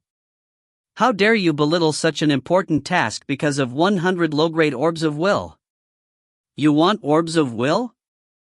Wu Lingxiao sneered. He turned to Tian Yu and continued, "Deduct 10 years' worth of his orbs of will." This punishment was considered light. After all, Wu Lingxiao had to protect the pride of suppressing Second Hall too. Severe punishments such as a demotion or removal of position were not considered. Ultimately, Shan Fenghua stepped out of the palace hall in disgrace. He gnashed his teeth in hatred, full of resentment against Yang Qing. There was 1 month left until the Sea of Constellations subjugation crusade. The candidate list that had caused many to palpitate with fear and anxiety was finally released. Yang Qing, who controlled 2 manors, had dispatched 4 people to participate. These 4 were Su Jinggong from the Sword Deviate sect, Wan Yanhua from the Jade Lady sect, Li Yaoqi from the School of Imperial Beasts, and Mountain Chieftain Miao Yi from Mount Comingxi. Yang Qing did not touch the other mountain chieftains of the 2 manors, only Miao Yi. The other respective mountain chieftains in the 2 manors were filled with immense jubilation and sadness. They felt the manor head had taken good care of his old subordinates, so it had been worth following him for so many years. However, some of them were curious as to why Miao Yi was on the list. Judging by the situation, it was clear to them that Miao Yi had already been chosen when he was still a cave master. Each of the mountain chieftains struggled to find the reason why he'd been selected. Yang Qing had no reason to set Miao Yi up like this. Of course, they didn't know that the person Yang Qing wanted to set up was Xiong Xiao. Despite that, Wu Lingxiao managed to change that person to Miao Yi. Indeed, those at the top could determine the fate of a person with just a flick of their finger. "Miss, Manor Head is still in closed-door cultivation, but..." Inside the Manor Head's residence in South Edict Manor, Chang Mei and Cheng Ju blocked the door, unwilling to grant passage to Qin Weiwei. step aside." Qin Weiwei had an indifferent expression when she quickly pushed them aside and forced herself into the residence. If you find any errors, ads pop up, ads redirect, broken links, non-standard content, etc., please let us know. Report chapter so we can fix it as soon as possible. Chapter 319, Endless Visitors. Chapter 319, Endless Visitors. Translator, Soup Hunter Editor, Milk Biscuit. It was rare for Qin Weiwei to be so stubborn when facing Qing Mei and Sheng Zhu. Generally, she would not behave like a little miss to either of them because they could more or less be considered as her stepmothers. They had raised her since she was very young. Today, it was obvious that she had swallowed the wrong medicine. Hong Mian and Lulu had also come along, and they chose to wait in the courtyard instead. When they saw Qin Weiwei forcing herself into the residence, they didn't have the guts to follow her and go against Qing Mei and Sheng Zhu. Within the two manors, only Qin Weiwei would dare to do such a thing. However, there were also traces of anxiety in their eyes as well. After the candidate list for the Sea of Constellations Subjugation Crusade was released, they hadn't been able to believe it either. They knew the kind of feelings Qin Weiwei had for Miao Yi. As expected, she immediately rushed over without stopping to rest. Inside the silent quarters, young Qin, who was sitting cross-legged with his eyes closed, slowly opened his eyes to see Qin Weiwei striding into the residence. He didn't expect that she would force herself in. It was as though the girl who would never publicly address him as her father and the one before him now were two different people.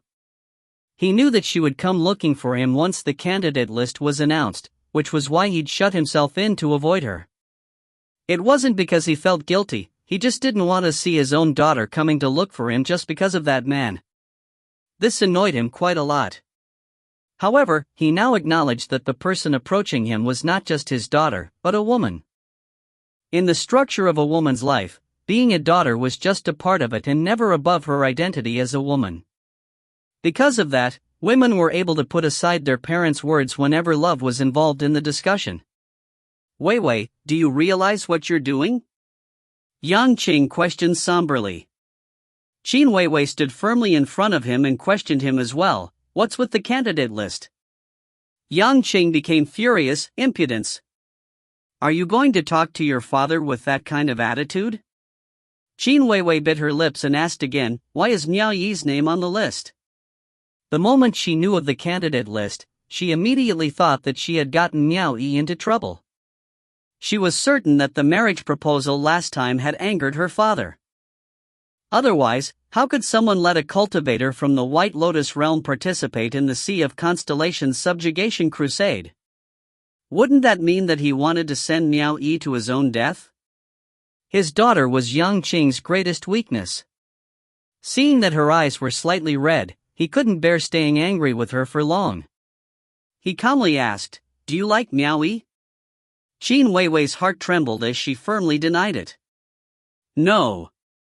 I just want to know if you made his name appear on that list because of the marriage proposal. It would be strange if she said she didn't like him." Yang Qing sighed in his heart, "If you don't like him, then why are you getting this worked up?" He shook his head and said, "You are overthinking things. Miao Yi's name wasn't even on the candidate list in the first place. It was the hall master who crossed out one of the names and added Miao Yi to the list. So there's no need to be suspicious. I know you won't believe me with this kind of statement, but to be honest, I don't know why hall master added Miao Yi's name. I really don't have anything to do with this matter, and Miao Yi knows this. I think he's the only one who can guess why his name appeared on the list. This wouldn't have happened without a reason." Qin Weiwei widened her eyes and choked out a response. "Miao Yi already knew about the candidate list?" Yang Cheng nodded.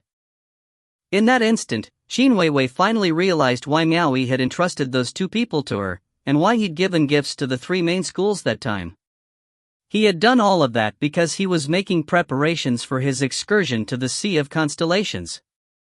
After bidding farewell to Yang Qing, Qin Weiwei turned around and left the residence. She then immediately brought Hong Mian and Lulu along and rushed straight to Mount Comingxi. She didn't bring any other subordinates with her for this journey. Once the candidate list had been announced, the rowdiest place was none other than Mount Comingsi. The disciples of the three main schools were bursting with joy as they spoke all sorts of words of retribution behind Miao Yi's back.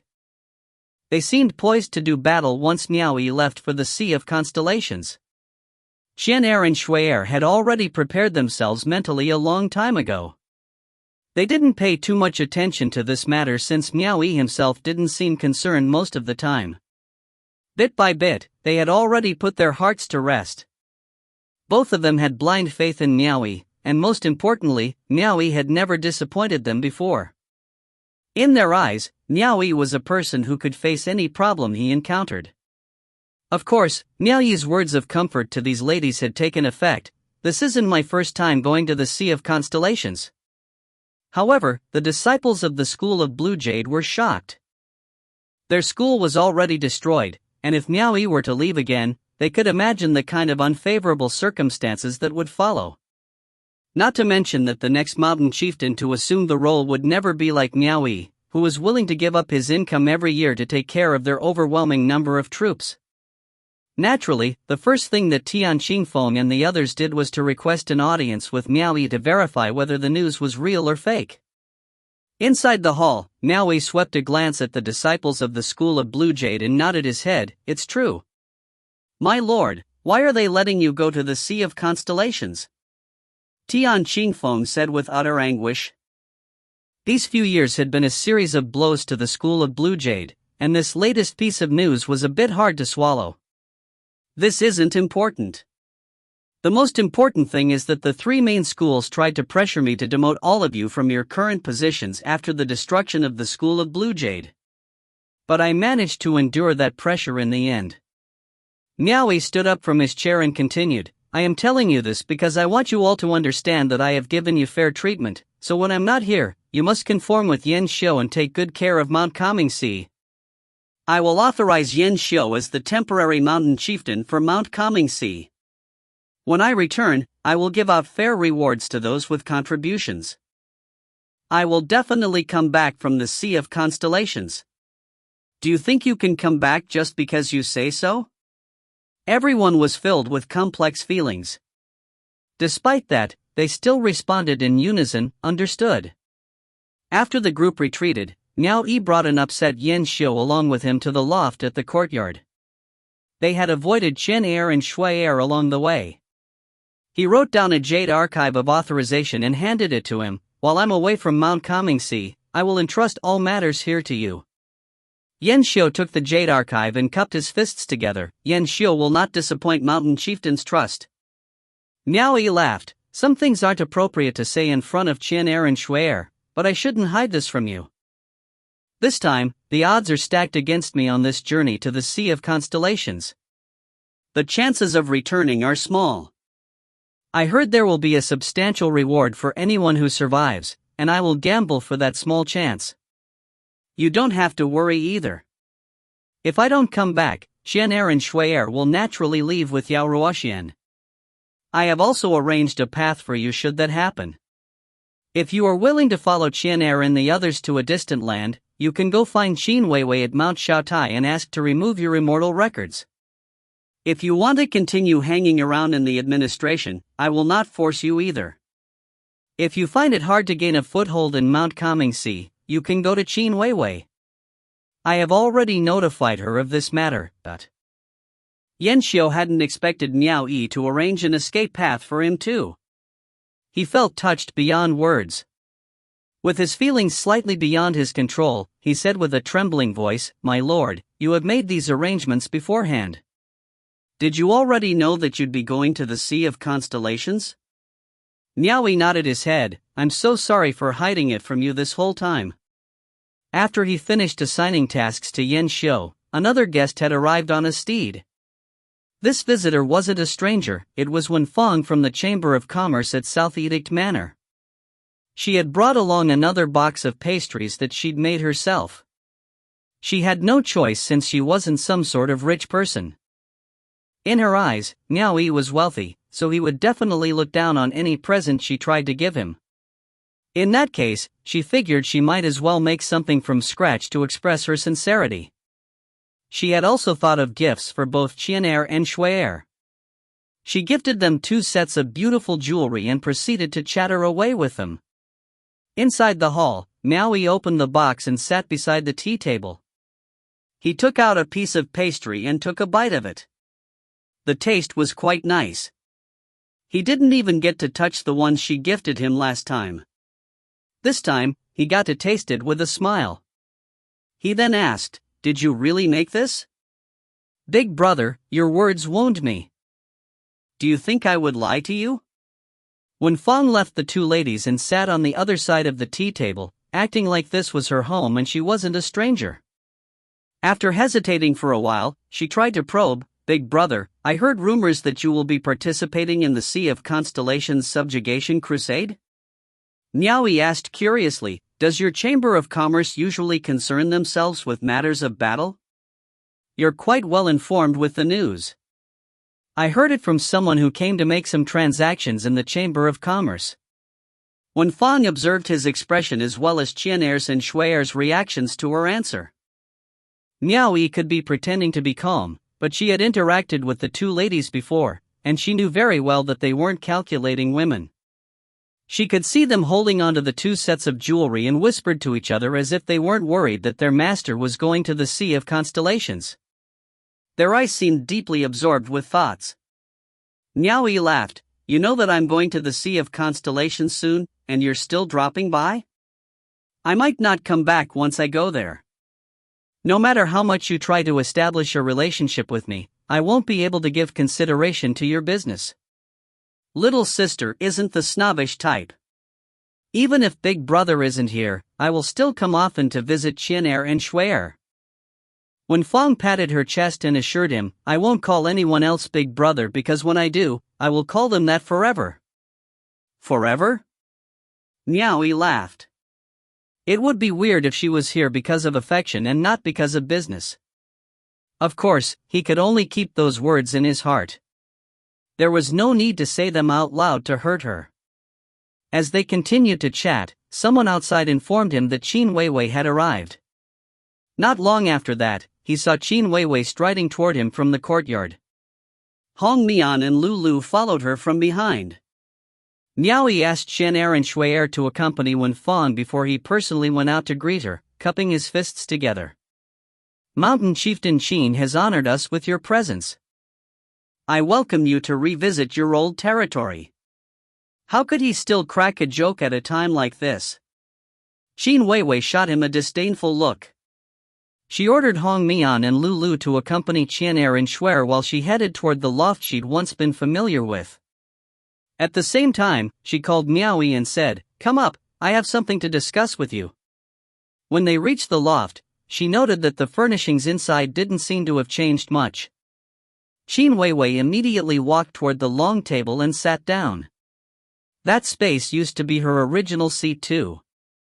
Miao Yi, who'd followed her from behind, forced out a smile and said, "Weiwei, that seat seems to be mine now. With you sitting there, why do I feel like we're back to when I was a cave master of East Arrival Cave coming to greet you?" Qin Weiwei did not humor his joke and asked him with a scowl, "Did you know beforehand that you'd be going to the Sea of Constellations?" As expected, everyone came here just for this issue. Miao Yi sighed, "Yes." Qin Weiwei gritted her teeth and probed, "Is it because of the marriage proposal that Manor Head deliberately tried to make things difficult for you?" Miao Yi was shocked. He quickly shook his head and replied, "This thing really has nothing to do with Manor Head. It was the Hall Master who chose me." Qin Weiwei didn't believe him. "Why did the Hall Master select you personally for the Sea of Constellations? I'm curious about this too. I suspect that I'd been betrayed by my sworn brother." There was more to the story? Qin Weiwei was stunned. "Your sworn brother? Who?" Miao Yi couldn't tell her that he forced the other party to pledge brotherhood with him, so he just sighed. "It's a long story. In short, this was back when I accompanied Manor Head to suppressing Second Hall. I unintentionally went into the Hall Master's plum garden and touched Hall Master's favorite plum tree. It seems like the Hall Master is angry at me because of this incident. Other than that, I really can't think of anything that might have offended the hall master. Miao Yi shook his head and let out a bitter smile. At this point, he had nothing to hide anymore. Qin Weiwei abruptly stood up and stared at Miao Yi with exasperation. She said in great distress, "Miao Yi, you've left me speechless. You can't just blindly enter the hall master's private area. How should I know that a great hall master would be that narrow-minded? Besides, this is just my guess. I can't be certain of it yet." While they were still conversing, Chen Er suddenly came in to make a report. "Master, there are people outside who wish to meet with you. They said they were sent by your elder brother." When did I ever have an elder brother? Miao Yi was stunned. Did Xiao Yizhu really come for me because I talked about him just now? He didn't want the same occurrence to happen like the time he'd mistaken Wen Fong for his little sister, so he asked, "Which elder brother?" The guards said they wouldn't say who. Only that the two people were women who are calling themselves Hong Xiu and Hong Fu. They also said that Master will know once I report this to you. If you find any errors, ads pop up, ads redirect, broken links, non-standard content, etc., please let us know. Report chapter so we can fix it as soon as possible. Chapter 320, Yan Beihong's Trust. Chapter 320, Yan Beihong's Trust. Translator, Soup Hunter. Editor, Tom Yummy. Hong Xiu? Hong Fu? Miao Yi was surprised. Miao Yi could never forget such unique names that easily. Weren't those the names of Yan Beihong's handmaidens? He finally realized who that big brother really was. The friendship between him and Yan Beihong began from the time the both of them were still nobodies. They were each other's savior, and could be considered good friends with one another. If anyone were to call himself Miao Yi's big brother in the world of cultivation, Yan Beihong would be most deserving of that recognition. What made him curious was that they were quite a distance apart. Why would Yan Beihong send his two handmaidens here? Could it be that Yan Beihong was here as well? When he thought of Yan Beihong, he couldn't help himself from thinking of the glorious Cloud sect. Not only was that the largest sect in the first earthly branch, it was also the top sect in the entire celestial nation. They were much greater than the forces of the Sword Deviate sect. How could he have forgotten about the relationship between Yan Beihong and the glorious Cloud sect? If he could ask Yan Beihong to take advantage of his connections with his sect, wouldn't that mean he would have strong support within the Sea of Constellations? In high spirits, he loudly ordered, "Quickly let them in." Chen Er received the order and left. "I have visitors. Please allow me to head down and check on them." Miao Yi turned to Qin Weiwei and apologized. Qin Weiwei was also curious about this. What kind of visitors were they to make Miao Yi look like he had been jolted by an adrenaline rush? She followed him down the building as well. After waiting a moment in the courtyard, she could see Chen Er bringing in two elegant ladies inside. They were wearing bright red dresses that stood out from the others, with alluring figures and an air of gracefulness between their brows. However, exhaustion was visible on their faces after rushing here from a long way off. Miao Yi's eyes lit up. If he wasn't mistaken, these two were Yan Beihong's handmaidens.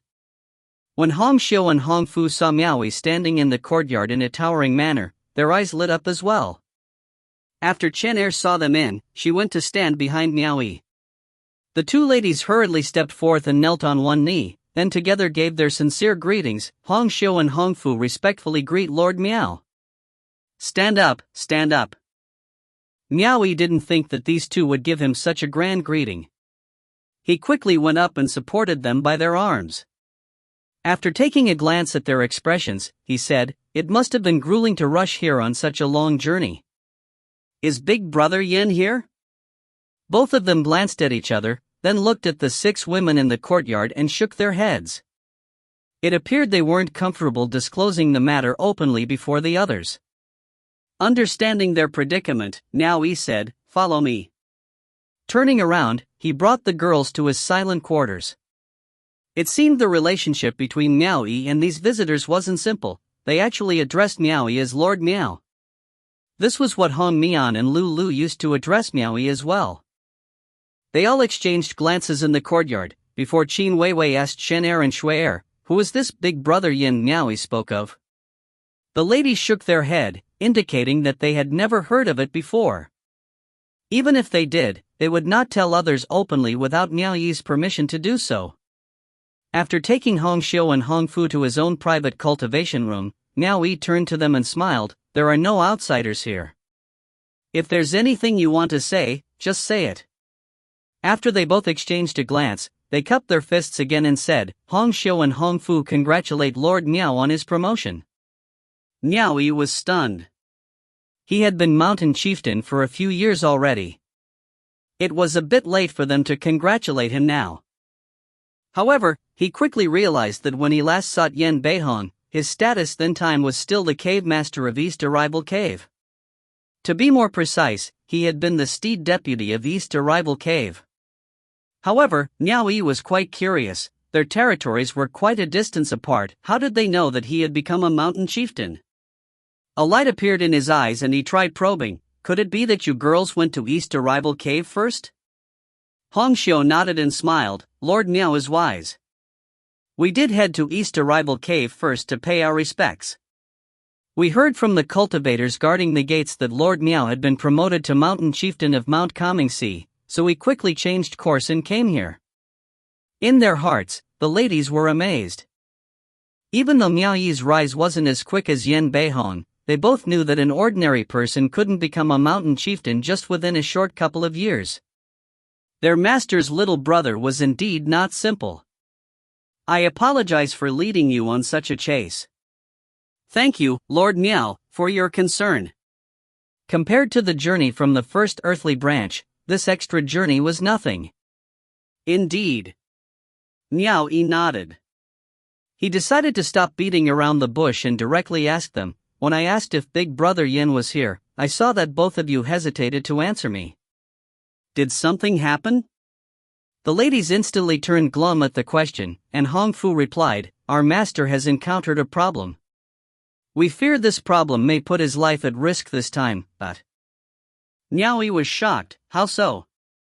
Hong Xiu swiftly took out a jade archive from her storage ring and presented it with both hands. "This is the letter that Master ordered us to deliver to Lord Miao." Miao Yi quickly took the jade archive and examined the contents. It was indeed Yan Beihong's personal letter.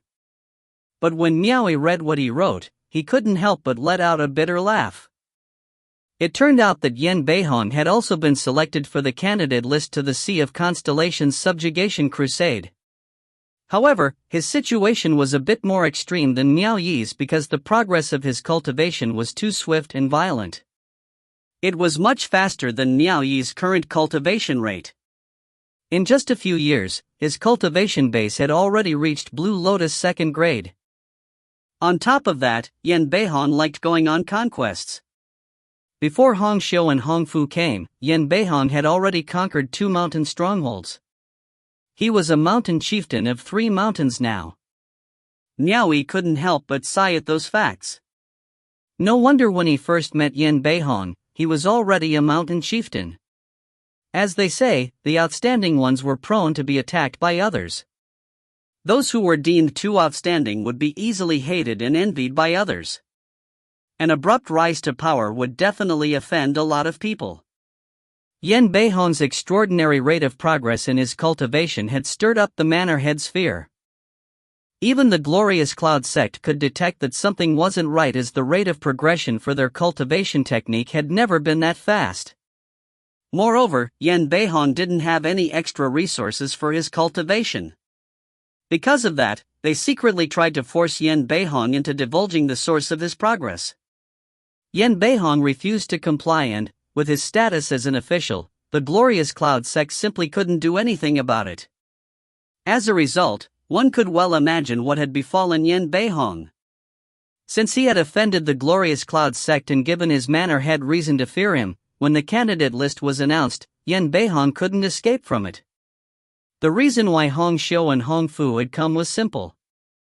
The Sea of Constellations Subjugation Crusade was a place where the elites of Blue Lotus level in the world of cultivation would gather together. 150,000 cultivators would rush toward the Sea of Constellations. Adding the troops of the lords and the Yao nation, it was estimated that the number of troops would exceed 180,000 men. Before such a large-scale war, even Yan Beihong would lose confidence regardless of how sure of himself he had been. Furthermore, Yan Beihong had offended every other force around his territory. Once he went to the Sea of Constellations, one could well imagine what would happen to Hong Xiu and Hong Fu next. No man was willing to see their own women end up in a miserable state. The reason he let Hong Xiu and Hong Fu come here was because there was no one close to him that he could trust them with. After considering a few options, only his little brother Miao Yi was worth his trust because he had seen how Miao Yi behaved with his own eyes, and felt a sense of relief putting them under his care. Otherwise, how would he have allowed Hong Xiu and Hong Fu to make such an arduous journey? On the archive, Yan Beihong explained the entire story in detail. He solemnly entrusted both his women to Miao Yi and stated that if he were to come back alive, he would come here to personally pick them up. If he couldn't survive the ordeal, since he would be dead anyway, he casually mentioned that he'd let Miao Yi take his two women to bed, considering that they were not bad-looking at all. The only thing he asked of Miao Yi was to not treat them badly, before ending the letter with a word of gratitude for his kindness. The immoral and promiscuous words on the archive had Miao Yi drenched in nervous sweat. Am I that type of person who will take your women and sleep with them? However, he could also somewhat understand Yan Beihong's concerns and helplessness. Who would be willing to take care of another person's women for the rest of their lives? If it was only for a short period of time, it would be fine. But in the long term, anyone would feel a little bit worried about that. The only solution was for them to stay together. Hong Xiu and Hong Fu's cultivation base weren't that high and they didn't have much they could offer Miao Yi. What else could they bring to the table to seal the deal? They had nothing but their bodies. For the sake of securing an escape route for Qianer and Shui'er, even Miao Yi himself had to allow them to recognize Yao Ruoxian as their adoptive father. After he finished reading the Jade Archive, Miao Yi sighed and inquired, "Do you two know what Big Brother Yan wrote in this Jade Archive?" Their eyes were slightly red as they remained silent, their heads drooped. After a while, they glanced at each other before lifting up their heads and looked at Miao Yi with determined eyes. "If Master doesn't come back from the Sea of Constellation Subjugation Crusade, Hong Xiu and Hong Fu are willing to serve Lord Miao." Implying that they would wait until the result was confirmed before deciding whether or not they would devote their bodies to him. As expected, they knew about it already. It seemed that Yan Beihong already explained to them before they came. Miao Yi could see a shred of discomfort from their determined eyes. From the looks of it, the ladies appeared ready to endure humiliation should Yan Beihong fail to return for them, and would wait for the day to come when they could exact their revenge for their master. "You girls think too much. Big Brother Yan and I are good friends, so I won't touch his women. I, Miao Yi, am not such a shameless scoundrel." Miao Yi waved the Jade Archive in his hand and continued, "From your journey, the announcement for the participants in the candidate list must have been released earlier than here. I guess that Big Brother Yan is already on his way to board the ship. I wonder where he will head to board.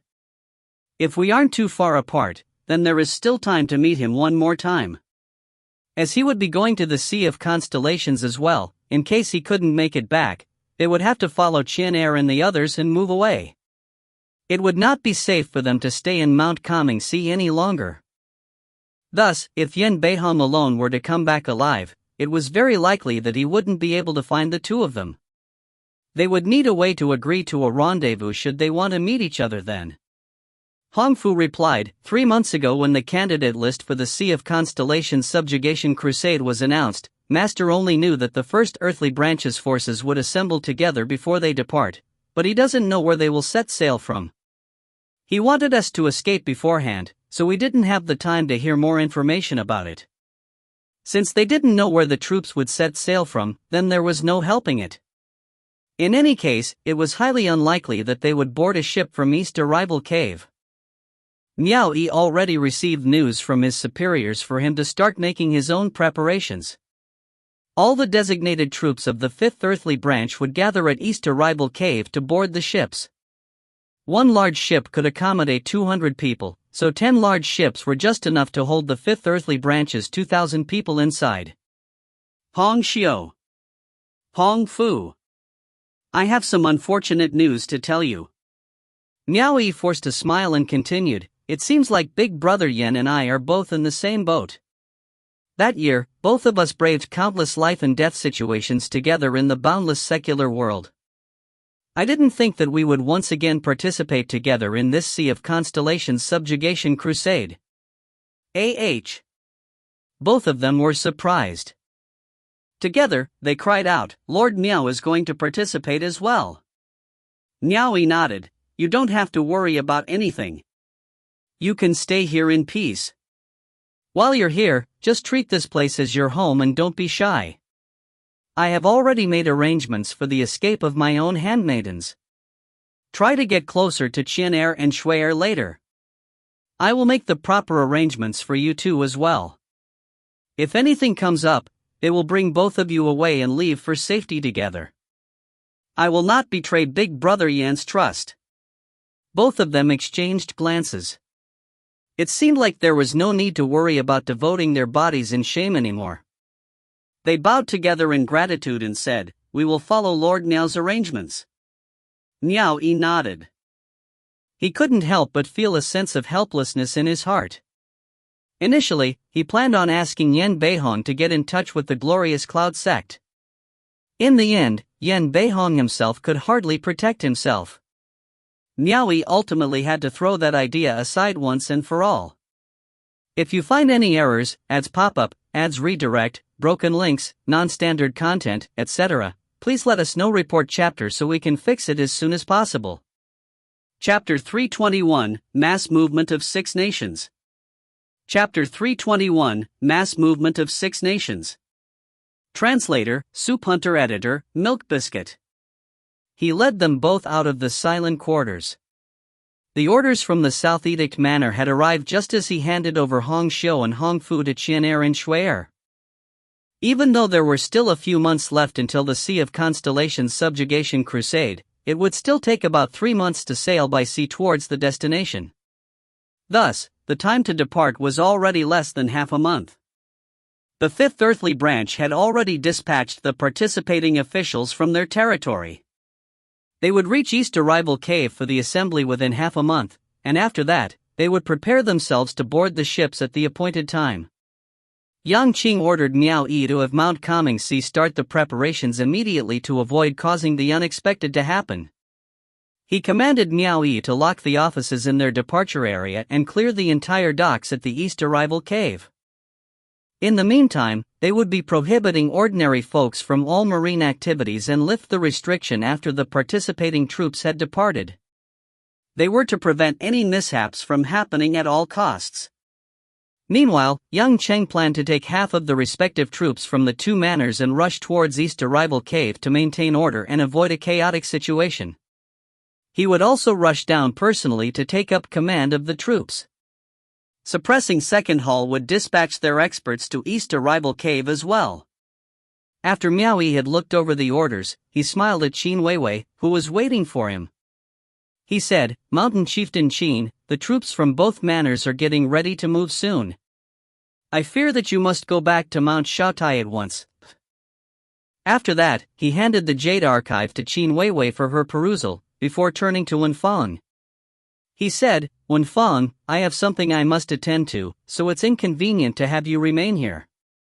I'm afraid that I must see you out soon. Wen Fang noticed that he'd received an order and spoken to Qin Weiwei first, so she instinctively knew she shouldn't disrupt their official business. She then gestured to him, showing that she would immediately take her leave. Qin Weiwei went silent after she had seen the orders. Yang Cheng wanted to take half of the troops from both mountains and bring them to East Arrival Cave. Mount Shaotai certainly wasn't an exception. She had to hurry back as this matter could not be delayed. With that, she was forced to take her leave as well. Wen Fang, who had just familiarized herself with Qin Weiwei, quickly suggested leaving together with her. After knowing that Qin Weiwei was the mountain chieftain of two mountains, she had set her mind on becoming friends with her as well. Moreover, she had acquired some experience from Miao Yi. Should there be a chance in the future, she would be prepared to go around and visit the respective mountain chieftains in South Edict Manor. Outside the mountain gates, Qin Weiwei wore her snow-white dress as she straddled her dragon steed. She had a look of reluctance on her face. She looked at Miao Yi, who had personally come to see them off, and hesitated from speaking her mind. A glint of despair flashed before her eyes, yet she was powerless to do anything. The hall master had already decided on the selection. Hong Mian and Lulu, who were both standing behind Qin Weiwei, understood her very well. Naturally, they knew what she wanted to say. However, they feared that she might open up and pour her heart out to him at this critical moment. Both of them felt torn for Qin Weiwei. They'd hoped that she could tell him the things she had kept in her heart, but at the same time, they didn't want her to say it to him. In the past, they definitely would have wanted her to clarify her feelings. But Miao Yi would be going to the Sea of Constellations soon. If word were to spread out, and in case Miao Yi couldn't make it back from that place, there would be a blot on Qin Weiwei's reputation.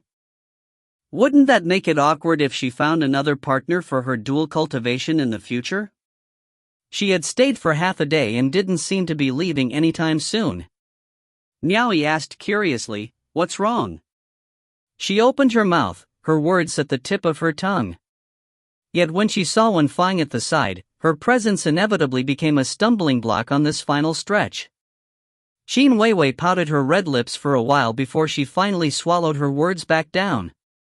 Even in this kind of situation, she still couldn't take the initiative as a woman because of her personality. She hesitated, she still didn't know whether Miao Yi would accept her suggestion. Because of Miao Yi's words and behavior, she didn't dare to say those words to him. Still, it would be great if she could show some signs or a hint of her intentions. With some difficulty, she changed what she meant to say and said, "We are friends." Miao Yi beamed with a nod. "Friends. So please don't ever forget the things I've asked of you." Qin Weiwei forced a smile on her face as she said, "Take care. I will not see you off." Miao Yi cupped his fists together as a gesture of farewell. Qin Weiwei forced herself to look away and turned her dragon steed around. Her white dress fluttered in the wind, with Hong Mian and Lulu following closely from behind. "Goodbye, elder brother." Wen Fang waved with a smile before quickly trailing after Qin Weiwei. After watching them fade into the distance, Miao Yi immediately wiped the smile off his face. He turned around and allowed his subordinates to see the dignified side of Great Mountain Chieftain Miao as he strode back towards his residence. To some men, especially those who had shouldered responsibilities since they were young, romance was an extremely luxurious thing to have. He had yearned for it too, but there would always be other priorities in his life. Undoubtedly, he placed love and romance behind his survivability, and so he would never be too devoted in romantic affairs. And because of that, he would always let slip the opportunity. Perhaps some men would regret it after they had achieved success in life. Most of them intended to make up for it after they had acquired fame and success. In the end, however, they would always regret it. As soon as he returned to the mountain chieftain's residence, Miao Yi quickly wrote down a list of orders for Qianer and Shui'er to distribute to his subordinates. Following the mountain chieftain's decree, the troops from the respective caves in Mount Comingsi began to move out. A messenger from East Arrival Cave passed on the orders at the City Lord's Manor in East Arrival City. As a result, the City Lord quickly assembled all of his officials inside the city and mobilized all of their powers to announce the ban on marine activities. The officers then hurried toward the docks and began the evacuation and blockade. The inconveniences brought upon the common people were inevitable. However, there was simply no room for discussion at the moment. The forces from the two manors were also moving in haste. Yang Qing had already received the candidate list of official troops participants, and South Edict Manor was tasked to verify the people boarding the ships. He personally led his men and departed once more to East Arrival Cave. The official troops of the 5th Earthly Branch assembled together as one unit from various places in the area. After that, they rode off together and hurried towards their next destination, East Arrival Cave. All the official troops from the 5th Earthly Branch had to assemble at East Arrival Cave, whereas the non-official troops would have to assemble at the harbors in other places instead. East Arrival Cave wasn't the only place that had harbors designated for ship construction. Throughout the Celestial Nation, troops rushed from their respective territories and hastened to the ocean. The 180,000 troops summoned by the 6 nations were all on the move. Their destination was the Sea of Constellations. The entire world of cultivation was stirred up because of it. This spectacular event was soon about to launch. The event occurred once every 300 years and spanned 10 years. Some would eventually achieve success and gain recognition after the event ended. However, only a small number would be able to achieve that, and only a few would return in one piece. The majority would be buried in the Sea of Constellations forever. And just like the name Sea of Constellations, they would forever become the nameless stars that adorned the night sky. Miao Yi would soon be leading his men in setting out for the journey. Once he departed, aside from cooperating his forces with Yang Qing's, it would be impossible for him to go back to Mount Comingse later on, since he would immediately board the ship and start his journey to the Sea of Constellations. Before his departure, Miao Yi refused to meet with anyone else. He intimately made love to the 2 ladies all day. Countless emotions and sweet affection were displayed on this day. On top of the bed, he tore himself away from the intimate embrace of the ladies' jade-like limbs, freeing himself from their graceful, well-developed, fair-skinned bodies. He held their beautiful, delicate faces and looked at the glistening tear stains on their cheeks. He let out a sigh, feeling regretful for not being able to do anything. Miao Yi could not intoxicate himself in sex with the ladies any longer. He still had to leave in the end. However, there was one thing he could never forget. Miao Yi brought the ladies along and arrived at Yao Ruoxian's secluded cave. Yao Ruoxian also knew what he wanted to retrieve: 15 pieces of 2nd grade talismans and 150 pieces of 1st grade talismans. He finally handed these items to Miao Yi. Yao Ruoxian initially hoped that there would be some sort of accident so that he could deduct some of these items for his own use. However, he still had to hand over the items to Miao Yi in the end. Under Yao Ruoxian's guidance, Miao Yi turned a mountain-cleaving talisman into a ray of white light, which burst out from Miao Yi's hand, hitting the side of the mountain. A thunderous sound rang out upon impact, causing a big piece of the mountain to collapse and fall into the deep ravines below. The rumbling sound of the rocks reverberated in the air. After testing it once, he was now fully prepared for what was to come. Miao Yi turned around and took out 2 pieces of jade archives customized by the Celestial Nation Chamber of Commerce. He handed them over to the 2 ladies and said, "I don't know when I will come back once I go there. For the sake of preparing for this journey, I have nearly squandered my whole fortune. Thus, I have nothing left to give to you too.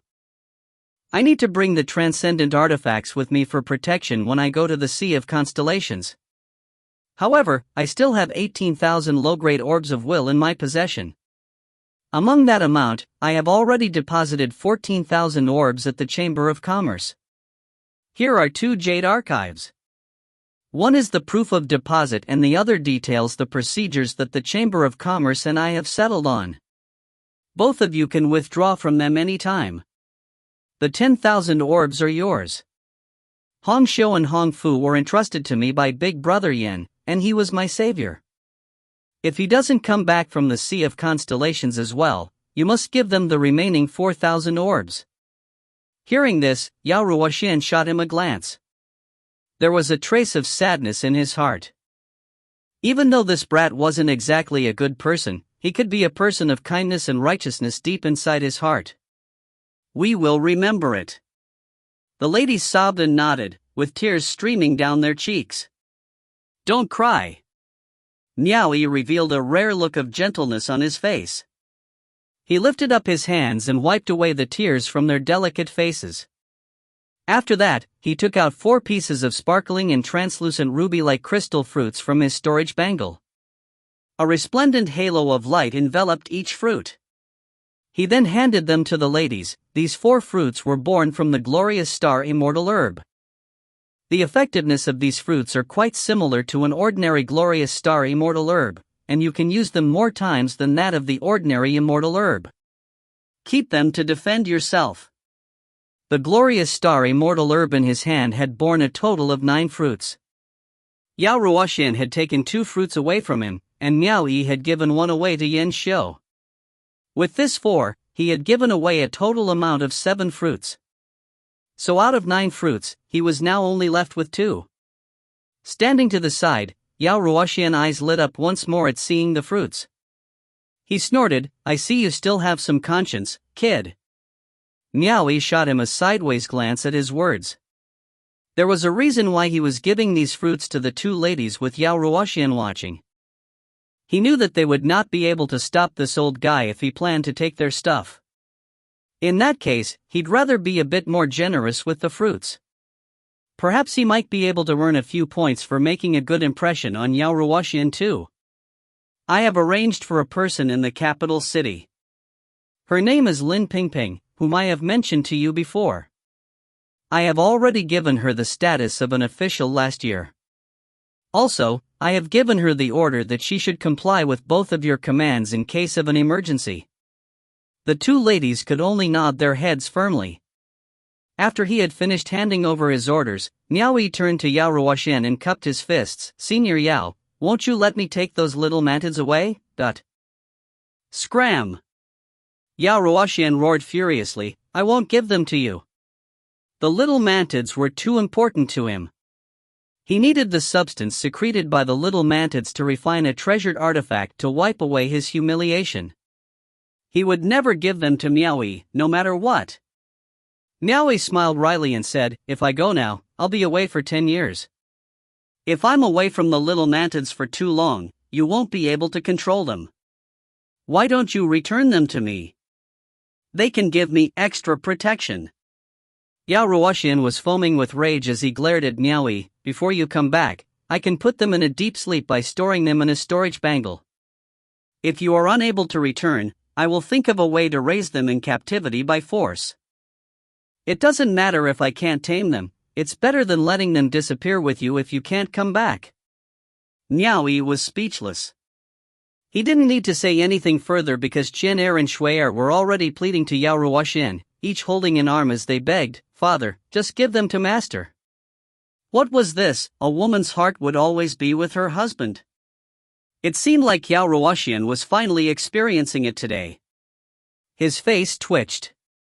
In the end, he was defeated. He really couldn't stand these 2 daughters, so he gnashed his teeth and released 35 little mantids from his storage bracelet. He said bitterly, "I will give you only 35 of them, and no more than that. Take it or leave it." If you find any errors, ads pop up, ads redirect, broken links, non-standard content, etc., please let us know. Report chapter so we can fix it as soon as possible. Chapter 322, The Troops of the Fifth Earthly Branch. Chapter 322, The Troops of the Fifth Earthly Branch. Translator, Soup Hunter Editor, Tom Yummy.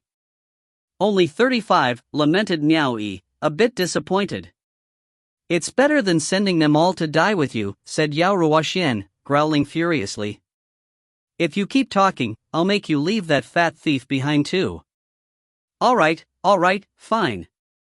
Then it's settled. It was better to have some than none. Miao Yi beckoned to the little mantids and 35 of them entered his storage bangle in a bunch. Turning to Yao Ruoxian, he cupped his fists at him and said, "Senior Yao, I will entrust them both to you." Yao Ruoxian scornfully waved his hand and said, "I don't need you to tell me about my own daughters. Remember the fees you owe me.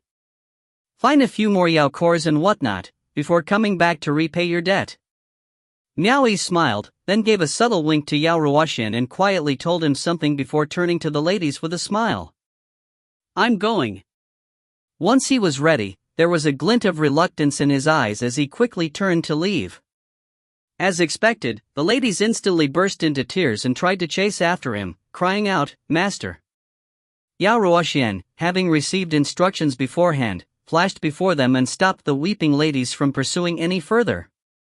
He sighed and said, "My girls. This journey will be his chance to show off his strength. If you follow him with tears running down your cheeks, it will make him sentimental and he won't be able to put on a brave face.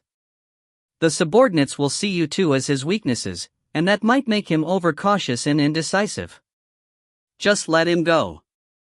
Yao Ruoxian felt awful as well after seeing them cry. He actually didn't want Miao Yi to go to the Sea of Constellations either. Everyone had gotten along with each other for so many years.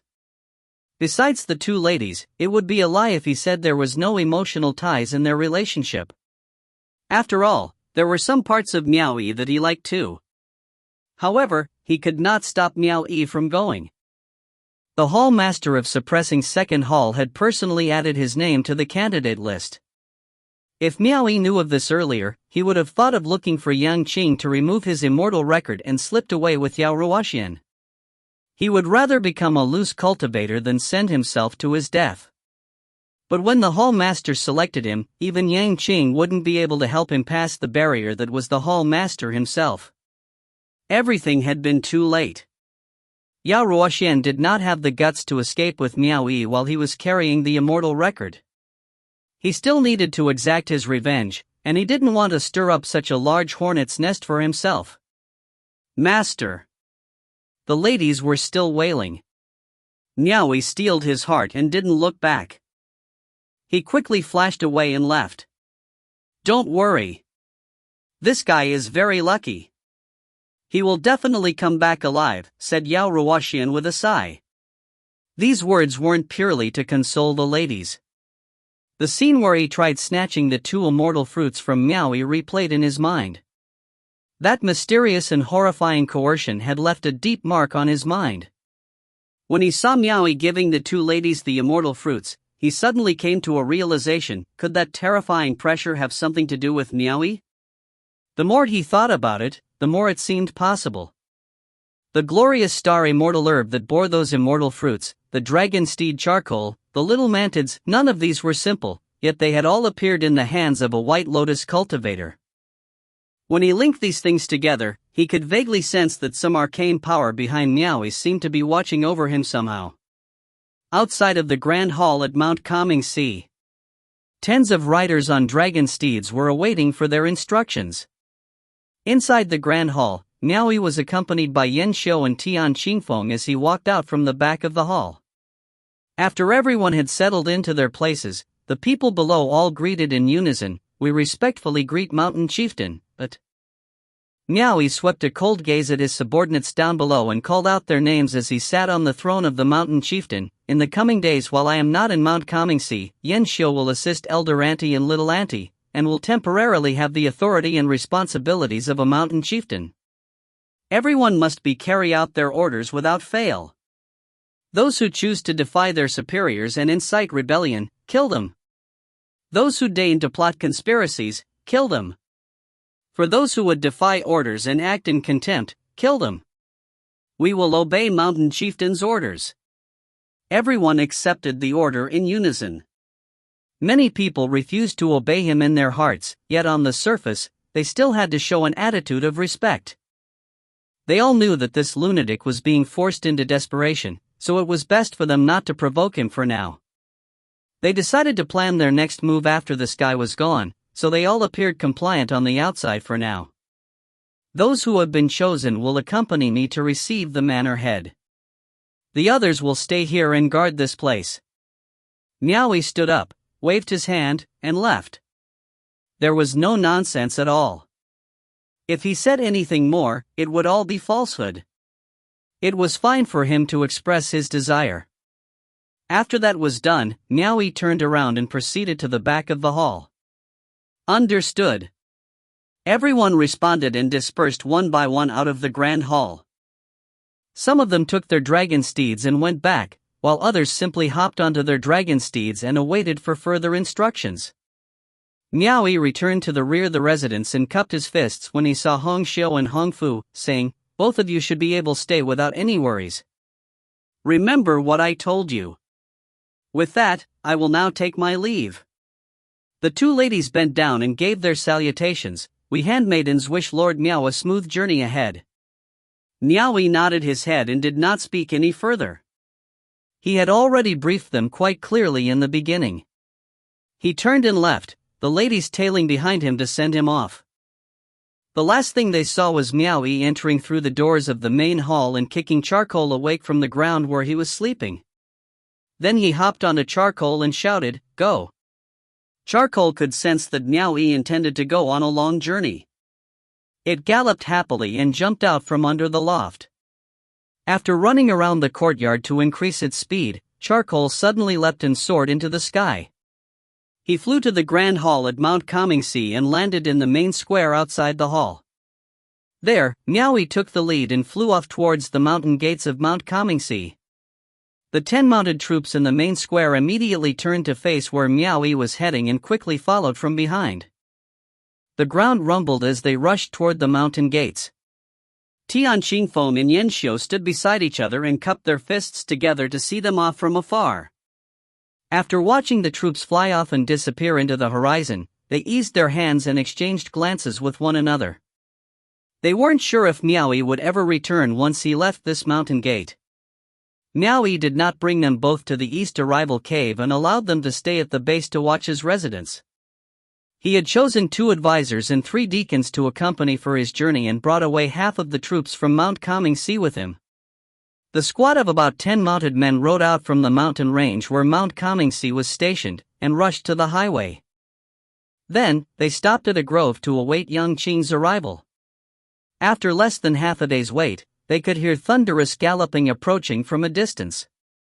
In just a few moments, they could make out Yang Qing personally leading a large number of troops toward them as they whipped the dust behind their trails. Miao Yi waved his hand and led his own troops toward the highway.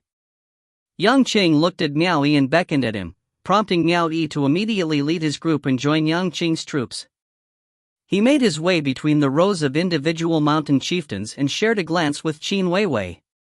From the rear, Gong Sun Yu was following along from behind. He was overjoyed by Miao Yi's misfortune when he saw the outline of his back. Clearly, he also knew that Miao Yi was going to the Sea of Constellations soon. About 1,000 troops continued the exodus under Yang Qing's lead and quickly made it to the docks in East Arrival Cave's territory.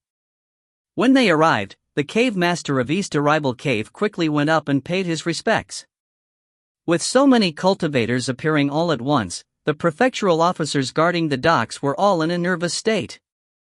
Yang Qing breathed a sigh of relief when he saw that everything was settled and prepared at the docks, thinking to himself that Miao Yi hadn't taken the opportunity to cause trouble and create a disturbance.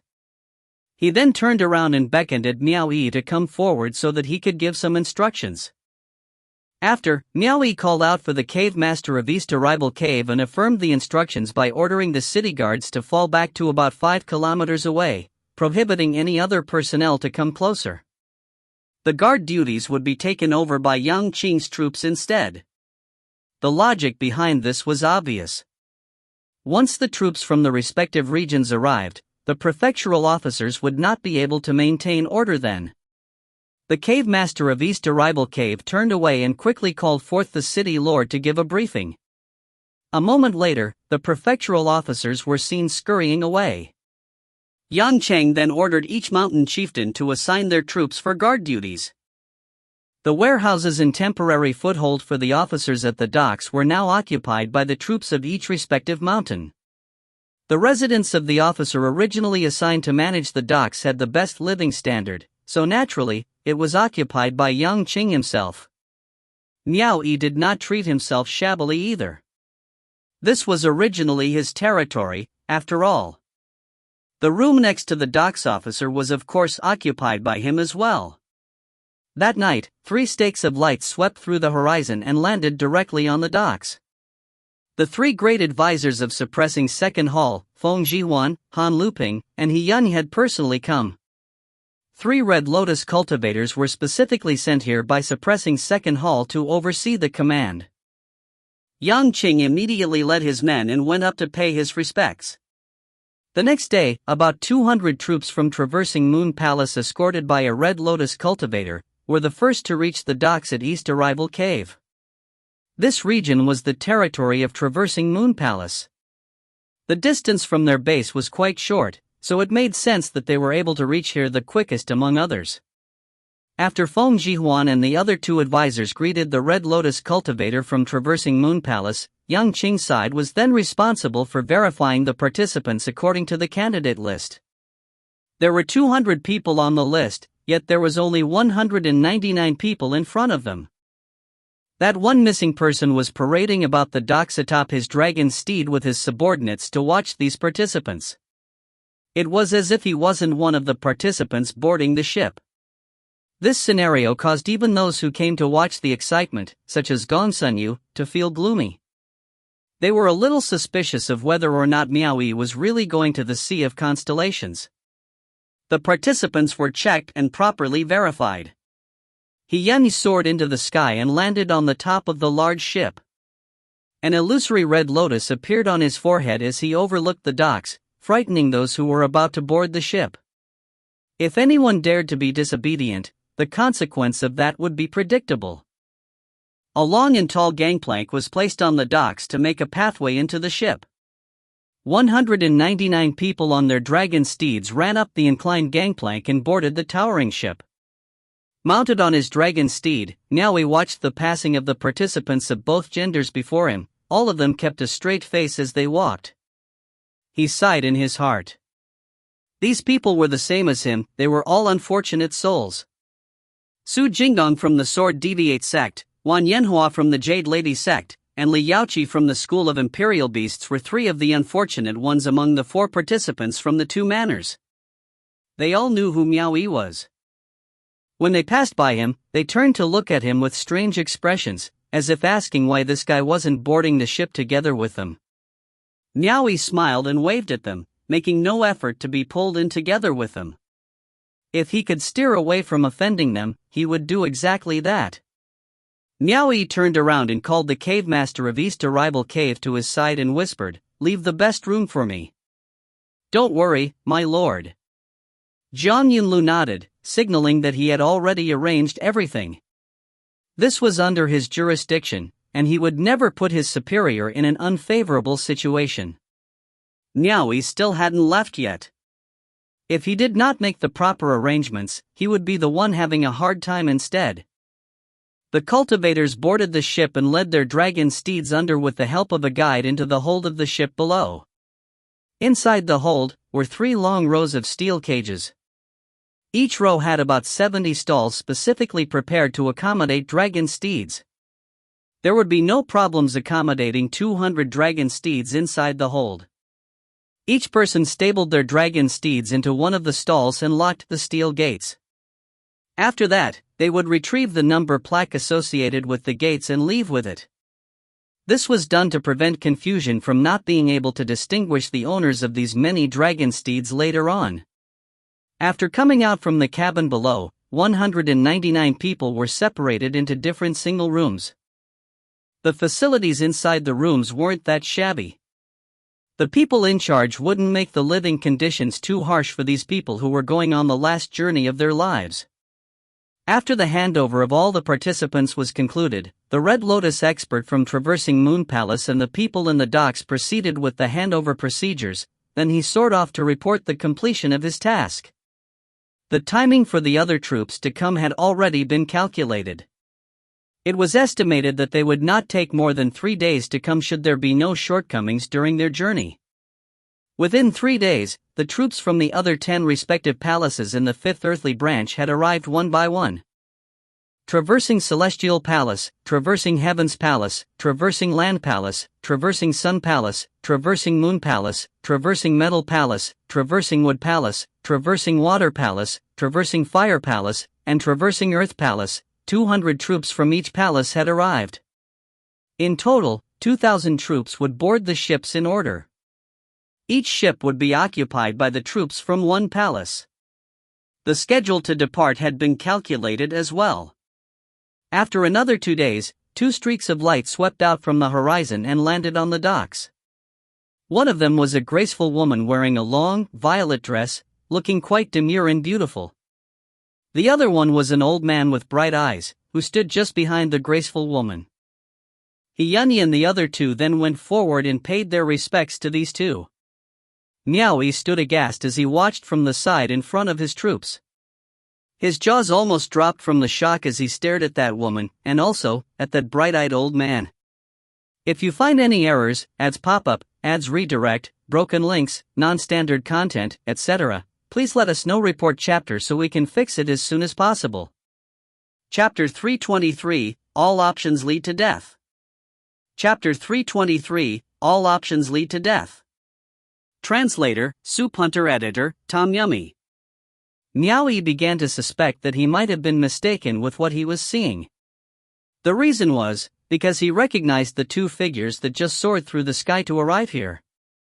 One of them was Sister Menglan, who visited him at East Arrival Cave before, and the other was the Red Lotus expert who had assaulted him at the border river during his escape from killing Xiong Xiao previously.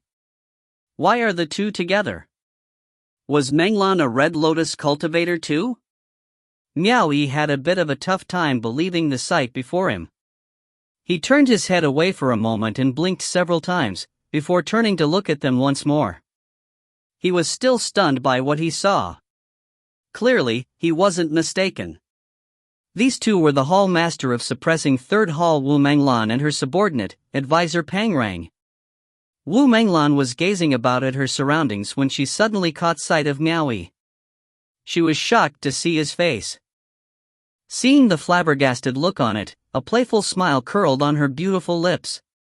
She decided not to pay any attention to him for now and continued listening to the report being given by Feng Jihuan and the others. When she was done listening to the reports, Wu Menglan nodded and said, "Proceed with the transferal soon," and immediately set sail. Understood.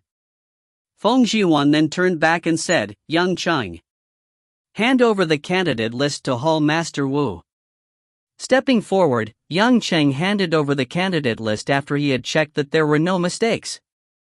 Wu Menglan took the list, then scrutinized Yang Cheng with a look before calmly asking, "You are Yang Cheng?" "That is indeed the name of this humble servant." Yang Cheng cupped his fists in response. He knew why this hall master was showing interest in him, but he wasn't afraid that Wu Menglan would do anything to him as he served his own master. After that, Wu Menglan didn't question him any further. Instead, she tilted her head a little and gazed at Miao Yi, who was deep in his own thoughts. Then, she called out softly, "Miao Yi, why didn't you pay your respects to me when you saw me?" Her identity had already been exposed when they addressed her. Menglan? Hall Master Wu Menglan of Suppressing Third Hall? So it was her. Miao Yi had a sudden epiphany and was in the middle of berating himself, when he abruptly heard someone call out to him. He jumped a little in fear. When his eyes locked with Wu Menglan's, he quickly hopped down from his mount and went forward to greet her. "Your humble servant pays his respects to Hall Master Wu." With that, a large group of people had their attention focused on Miao Yi. Feng Jihuan, Yan and Han Luping had never seen Miao Yi before. They didn't know why the Hall Master of Suppressing Third Hall would know Miao Yi either. Yang Qing, Qin Weiwei, Gong Sunyu, and the others were also surprised and wondering how Miao Yi would know Hall Master Wu Menglan from Suppressing Third Hall. Seeing the two of them like this, it seemed like they had been acquainted with each other for quite some time. "Miao Yi, it's been a long time since we last saw each other," said Wu Menglan mockingly. "I heard you were very arrogant recently, running into my Suppressing Third Hall territory for the purpose of plundering and wreaking violence. Even the manor head of my thriving 10,000 manor was killed by your hands. Care to explain what happened?" Pang Rang glared coldly at Miao Yi with his bright eyes. He hadn't quite figured out why those men who had been inflicted with his ghost rain then were all fine now. When news of their condition reached them, he was severely reprimanded by Wu Menglan afterward. "Your humble servant would not dare be arrogant. The manor head of thriving 10,000 manor was quite an unbelievable tyrant. I tried to be patient and find a compromise, but he wanted my life regardless." "It was just for self-defense," said Miao Yi, trying to sound neither too disrespectful, yet not too humble. He didn't think that Wu Menglan would dare do anything against him in this place, so he was very calm about it. That's quite some self-defense. I will let you say what you like for now. You should know what you really did. I'm not going to waste my breath on this matter with you either, snorted Wu Menglan before continuing to ask, I heard you were going to participate in the subjugation crusade this time? That is correct. Miao Yi replying with proper formality. Wu Menglan raised her eyebrow and said, Do you know why I am here? Miao Yi respectfully replied, Your humble servant is uncertain of the reason. Wu Menglan then calmly said, Listen to me now closely. The person responsible for this naval voyage to the Sea of Constellations will be me. As the territory where the troops of the Fifth Earthly Branch were assembling for departure this time belonged to Traversing Moon Palace, the overlord of the Fifth Earthly Branch had naturally allowed Traversing Moon Palace to take charge of this matter. And because the troops of Traversing Moon Palace would gather in the territory of Suppressing Second Hall, the Palace Lord then assigned this matter to the Suppressing Second Hall. However, for some unknown reason, the Palace Lord of Traversing Moon Palace had asked Wu Menglan to take up the responsibility instead, which was how the situation had unfolded to this point. Ah! What? Miao Yi cried out, lifting his head up. He couldn't be calm any longer.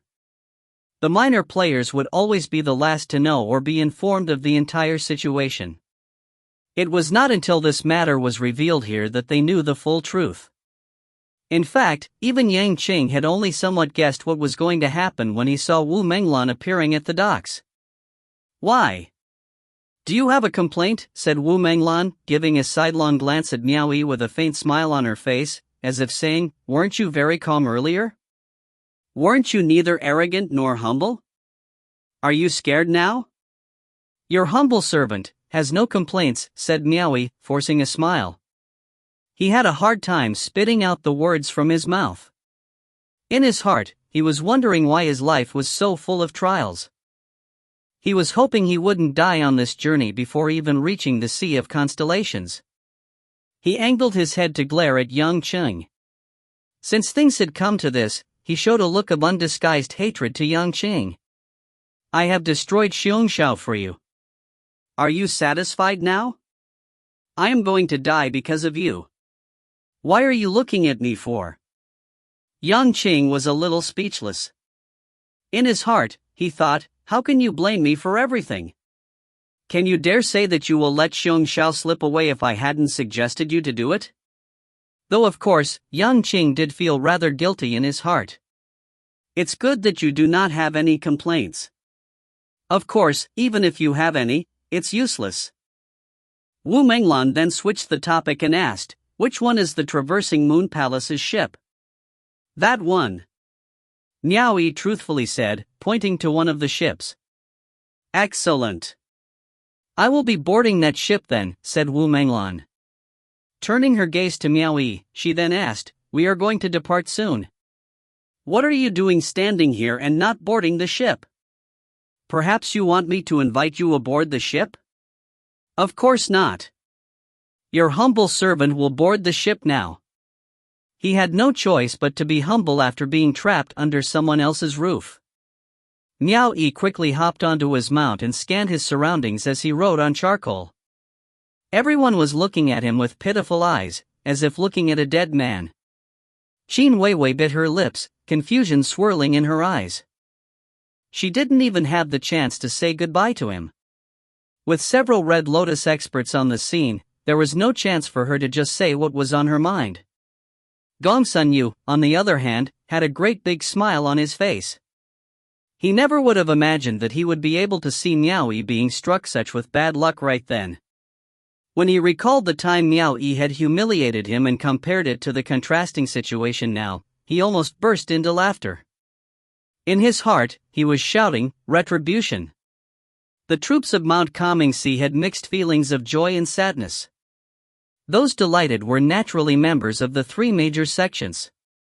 The ones feeling sad were the disciples of the school of Blue Jade. They could tell that their mountain chieftain would have no chance of coming back alive. Their master had seriously offended Suppressing Third Hall, and now he had fallen into the grasp of the Hall Master of Suppressing Third Hall. They feared that he would not even make it to the Sea of Constellations alive, much less coming back alive from the sight itself. Why are these people gazing at me with such pitiful gazes, thought Miao Yi, feeling dismay in his heart. However, he quickly straightened his back and swept away the ominous look on his face. Even if I die, I will die like a living man. With that, he assumed the bearing of a general and rode his mount with an aura of majesty. Quickly rushing over the raised gangplank, Charcoal kicked off the ship's deck and leaped again after running on the deck, before finally landing on the skydeck of the large ship. Turning his mount around, Miao Yi faced the crowd at the docks, and coldly looked down from the deck. He swapped gazes with the thousands of eyes looking at him. The scenery was filled with blue sky and the azure sea, making him seem a little lonely and isolated. Wu Menglan turned away, taking her focus away from Miao Yi, and gave out her command, "Begin the journey." When she was done, her silhouette flashed out, soaring through the sky before landing on top of the ship's mast. She threaded on air like a celestial, her position much higher than where Miao Yi currently stood. Pang Rang flew toward the stern of the ship instead. 10 of the high gangplanks set up on the docks were quickly destroyed. The anchors for these ships were lifted up, and the first 10 dragon steeds were arranged to serve as the driving power in the engine room for each ship.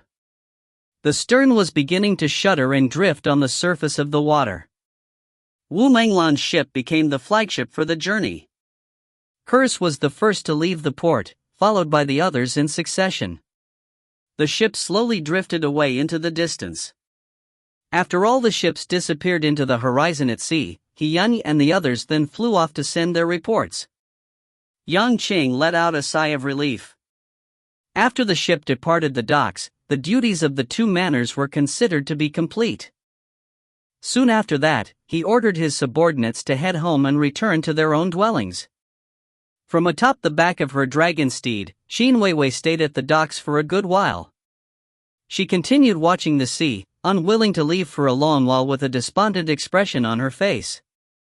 Gong Sun Yu tightened his lips. This time, he finally ascertained that Xin Weiwei was indeed deeply in love with Miao Yi. Under the vastness of the sky and sea, a figure stood amidst the wind wearing a fluttering violet dress atop the mast of the ship. Before her was a great azure blue sight. Wu Menglan was in a happy mood.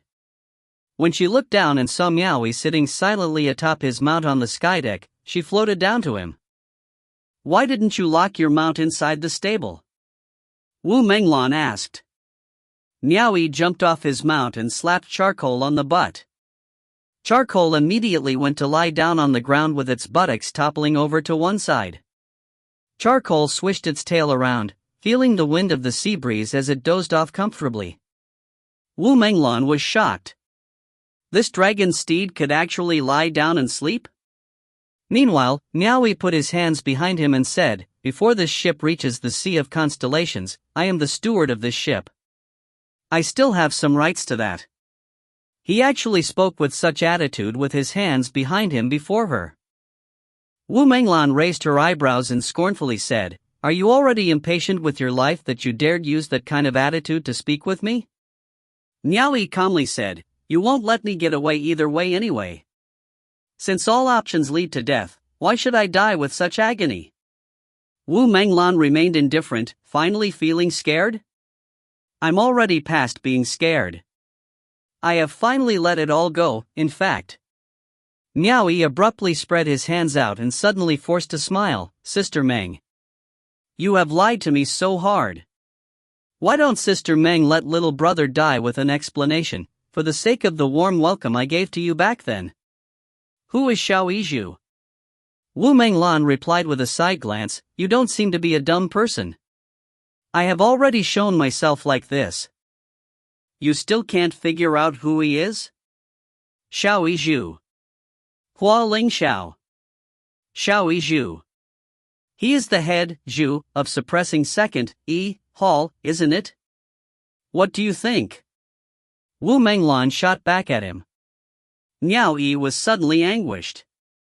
He didn't need to ask any further about it, so he shook his head and said, "I am really dumb. I should have guessed it a long time ago. It seems that the big brother I have sworn with was actually the hall master of suppressing second hall. Before I could even take advantage of him, I have already brought trouble upon myself. Wu Menglan scrutinized him for a moment and curiously asked, "Speaking of this, I wish to ask you something. When I saw the candidate list from suppressing Second Hall, I was surprised. Although you and Huo Lingxiao had pledged brotherhood in name only, based on your relationship with him, Huo Lingxiao should be taking good care of you at the very least. Why did your name still appear on the candidate list for the subjugation crusade?" After listening to her words, Miao Yi burst into laughter. There was a certain despair in his smile when he said, "It was my sworn brother who chose me to journey to the Sea of Constellations." Wu Menglan was stunned. "It was Huo Lingxiao who put your name on the list and forced you to come here?" Miao Yi felt something was strange and replied, "Does Sister Meng really not know about it, or are you pretending not to?" He was about to ask her the reason why he had been chosen for the crusade. Wu Menglan scornfully remarked, "Who do you think you are? Why would I care about your affairs?" That does make sense, Miao Yi thought, smiling bitterly. Wu Menglan then suddenly changed the subject and muttered, "Even though that Huo Lingxiao isn't such a good person, he was a man who still cares a bit for his reputation. He wouldn't go so far as to make you suffer because you forced him to pledge brotherhood with you. Besides, he was just joking with you then in moment of playfulness. There is no reason for him to do that. If you find any errors, ads pop up, ads redirect, broken links, non-standard content, etc., please let us know. Report chapter so we can fix it as soon as possible." Chapter 324, Truth. Chapter 324, Truth. Translator, Soup Hunter Editor, Milk Biscuit. Miao Yi felt strange about it too, not to mention that she felt the same as well.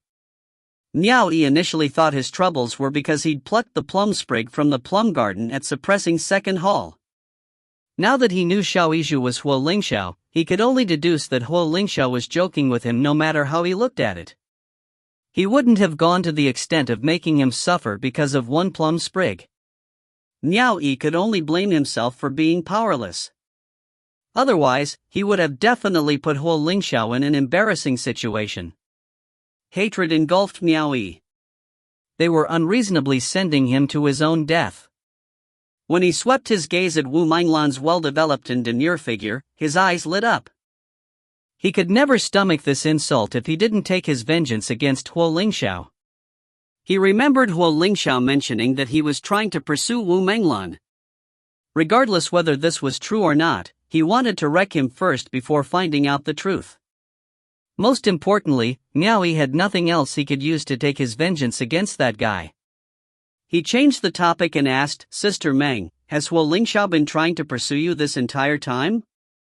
Wu Menglan's face became stiff as she turned her cold gaze at him and asked, "What makes you think you have the right to ask about my personal affairs? Do you think I won't kill you just because you've called me Sister Meng once or twice? I have no other intentions, and Huo Lingxiao was the one who told me himself. I now think this Huo Lingxiao person has a problem. I don't want to see Sister Meng getting fooled by him. I know how Huo Lingxiao treats others, and I know him better than you do." "You don't need to remind me of that," Wu Menglan said snidely, "you've got some nerve. You keep addressing your hall master without honorifics whenever you speak.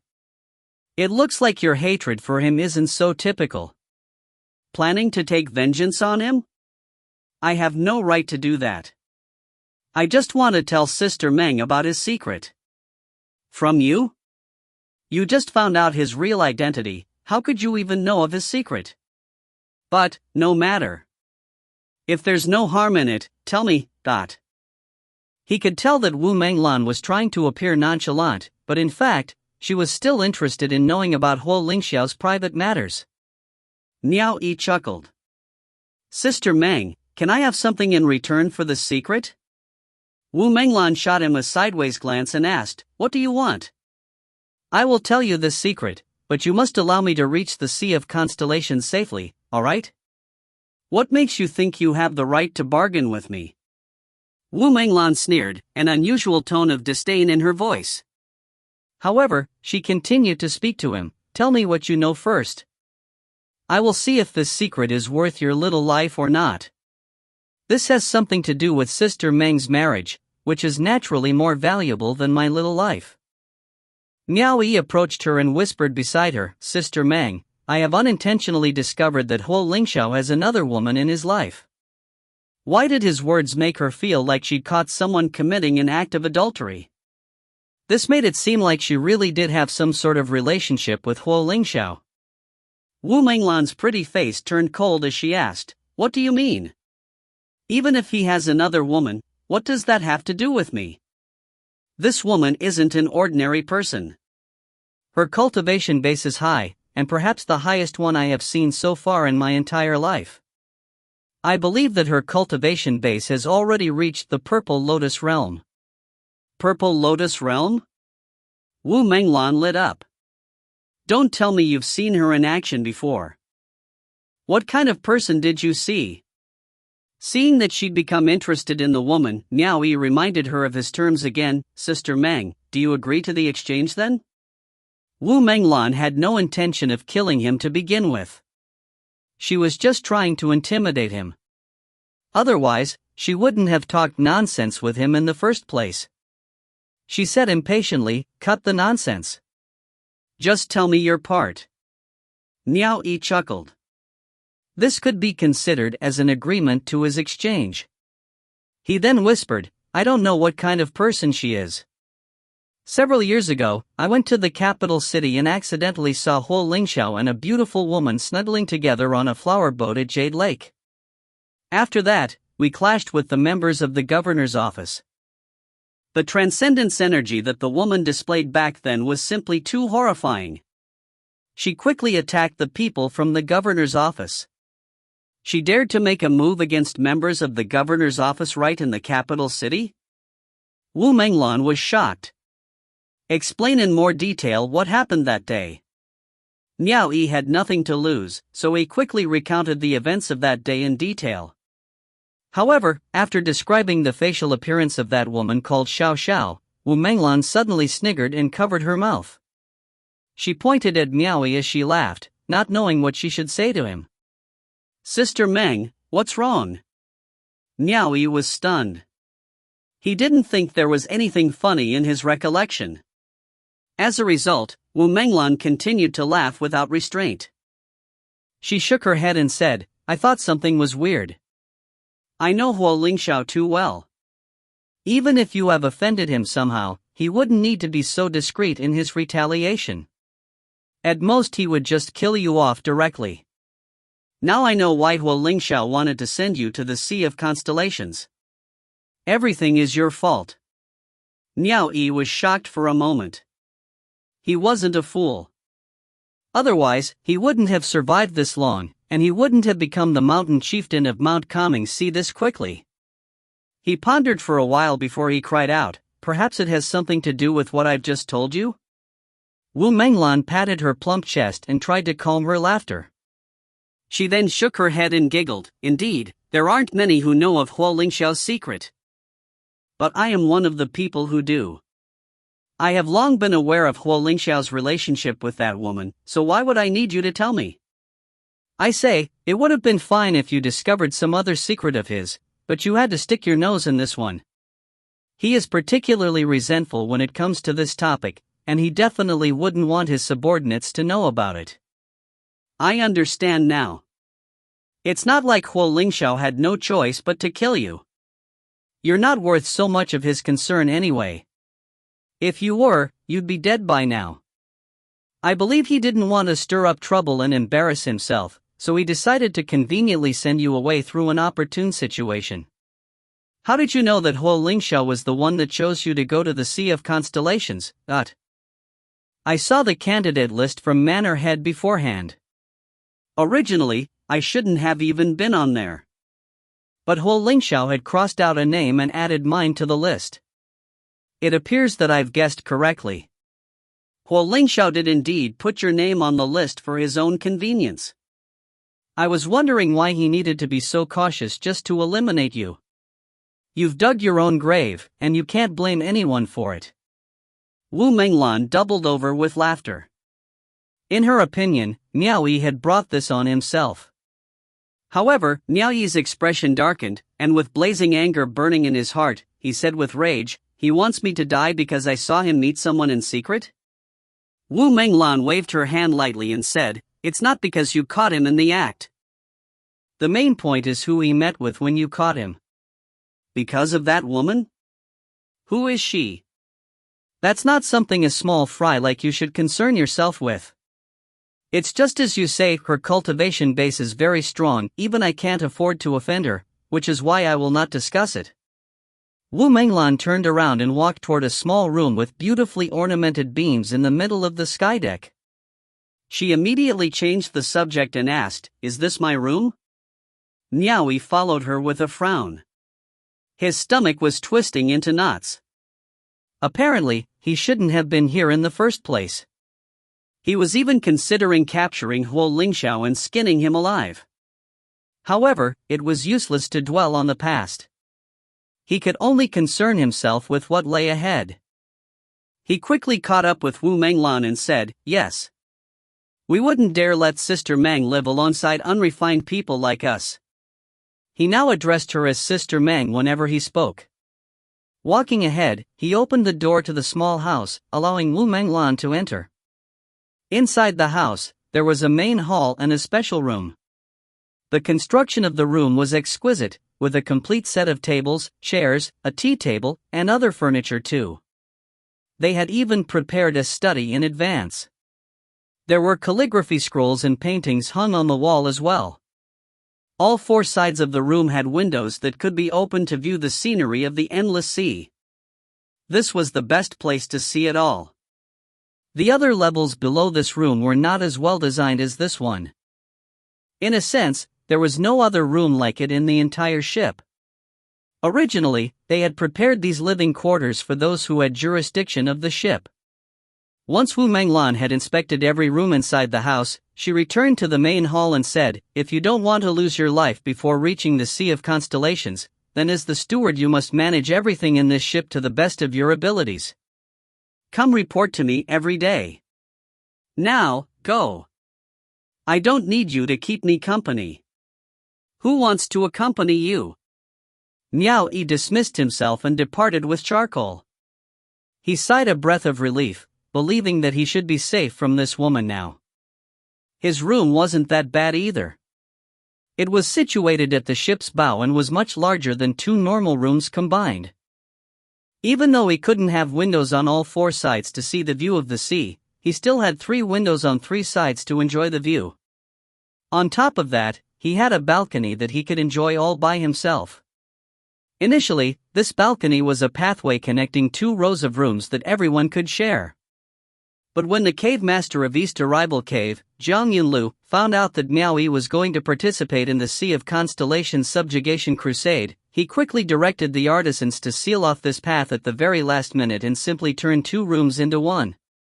After proceeding with the renovation, the balcony that had been intended for public use was converted for Miao Yi's own private use.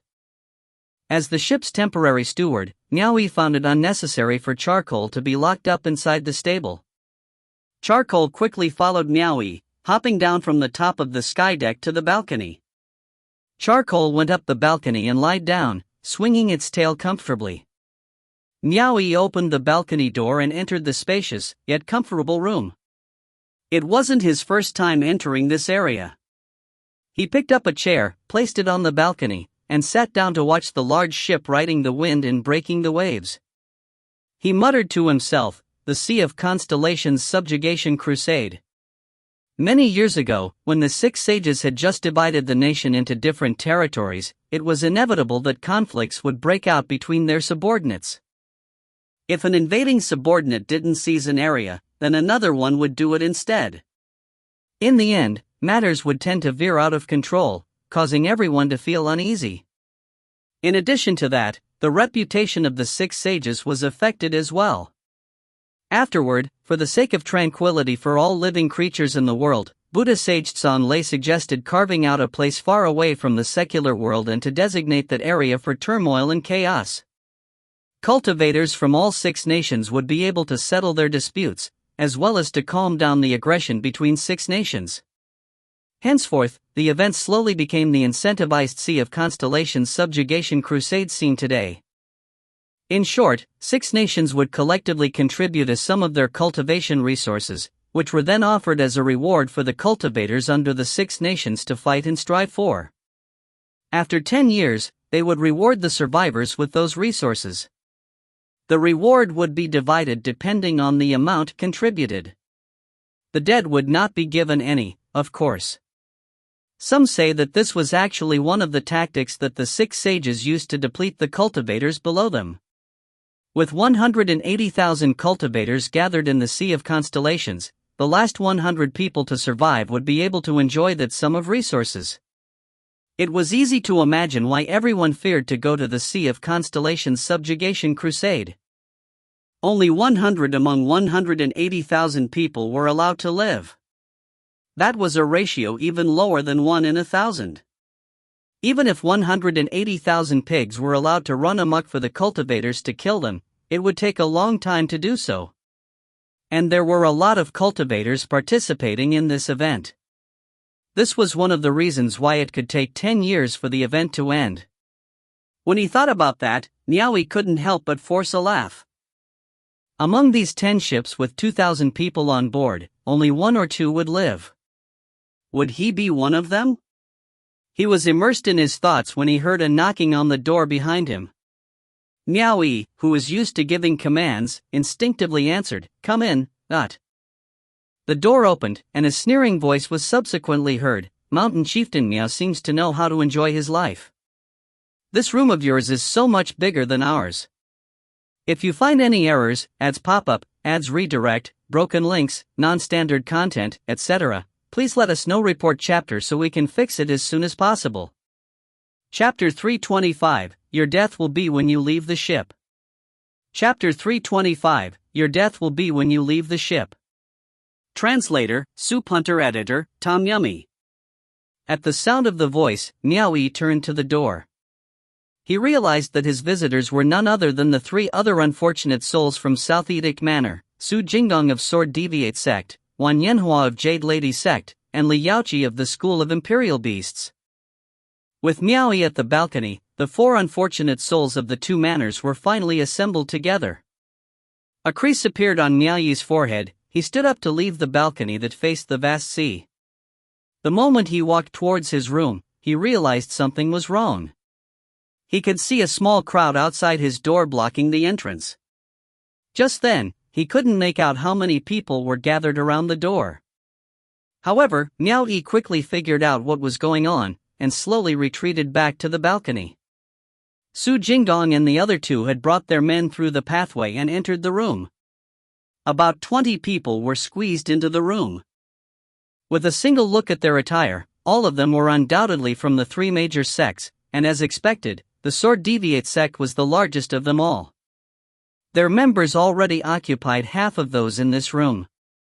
All the participants in these 10 ships were people from the 5th earthly branch.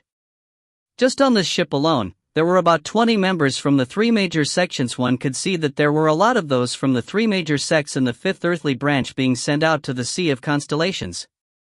Damn it! Are these people that desperate for me to die? Are they daring enough to make their move in this place? Miao Yi's nerves tensed. He wasn't sure what kind of cultivation base these people possessed. As soon as he retreated to the balcony, he was already making preparations and was ready to flee at a moment's notice.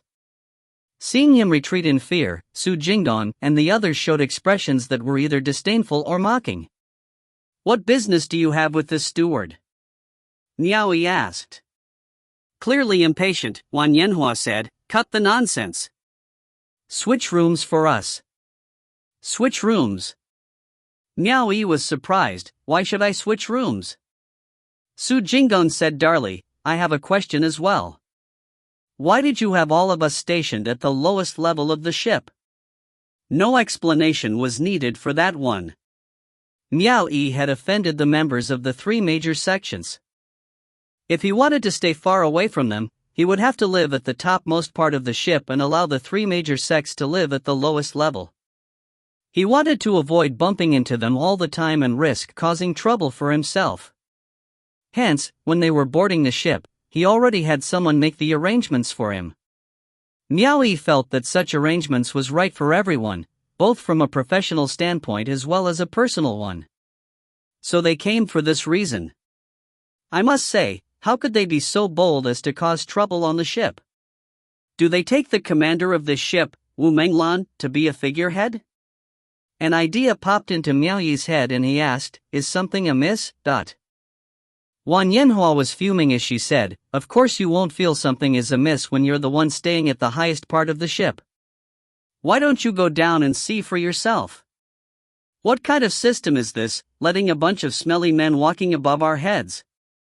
It's so noisy and annoying hearing footsteps above us. It's impossible to cultivate peacefully like this. The three major sects had indeed come to him because of this reason. They hadn't intentionally come to look for trouble with Miao Yi. The boards on this ship were made from wood. If someone were to walk around above, they would definitely hear it. If there were only a few people living above them, then it would have been fine. However, there was a large group of people living on the upper floor. It was inevitable for people to frequently walk around the hallway above most of the time. They couldn't very well allow people to walk in and out through the windows instead. Obviously, those who stayed at the very bottom level of the ship would be quite disturbed and uncomfortable.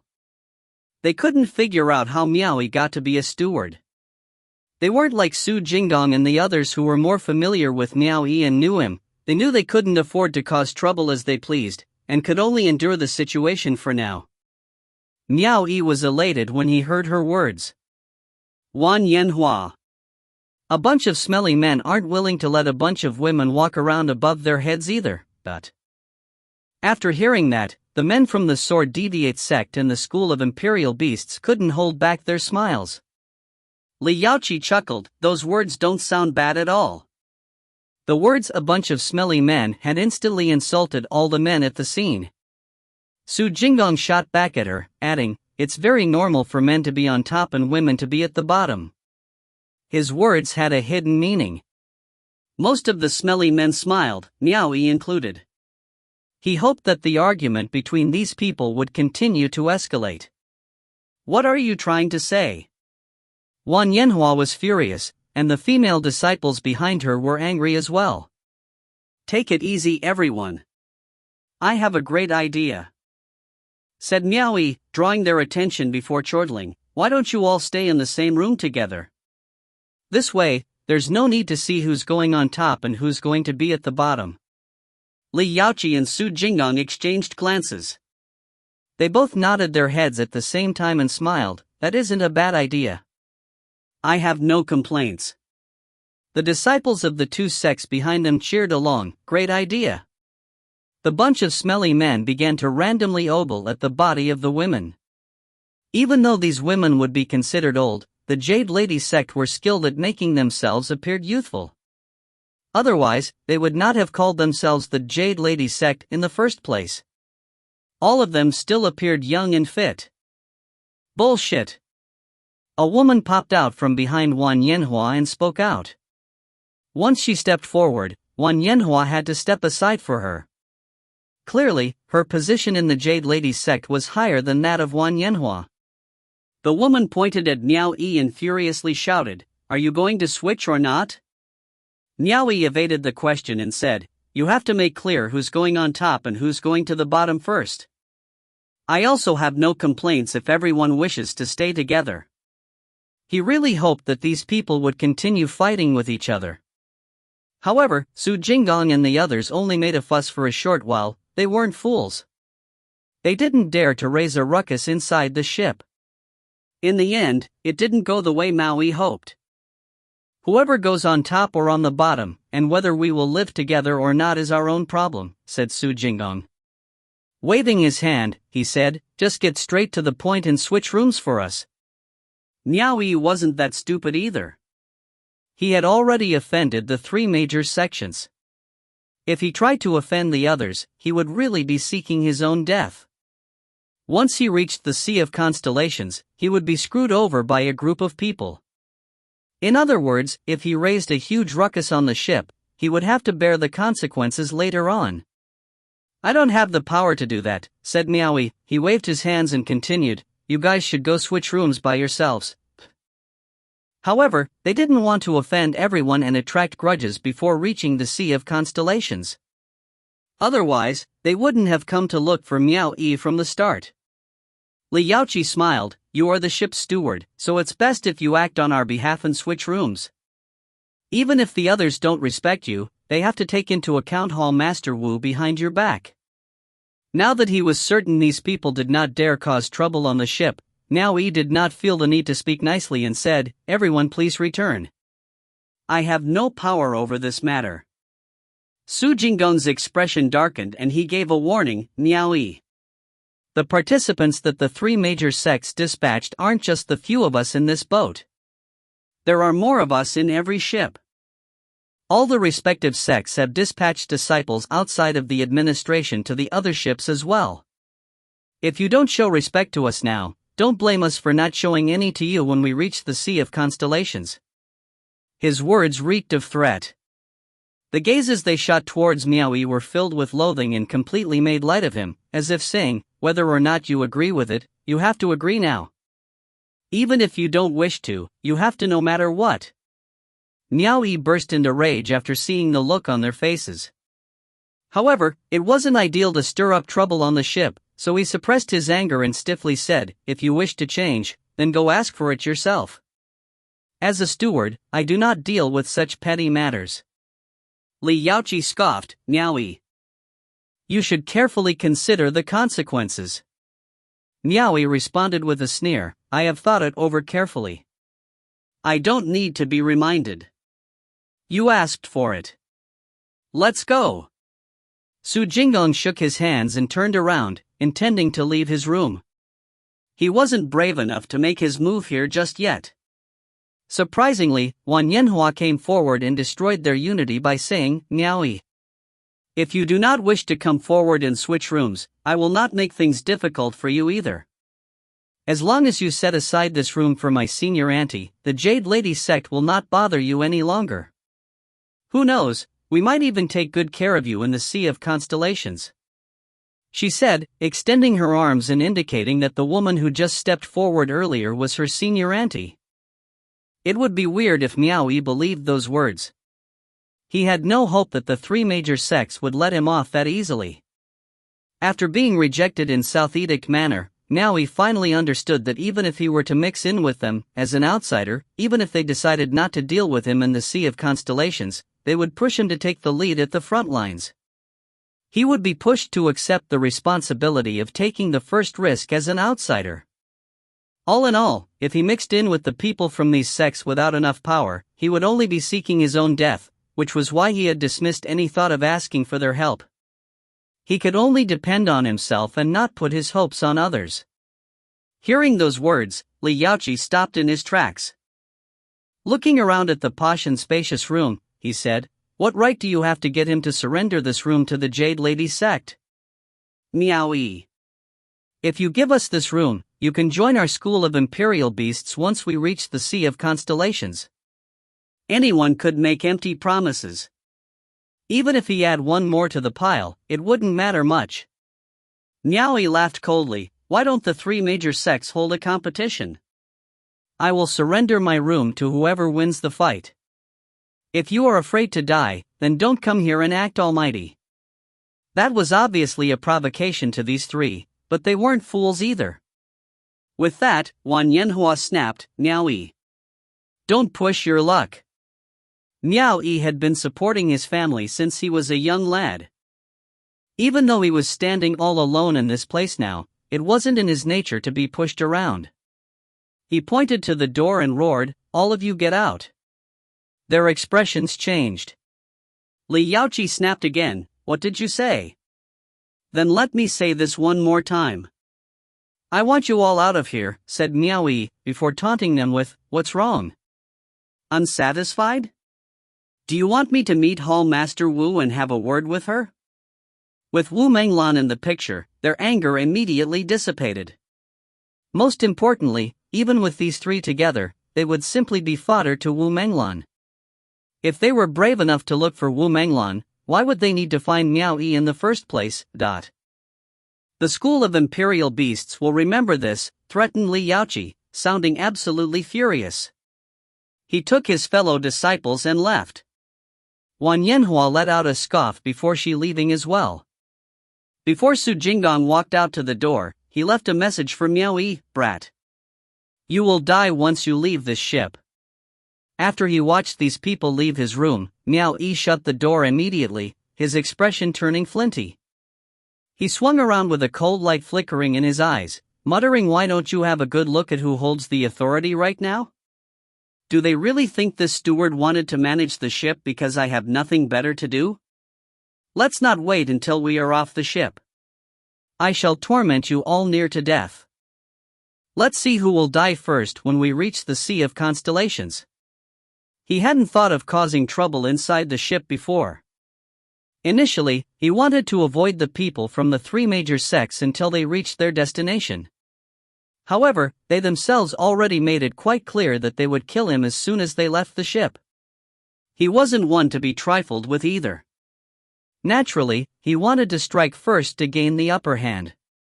Miao Yi turned to walk toward one side of the room, and opened a large case carved from a piece of cold jade. Inside the chilled case were various fresh fruits. Their skins had even been sliced off, and the fruits were already cut into individual pieces before being stored inside the chilled case. All of this was a special luxury that the cave master Zhang Yunlu had prepared for him beforehand. Even Wu Menglan didn't have this luxury in her room. Among the 10 ships in the sea, none of them had this luxury, only him. He took a jade plate and filled it with a few sliced peaches. Then, he walked toward the balcony and slowly indulged in the fruits, feeling cooled and refreshed. There was a peculiar look in his eyes. Who knew what exactly he was thinking about? An hour later, he leapt up to the deck, his clothes were fluttering in the sea breeze like a celestial. Miao Yi walked straight to the lonely cabin in the middle of the spacious deck and called out respectfully, "Sister Meng." "What is it?" Wu Menglan's voice was faintly audible from the cabin. "Little brother has something to report. Come in." Miao Yi lightly pushed the door open and entered. There was nobody in the main hall. He walked towards the bedroom door and took a peek, poking his head inside. What he found was Wu Menglan sitting cross-legged on the couch with her eyes closed. When Miao Yi was about to step inside with his foot out, Wu Menglan said, "Just tell me outside of my room." Miao Yi retracted his foot and smiled, "Well, it's like this, Sister Meng. The disciples from the Sword Deviate sect, Jade Lady sect, and the School of Imperial Beasts admire your beauty and wish to pay their respects to you. If you find any errors, ads pop up, ads redirect, broken links, non-standard content, etc., please let us know. Report chapter so we can fix it as soon as possible." Chapter 326, Abused Power for Personal Revenge. Chapter 326, Abused Power for Personal Revenge. Translator, Soup Hunter Editor, Milk Biscuit. What kind of situation is this? Admire my beauty? She had indeed heard that right. The word was beauty. Wu Menglan abruptly opened her eyes. I can understand if they said they admired my position and cultivation base. But my beauty? And they wished to see me? Why did their words sound so distasteful, as if they wished to be intimate with her? Were these words appropriate for underlings to use on a hall master? Even if they were looking for a prostitute, she would never become a woman they could have relations with. Some words were acceptable for certain women. But the same words used on someone like Wu Menglan were undoubtedly inappropriate. Somehow, these words were suspiciously frivolous. The expression on Wu Menglan's face abruptly turned glacial, and she quickly narrowed her eyes. Something felt wrong. Would disciples from the three major sects be brazen enough to say such frivolous words about her like that? It seemed more like they were tired of living in this world. They said they wanted to admire my beauty? Wu Menglan scoffed. A peculiar look flashed through Miao Yi's eyes, which he tried to hide. He seemed to have realized that something was wrong too. After looking shocked for a while, he quickly corrected himself and said, "I was the one who said that. Sister Meng is so beautiful and elegant that you can't blame others for harboring thoughts of admiration for you. I even heard that some of the old men have been praising your figure from head to toe." Some of the old men were praising me? Wu Menglan was utterly disgusted. Her expression twitched as she continued, "You'd better stop saying such nonsense, or do you think I won't tear your mouth into pieces?" All right. Miao Yi let out a quick laugh. "Actually, it's like this, some of them are my associates. When I heard that those old men admired Sister Meng's beauty, I couldn't resist and had to boast that I was quite familiar with you. Hence, they asked if I could help introduce them to you." Wu Menglan somewhat believed his words. It was quite normal for the underlings to brag about being very close to their superiors and such. Wu Menglan sneered, "You didn't promise them, did you?" Miao Yi forced a smile and said, "Sister Meng, I have nothing but the force of a single man in the sea of constellations. I need some support from the 3 major sections. Just let them meet you up close for a while, for the sake of this little brother addressing you as an elder sister numerous times. You won't lose anything by letting them meet you for a few seconds either, right? Just consider this as giving aid to your little brother." Wu Menglan could understand his predicament. She could imagine the situation once he landed on the Sea of Constellations. But what did he take her for? A prostitute in a brothel? Should she just allow anyone to see her just because they wanted to? Her expression went cold as she asserted, "My patience has its limits. If you keep babbling around, don't blame me for being hard on you. Sister Meng, forget about those old men. The Jade Lady sect are all women. Surely you can let them admire your beauty, right? Scram!" Seeing that she was furious, Miao Yi hastily retreated and went out through the main door. He let out a sigh of relief. "I knew you wouldn't want to see them." He left the sky deck and quickly went down to the lowest level of the passenger cabin. Regarding the room locations, Miao Yi had some idea where the members of the 3 major sects were designated. He immediately found Wan Yenhua's room, which was the closest to him. As soon as he reached the door, he heard the women inside discussing how to punish him after settling this matter. Luckily, he had already gained the upper hand. Miao Yi let out a cough and knocked on their door. Wan Yenhua's voice rang out from inside, "Who's there?" "It's me," Miao Yi responded. The door was swiftly opened, and Wan Yenhua appeared from behind the door. Miao Yi then peeked inside the room. "Nice, the Jade Lady sect members are all here." Wan Yenhua was stunned for a moment when she realized that it was Miao Yi. After that, she jeered, "What? Did you come here to switch rooms voluntarily because you're scared? Scared? I haven't read a lot of books in my life, so I don't know how to write the word scared. Miao Yi gestured outside and grinned, "Everyone from the Jade Lady sect, come out and follow me. Hall Master Wu wishes to see you all. Those who came to me just now must come with me." Hearing those words, Wan Yenhua's jeering smile froze on her face. The women inside were all shocked as well. Why did Wu Menglan want to see them? Wan Yenhua trembled with fear and asked, "Why does Hall Master Wu want to see us?" Acting like a scoundrel that radiated with success, Miao Yi said, "Not only did she want to see you all, everyone from the Sword Deviate sect and the School of Imperial Beasts must follow as well." Wan Yenhua abruptly gritted her teeth and inquired, "Did you tell Hall Master Wu something?" "Nothing, really. I only told her what happened just now, that's all. I don't feel like talking nonsense with you guys. If you have any complaints, then you can take it up with Hall Master Wu. I'm going to look for the other 2 sections." Miao Yi flicked his sleeves and walked away. Shuddering in fear, the other women were left feeling nervous. Even though they itched to tear Miao Yi apart, one by one, they all crawled out from the room obediently and followed Miao Yi from behind. Dong dong dong. Miao Yi knocked on Su Jingdong's door. When Su Jingdong showed his face at the door, Miao Yi skipped past the niceties and just waved his hand at him. Call everyone from the Sword Deviate sect and follow me. Those who were stirring up trouble just now must come along. Hall Master Wu wants to see you all. Su Jingdong was staring at Miao Yi, wondering why the Jade Lady sect members were all following him from behind. When he heard those words, he was instantly taken aback. Hall Master Wu wants to see us? Su Jingdong cracked his voice. If you have doubts, then ask them. Miao Yi pointed at Wan Yanhua and the others.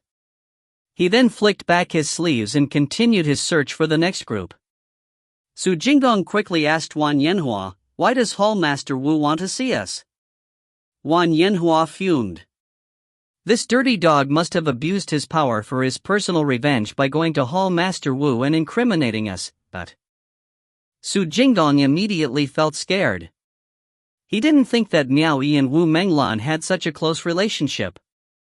This small matter had actually prompted Wu Menglan to take control of the situation.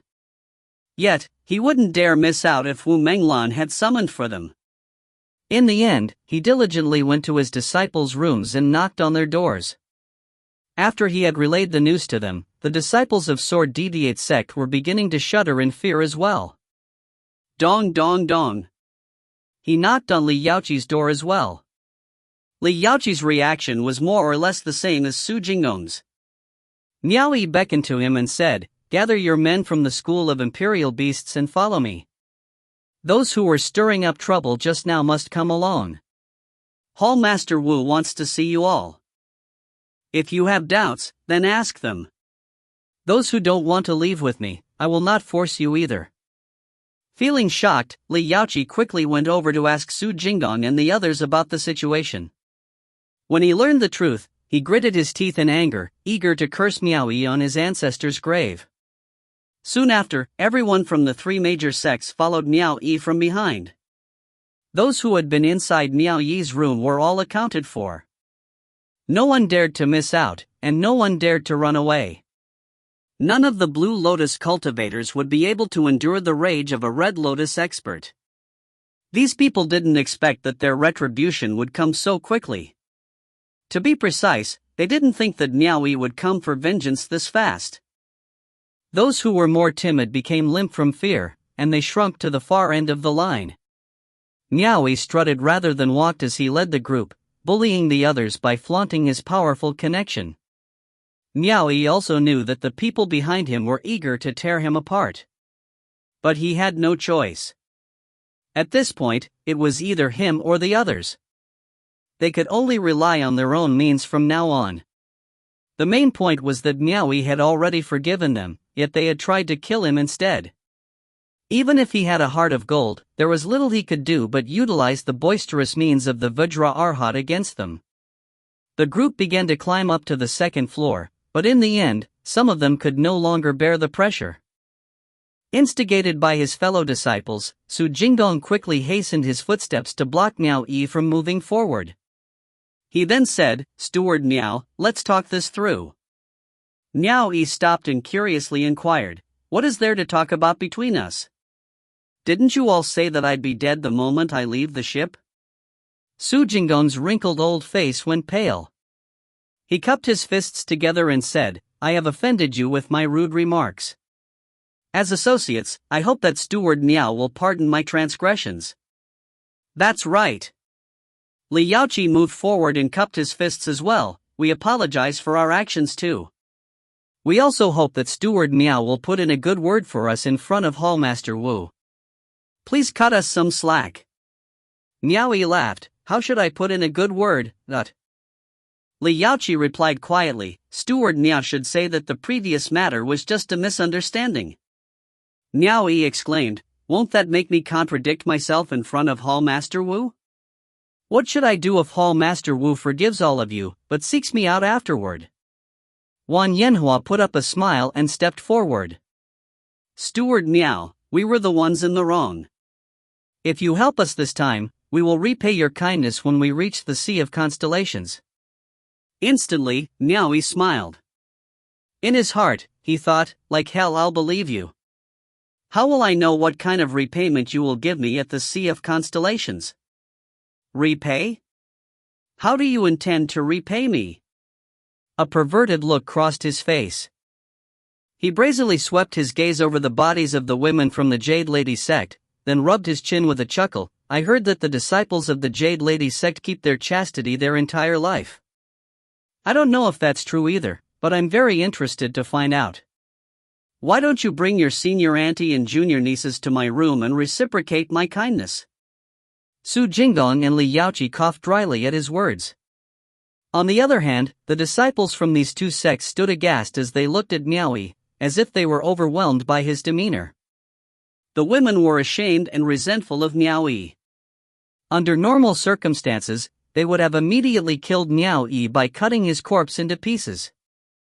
Wan Yenawa's senior auntie emerged again and shrieked in anger, surnamed Miao, you, don't push your luck. In the end, she didn't dare to use harsh words on Miao Yi. Su Jingdong and Li Yaoqi quickly came out to stop her. Fearing that Wan Yenawa's senior auntie would spoil everything, they anxiously tried to calm her down. Let's settle this through discussion.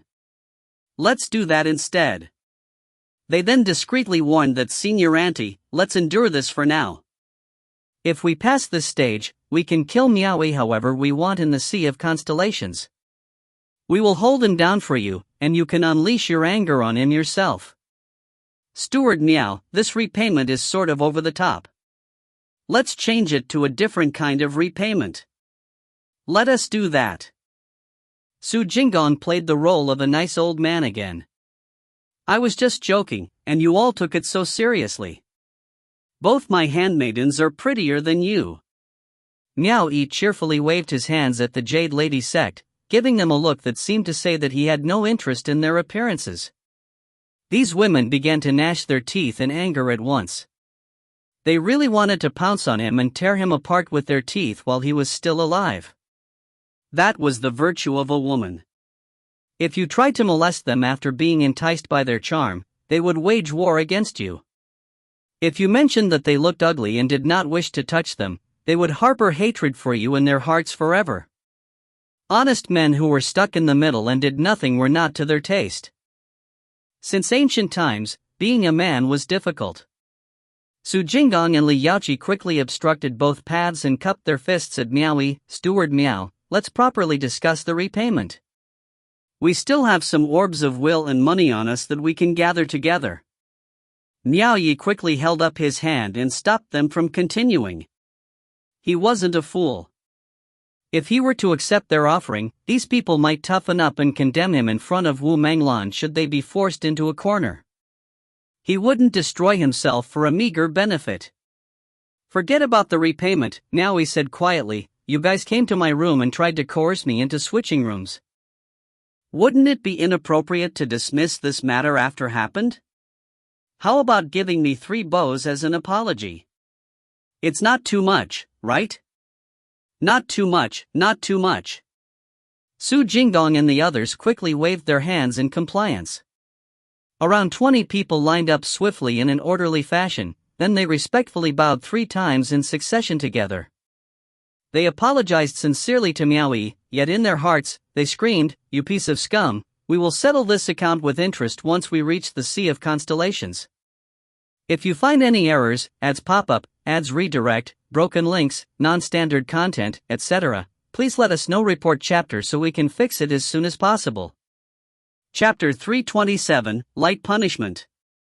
Chapter 327, Light Punishment. Translator, Soup Hunter Editor, Milk Biscuit. As Miao Yi watched them line up and bow in an attempt to apologize, Miao Yi reminded himself of what they'd done. They blocked a weak and lonely person inside his own room, and tried to threaten him indiscreetly. It was a situation he had experienced before at a young age, or a group of people had surrounded him in his own cabin. Only that time, he had 2 little ones with him. He'd been forced to stab his own leg too, which was why he disliked having to feel this way again.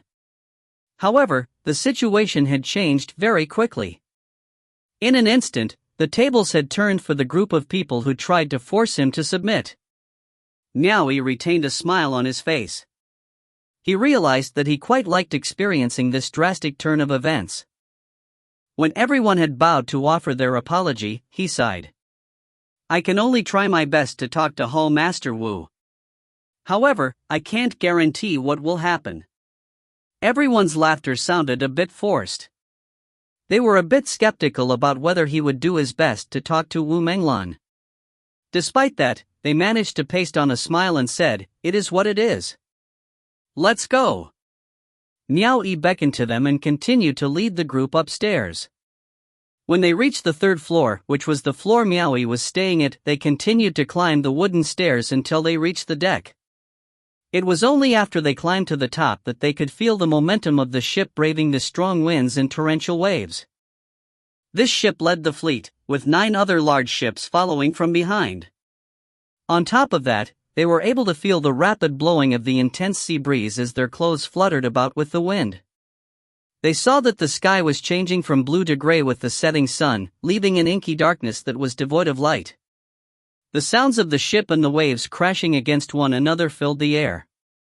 Their hearts grew tense when they saw the wooden cabin, with its decorated beams and painted rafts, located on the spacious deck.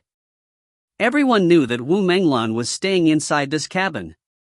They weren't sure what would happen to them in the end either. "You guys wait here first." Miao Yi gave the order, turning to them. Everyone couldn't understand him, and they stared at him with questioning looks. Miao Yi gazed at the wooden cabin, seemingly afraid that Wu Menglan would hear his words.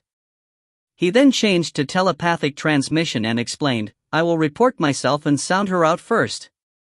Su Jingong and the other nodded. Miao Yi then braced against the strong wind and walked the rest of the few dozen meters leading towards the cabin. The wind and the waves were intense, so they couldn't quite hear what Miao Yi was saying. However, they were able to hear Miao Yi faintly calling out for Sister Meng at the entrance before he pushed open the door and went inside. Sister Meng? Everyone gazed at each other. Naturally, they were only able to comprehend that the Sister Meng, first month of the season, Miao Yi called out was actually Sister Meng, Dream. Had Miao Yi actually addressed Wu Menglan as Sister Meng? If he was someone who could address the Hall Master of Suppressing Third Hall as his elder sister, it was no wonder that he could ask Wu Menglan to deal with this incident. They weren't sure how this guy had managed to move up to that level of relationship so quickly either. Didn't this guy go to thriving 10,000 manor to kill Xiong Shao or something? They had been hiding below deck when the ship was about to depart, so they hadn't heard Wu Menglan threatening Miao Yi. Otherwise, they wouldn't have jumped to this conclusion. Inside the cabin, Wu Menglan stared at Miao Yi standing inside the hall and asked in an unfriendly tone, "Why are you here again?" Miao Yi smiled bitterly and said, "Sister Meng, you know about my situation. If I offend the 3 major sects now, I will surely be dead when we reach the Sea of Constellations. So you aren't afraid to offend me and decided to bring them here?" Wu Menglan tilted her head slightly at him and released her transcendence energy. Swish! The windows burst open, allowing her to gaze indifferently at Su Jingdong and the others, who were standing a few dozen meters away. Even though it was noisy outside from the sails and the waves, her cultivation base still allowed her to sense that there were people within that distance. When Su Jingdong and the others met Wu Menglan's cold gaze, their hearts shuddered.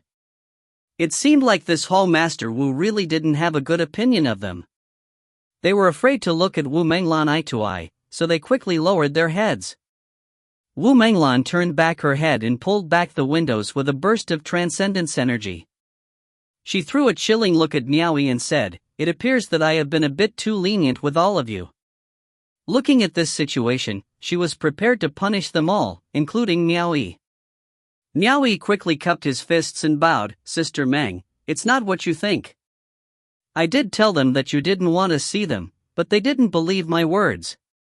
It must be because I boasted too much. I told them so repeatedly, and they began to suspect my words, which was why they wanted to verify it for themselves. Sister Meng, please just go out and explain to them. Or maybe speak a word or two from inside the cabin." The people outside didn't dare invoke their arts to listen in on Wu Menglan's conversation inside the cabin. If they were to hear any of it, they would surely burst in and demand an explanation. Wu Menglan was planning to put these people on the spot, but as she listened to Miao Yi, she then thought, "Do you think I will go outside just because you all want me to? Then what am I to you? What right do you have to ask for that? Ask them to leave at once, before I lose my temper." Wu Menglan scoffed. Miao Yi wanted her to lose her temper and punish these people. It would put an end to his problem once and for all, and it would also save him the trouble of dealing with them himself. However, that wouldn't do. If Wu Menglan were to seriously make a move against those people outside, his two-faced deeds would be exposed immediately. He could not handle that kind of confrontation by himself. Since he'd gone so far as to trick Wu Menglan, it was clear that the unlucky one would end up being Miao Yi himself, and not Su Jingdong and the others. Miao Yi forced a smile. What will happen if they can't see you and just continue to stand outside at the brink of death? His words seemed to suggest that they would. Su Jingdong and the others weren't fools. Why should they continue to expose themselves to the elements without walking away? As expected. Wu Menglan's voice suddenly rumbled and reverberated through the entire ship, then let them continue to stand there. Hearing those words from outside, the expressions of Su Jingdong and the others changed. Those still in their rooms downstairs began to make a commotion as well. Even Pang Rang, who was at the farthest end of the stern, flew upwards to the deck and looked at the situation with raised brows. Miao Yi was astounded, his heart overcome with joy. He was about to coax the others himself, but Hall Master Wu had unexpectedly beaten him to the punch by doing him this honor. She had been straightforward about it. By directly invoking her art to warn those outside, she had saved him a lot of effort for what he planned on doing next. Why are you still standing here? Do you want me to escort you outside? Wu Menglan stared coldly at him. No, not at all. Miao Yi quickly stepped outside. After he walked out, he quietly closed the door before shaking his head and sighing as he walked towards Su Jingdong and the others. Facing them, Miao Yi sighed once again when he saw the uneasiness on their faces. He then sent a transmission to them and said, Hall Master Wu says that she will punish everyone for brazenly stirring up trouble in the ship that she personally commands. This will serve as an example to the others. Everyone was instantly frightened. Miao Yi then continued, I tried my best to talk to her, and in the end, I managed to persuade her not to give you guys the death penalty. But unless you're deaf, you must have heard what she said. She wanted you all to continue standing here. I don't know what will happen to those who dare to move from this spot. In actuality, Wu Menglan's words did not have that sort of implication. She only warned them and allowed them to stand there because of Miao Yi's words, and not because of the reason he just mentioned. Words left unsaid could make people shudder in fear. Everyone finally let out a breath of relief. It was fine as long as they weren't dead. With their current cultivation bases, they had no problem standing here for a long time. Perhaps they were scared, but no one tried to speak another word. However, they seemed to look at Miao Yi with a trace of gratitude. Miao Yi was slightly embarrassed by their stares, so he waved his hand and called out, Let's go. Don't just stand there like fools. Everyone quickly looked at him in anger, realizing that this brat was actually trying to trap them. Wu Menglan had said that they were to keep standing there, yet this brat was actually trying to make them walk away. If this wasn't an attempt to harm them, then what else could it be? Miao Yi quickly reacted to the situation. He believed that without Wu Menglan's orders, these people wouldn't dare to move around freely. He quickly used his transmission and explained, I have helped put in a few good words for you guys. If you continue to stand here, Hall Master Wu will only feel irritated seeing you whenever she opens the window or leaves her cabin. She understands my reasoning, and she doesn't want you all to keep staring at her like this. That's why she agreed to let you all go downstairs and stand at the stern.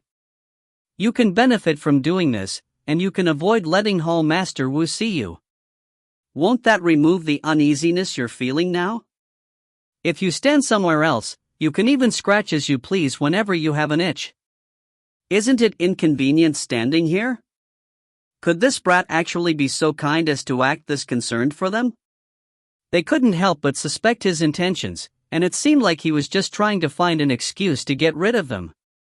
Wu Menglan might be infuriated if they left, and she might kill them for defying her orders.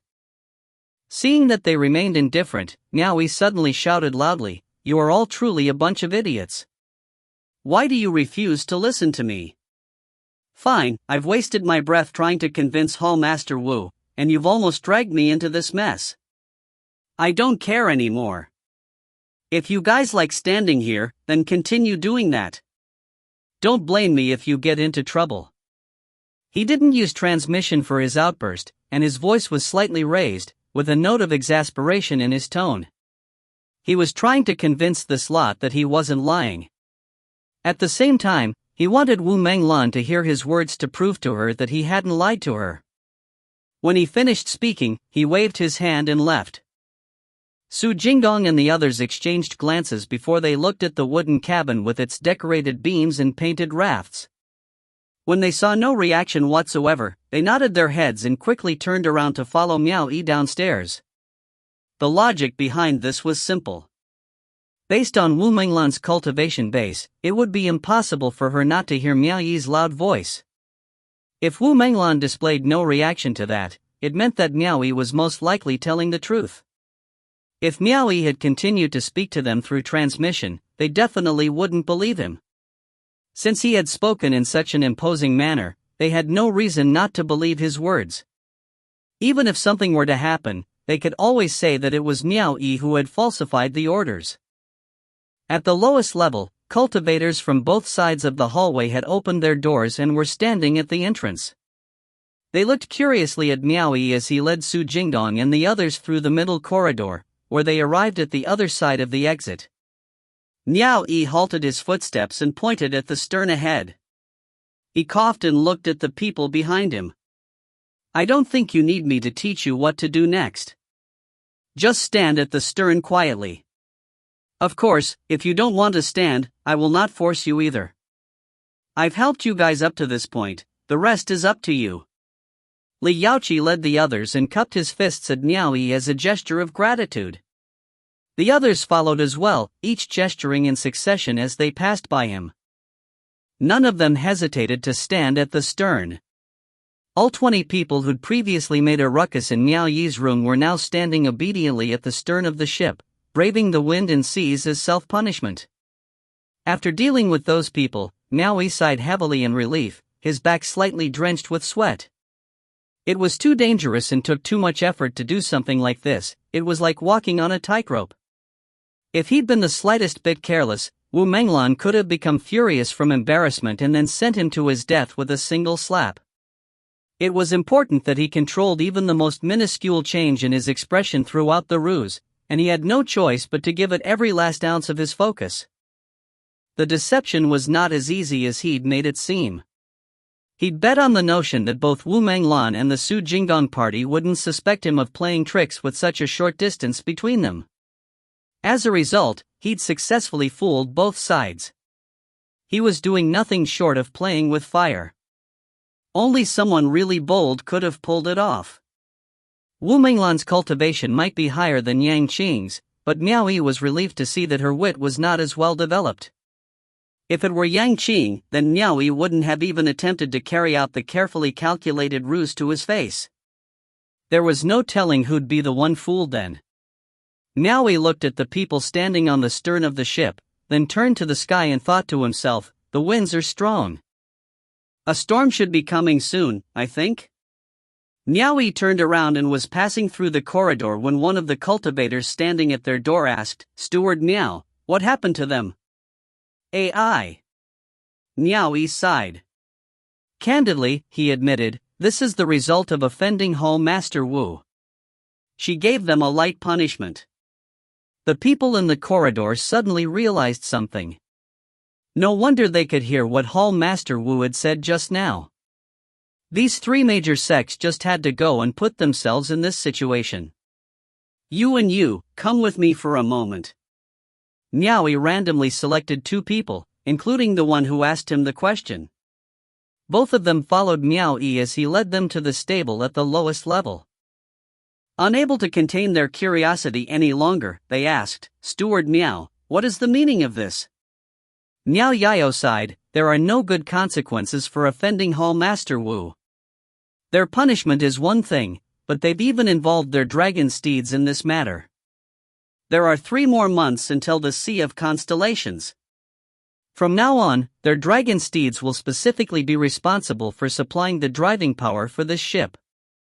If you find any errors, ads pop up, ads redirect, broken links, non-standard content, etc., please let us know. Report chapter so we can fix it as soon as possible." Chapter 328, We Are Friends. Chapter 328, We Are Friends. Translator, Soup Hunter Editor, Milk Biscuit. This was the viciousness of a woman's heart. They had finally experienced that today. The two who had been called to follow Miao Yi suddenly felt chills down their spines. However, they could only let out a sigh. Indeed, this woman cannot be provoked. They're even punishing their dragon steeds as well. However, it was still fine. The engine room could only house 10 dragon steeds at a time. Those punished numbered to 20 people. Their mounts could take turns in running the engine. For the dragon steeds, it wouldn't be too great of a problem. The 3 of them then entered the stables. Miao Yi remembered the room numbers of the 3 major sects, and their numbers should correspond with the numbers at the stable.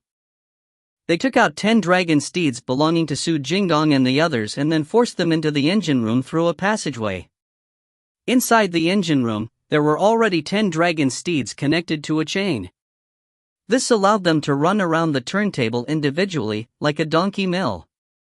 Each of their respective masters would sit cross-legged on one side and take turns steering the boat. There were 200 cultivators inside the ship registered as participants. For the sake of fairness, 10 dragon steeds would pull the turntable for a day before taking turns with the next group. Each dragon steed was estimated to assume the duty of pulling the turntable 3 times before they could reach the Sea of Constellations.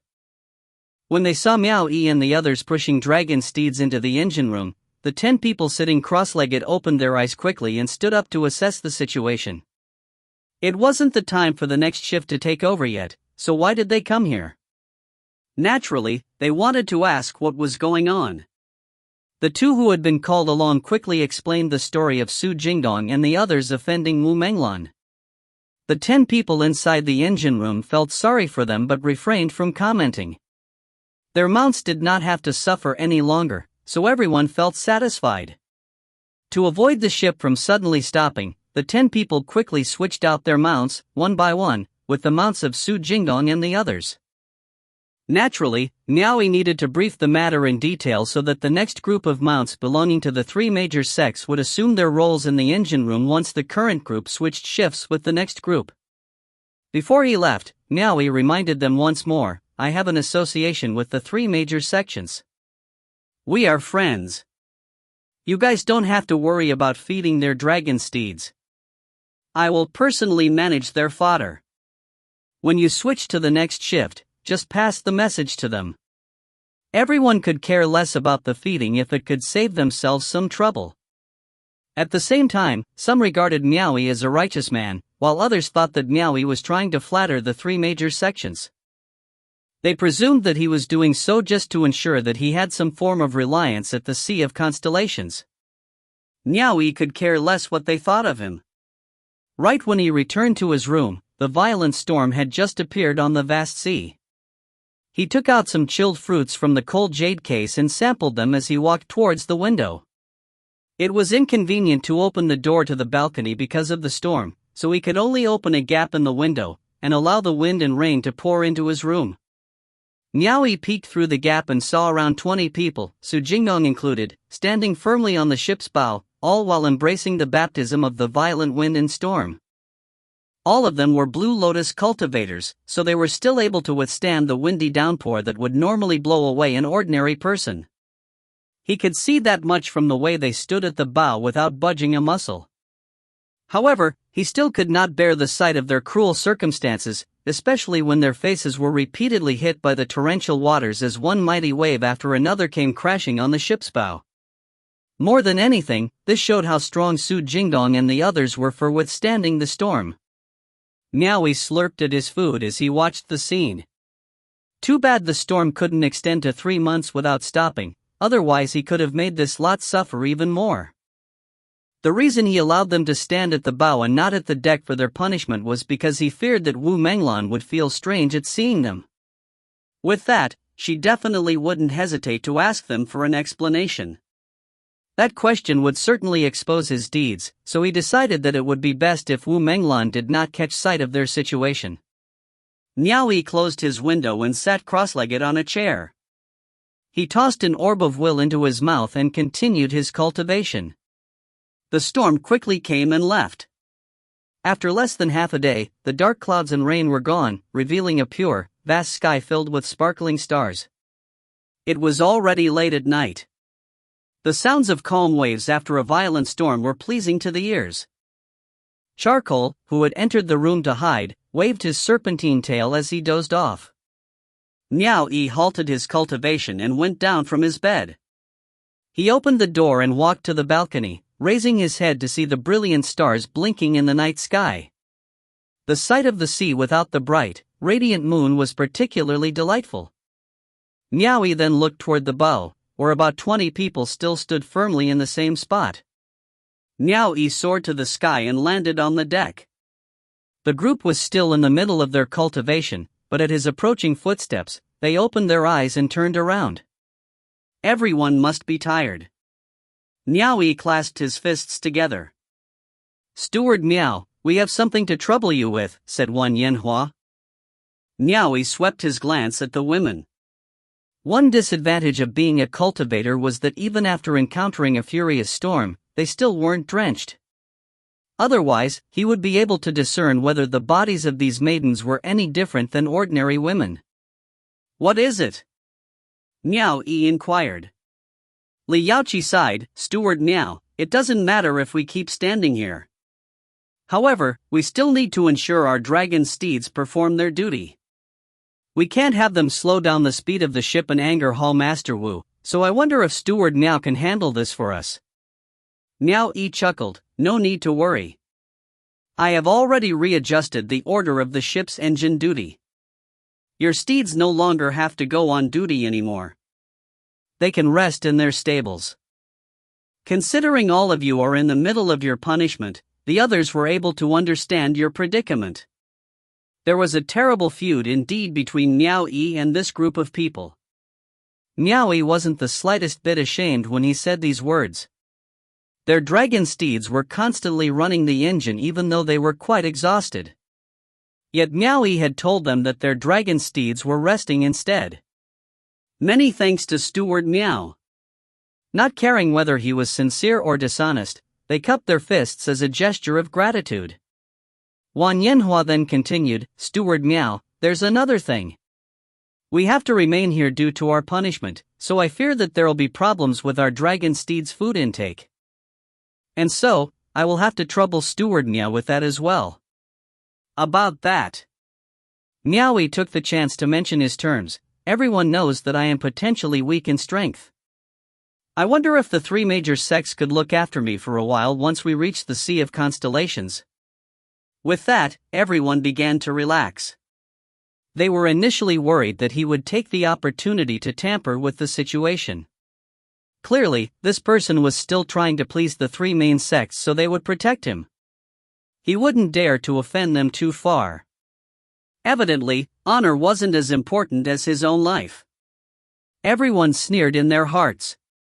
On the surface, they nodded politely and said, "Of course." Su Jingdong added his assurance, "When we reach the Sea of Constellations, you are free to follow any group from the 3 main sections."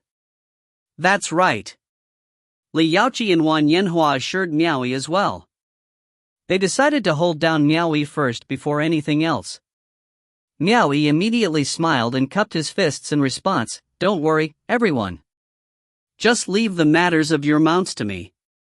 As long as everyone is well, it will be of great assistance to me once we reach our destination." After completing the exchange, Miao Yi dismissed himself and left. After waiting for him to leave, Su Jingdong and the others exchanged glances behind his back. With flinty looks, they sneered at Miao Yi. You want us to help you in the Sea of Constellations? By then, we'll see that you die. If you hadn't disclosed this matter to Wu Manglan, we wouldn't have to suffer that violent storm. The violent storm had completely washed away any gratitude these people had for Miao Yi. As they braced against the windy downpour, their hearts were screaming for ruthlessness. But alas! That guy had a relationship with Wu Manglan. As long as they were still on this ship, they couldn't afford to provoke either of them. They had no choice but to endure for the time being. Once they reached their destination, they would take their revenge on that brat. Miao Yi had the same cold smile on his face when he turned his back on them and left. He wanted them to relax their guards by begging them for a trade-off. There was no hope in relying on these three major sects to protect him once they reached the Sea of Constellations. He had to rely on himself to protect his own life. Entrusting his life to others, especially his enemies, would never be safe. And you want me to feed your dragon steeds?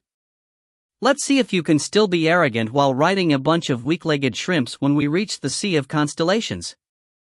Of course, he would still feed their dragon steeds, but he'd limit the quantity. Eventually, he'd slowly weaken their bodies. Even though doing this was rather cruel, he had no choice but to do it. Regardless of whether he had his opponents killed or his opponents' dragon steeds killed, all his deeds would be exposed to Wu Manglan before he could leave the ship. It would be impossible for Wu Manglan to forgive Miao Yi since he had played her as a fool. It was certainly refreshing to take revenge so openly when given the opportunity to do so. But there was no need to place himself in trouble. There was no need to rush.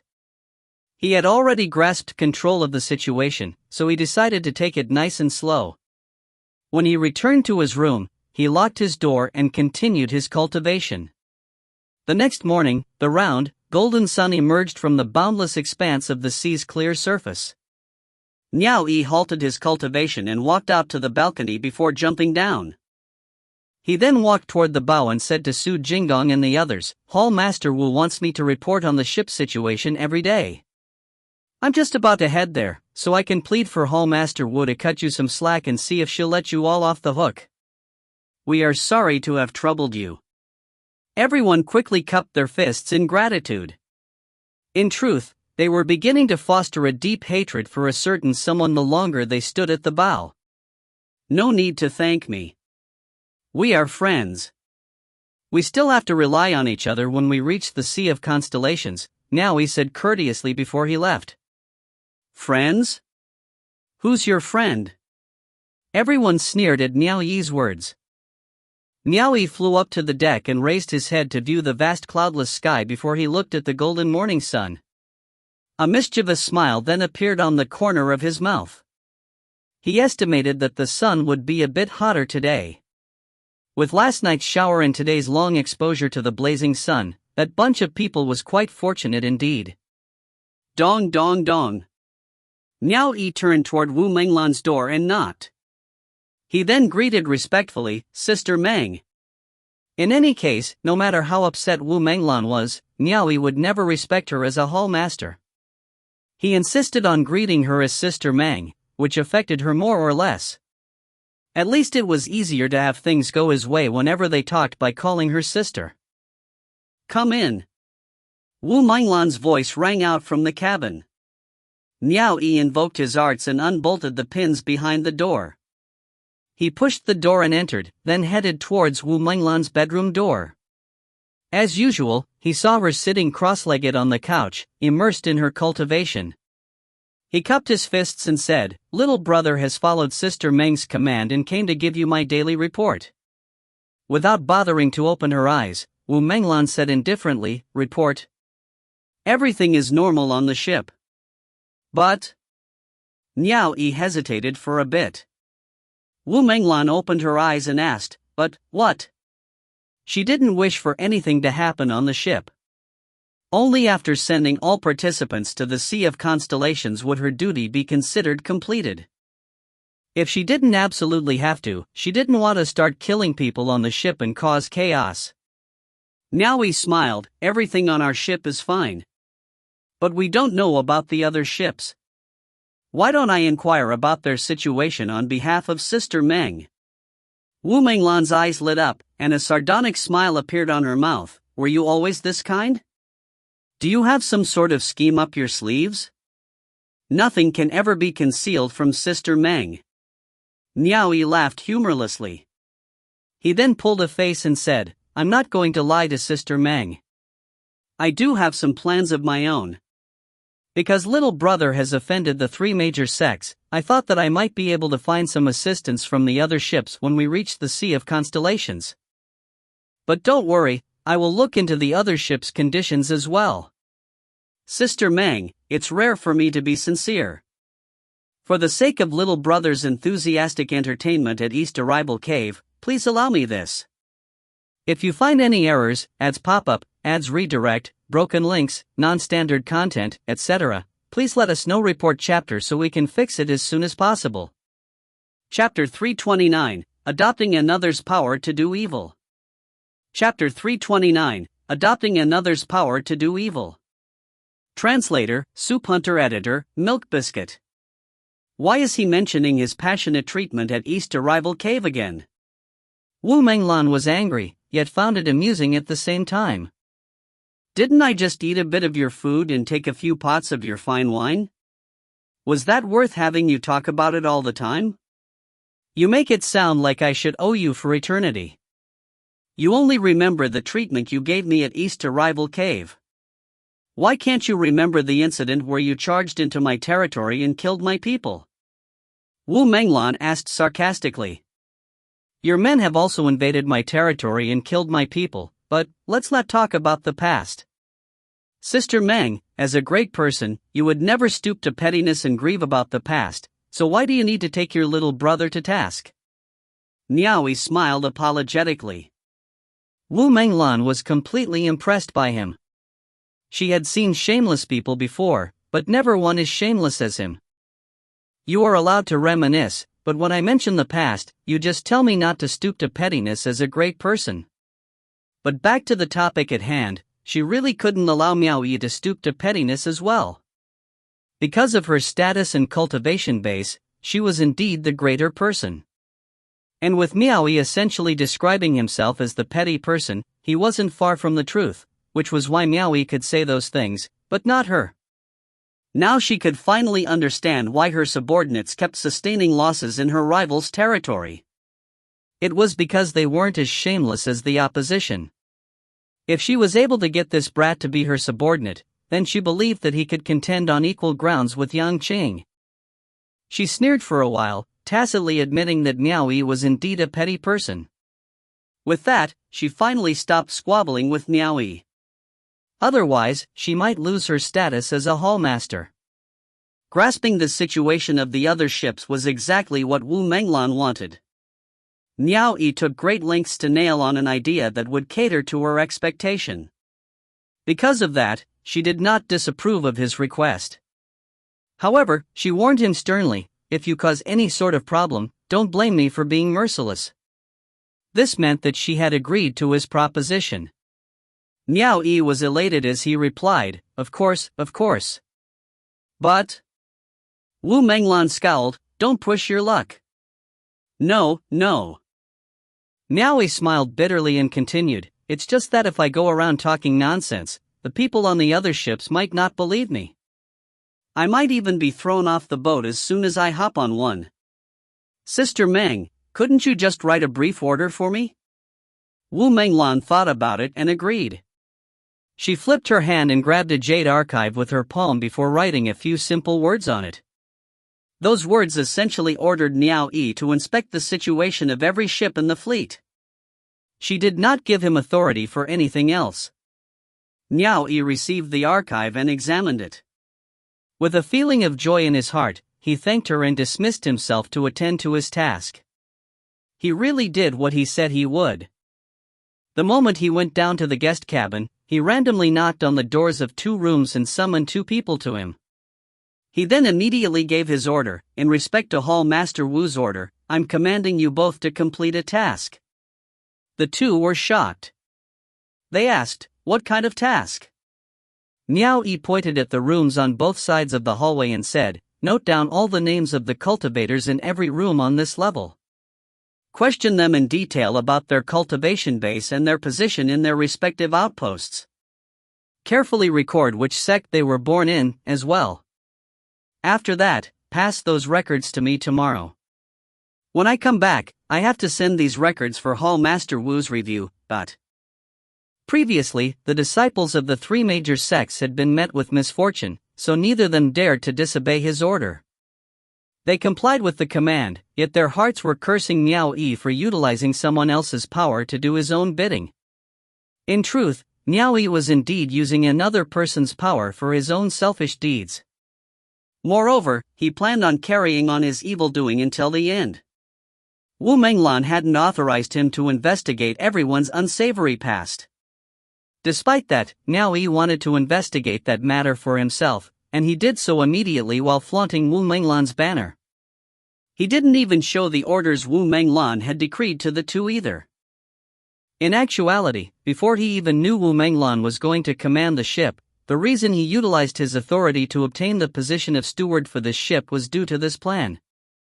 To take a sentence from his own book, he hadn't become a steward just because he had nothing else to do. Even if Wu Menglan hadn't been the commander of the ship, and he hadn't been given an official order, he still would have done the same thing. Wu Menglan's appearance was a pleasant surprise to him.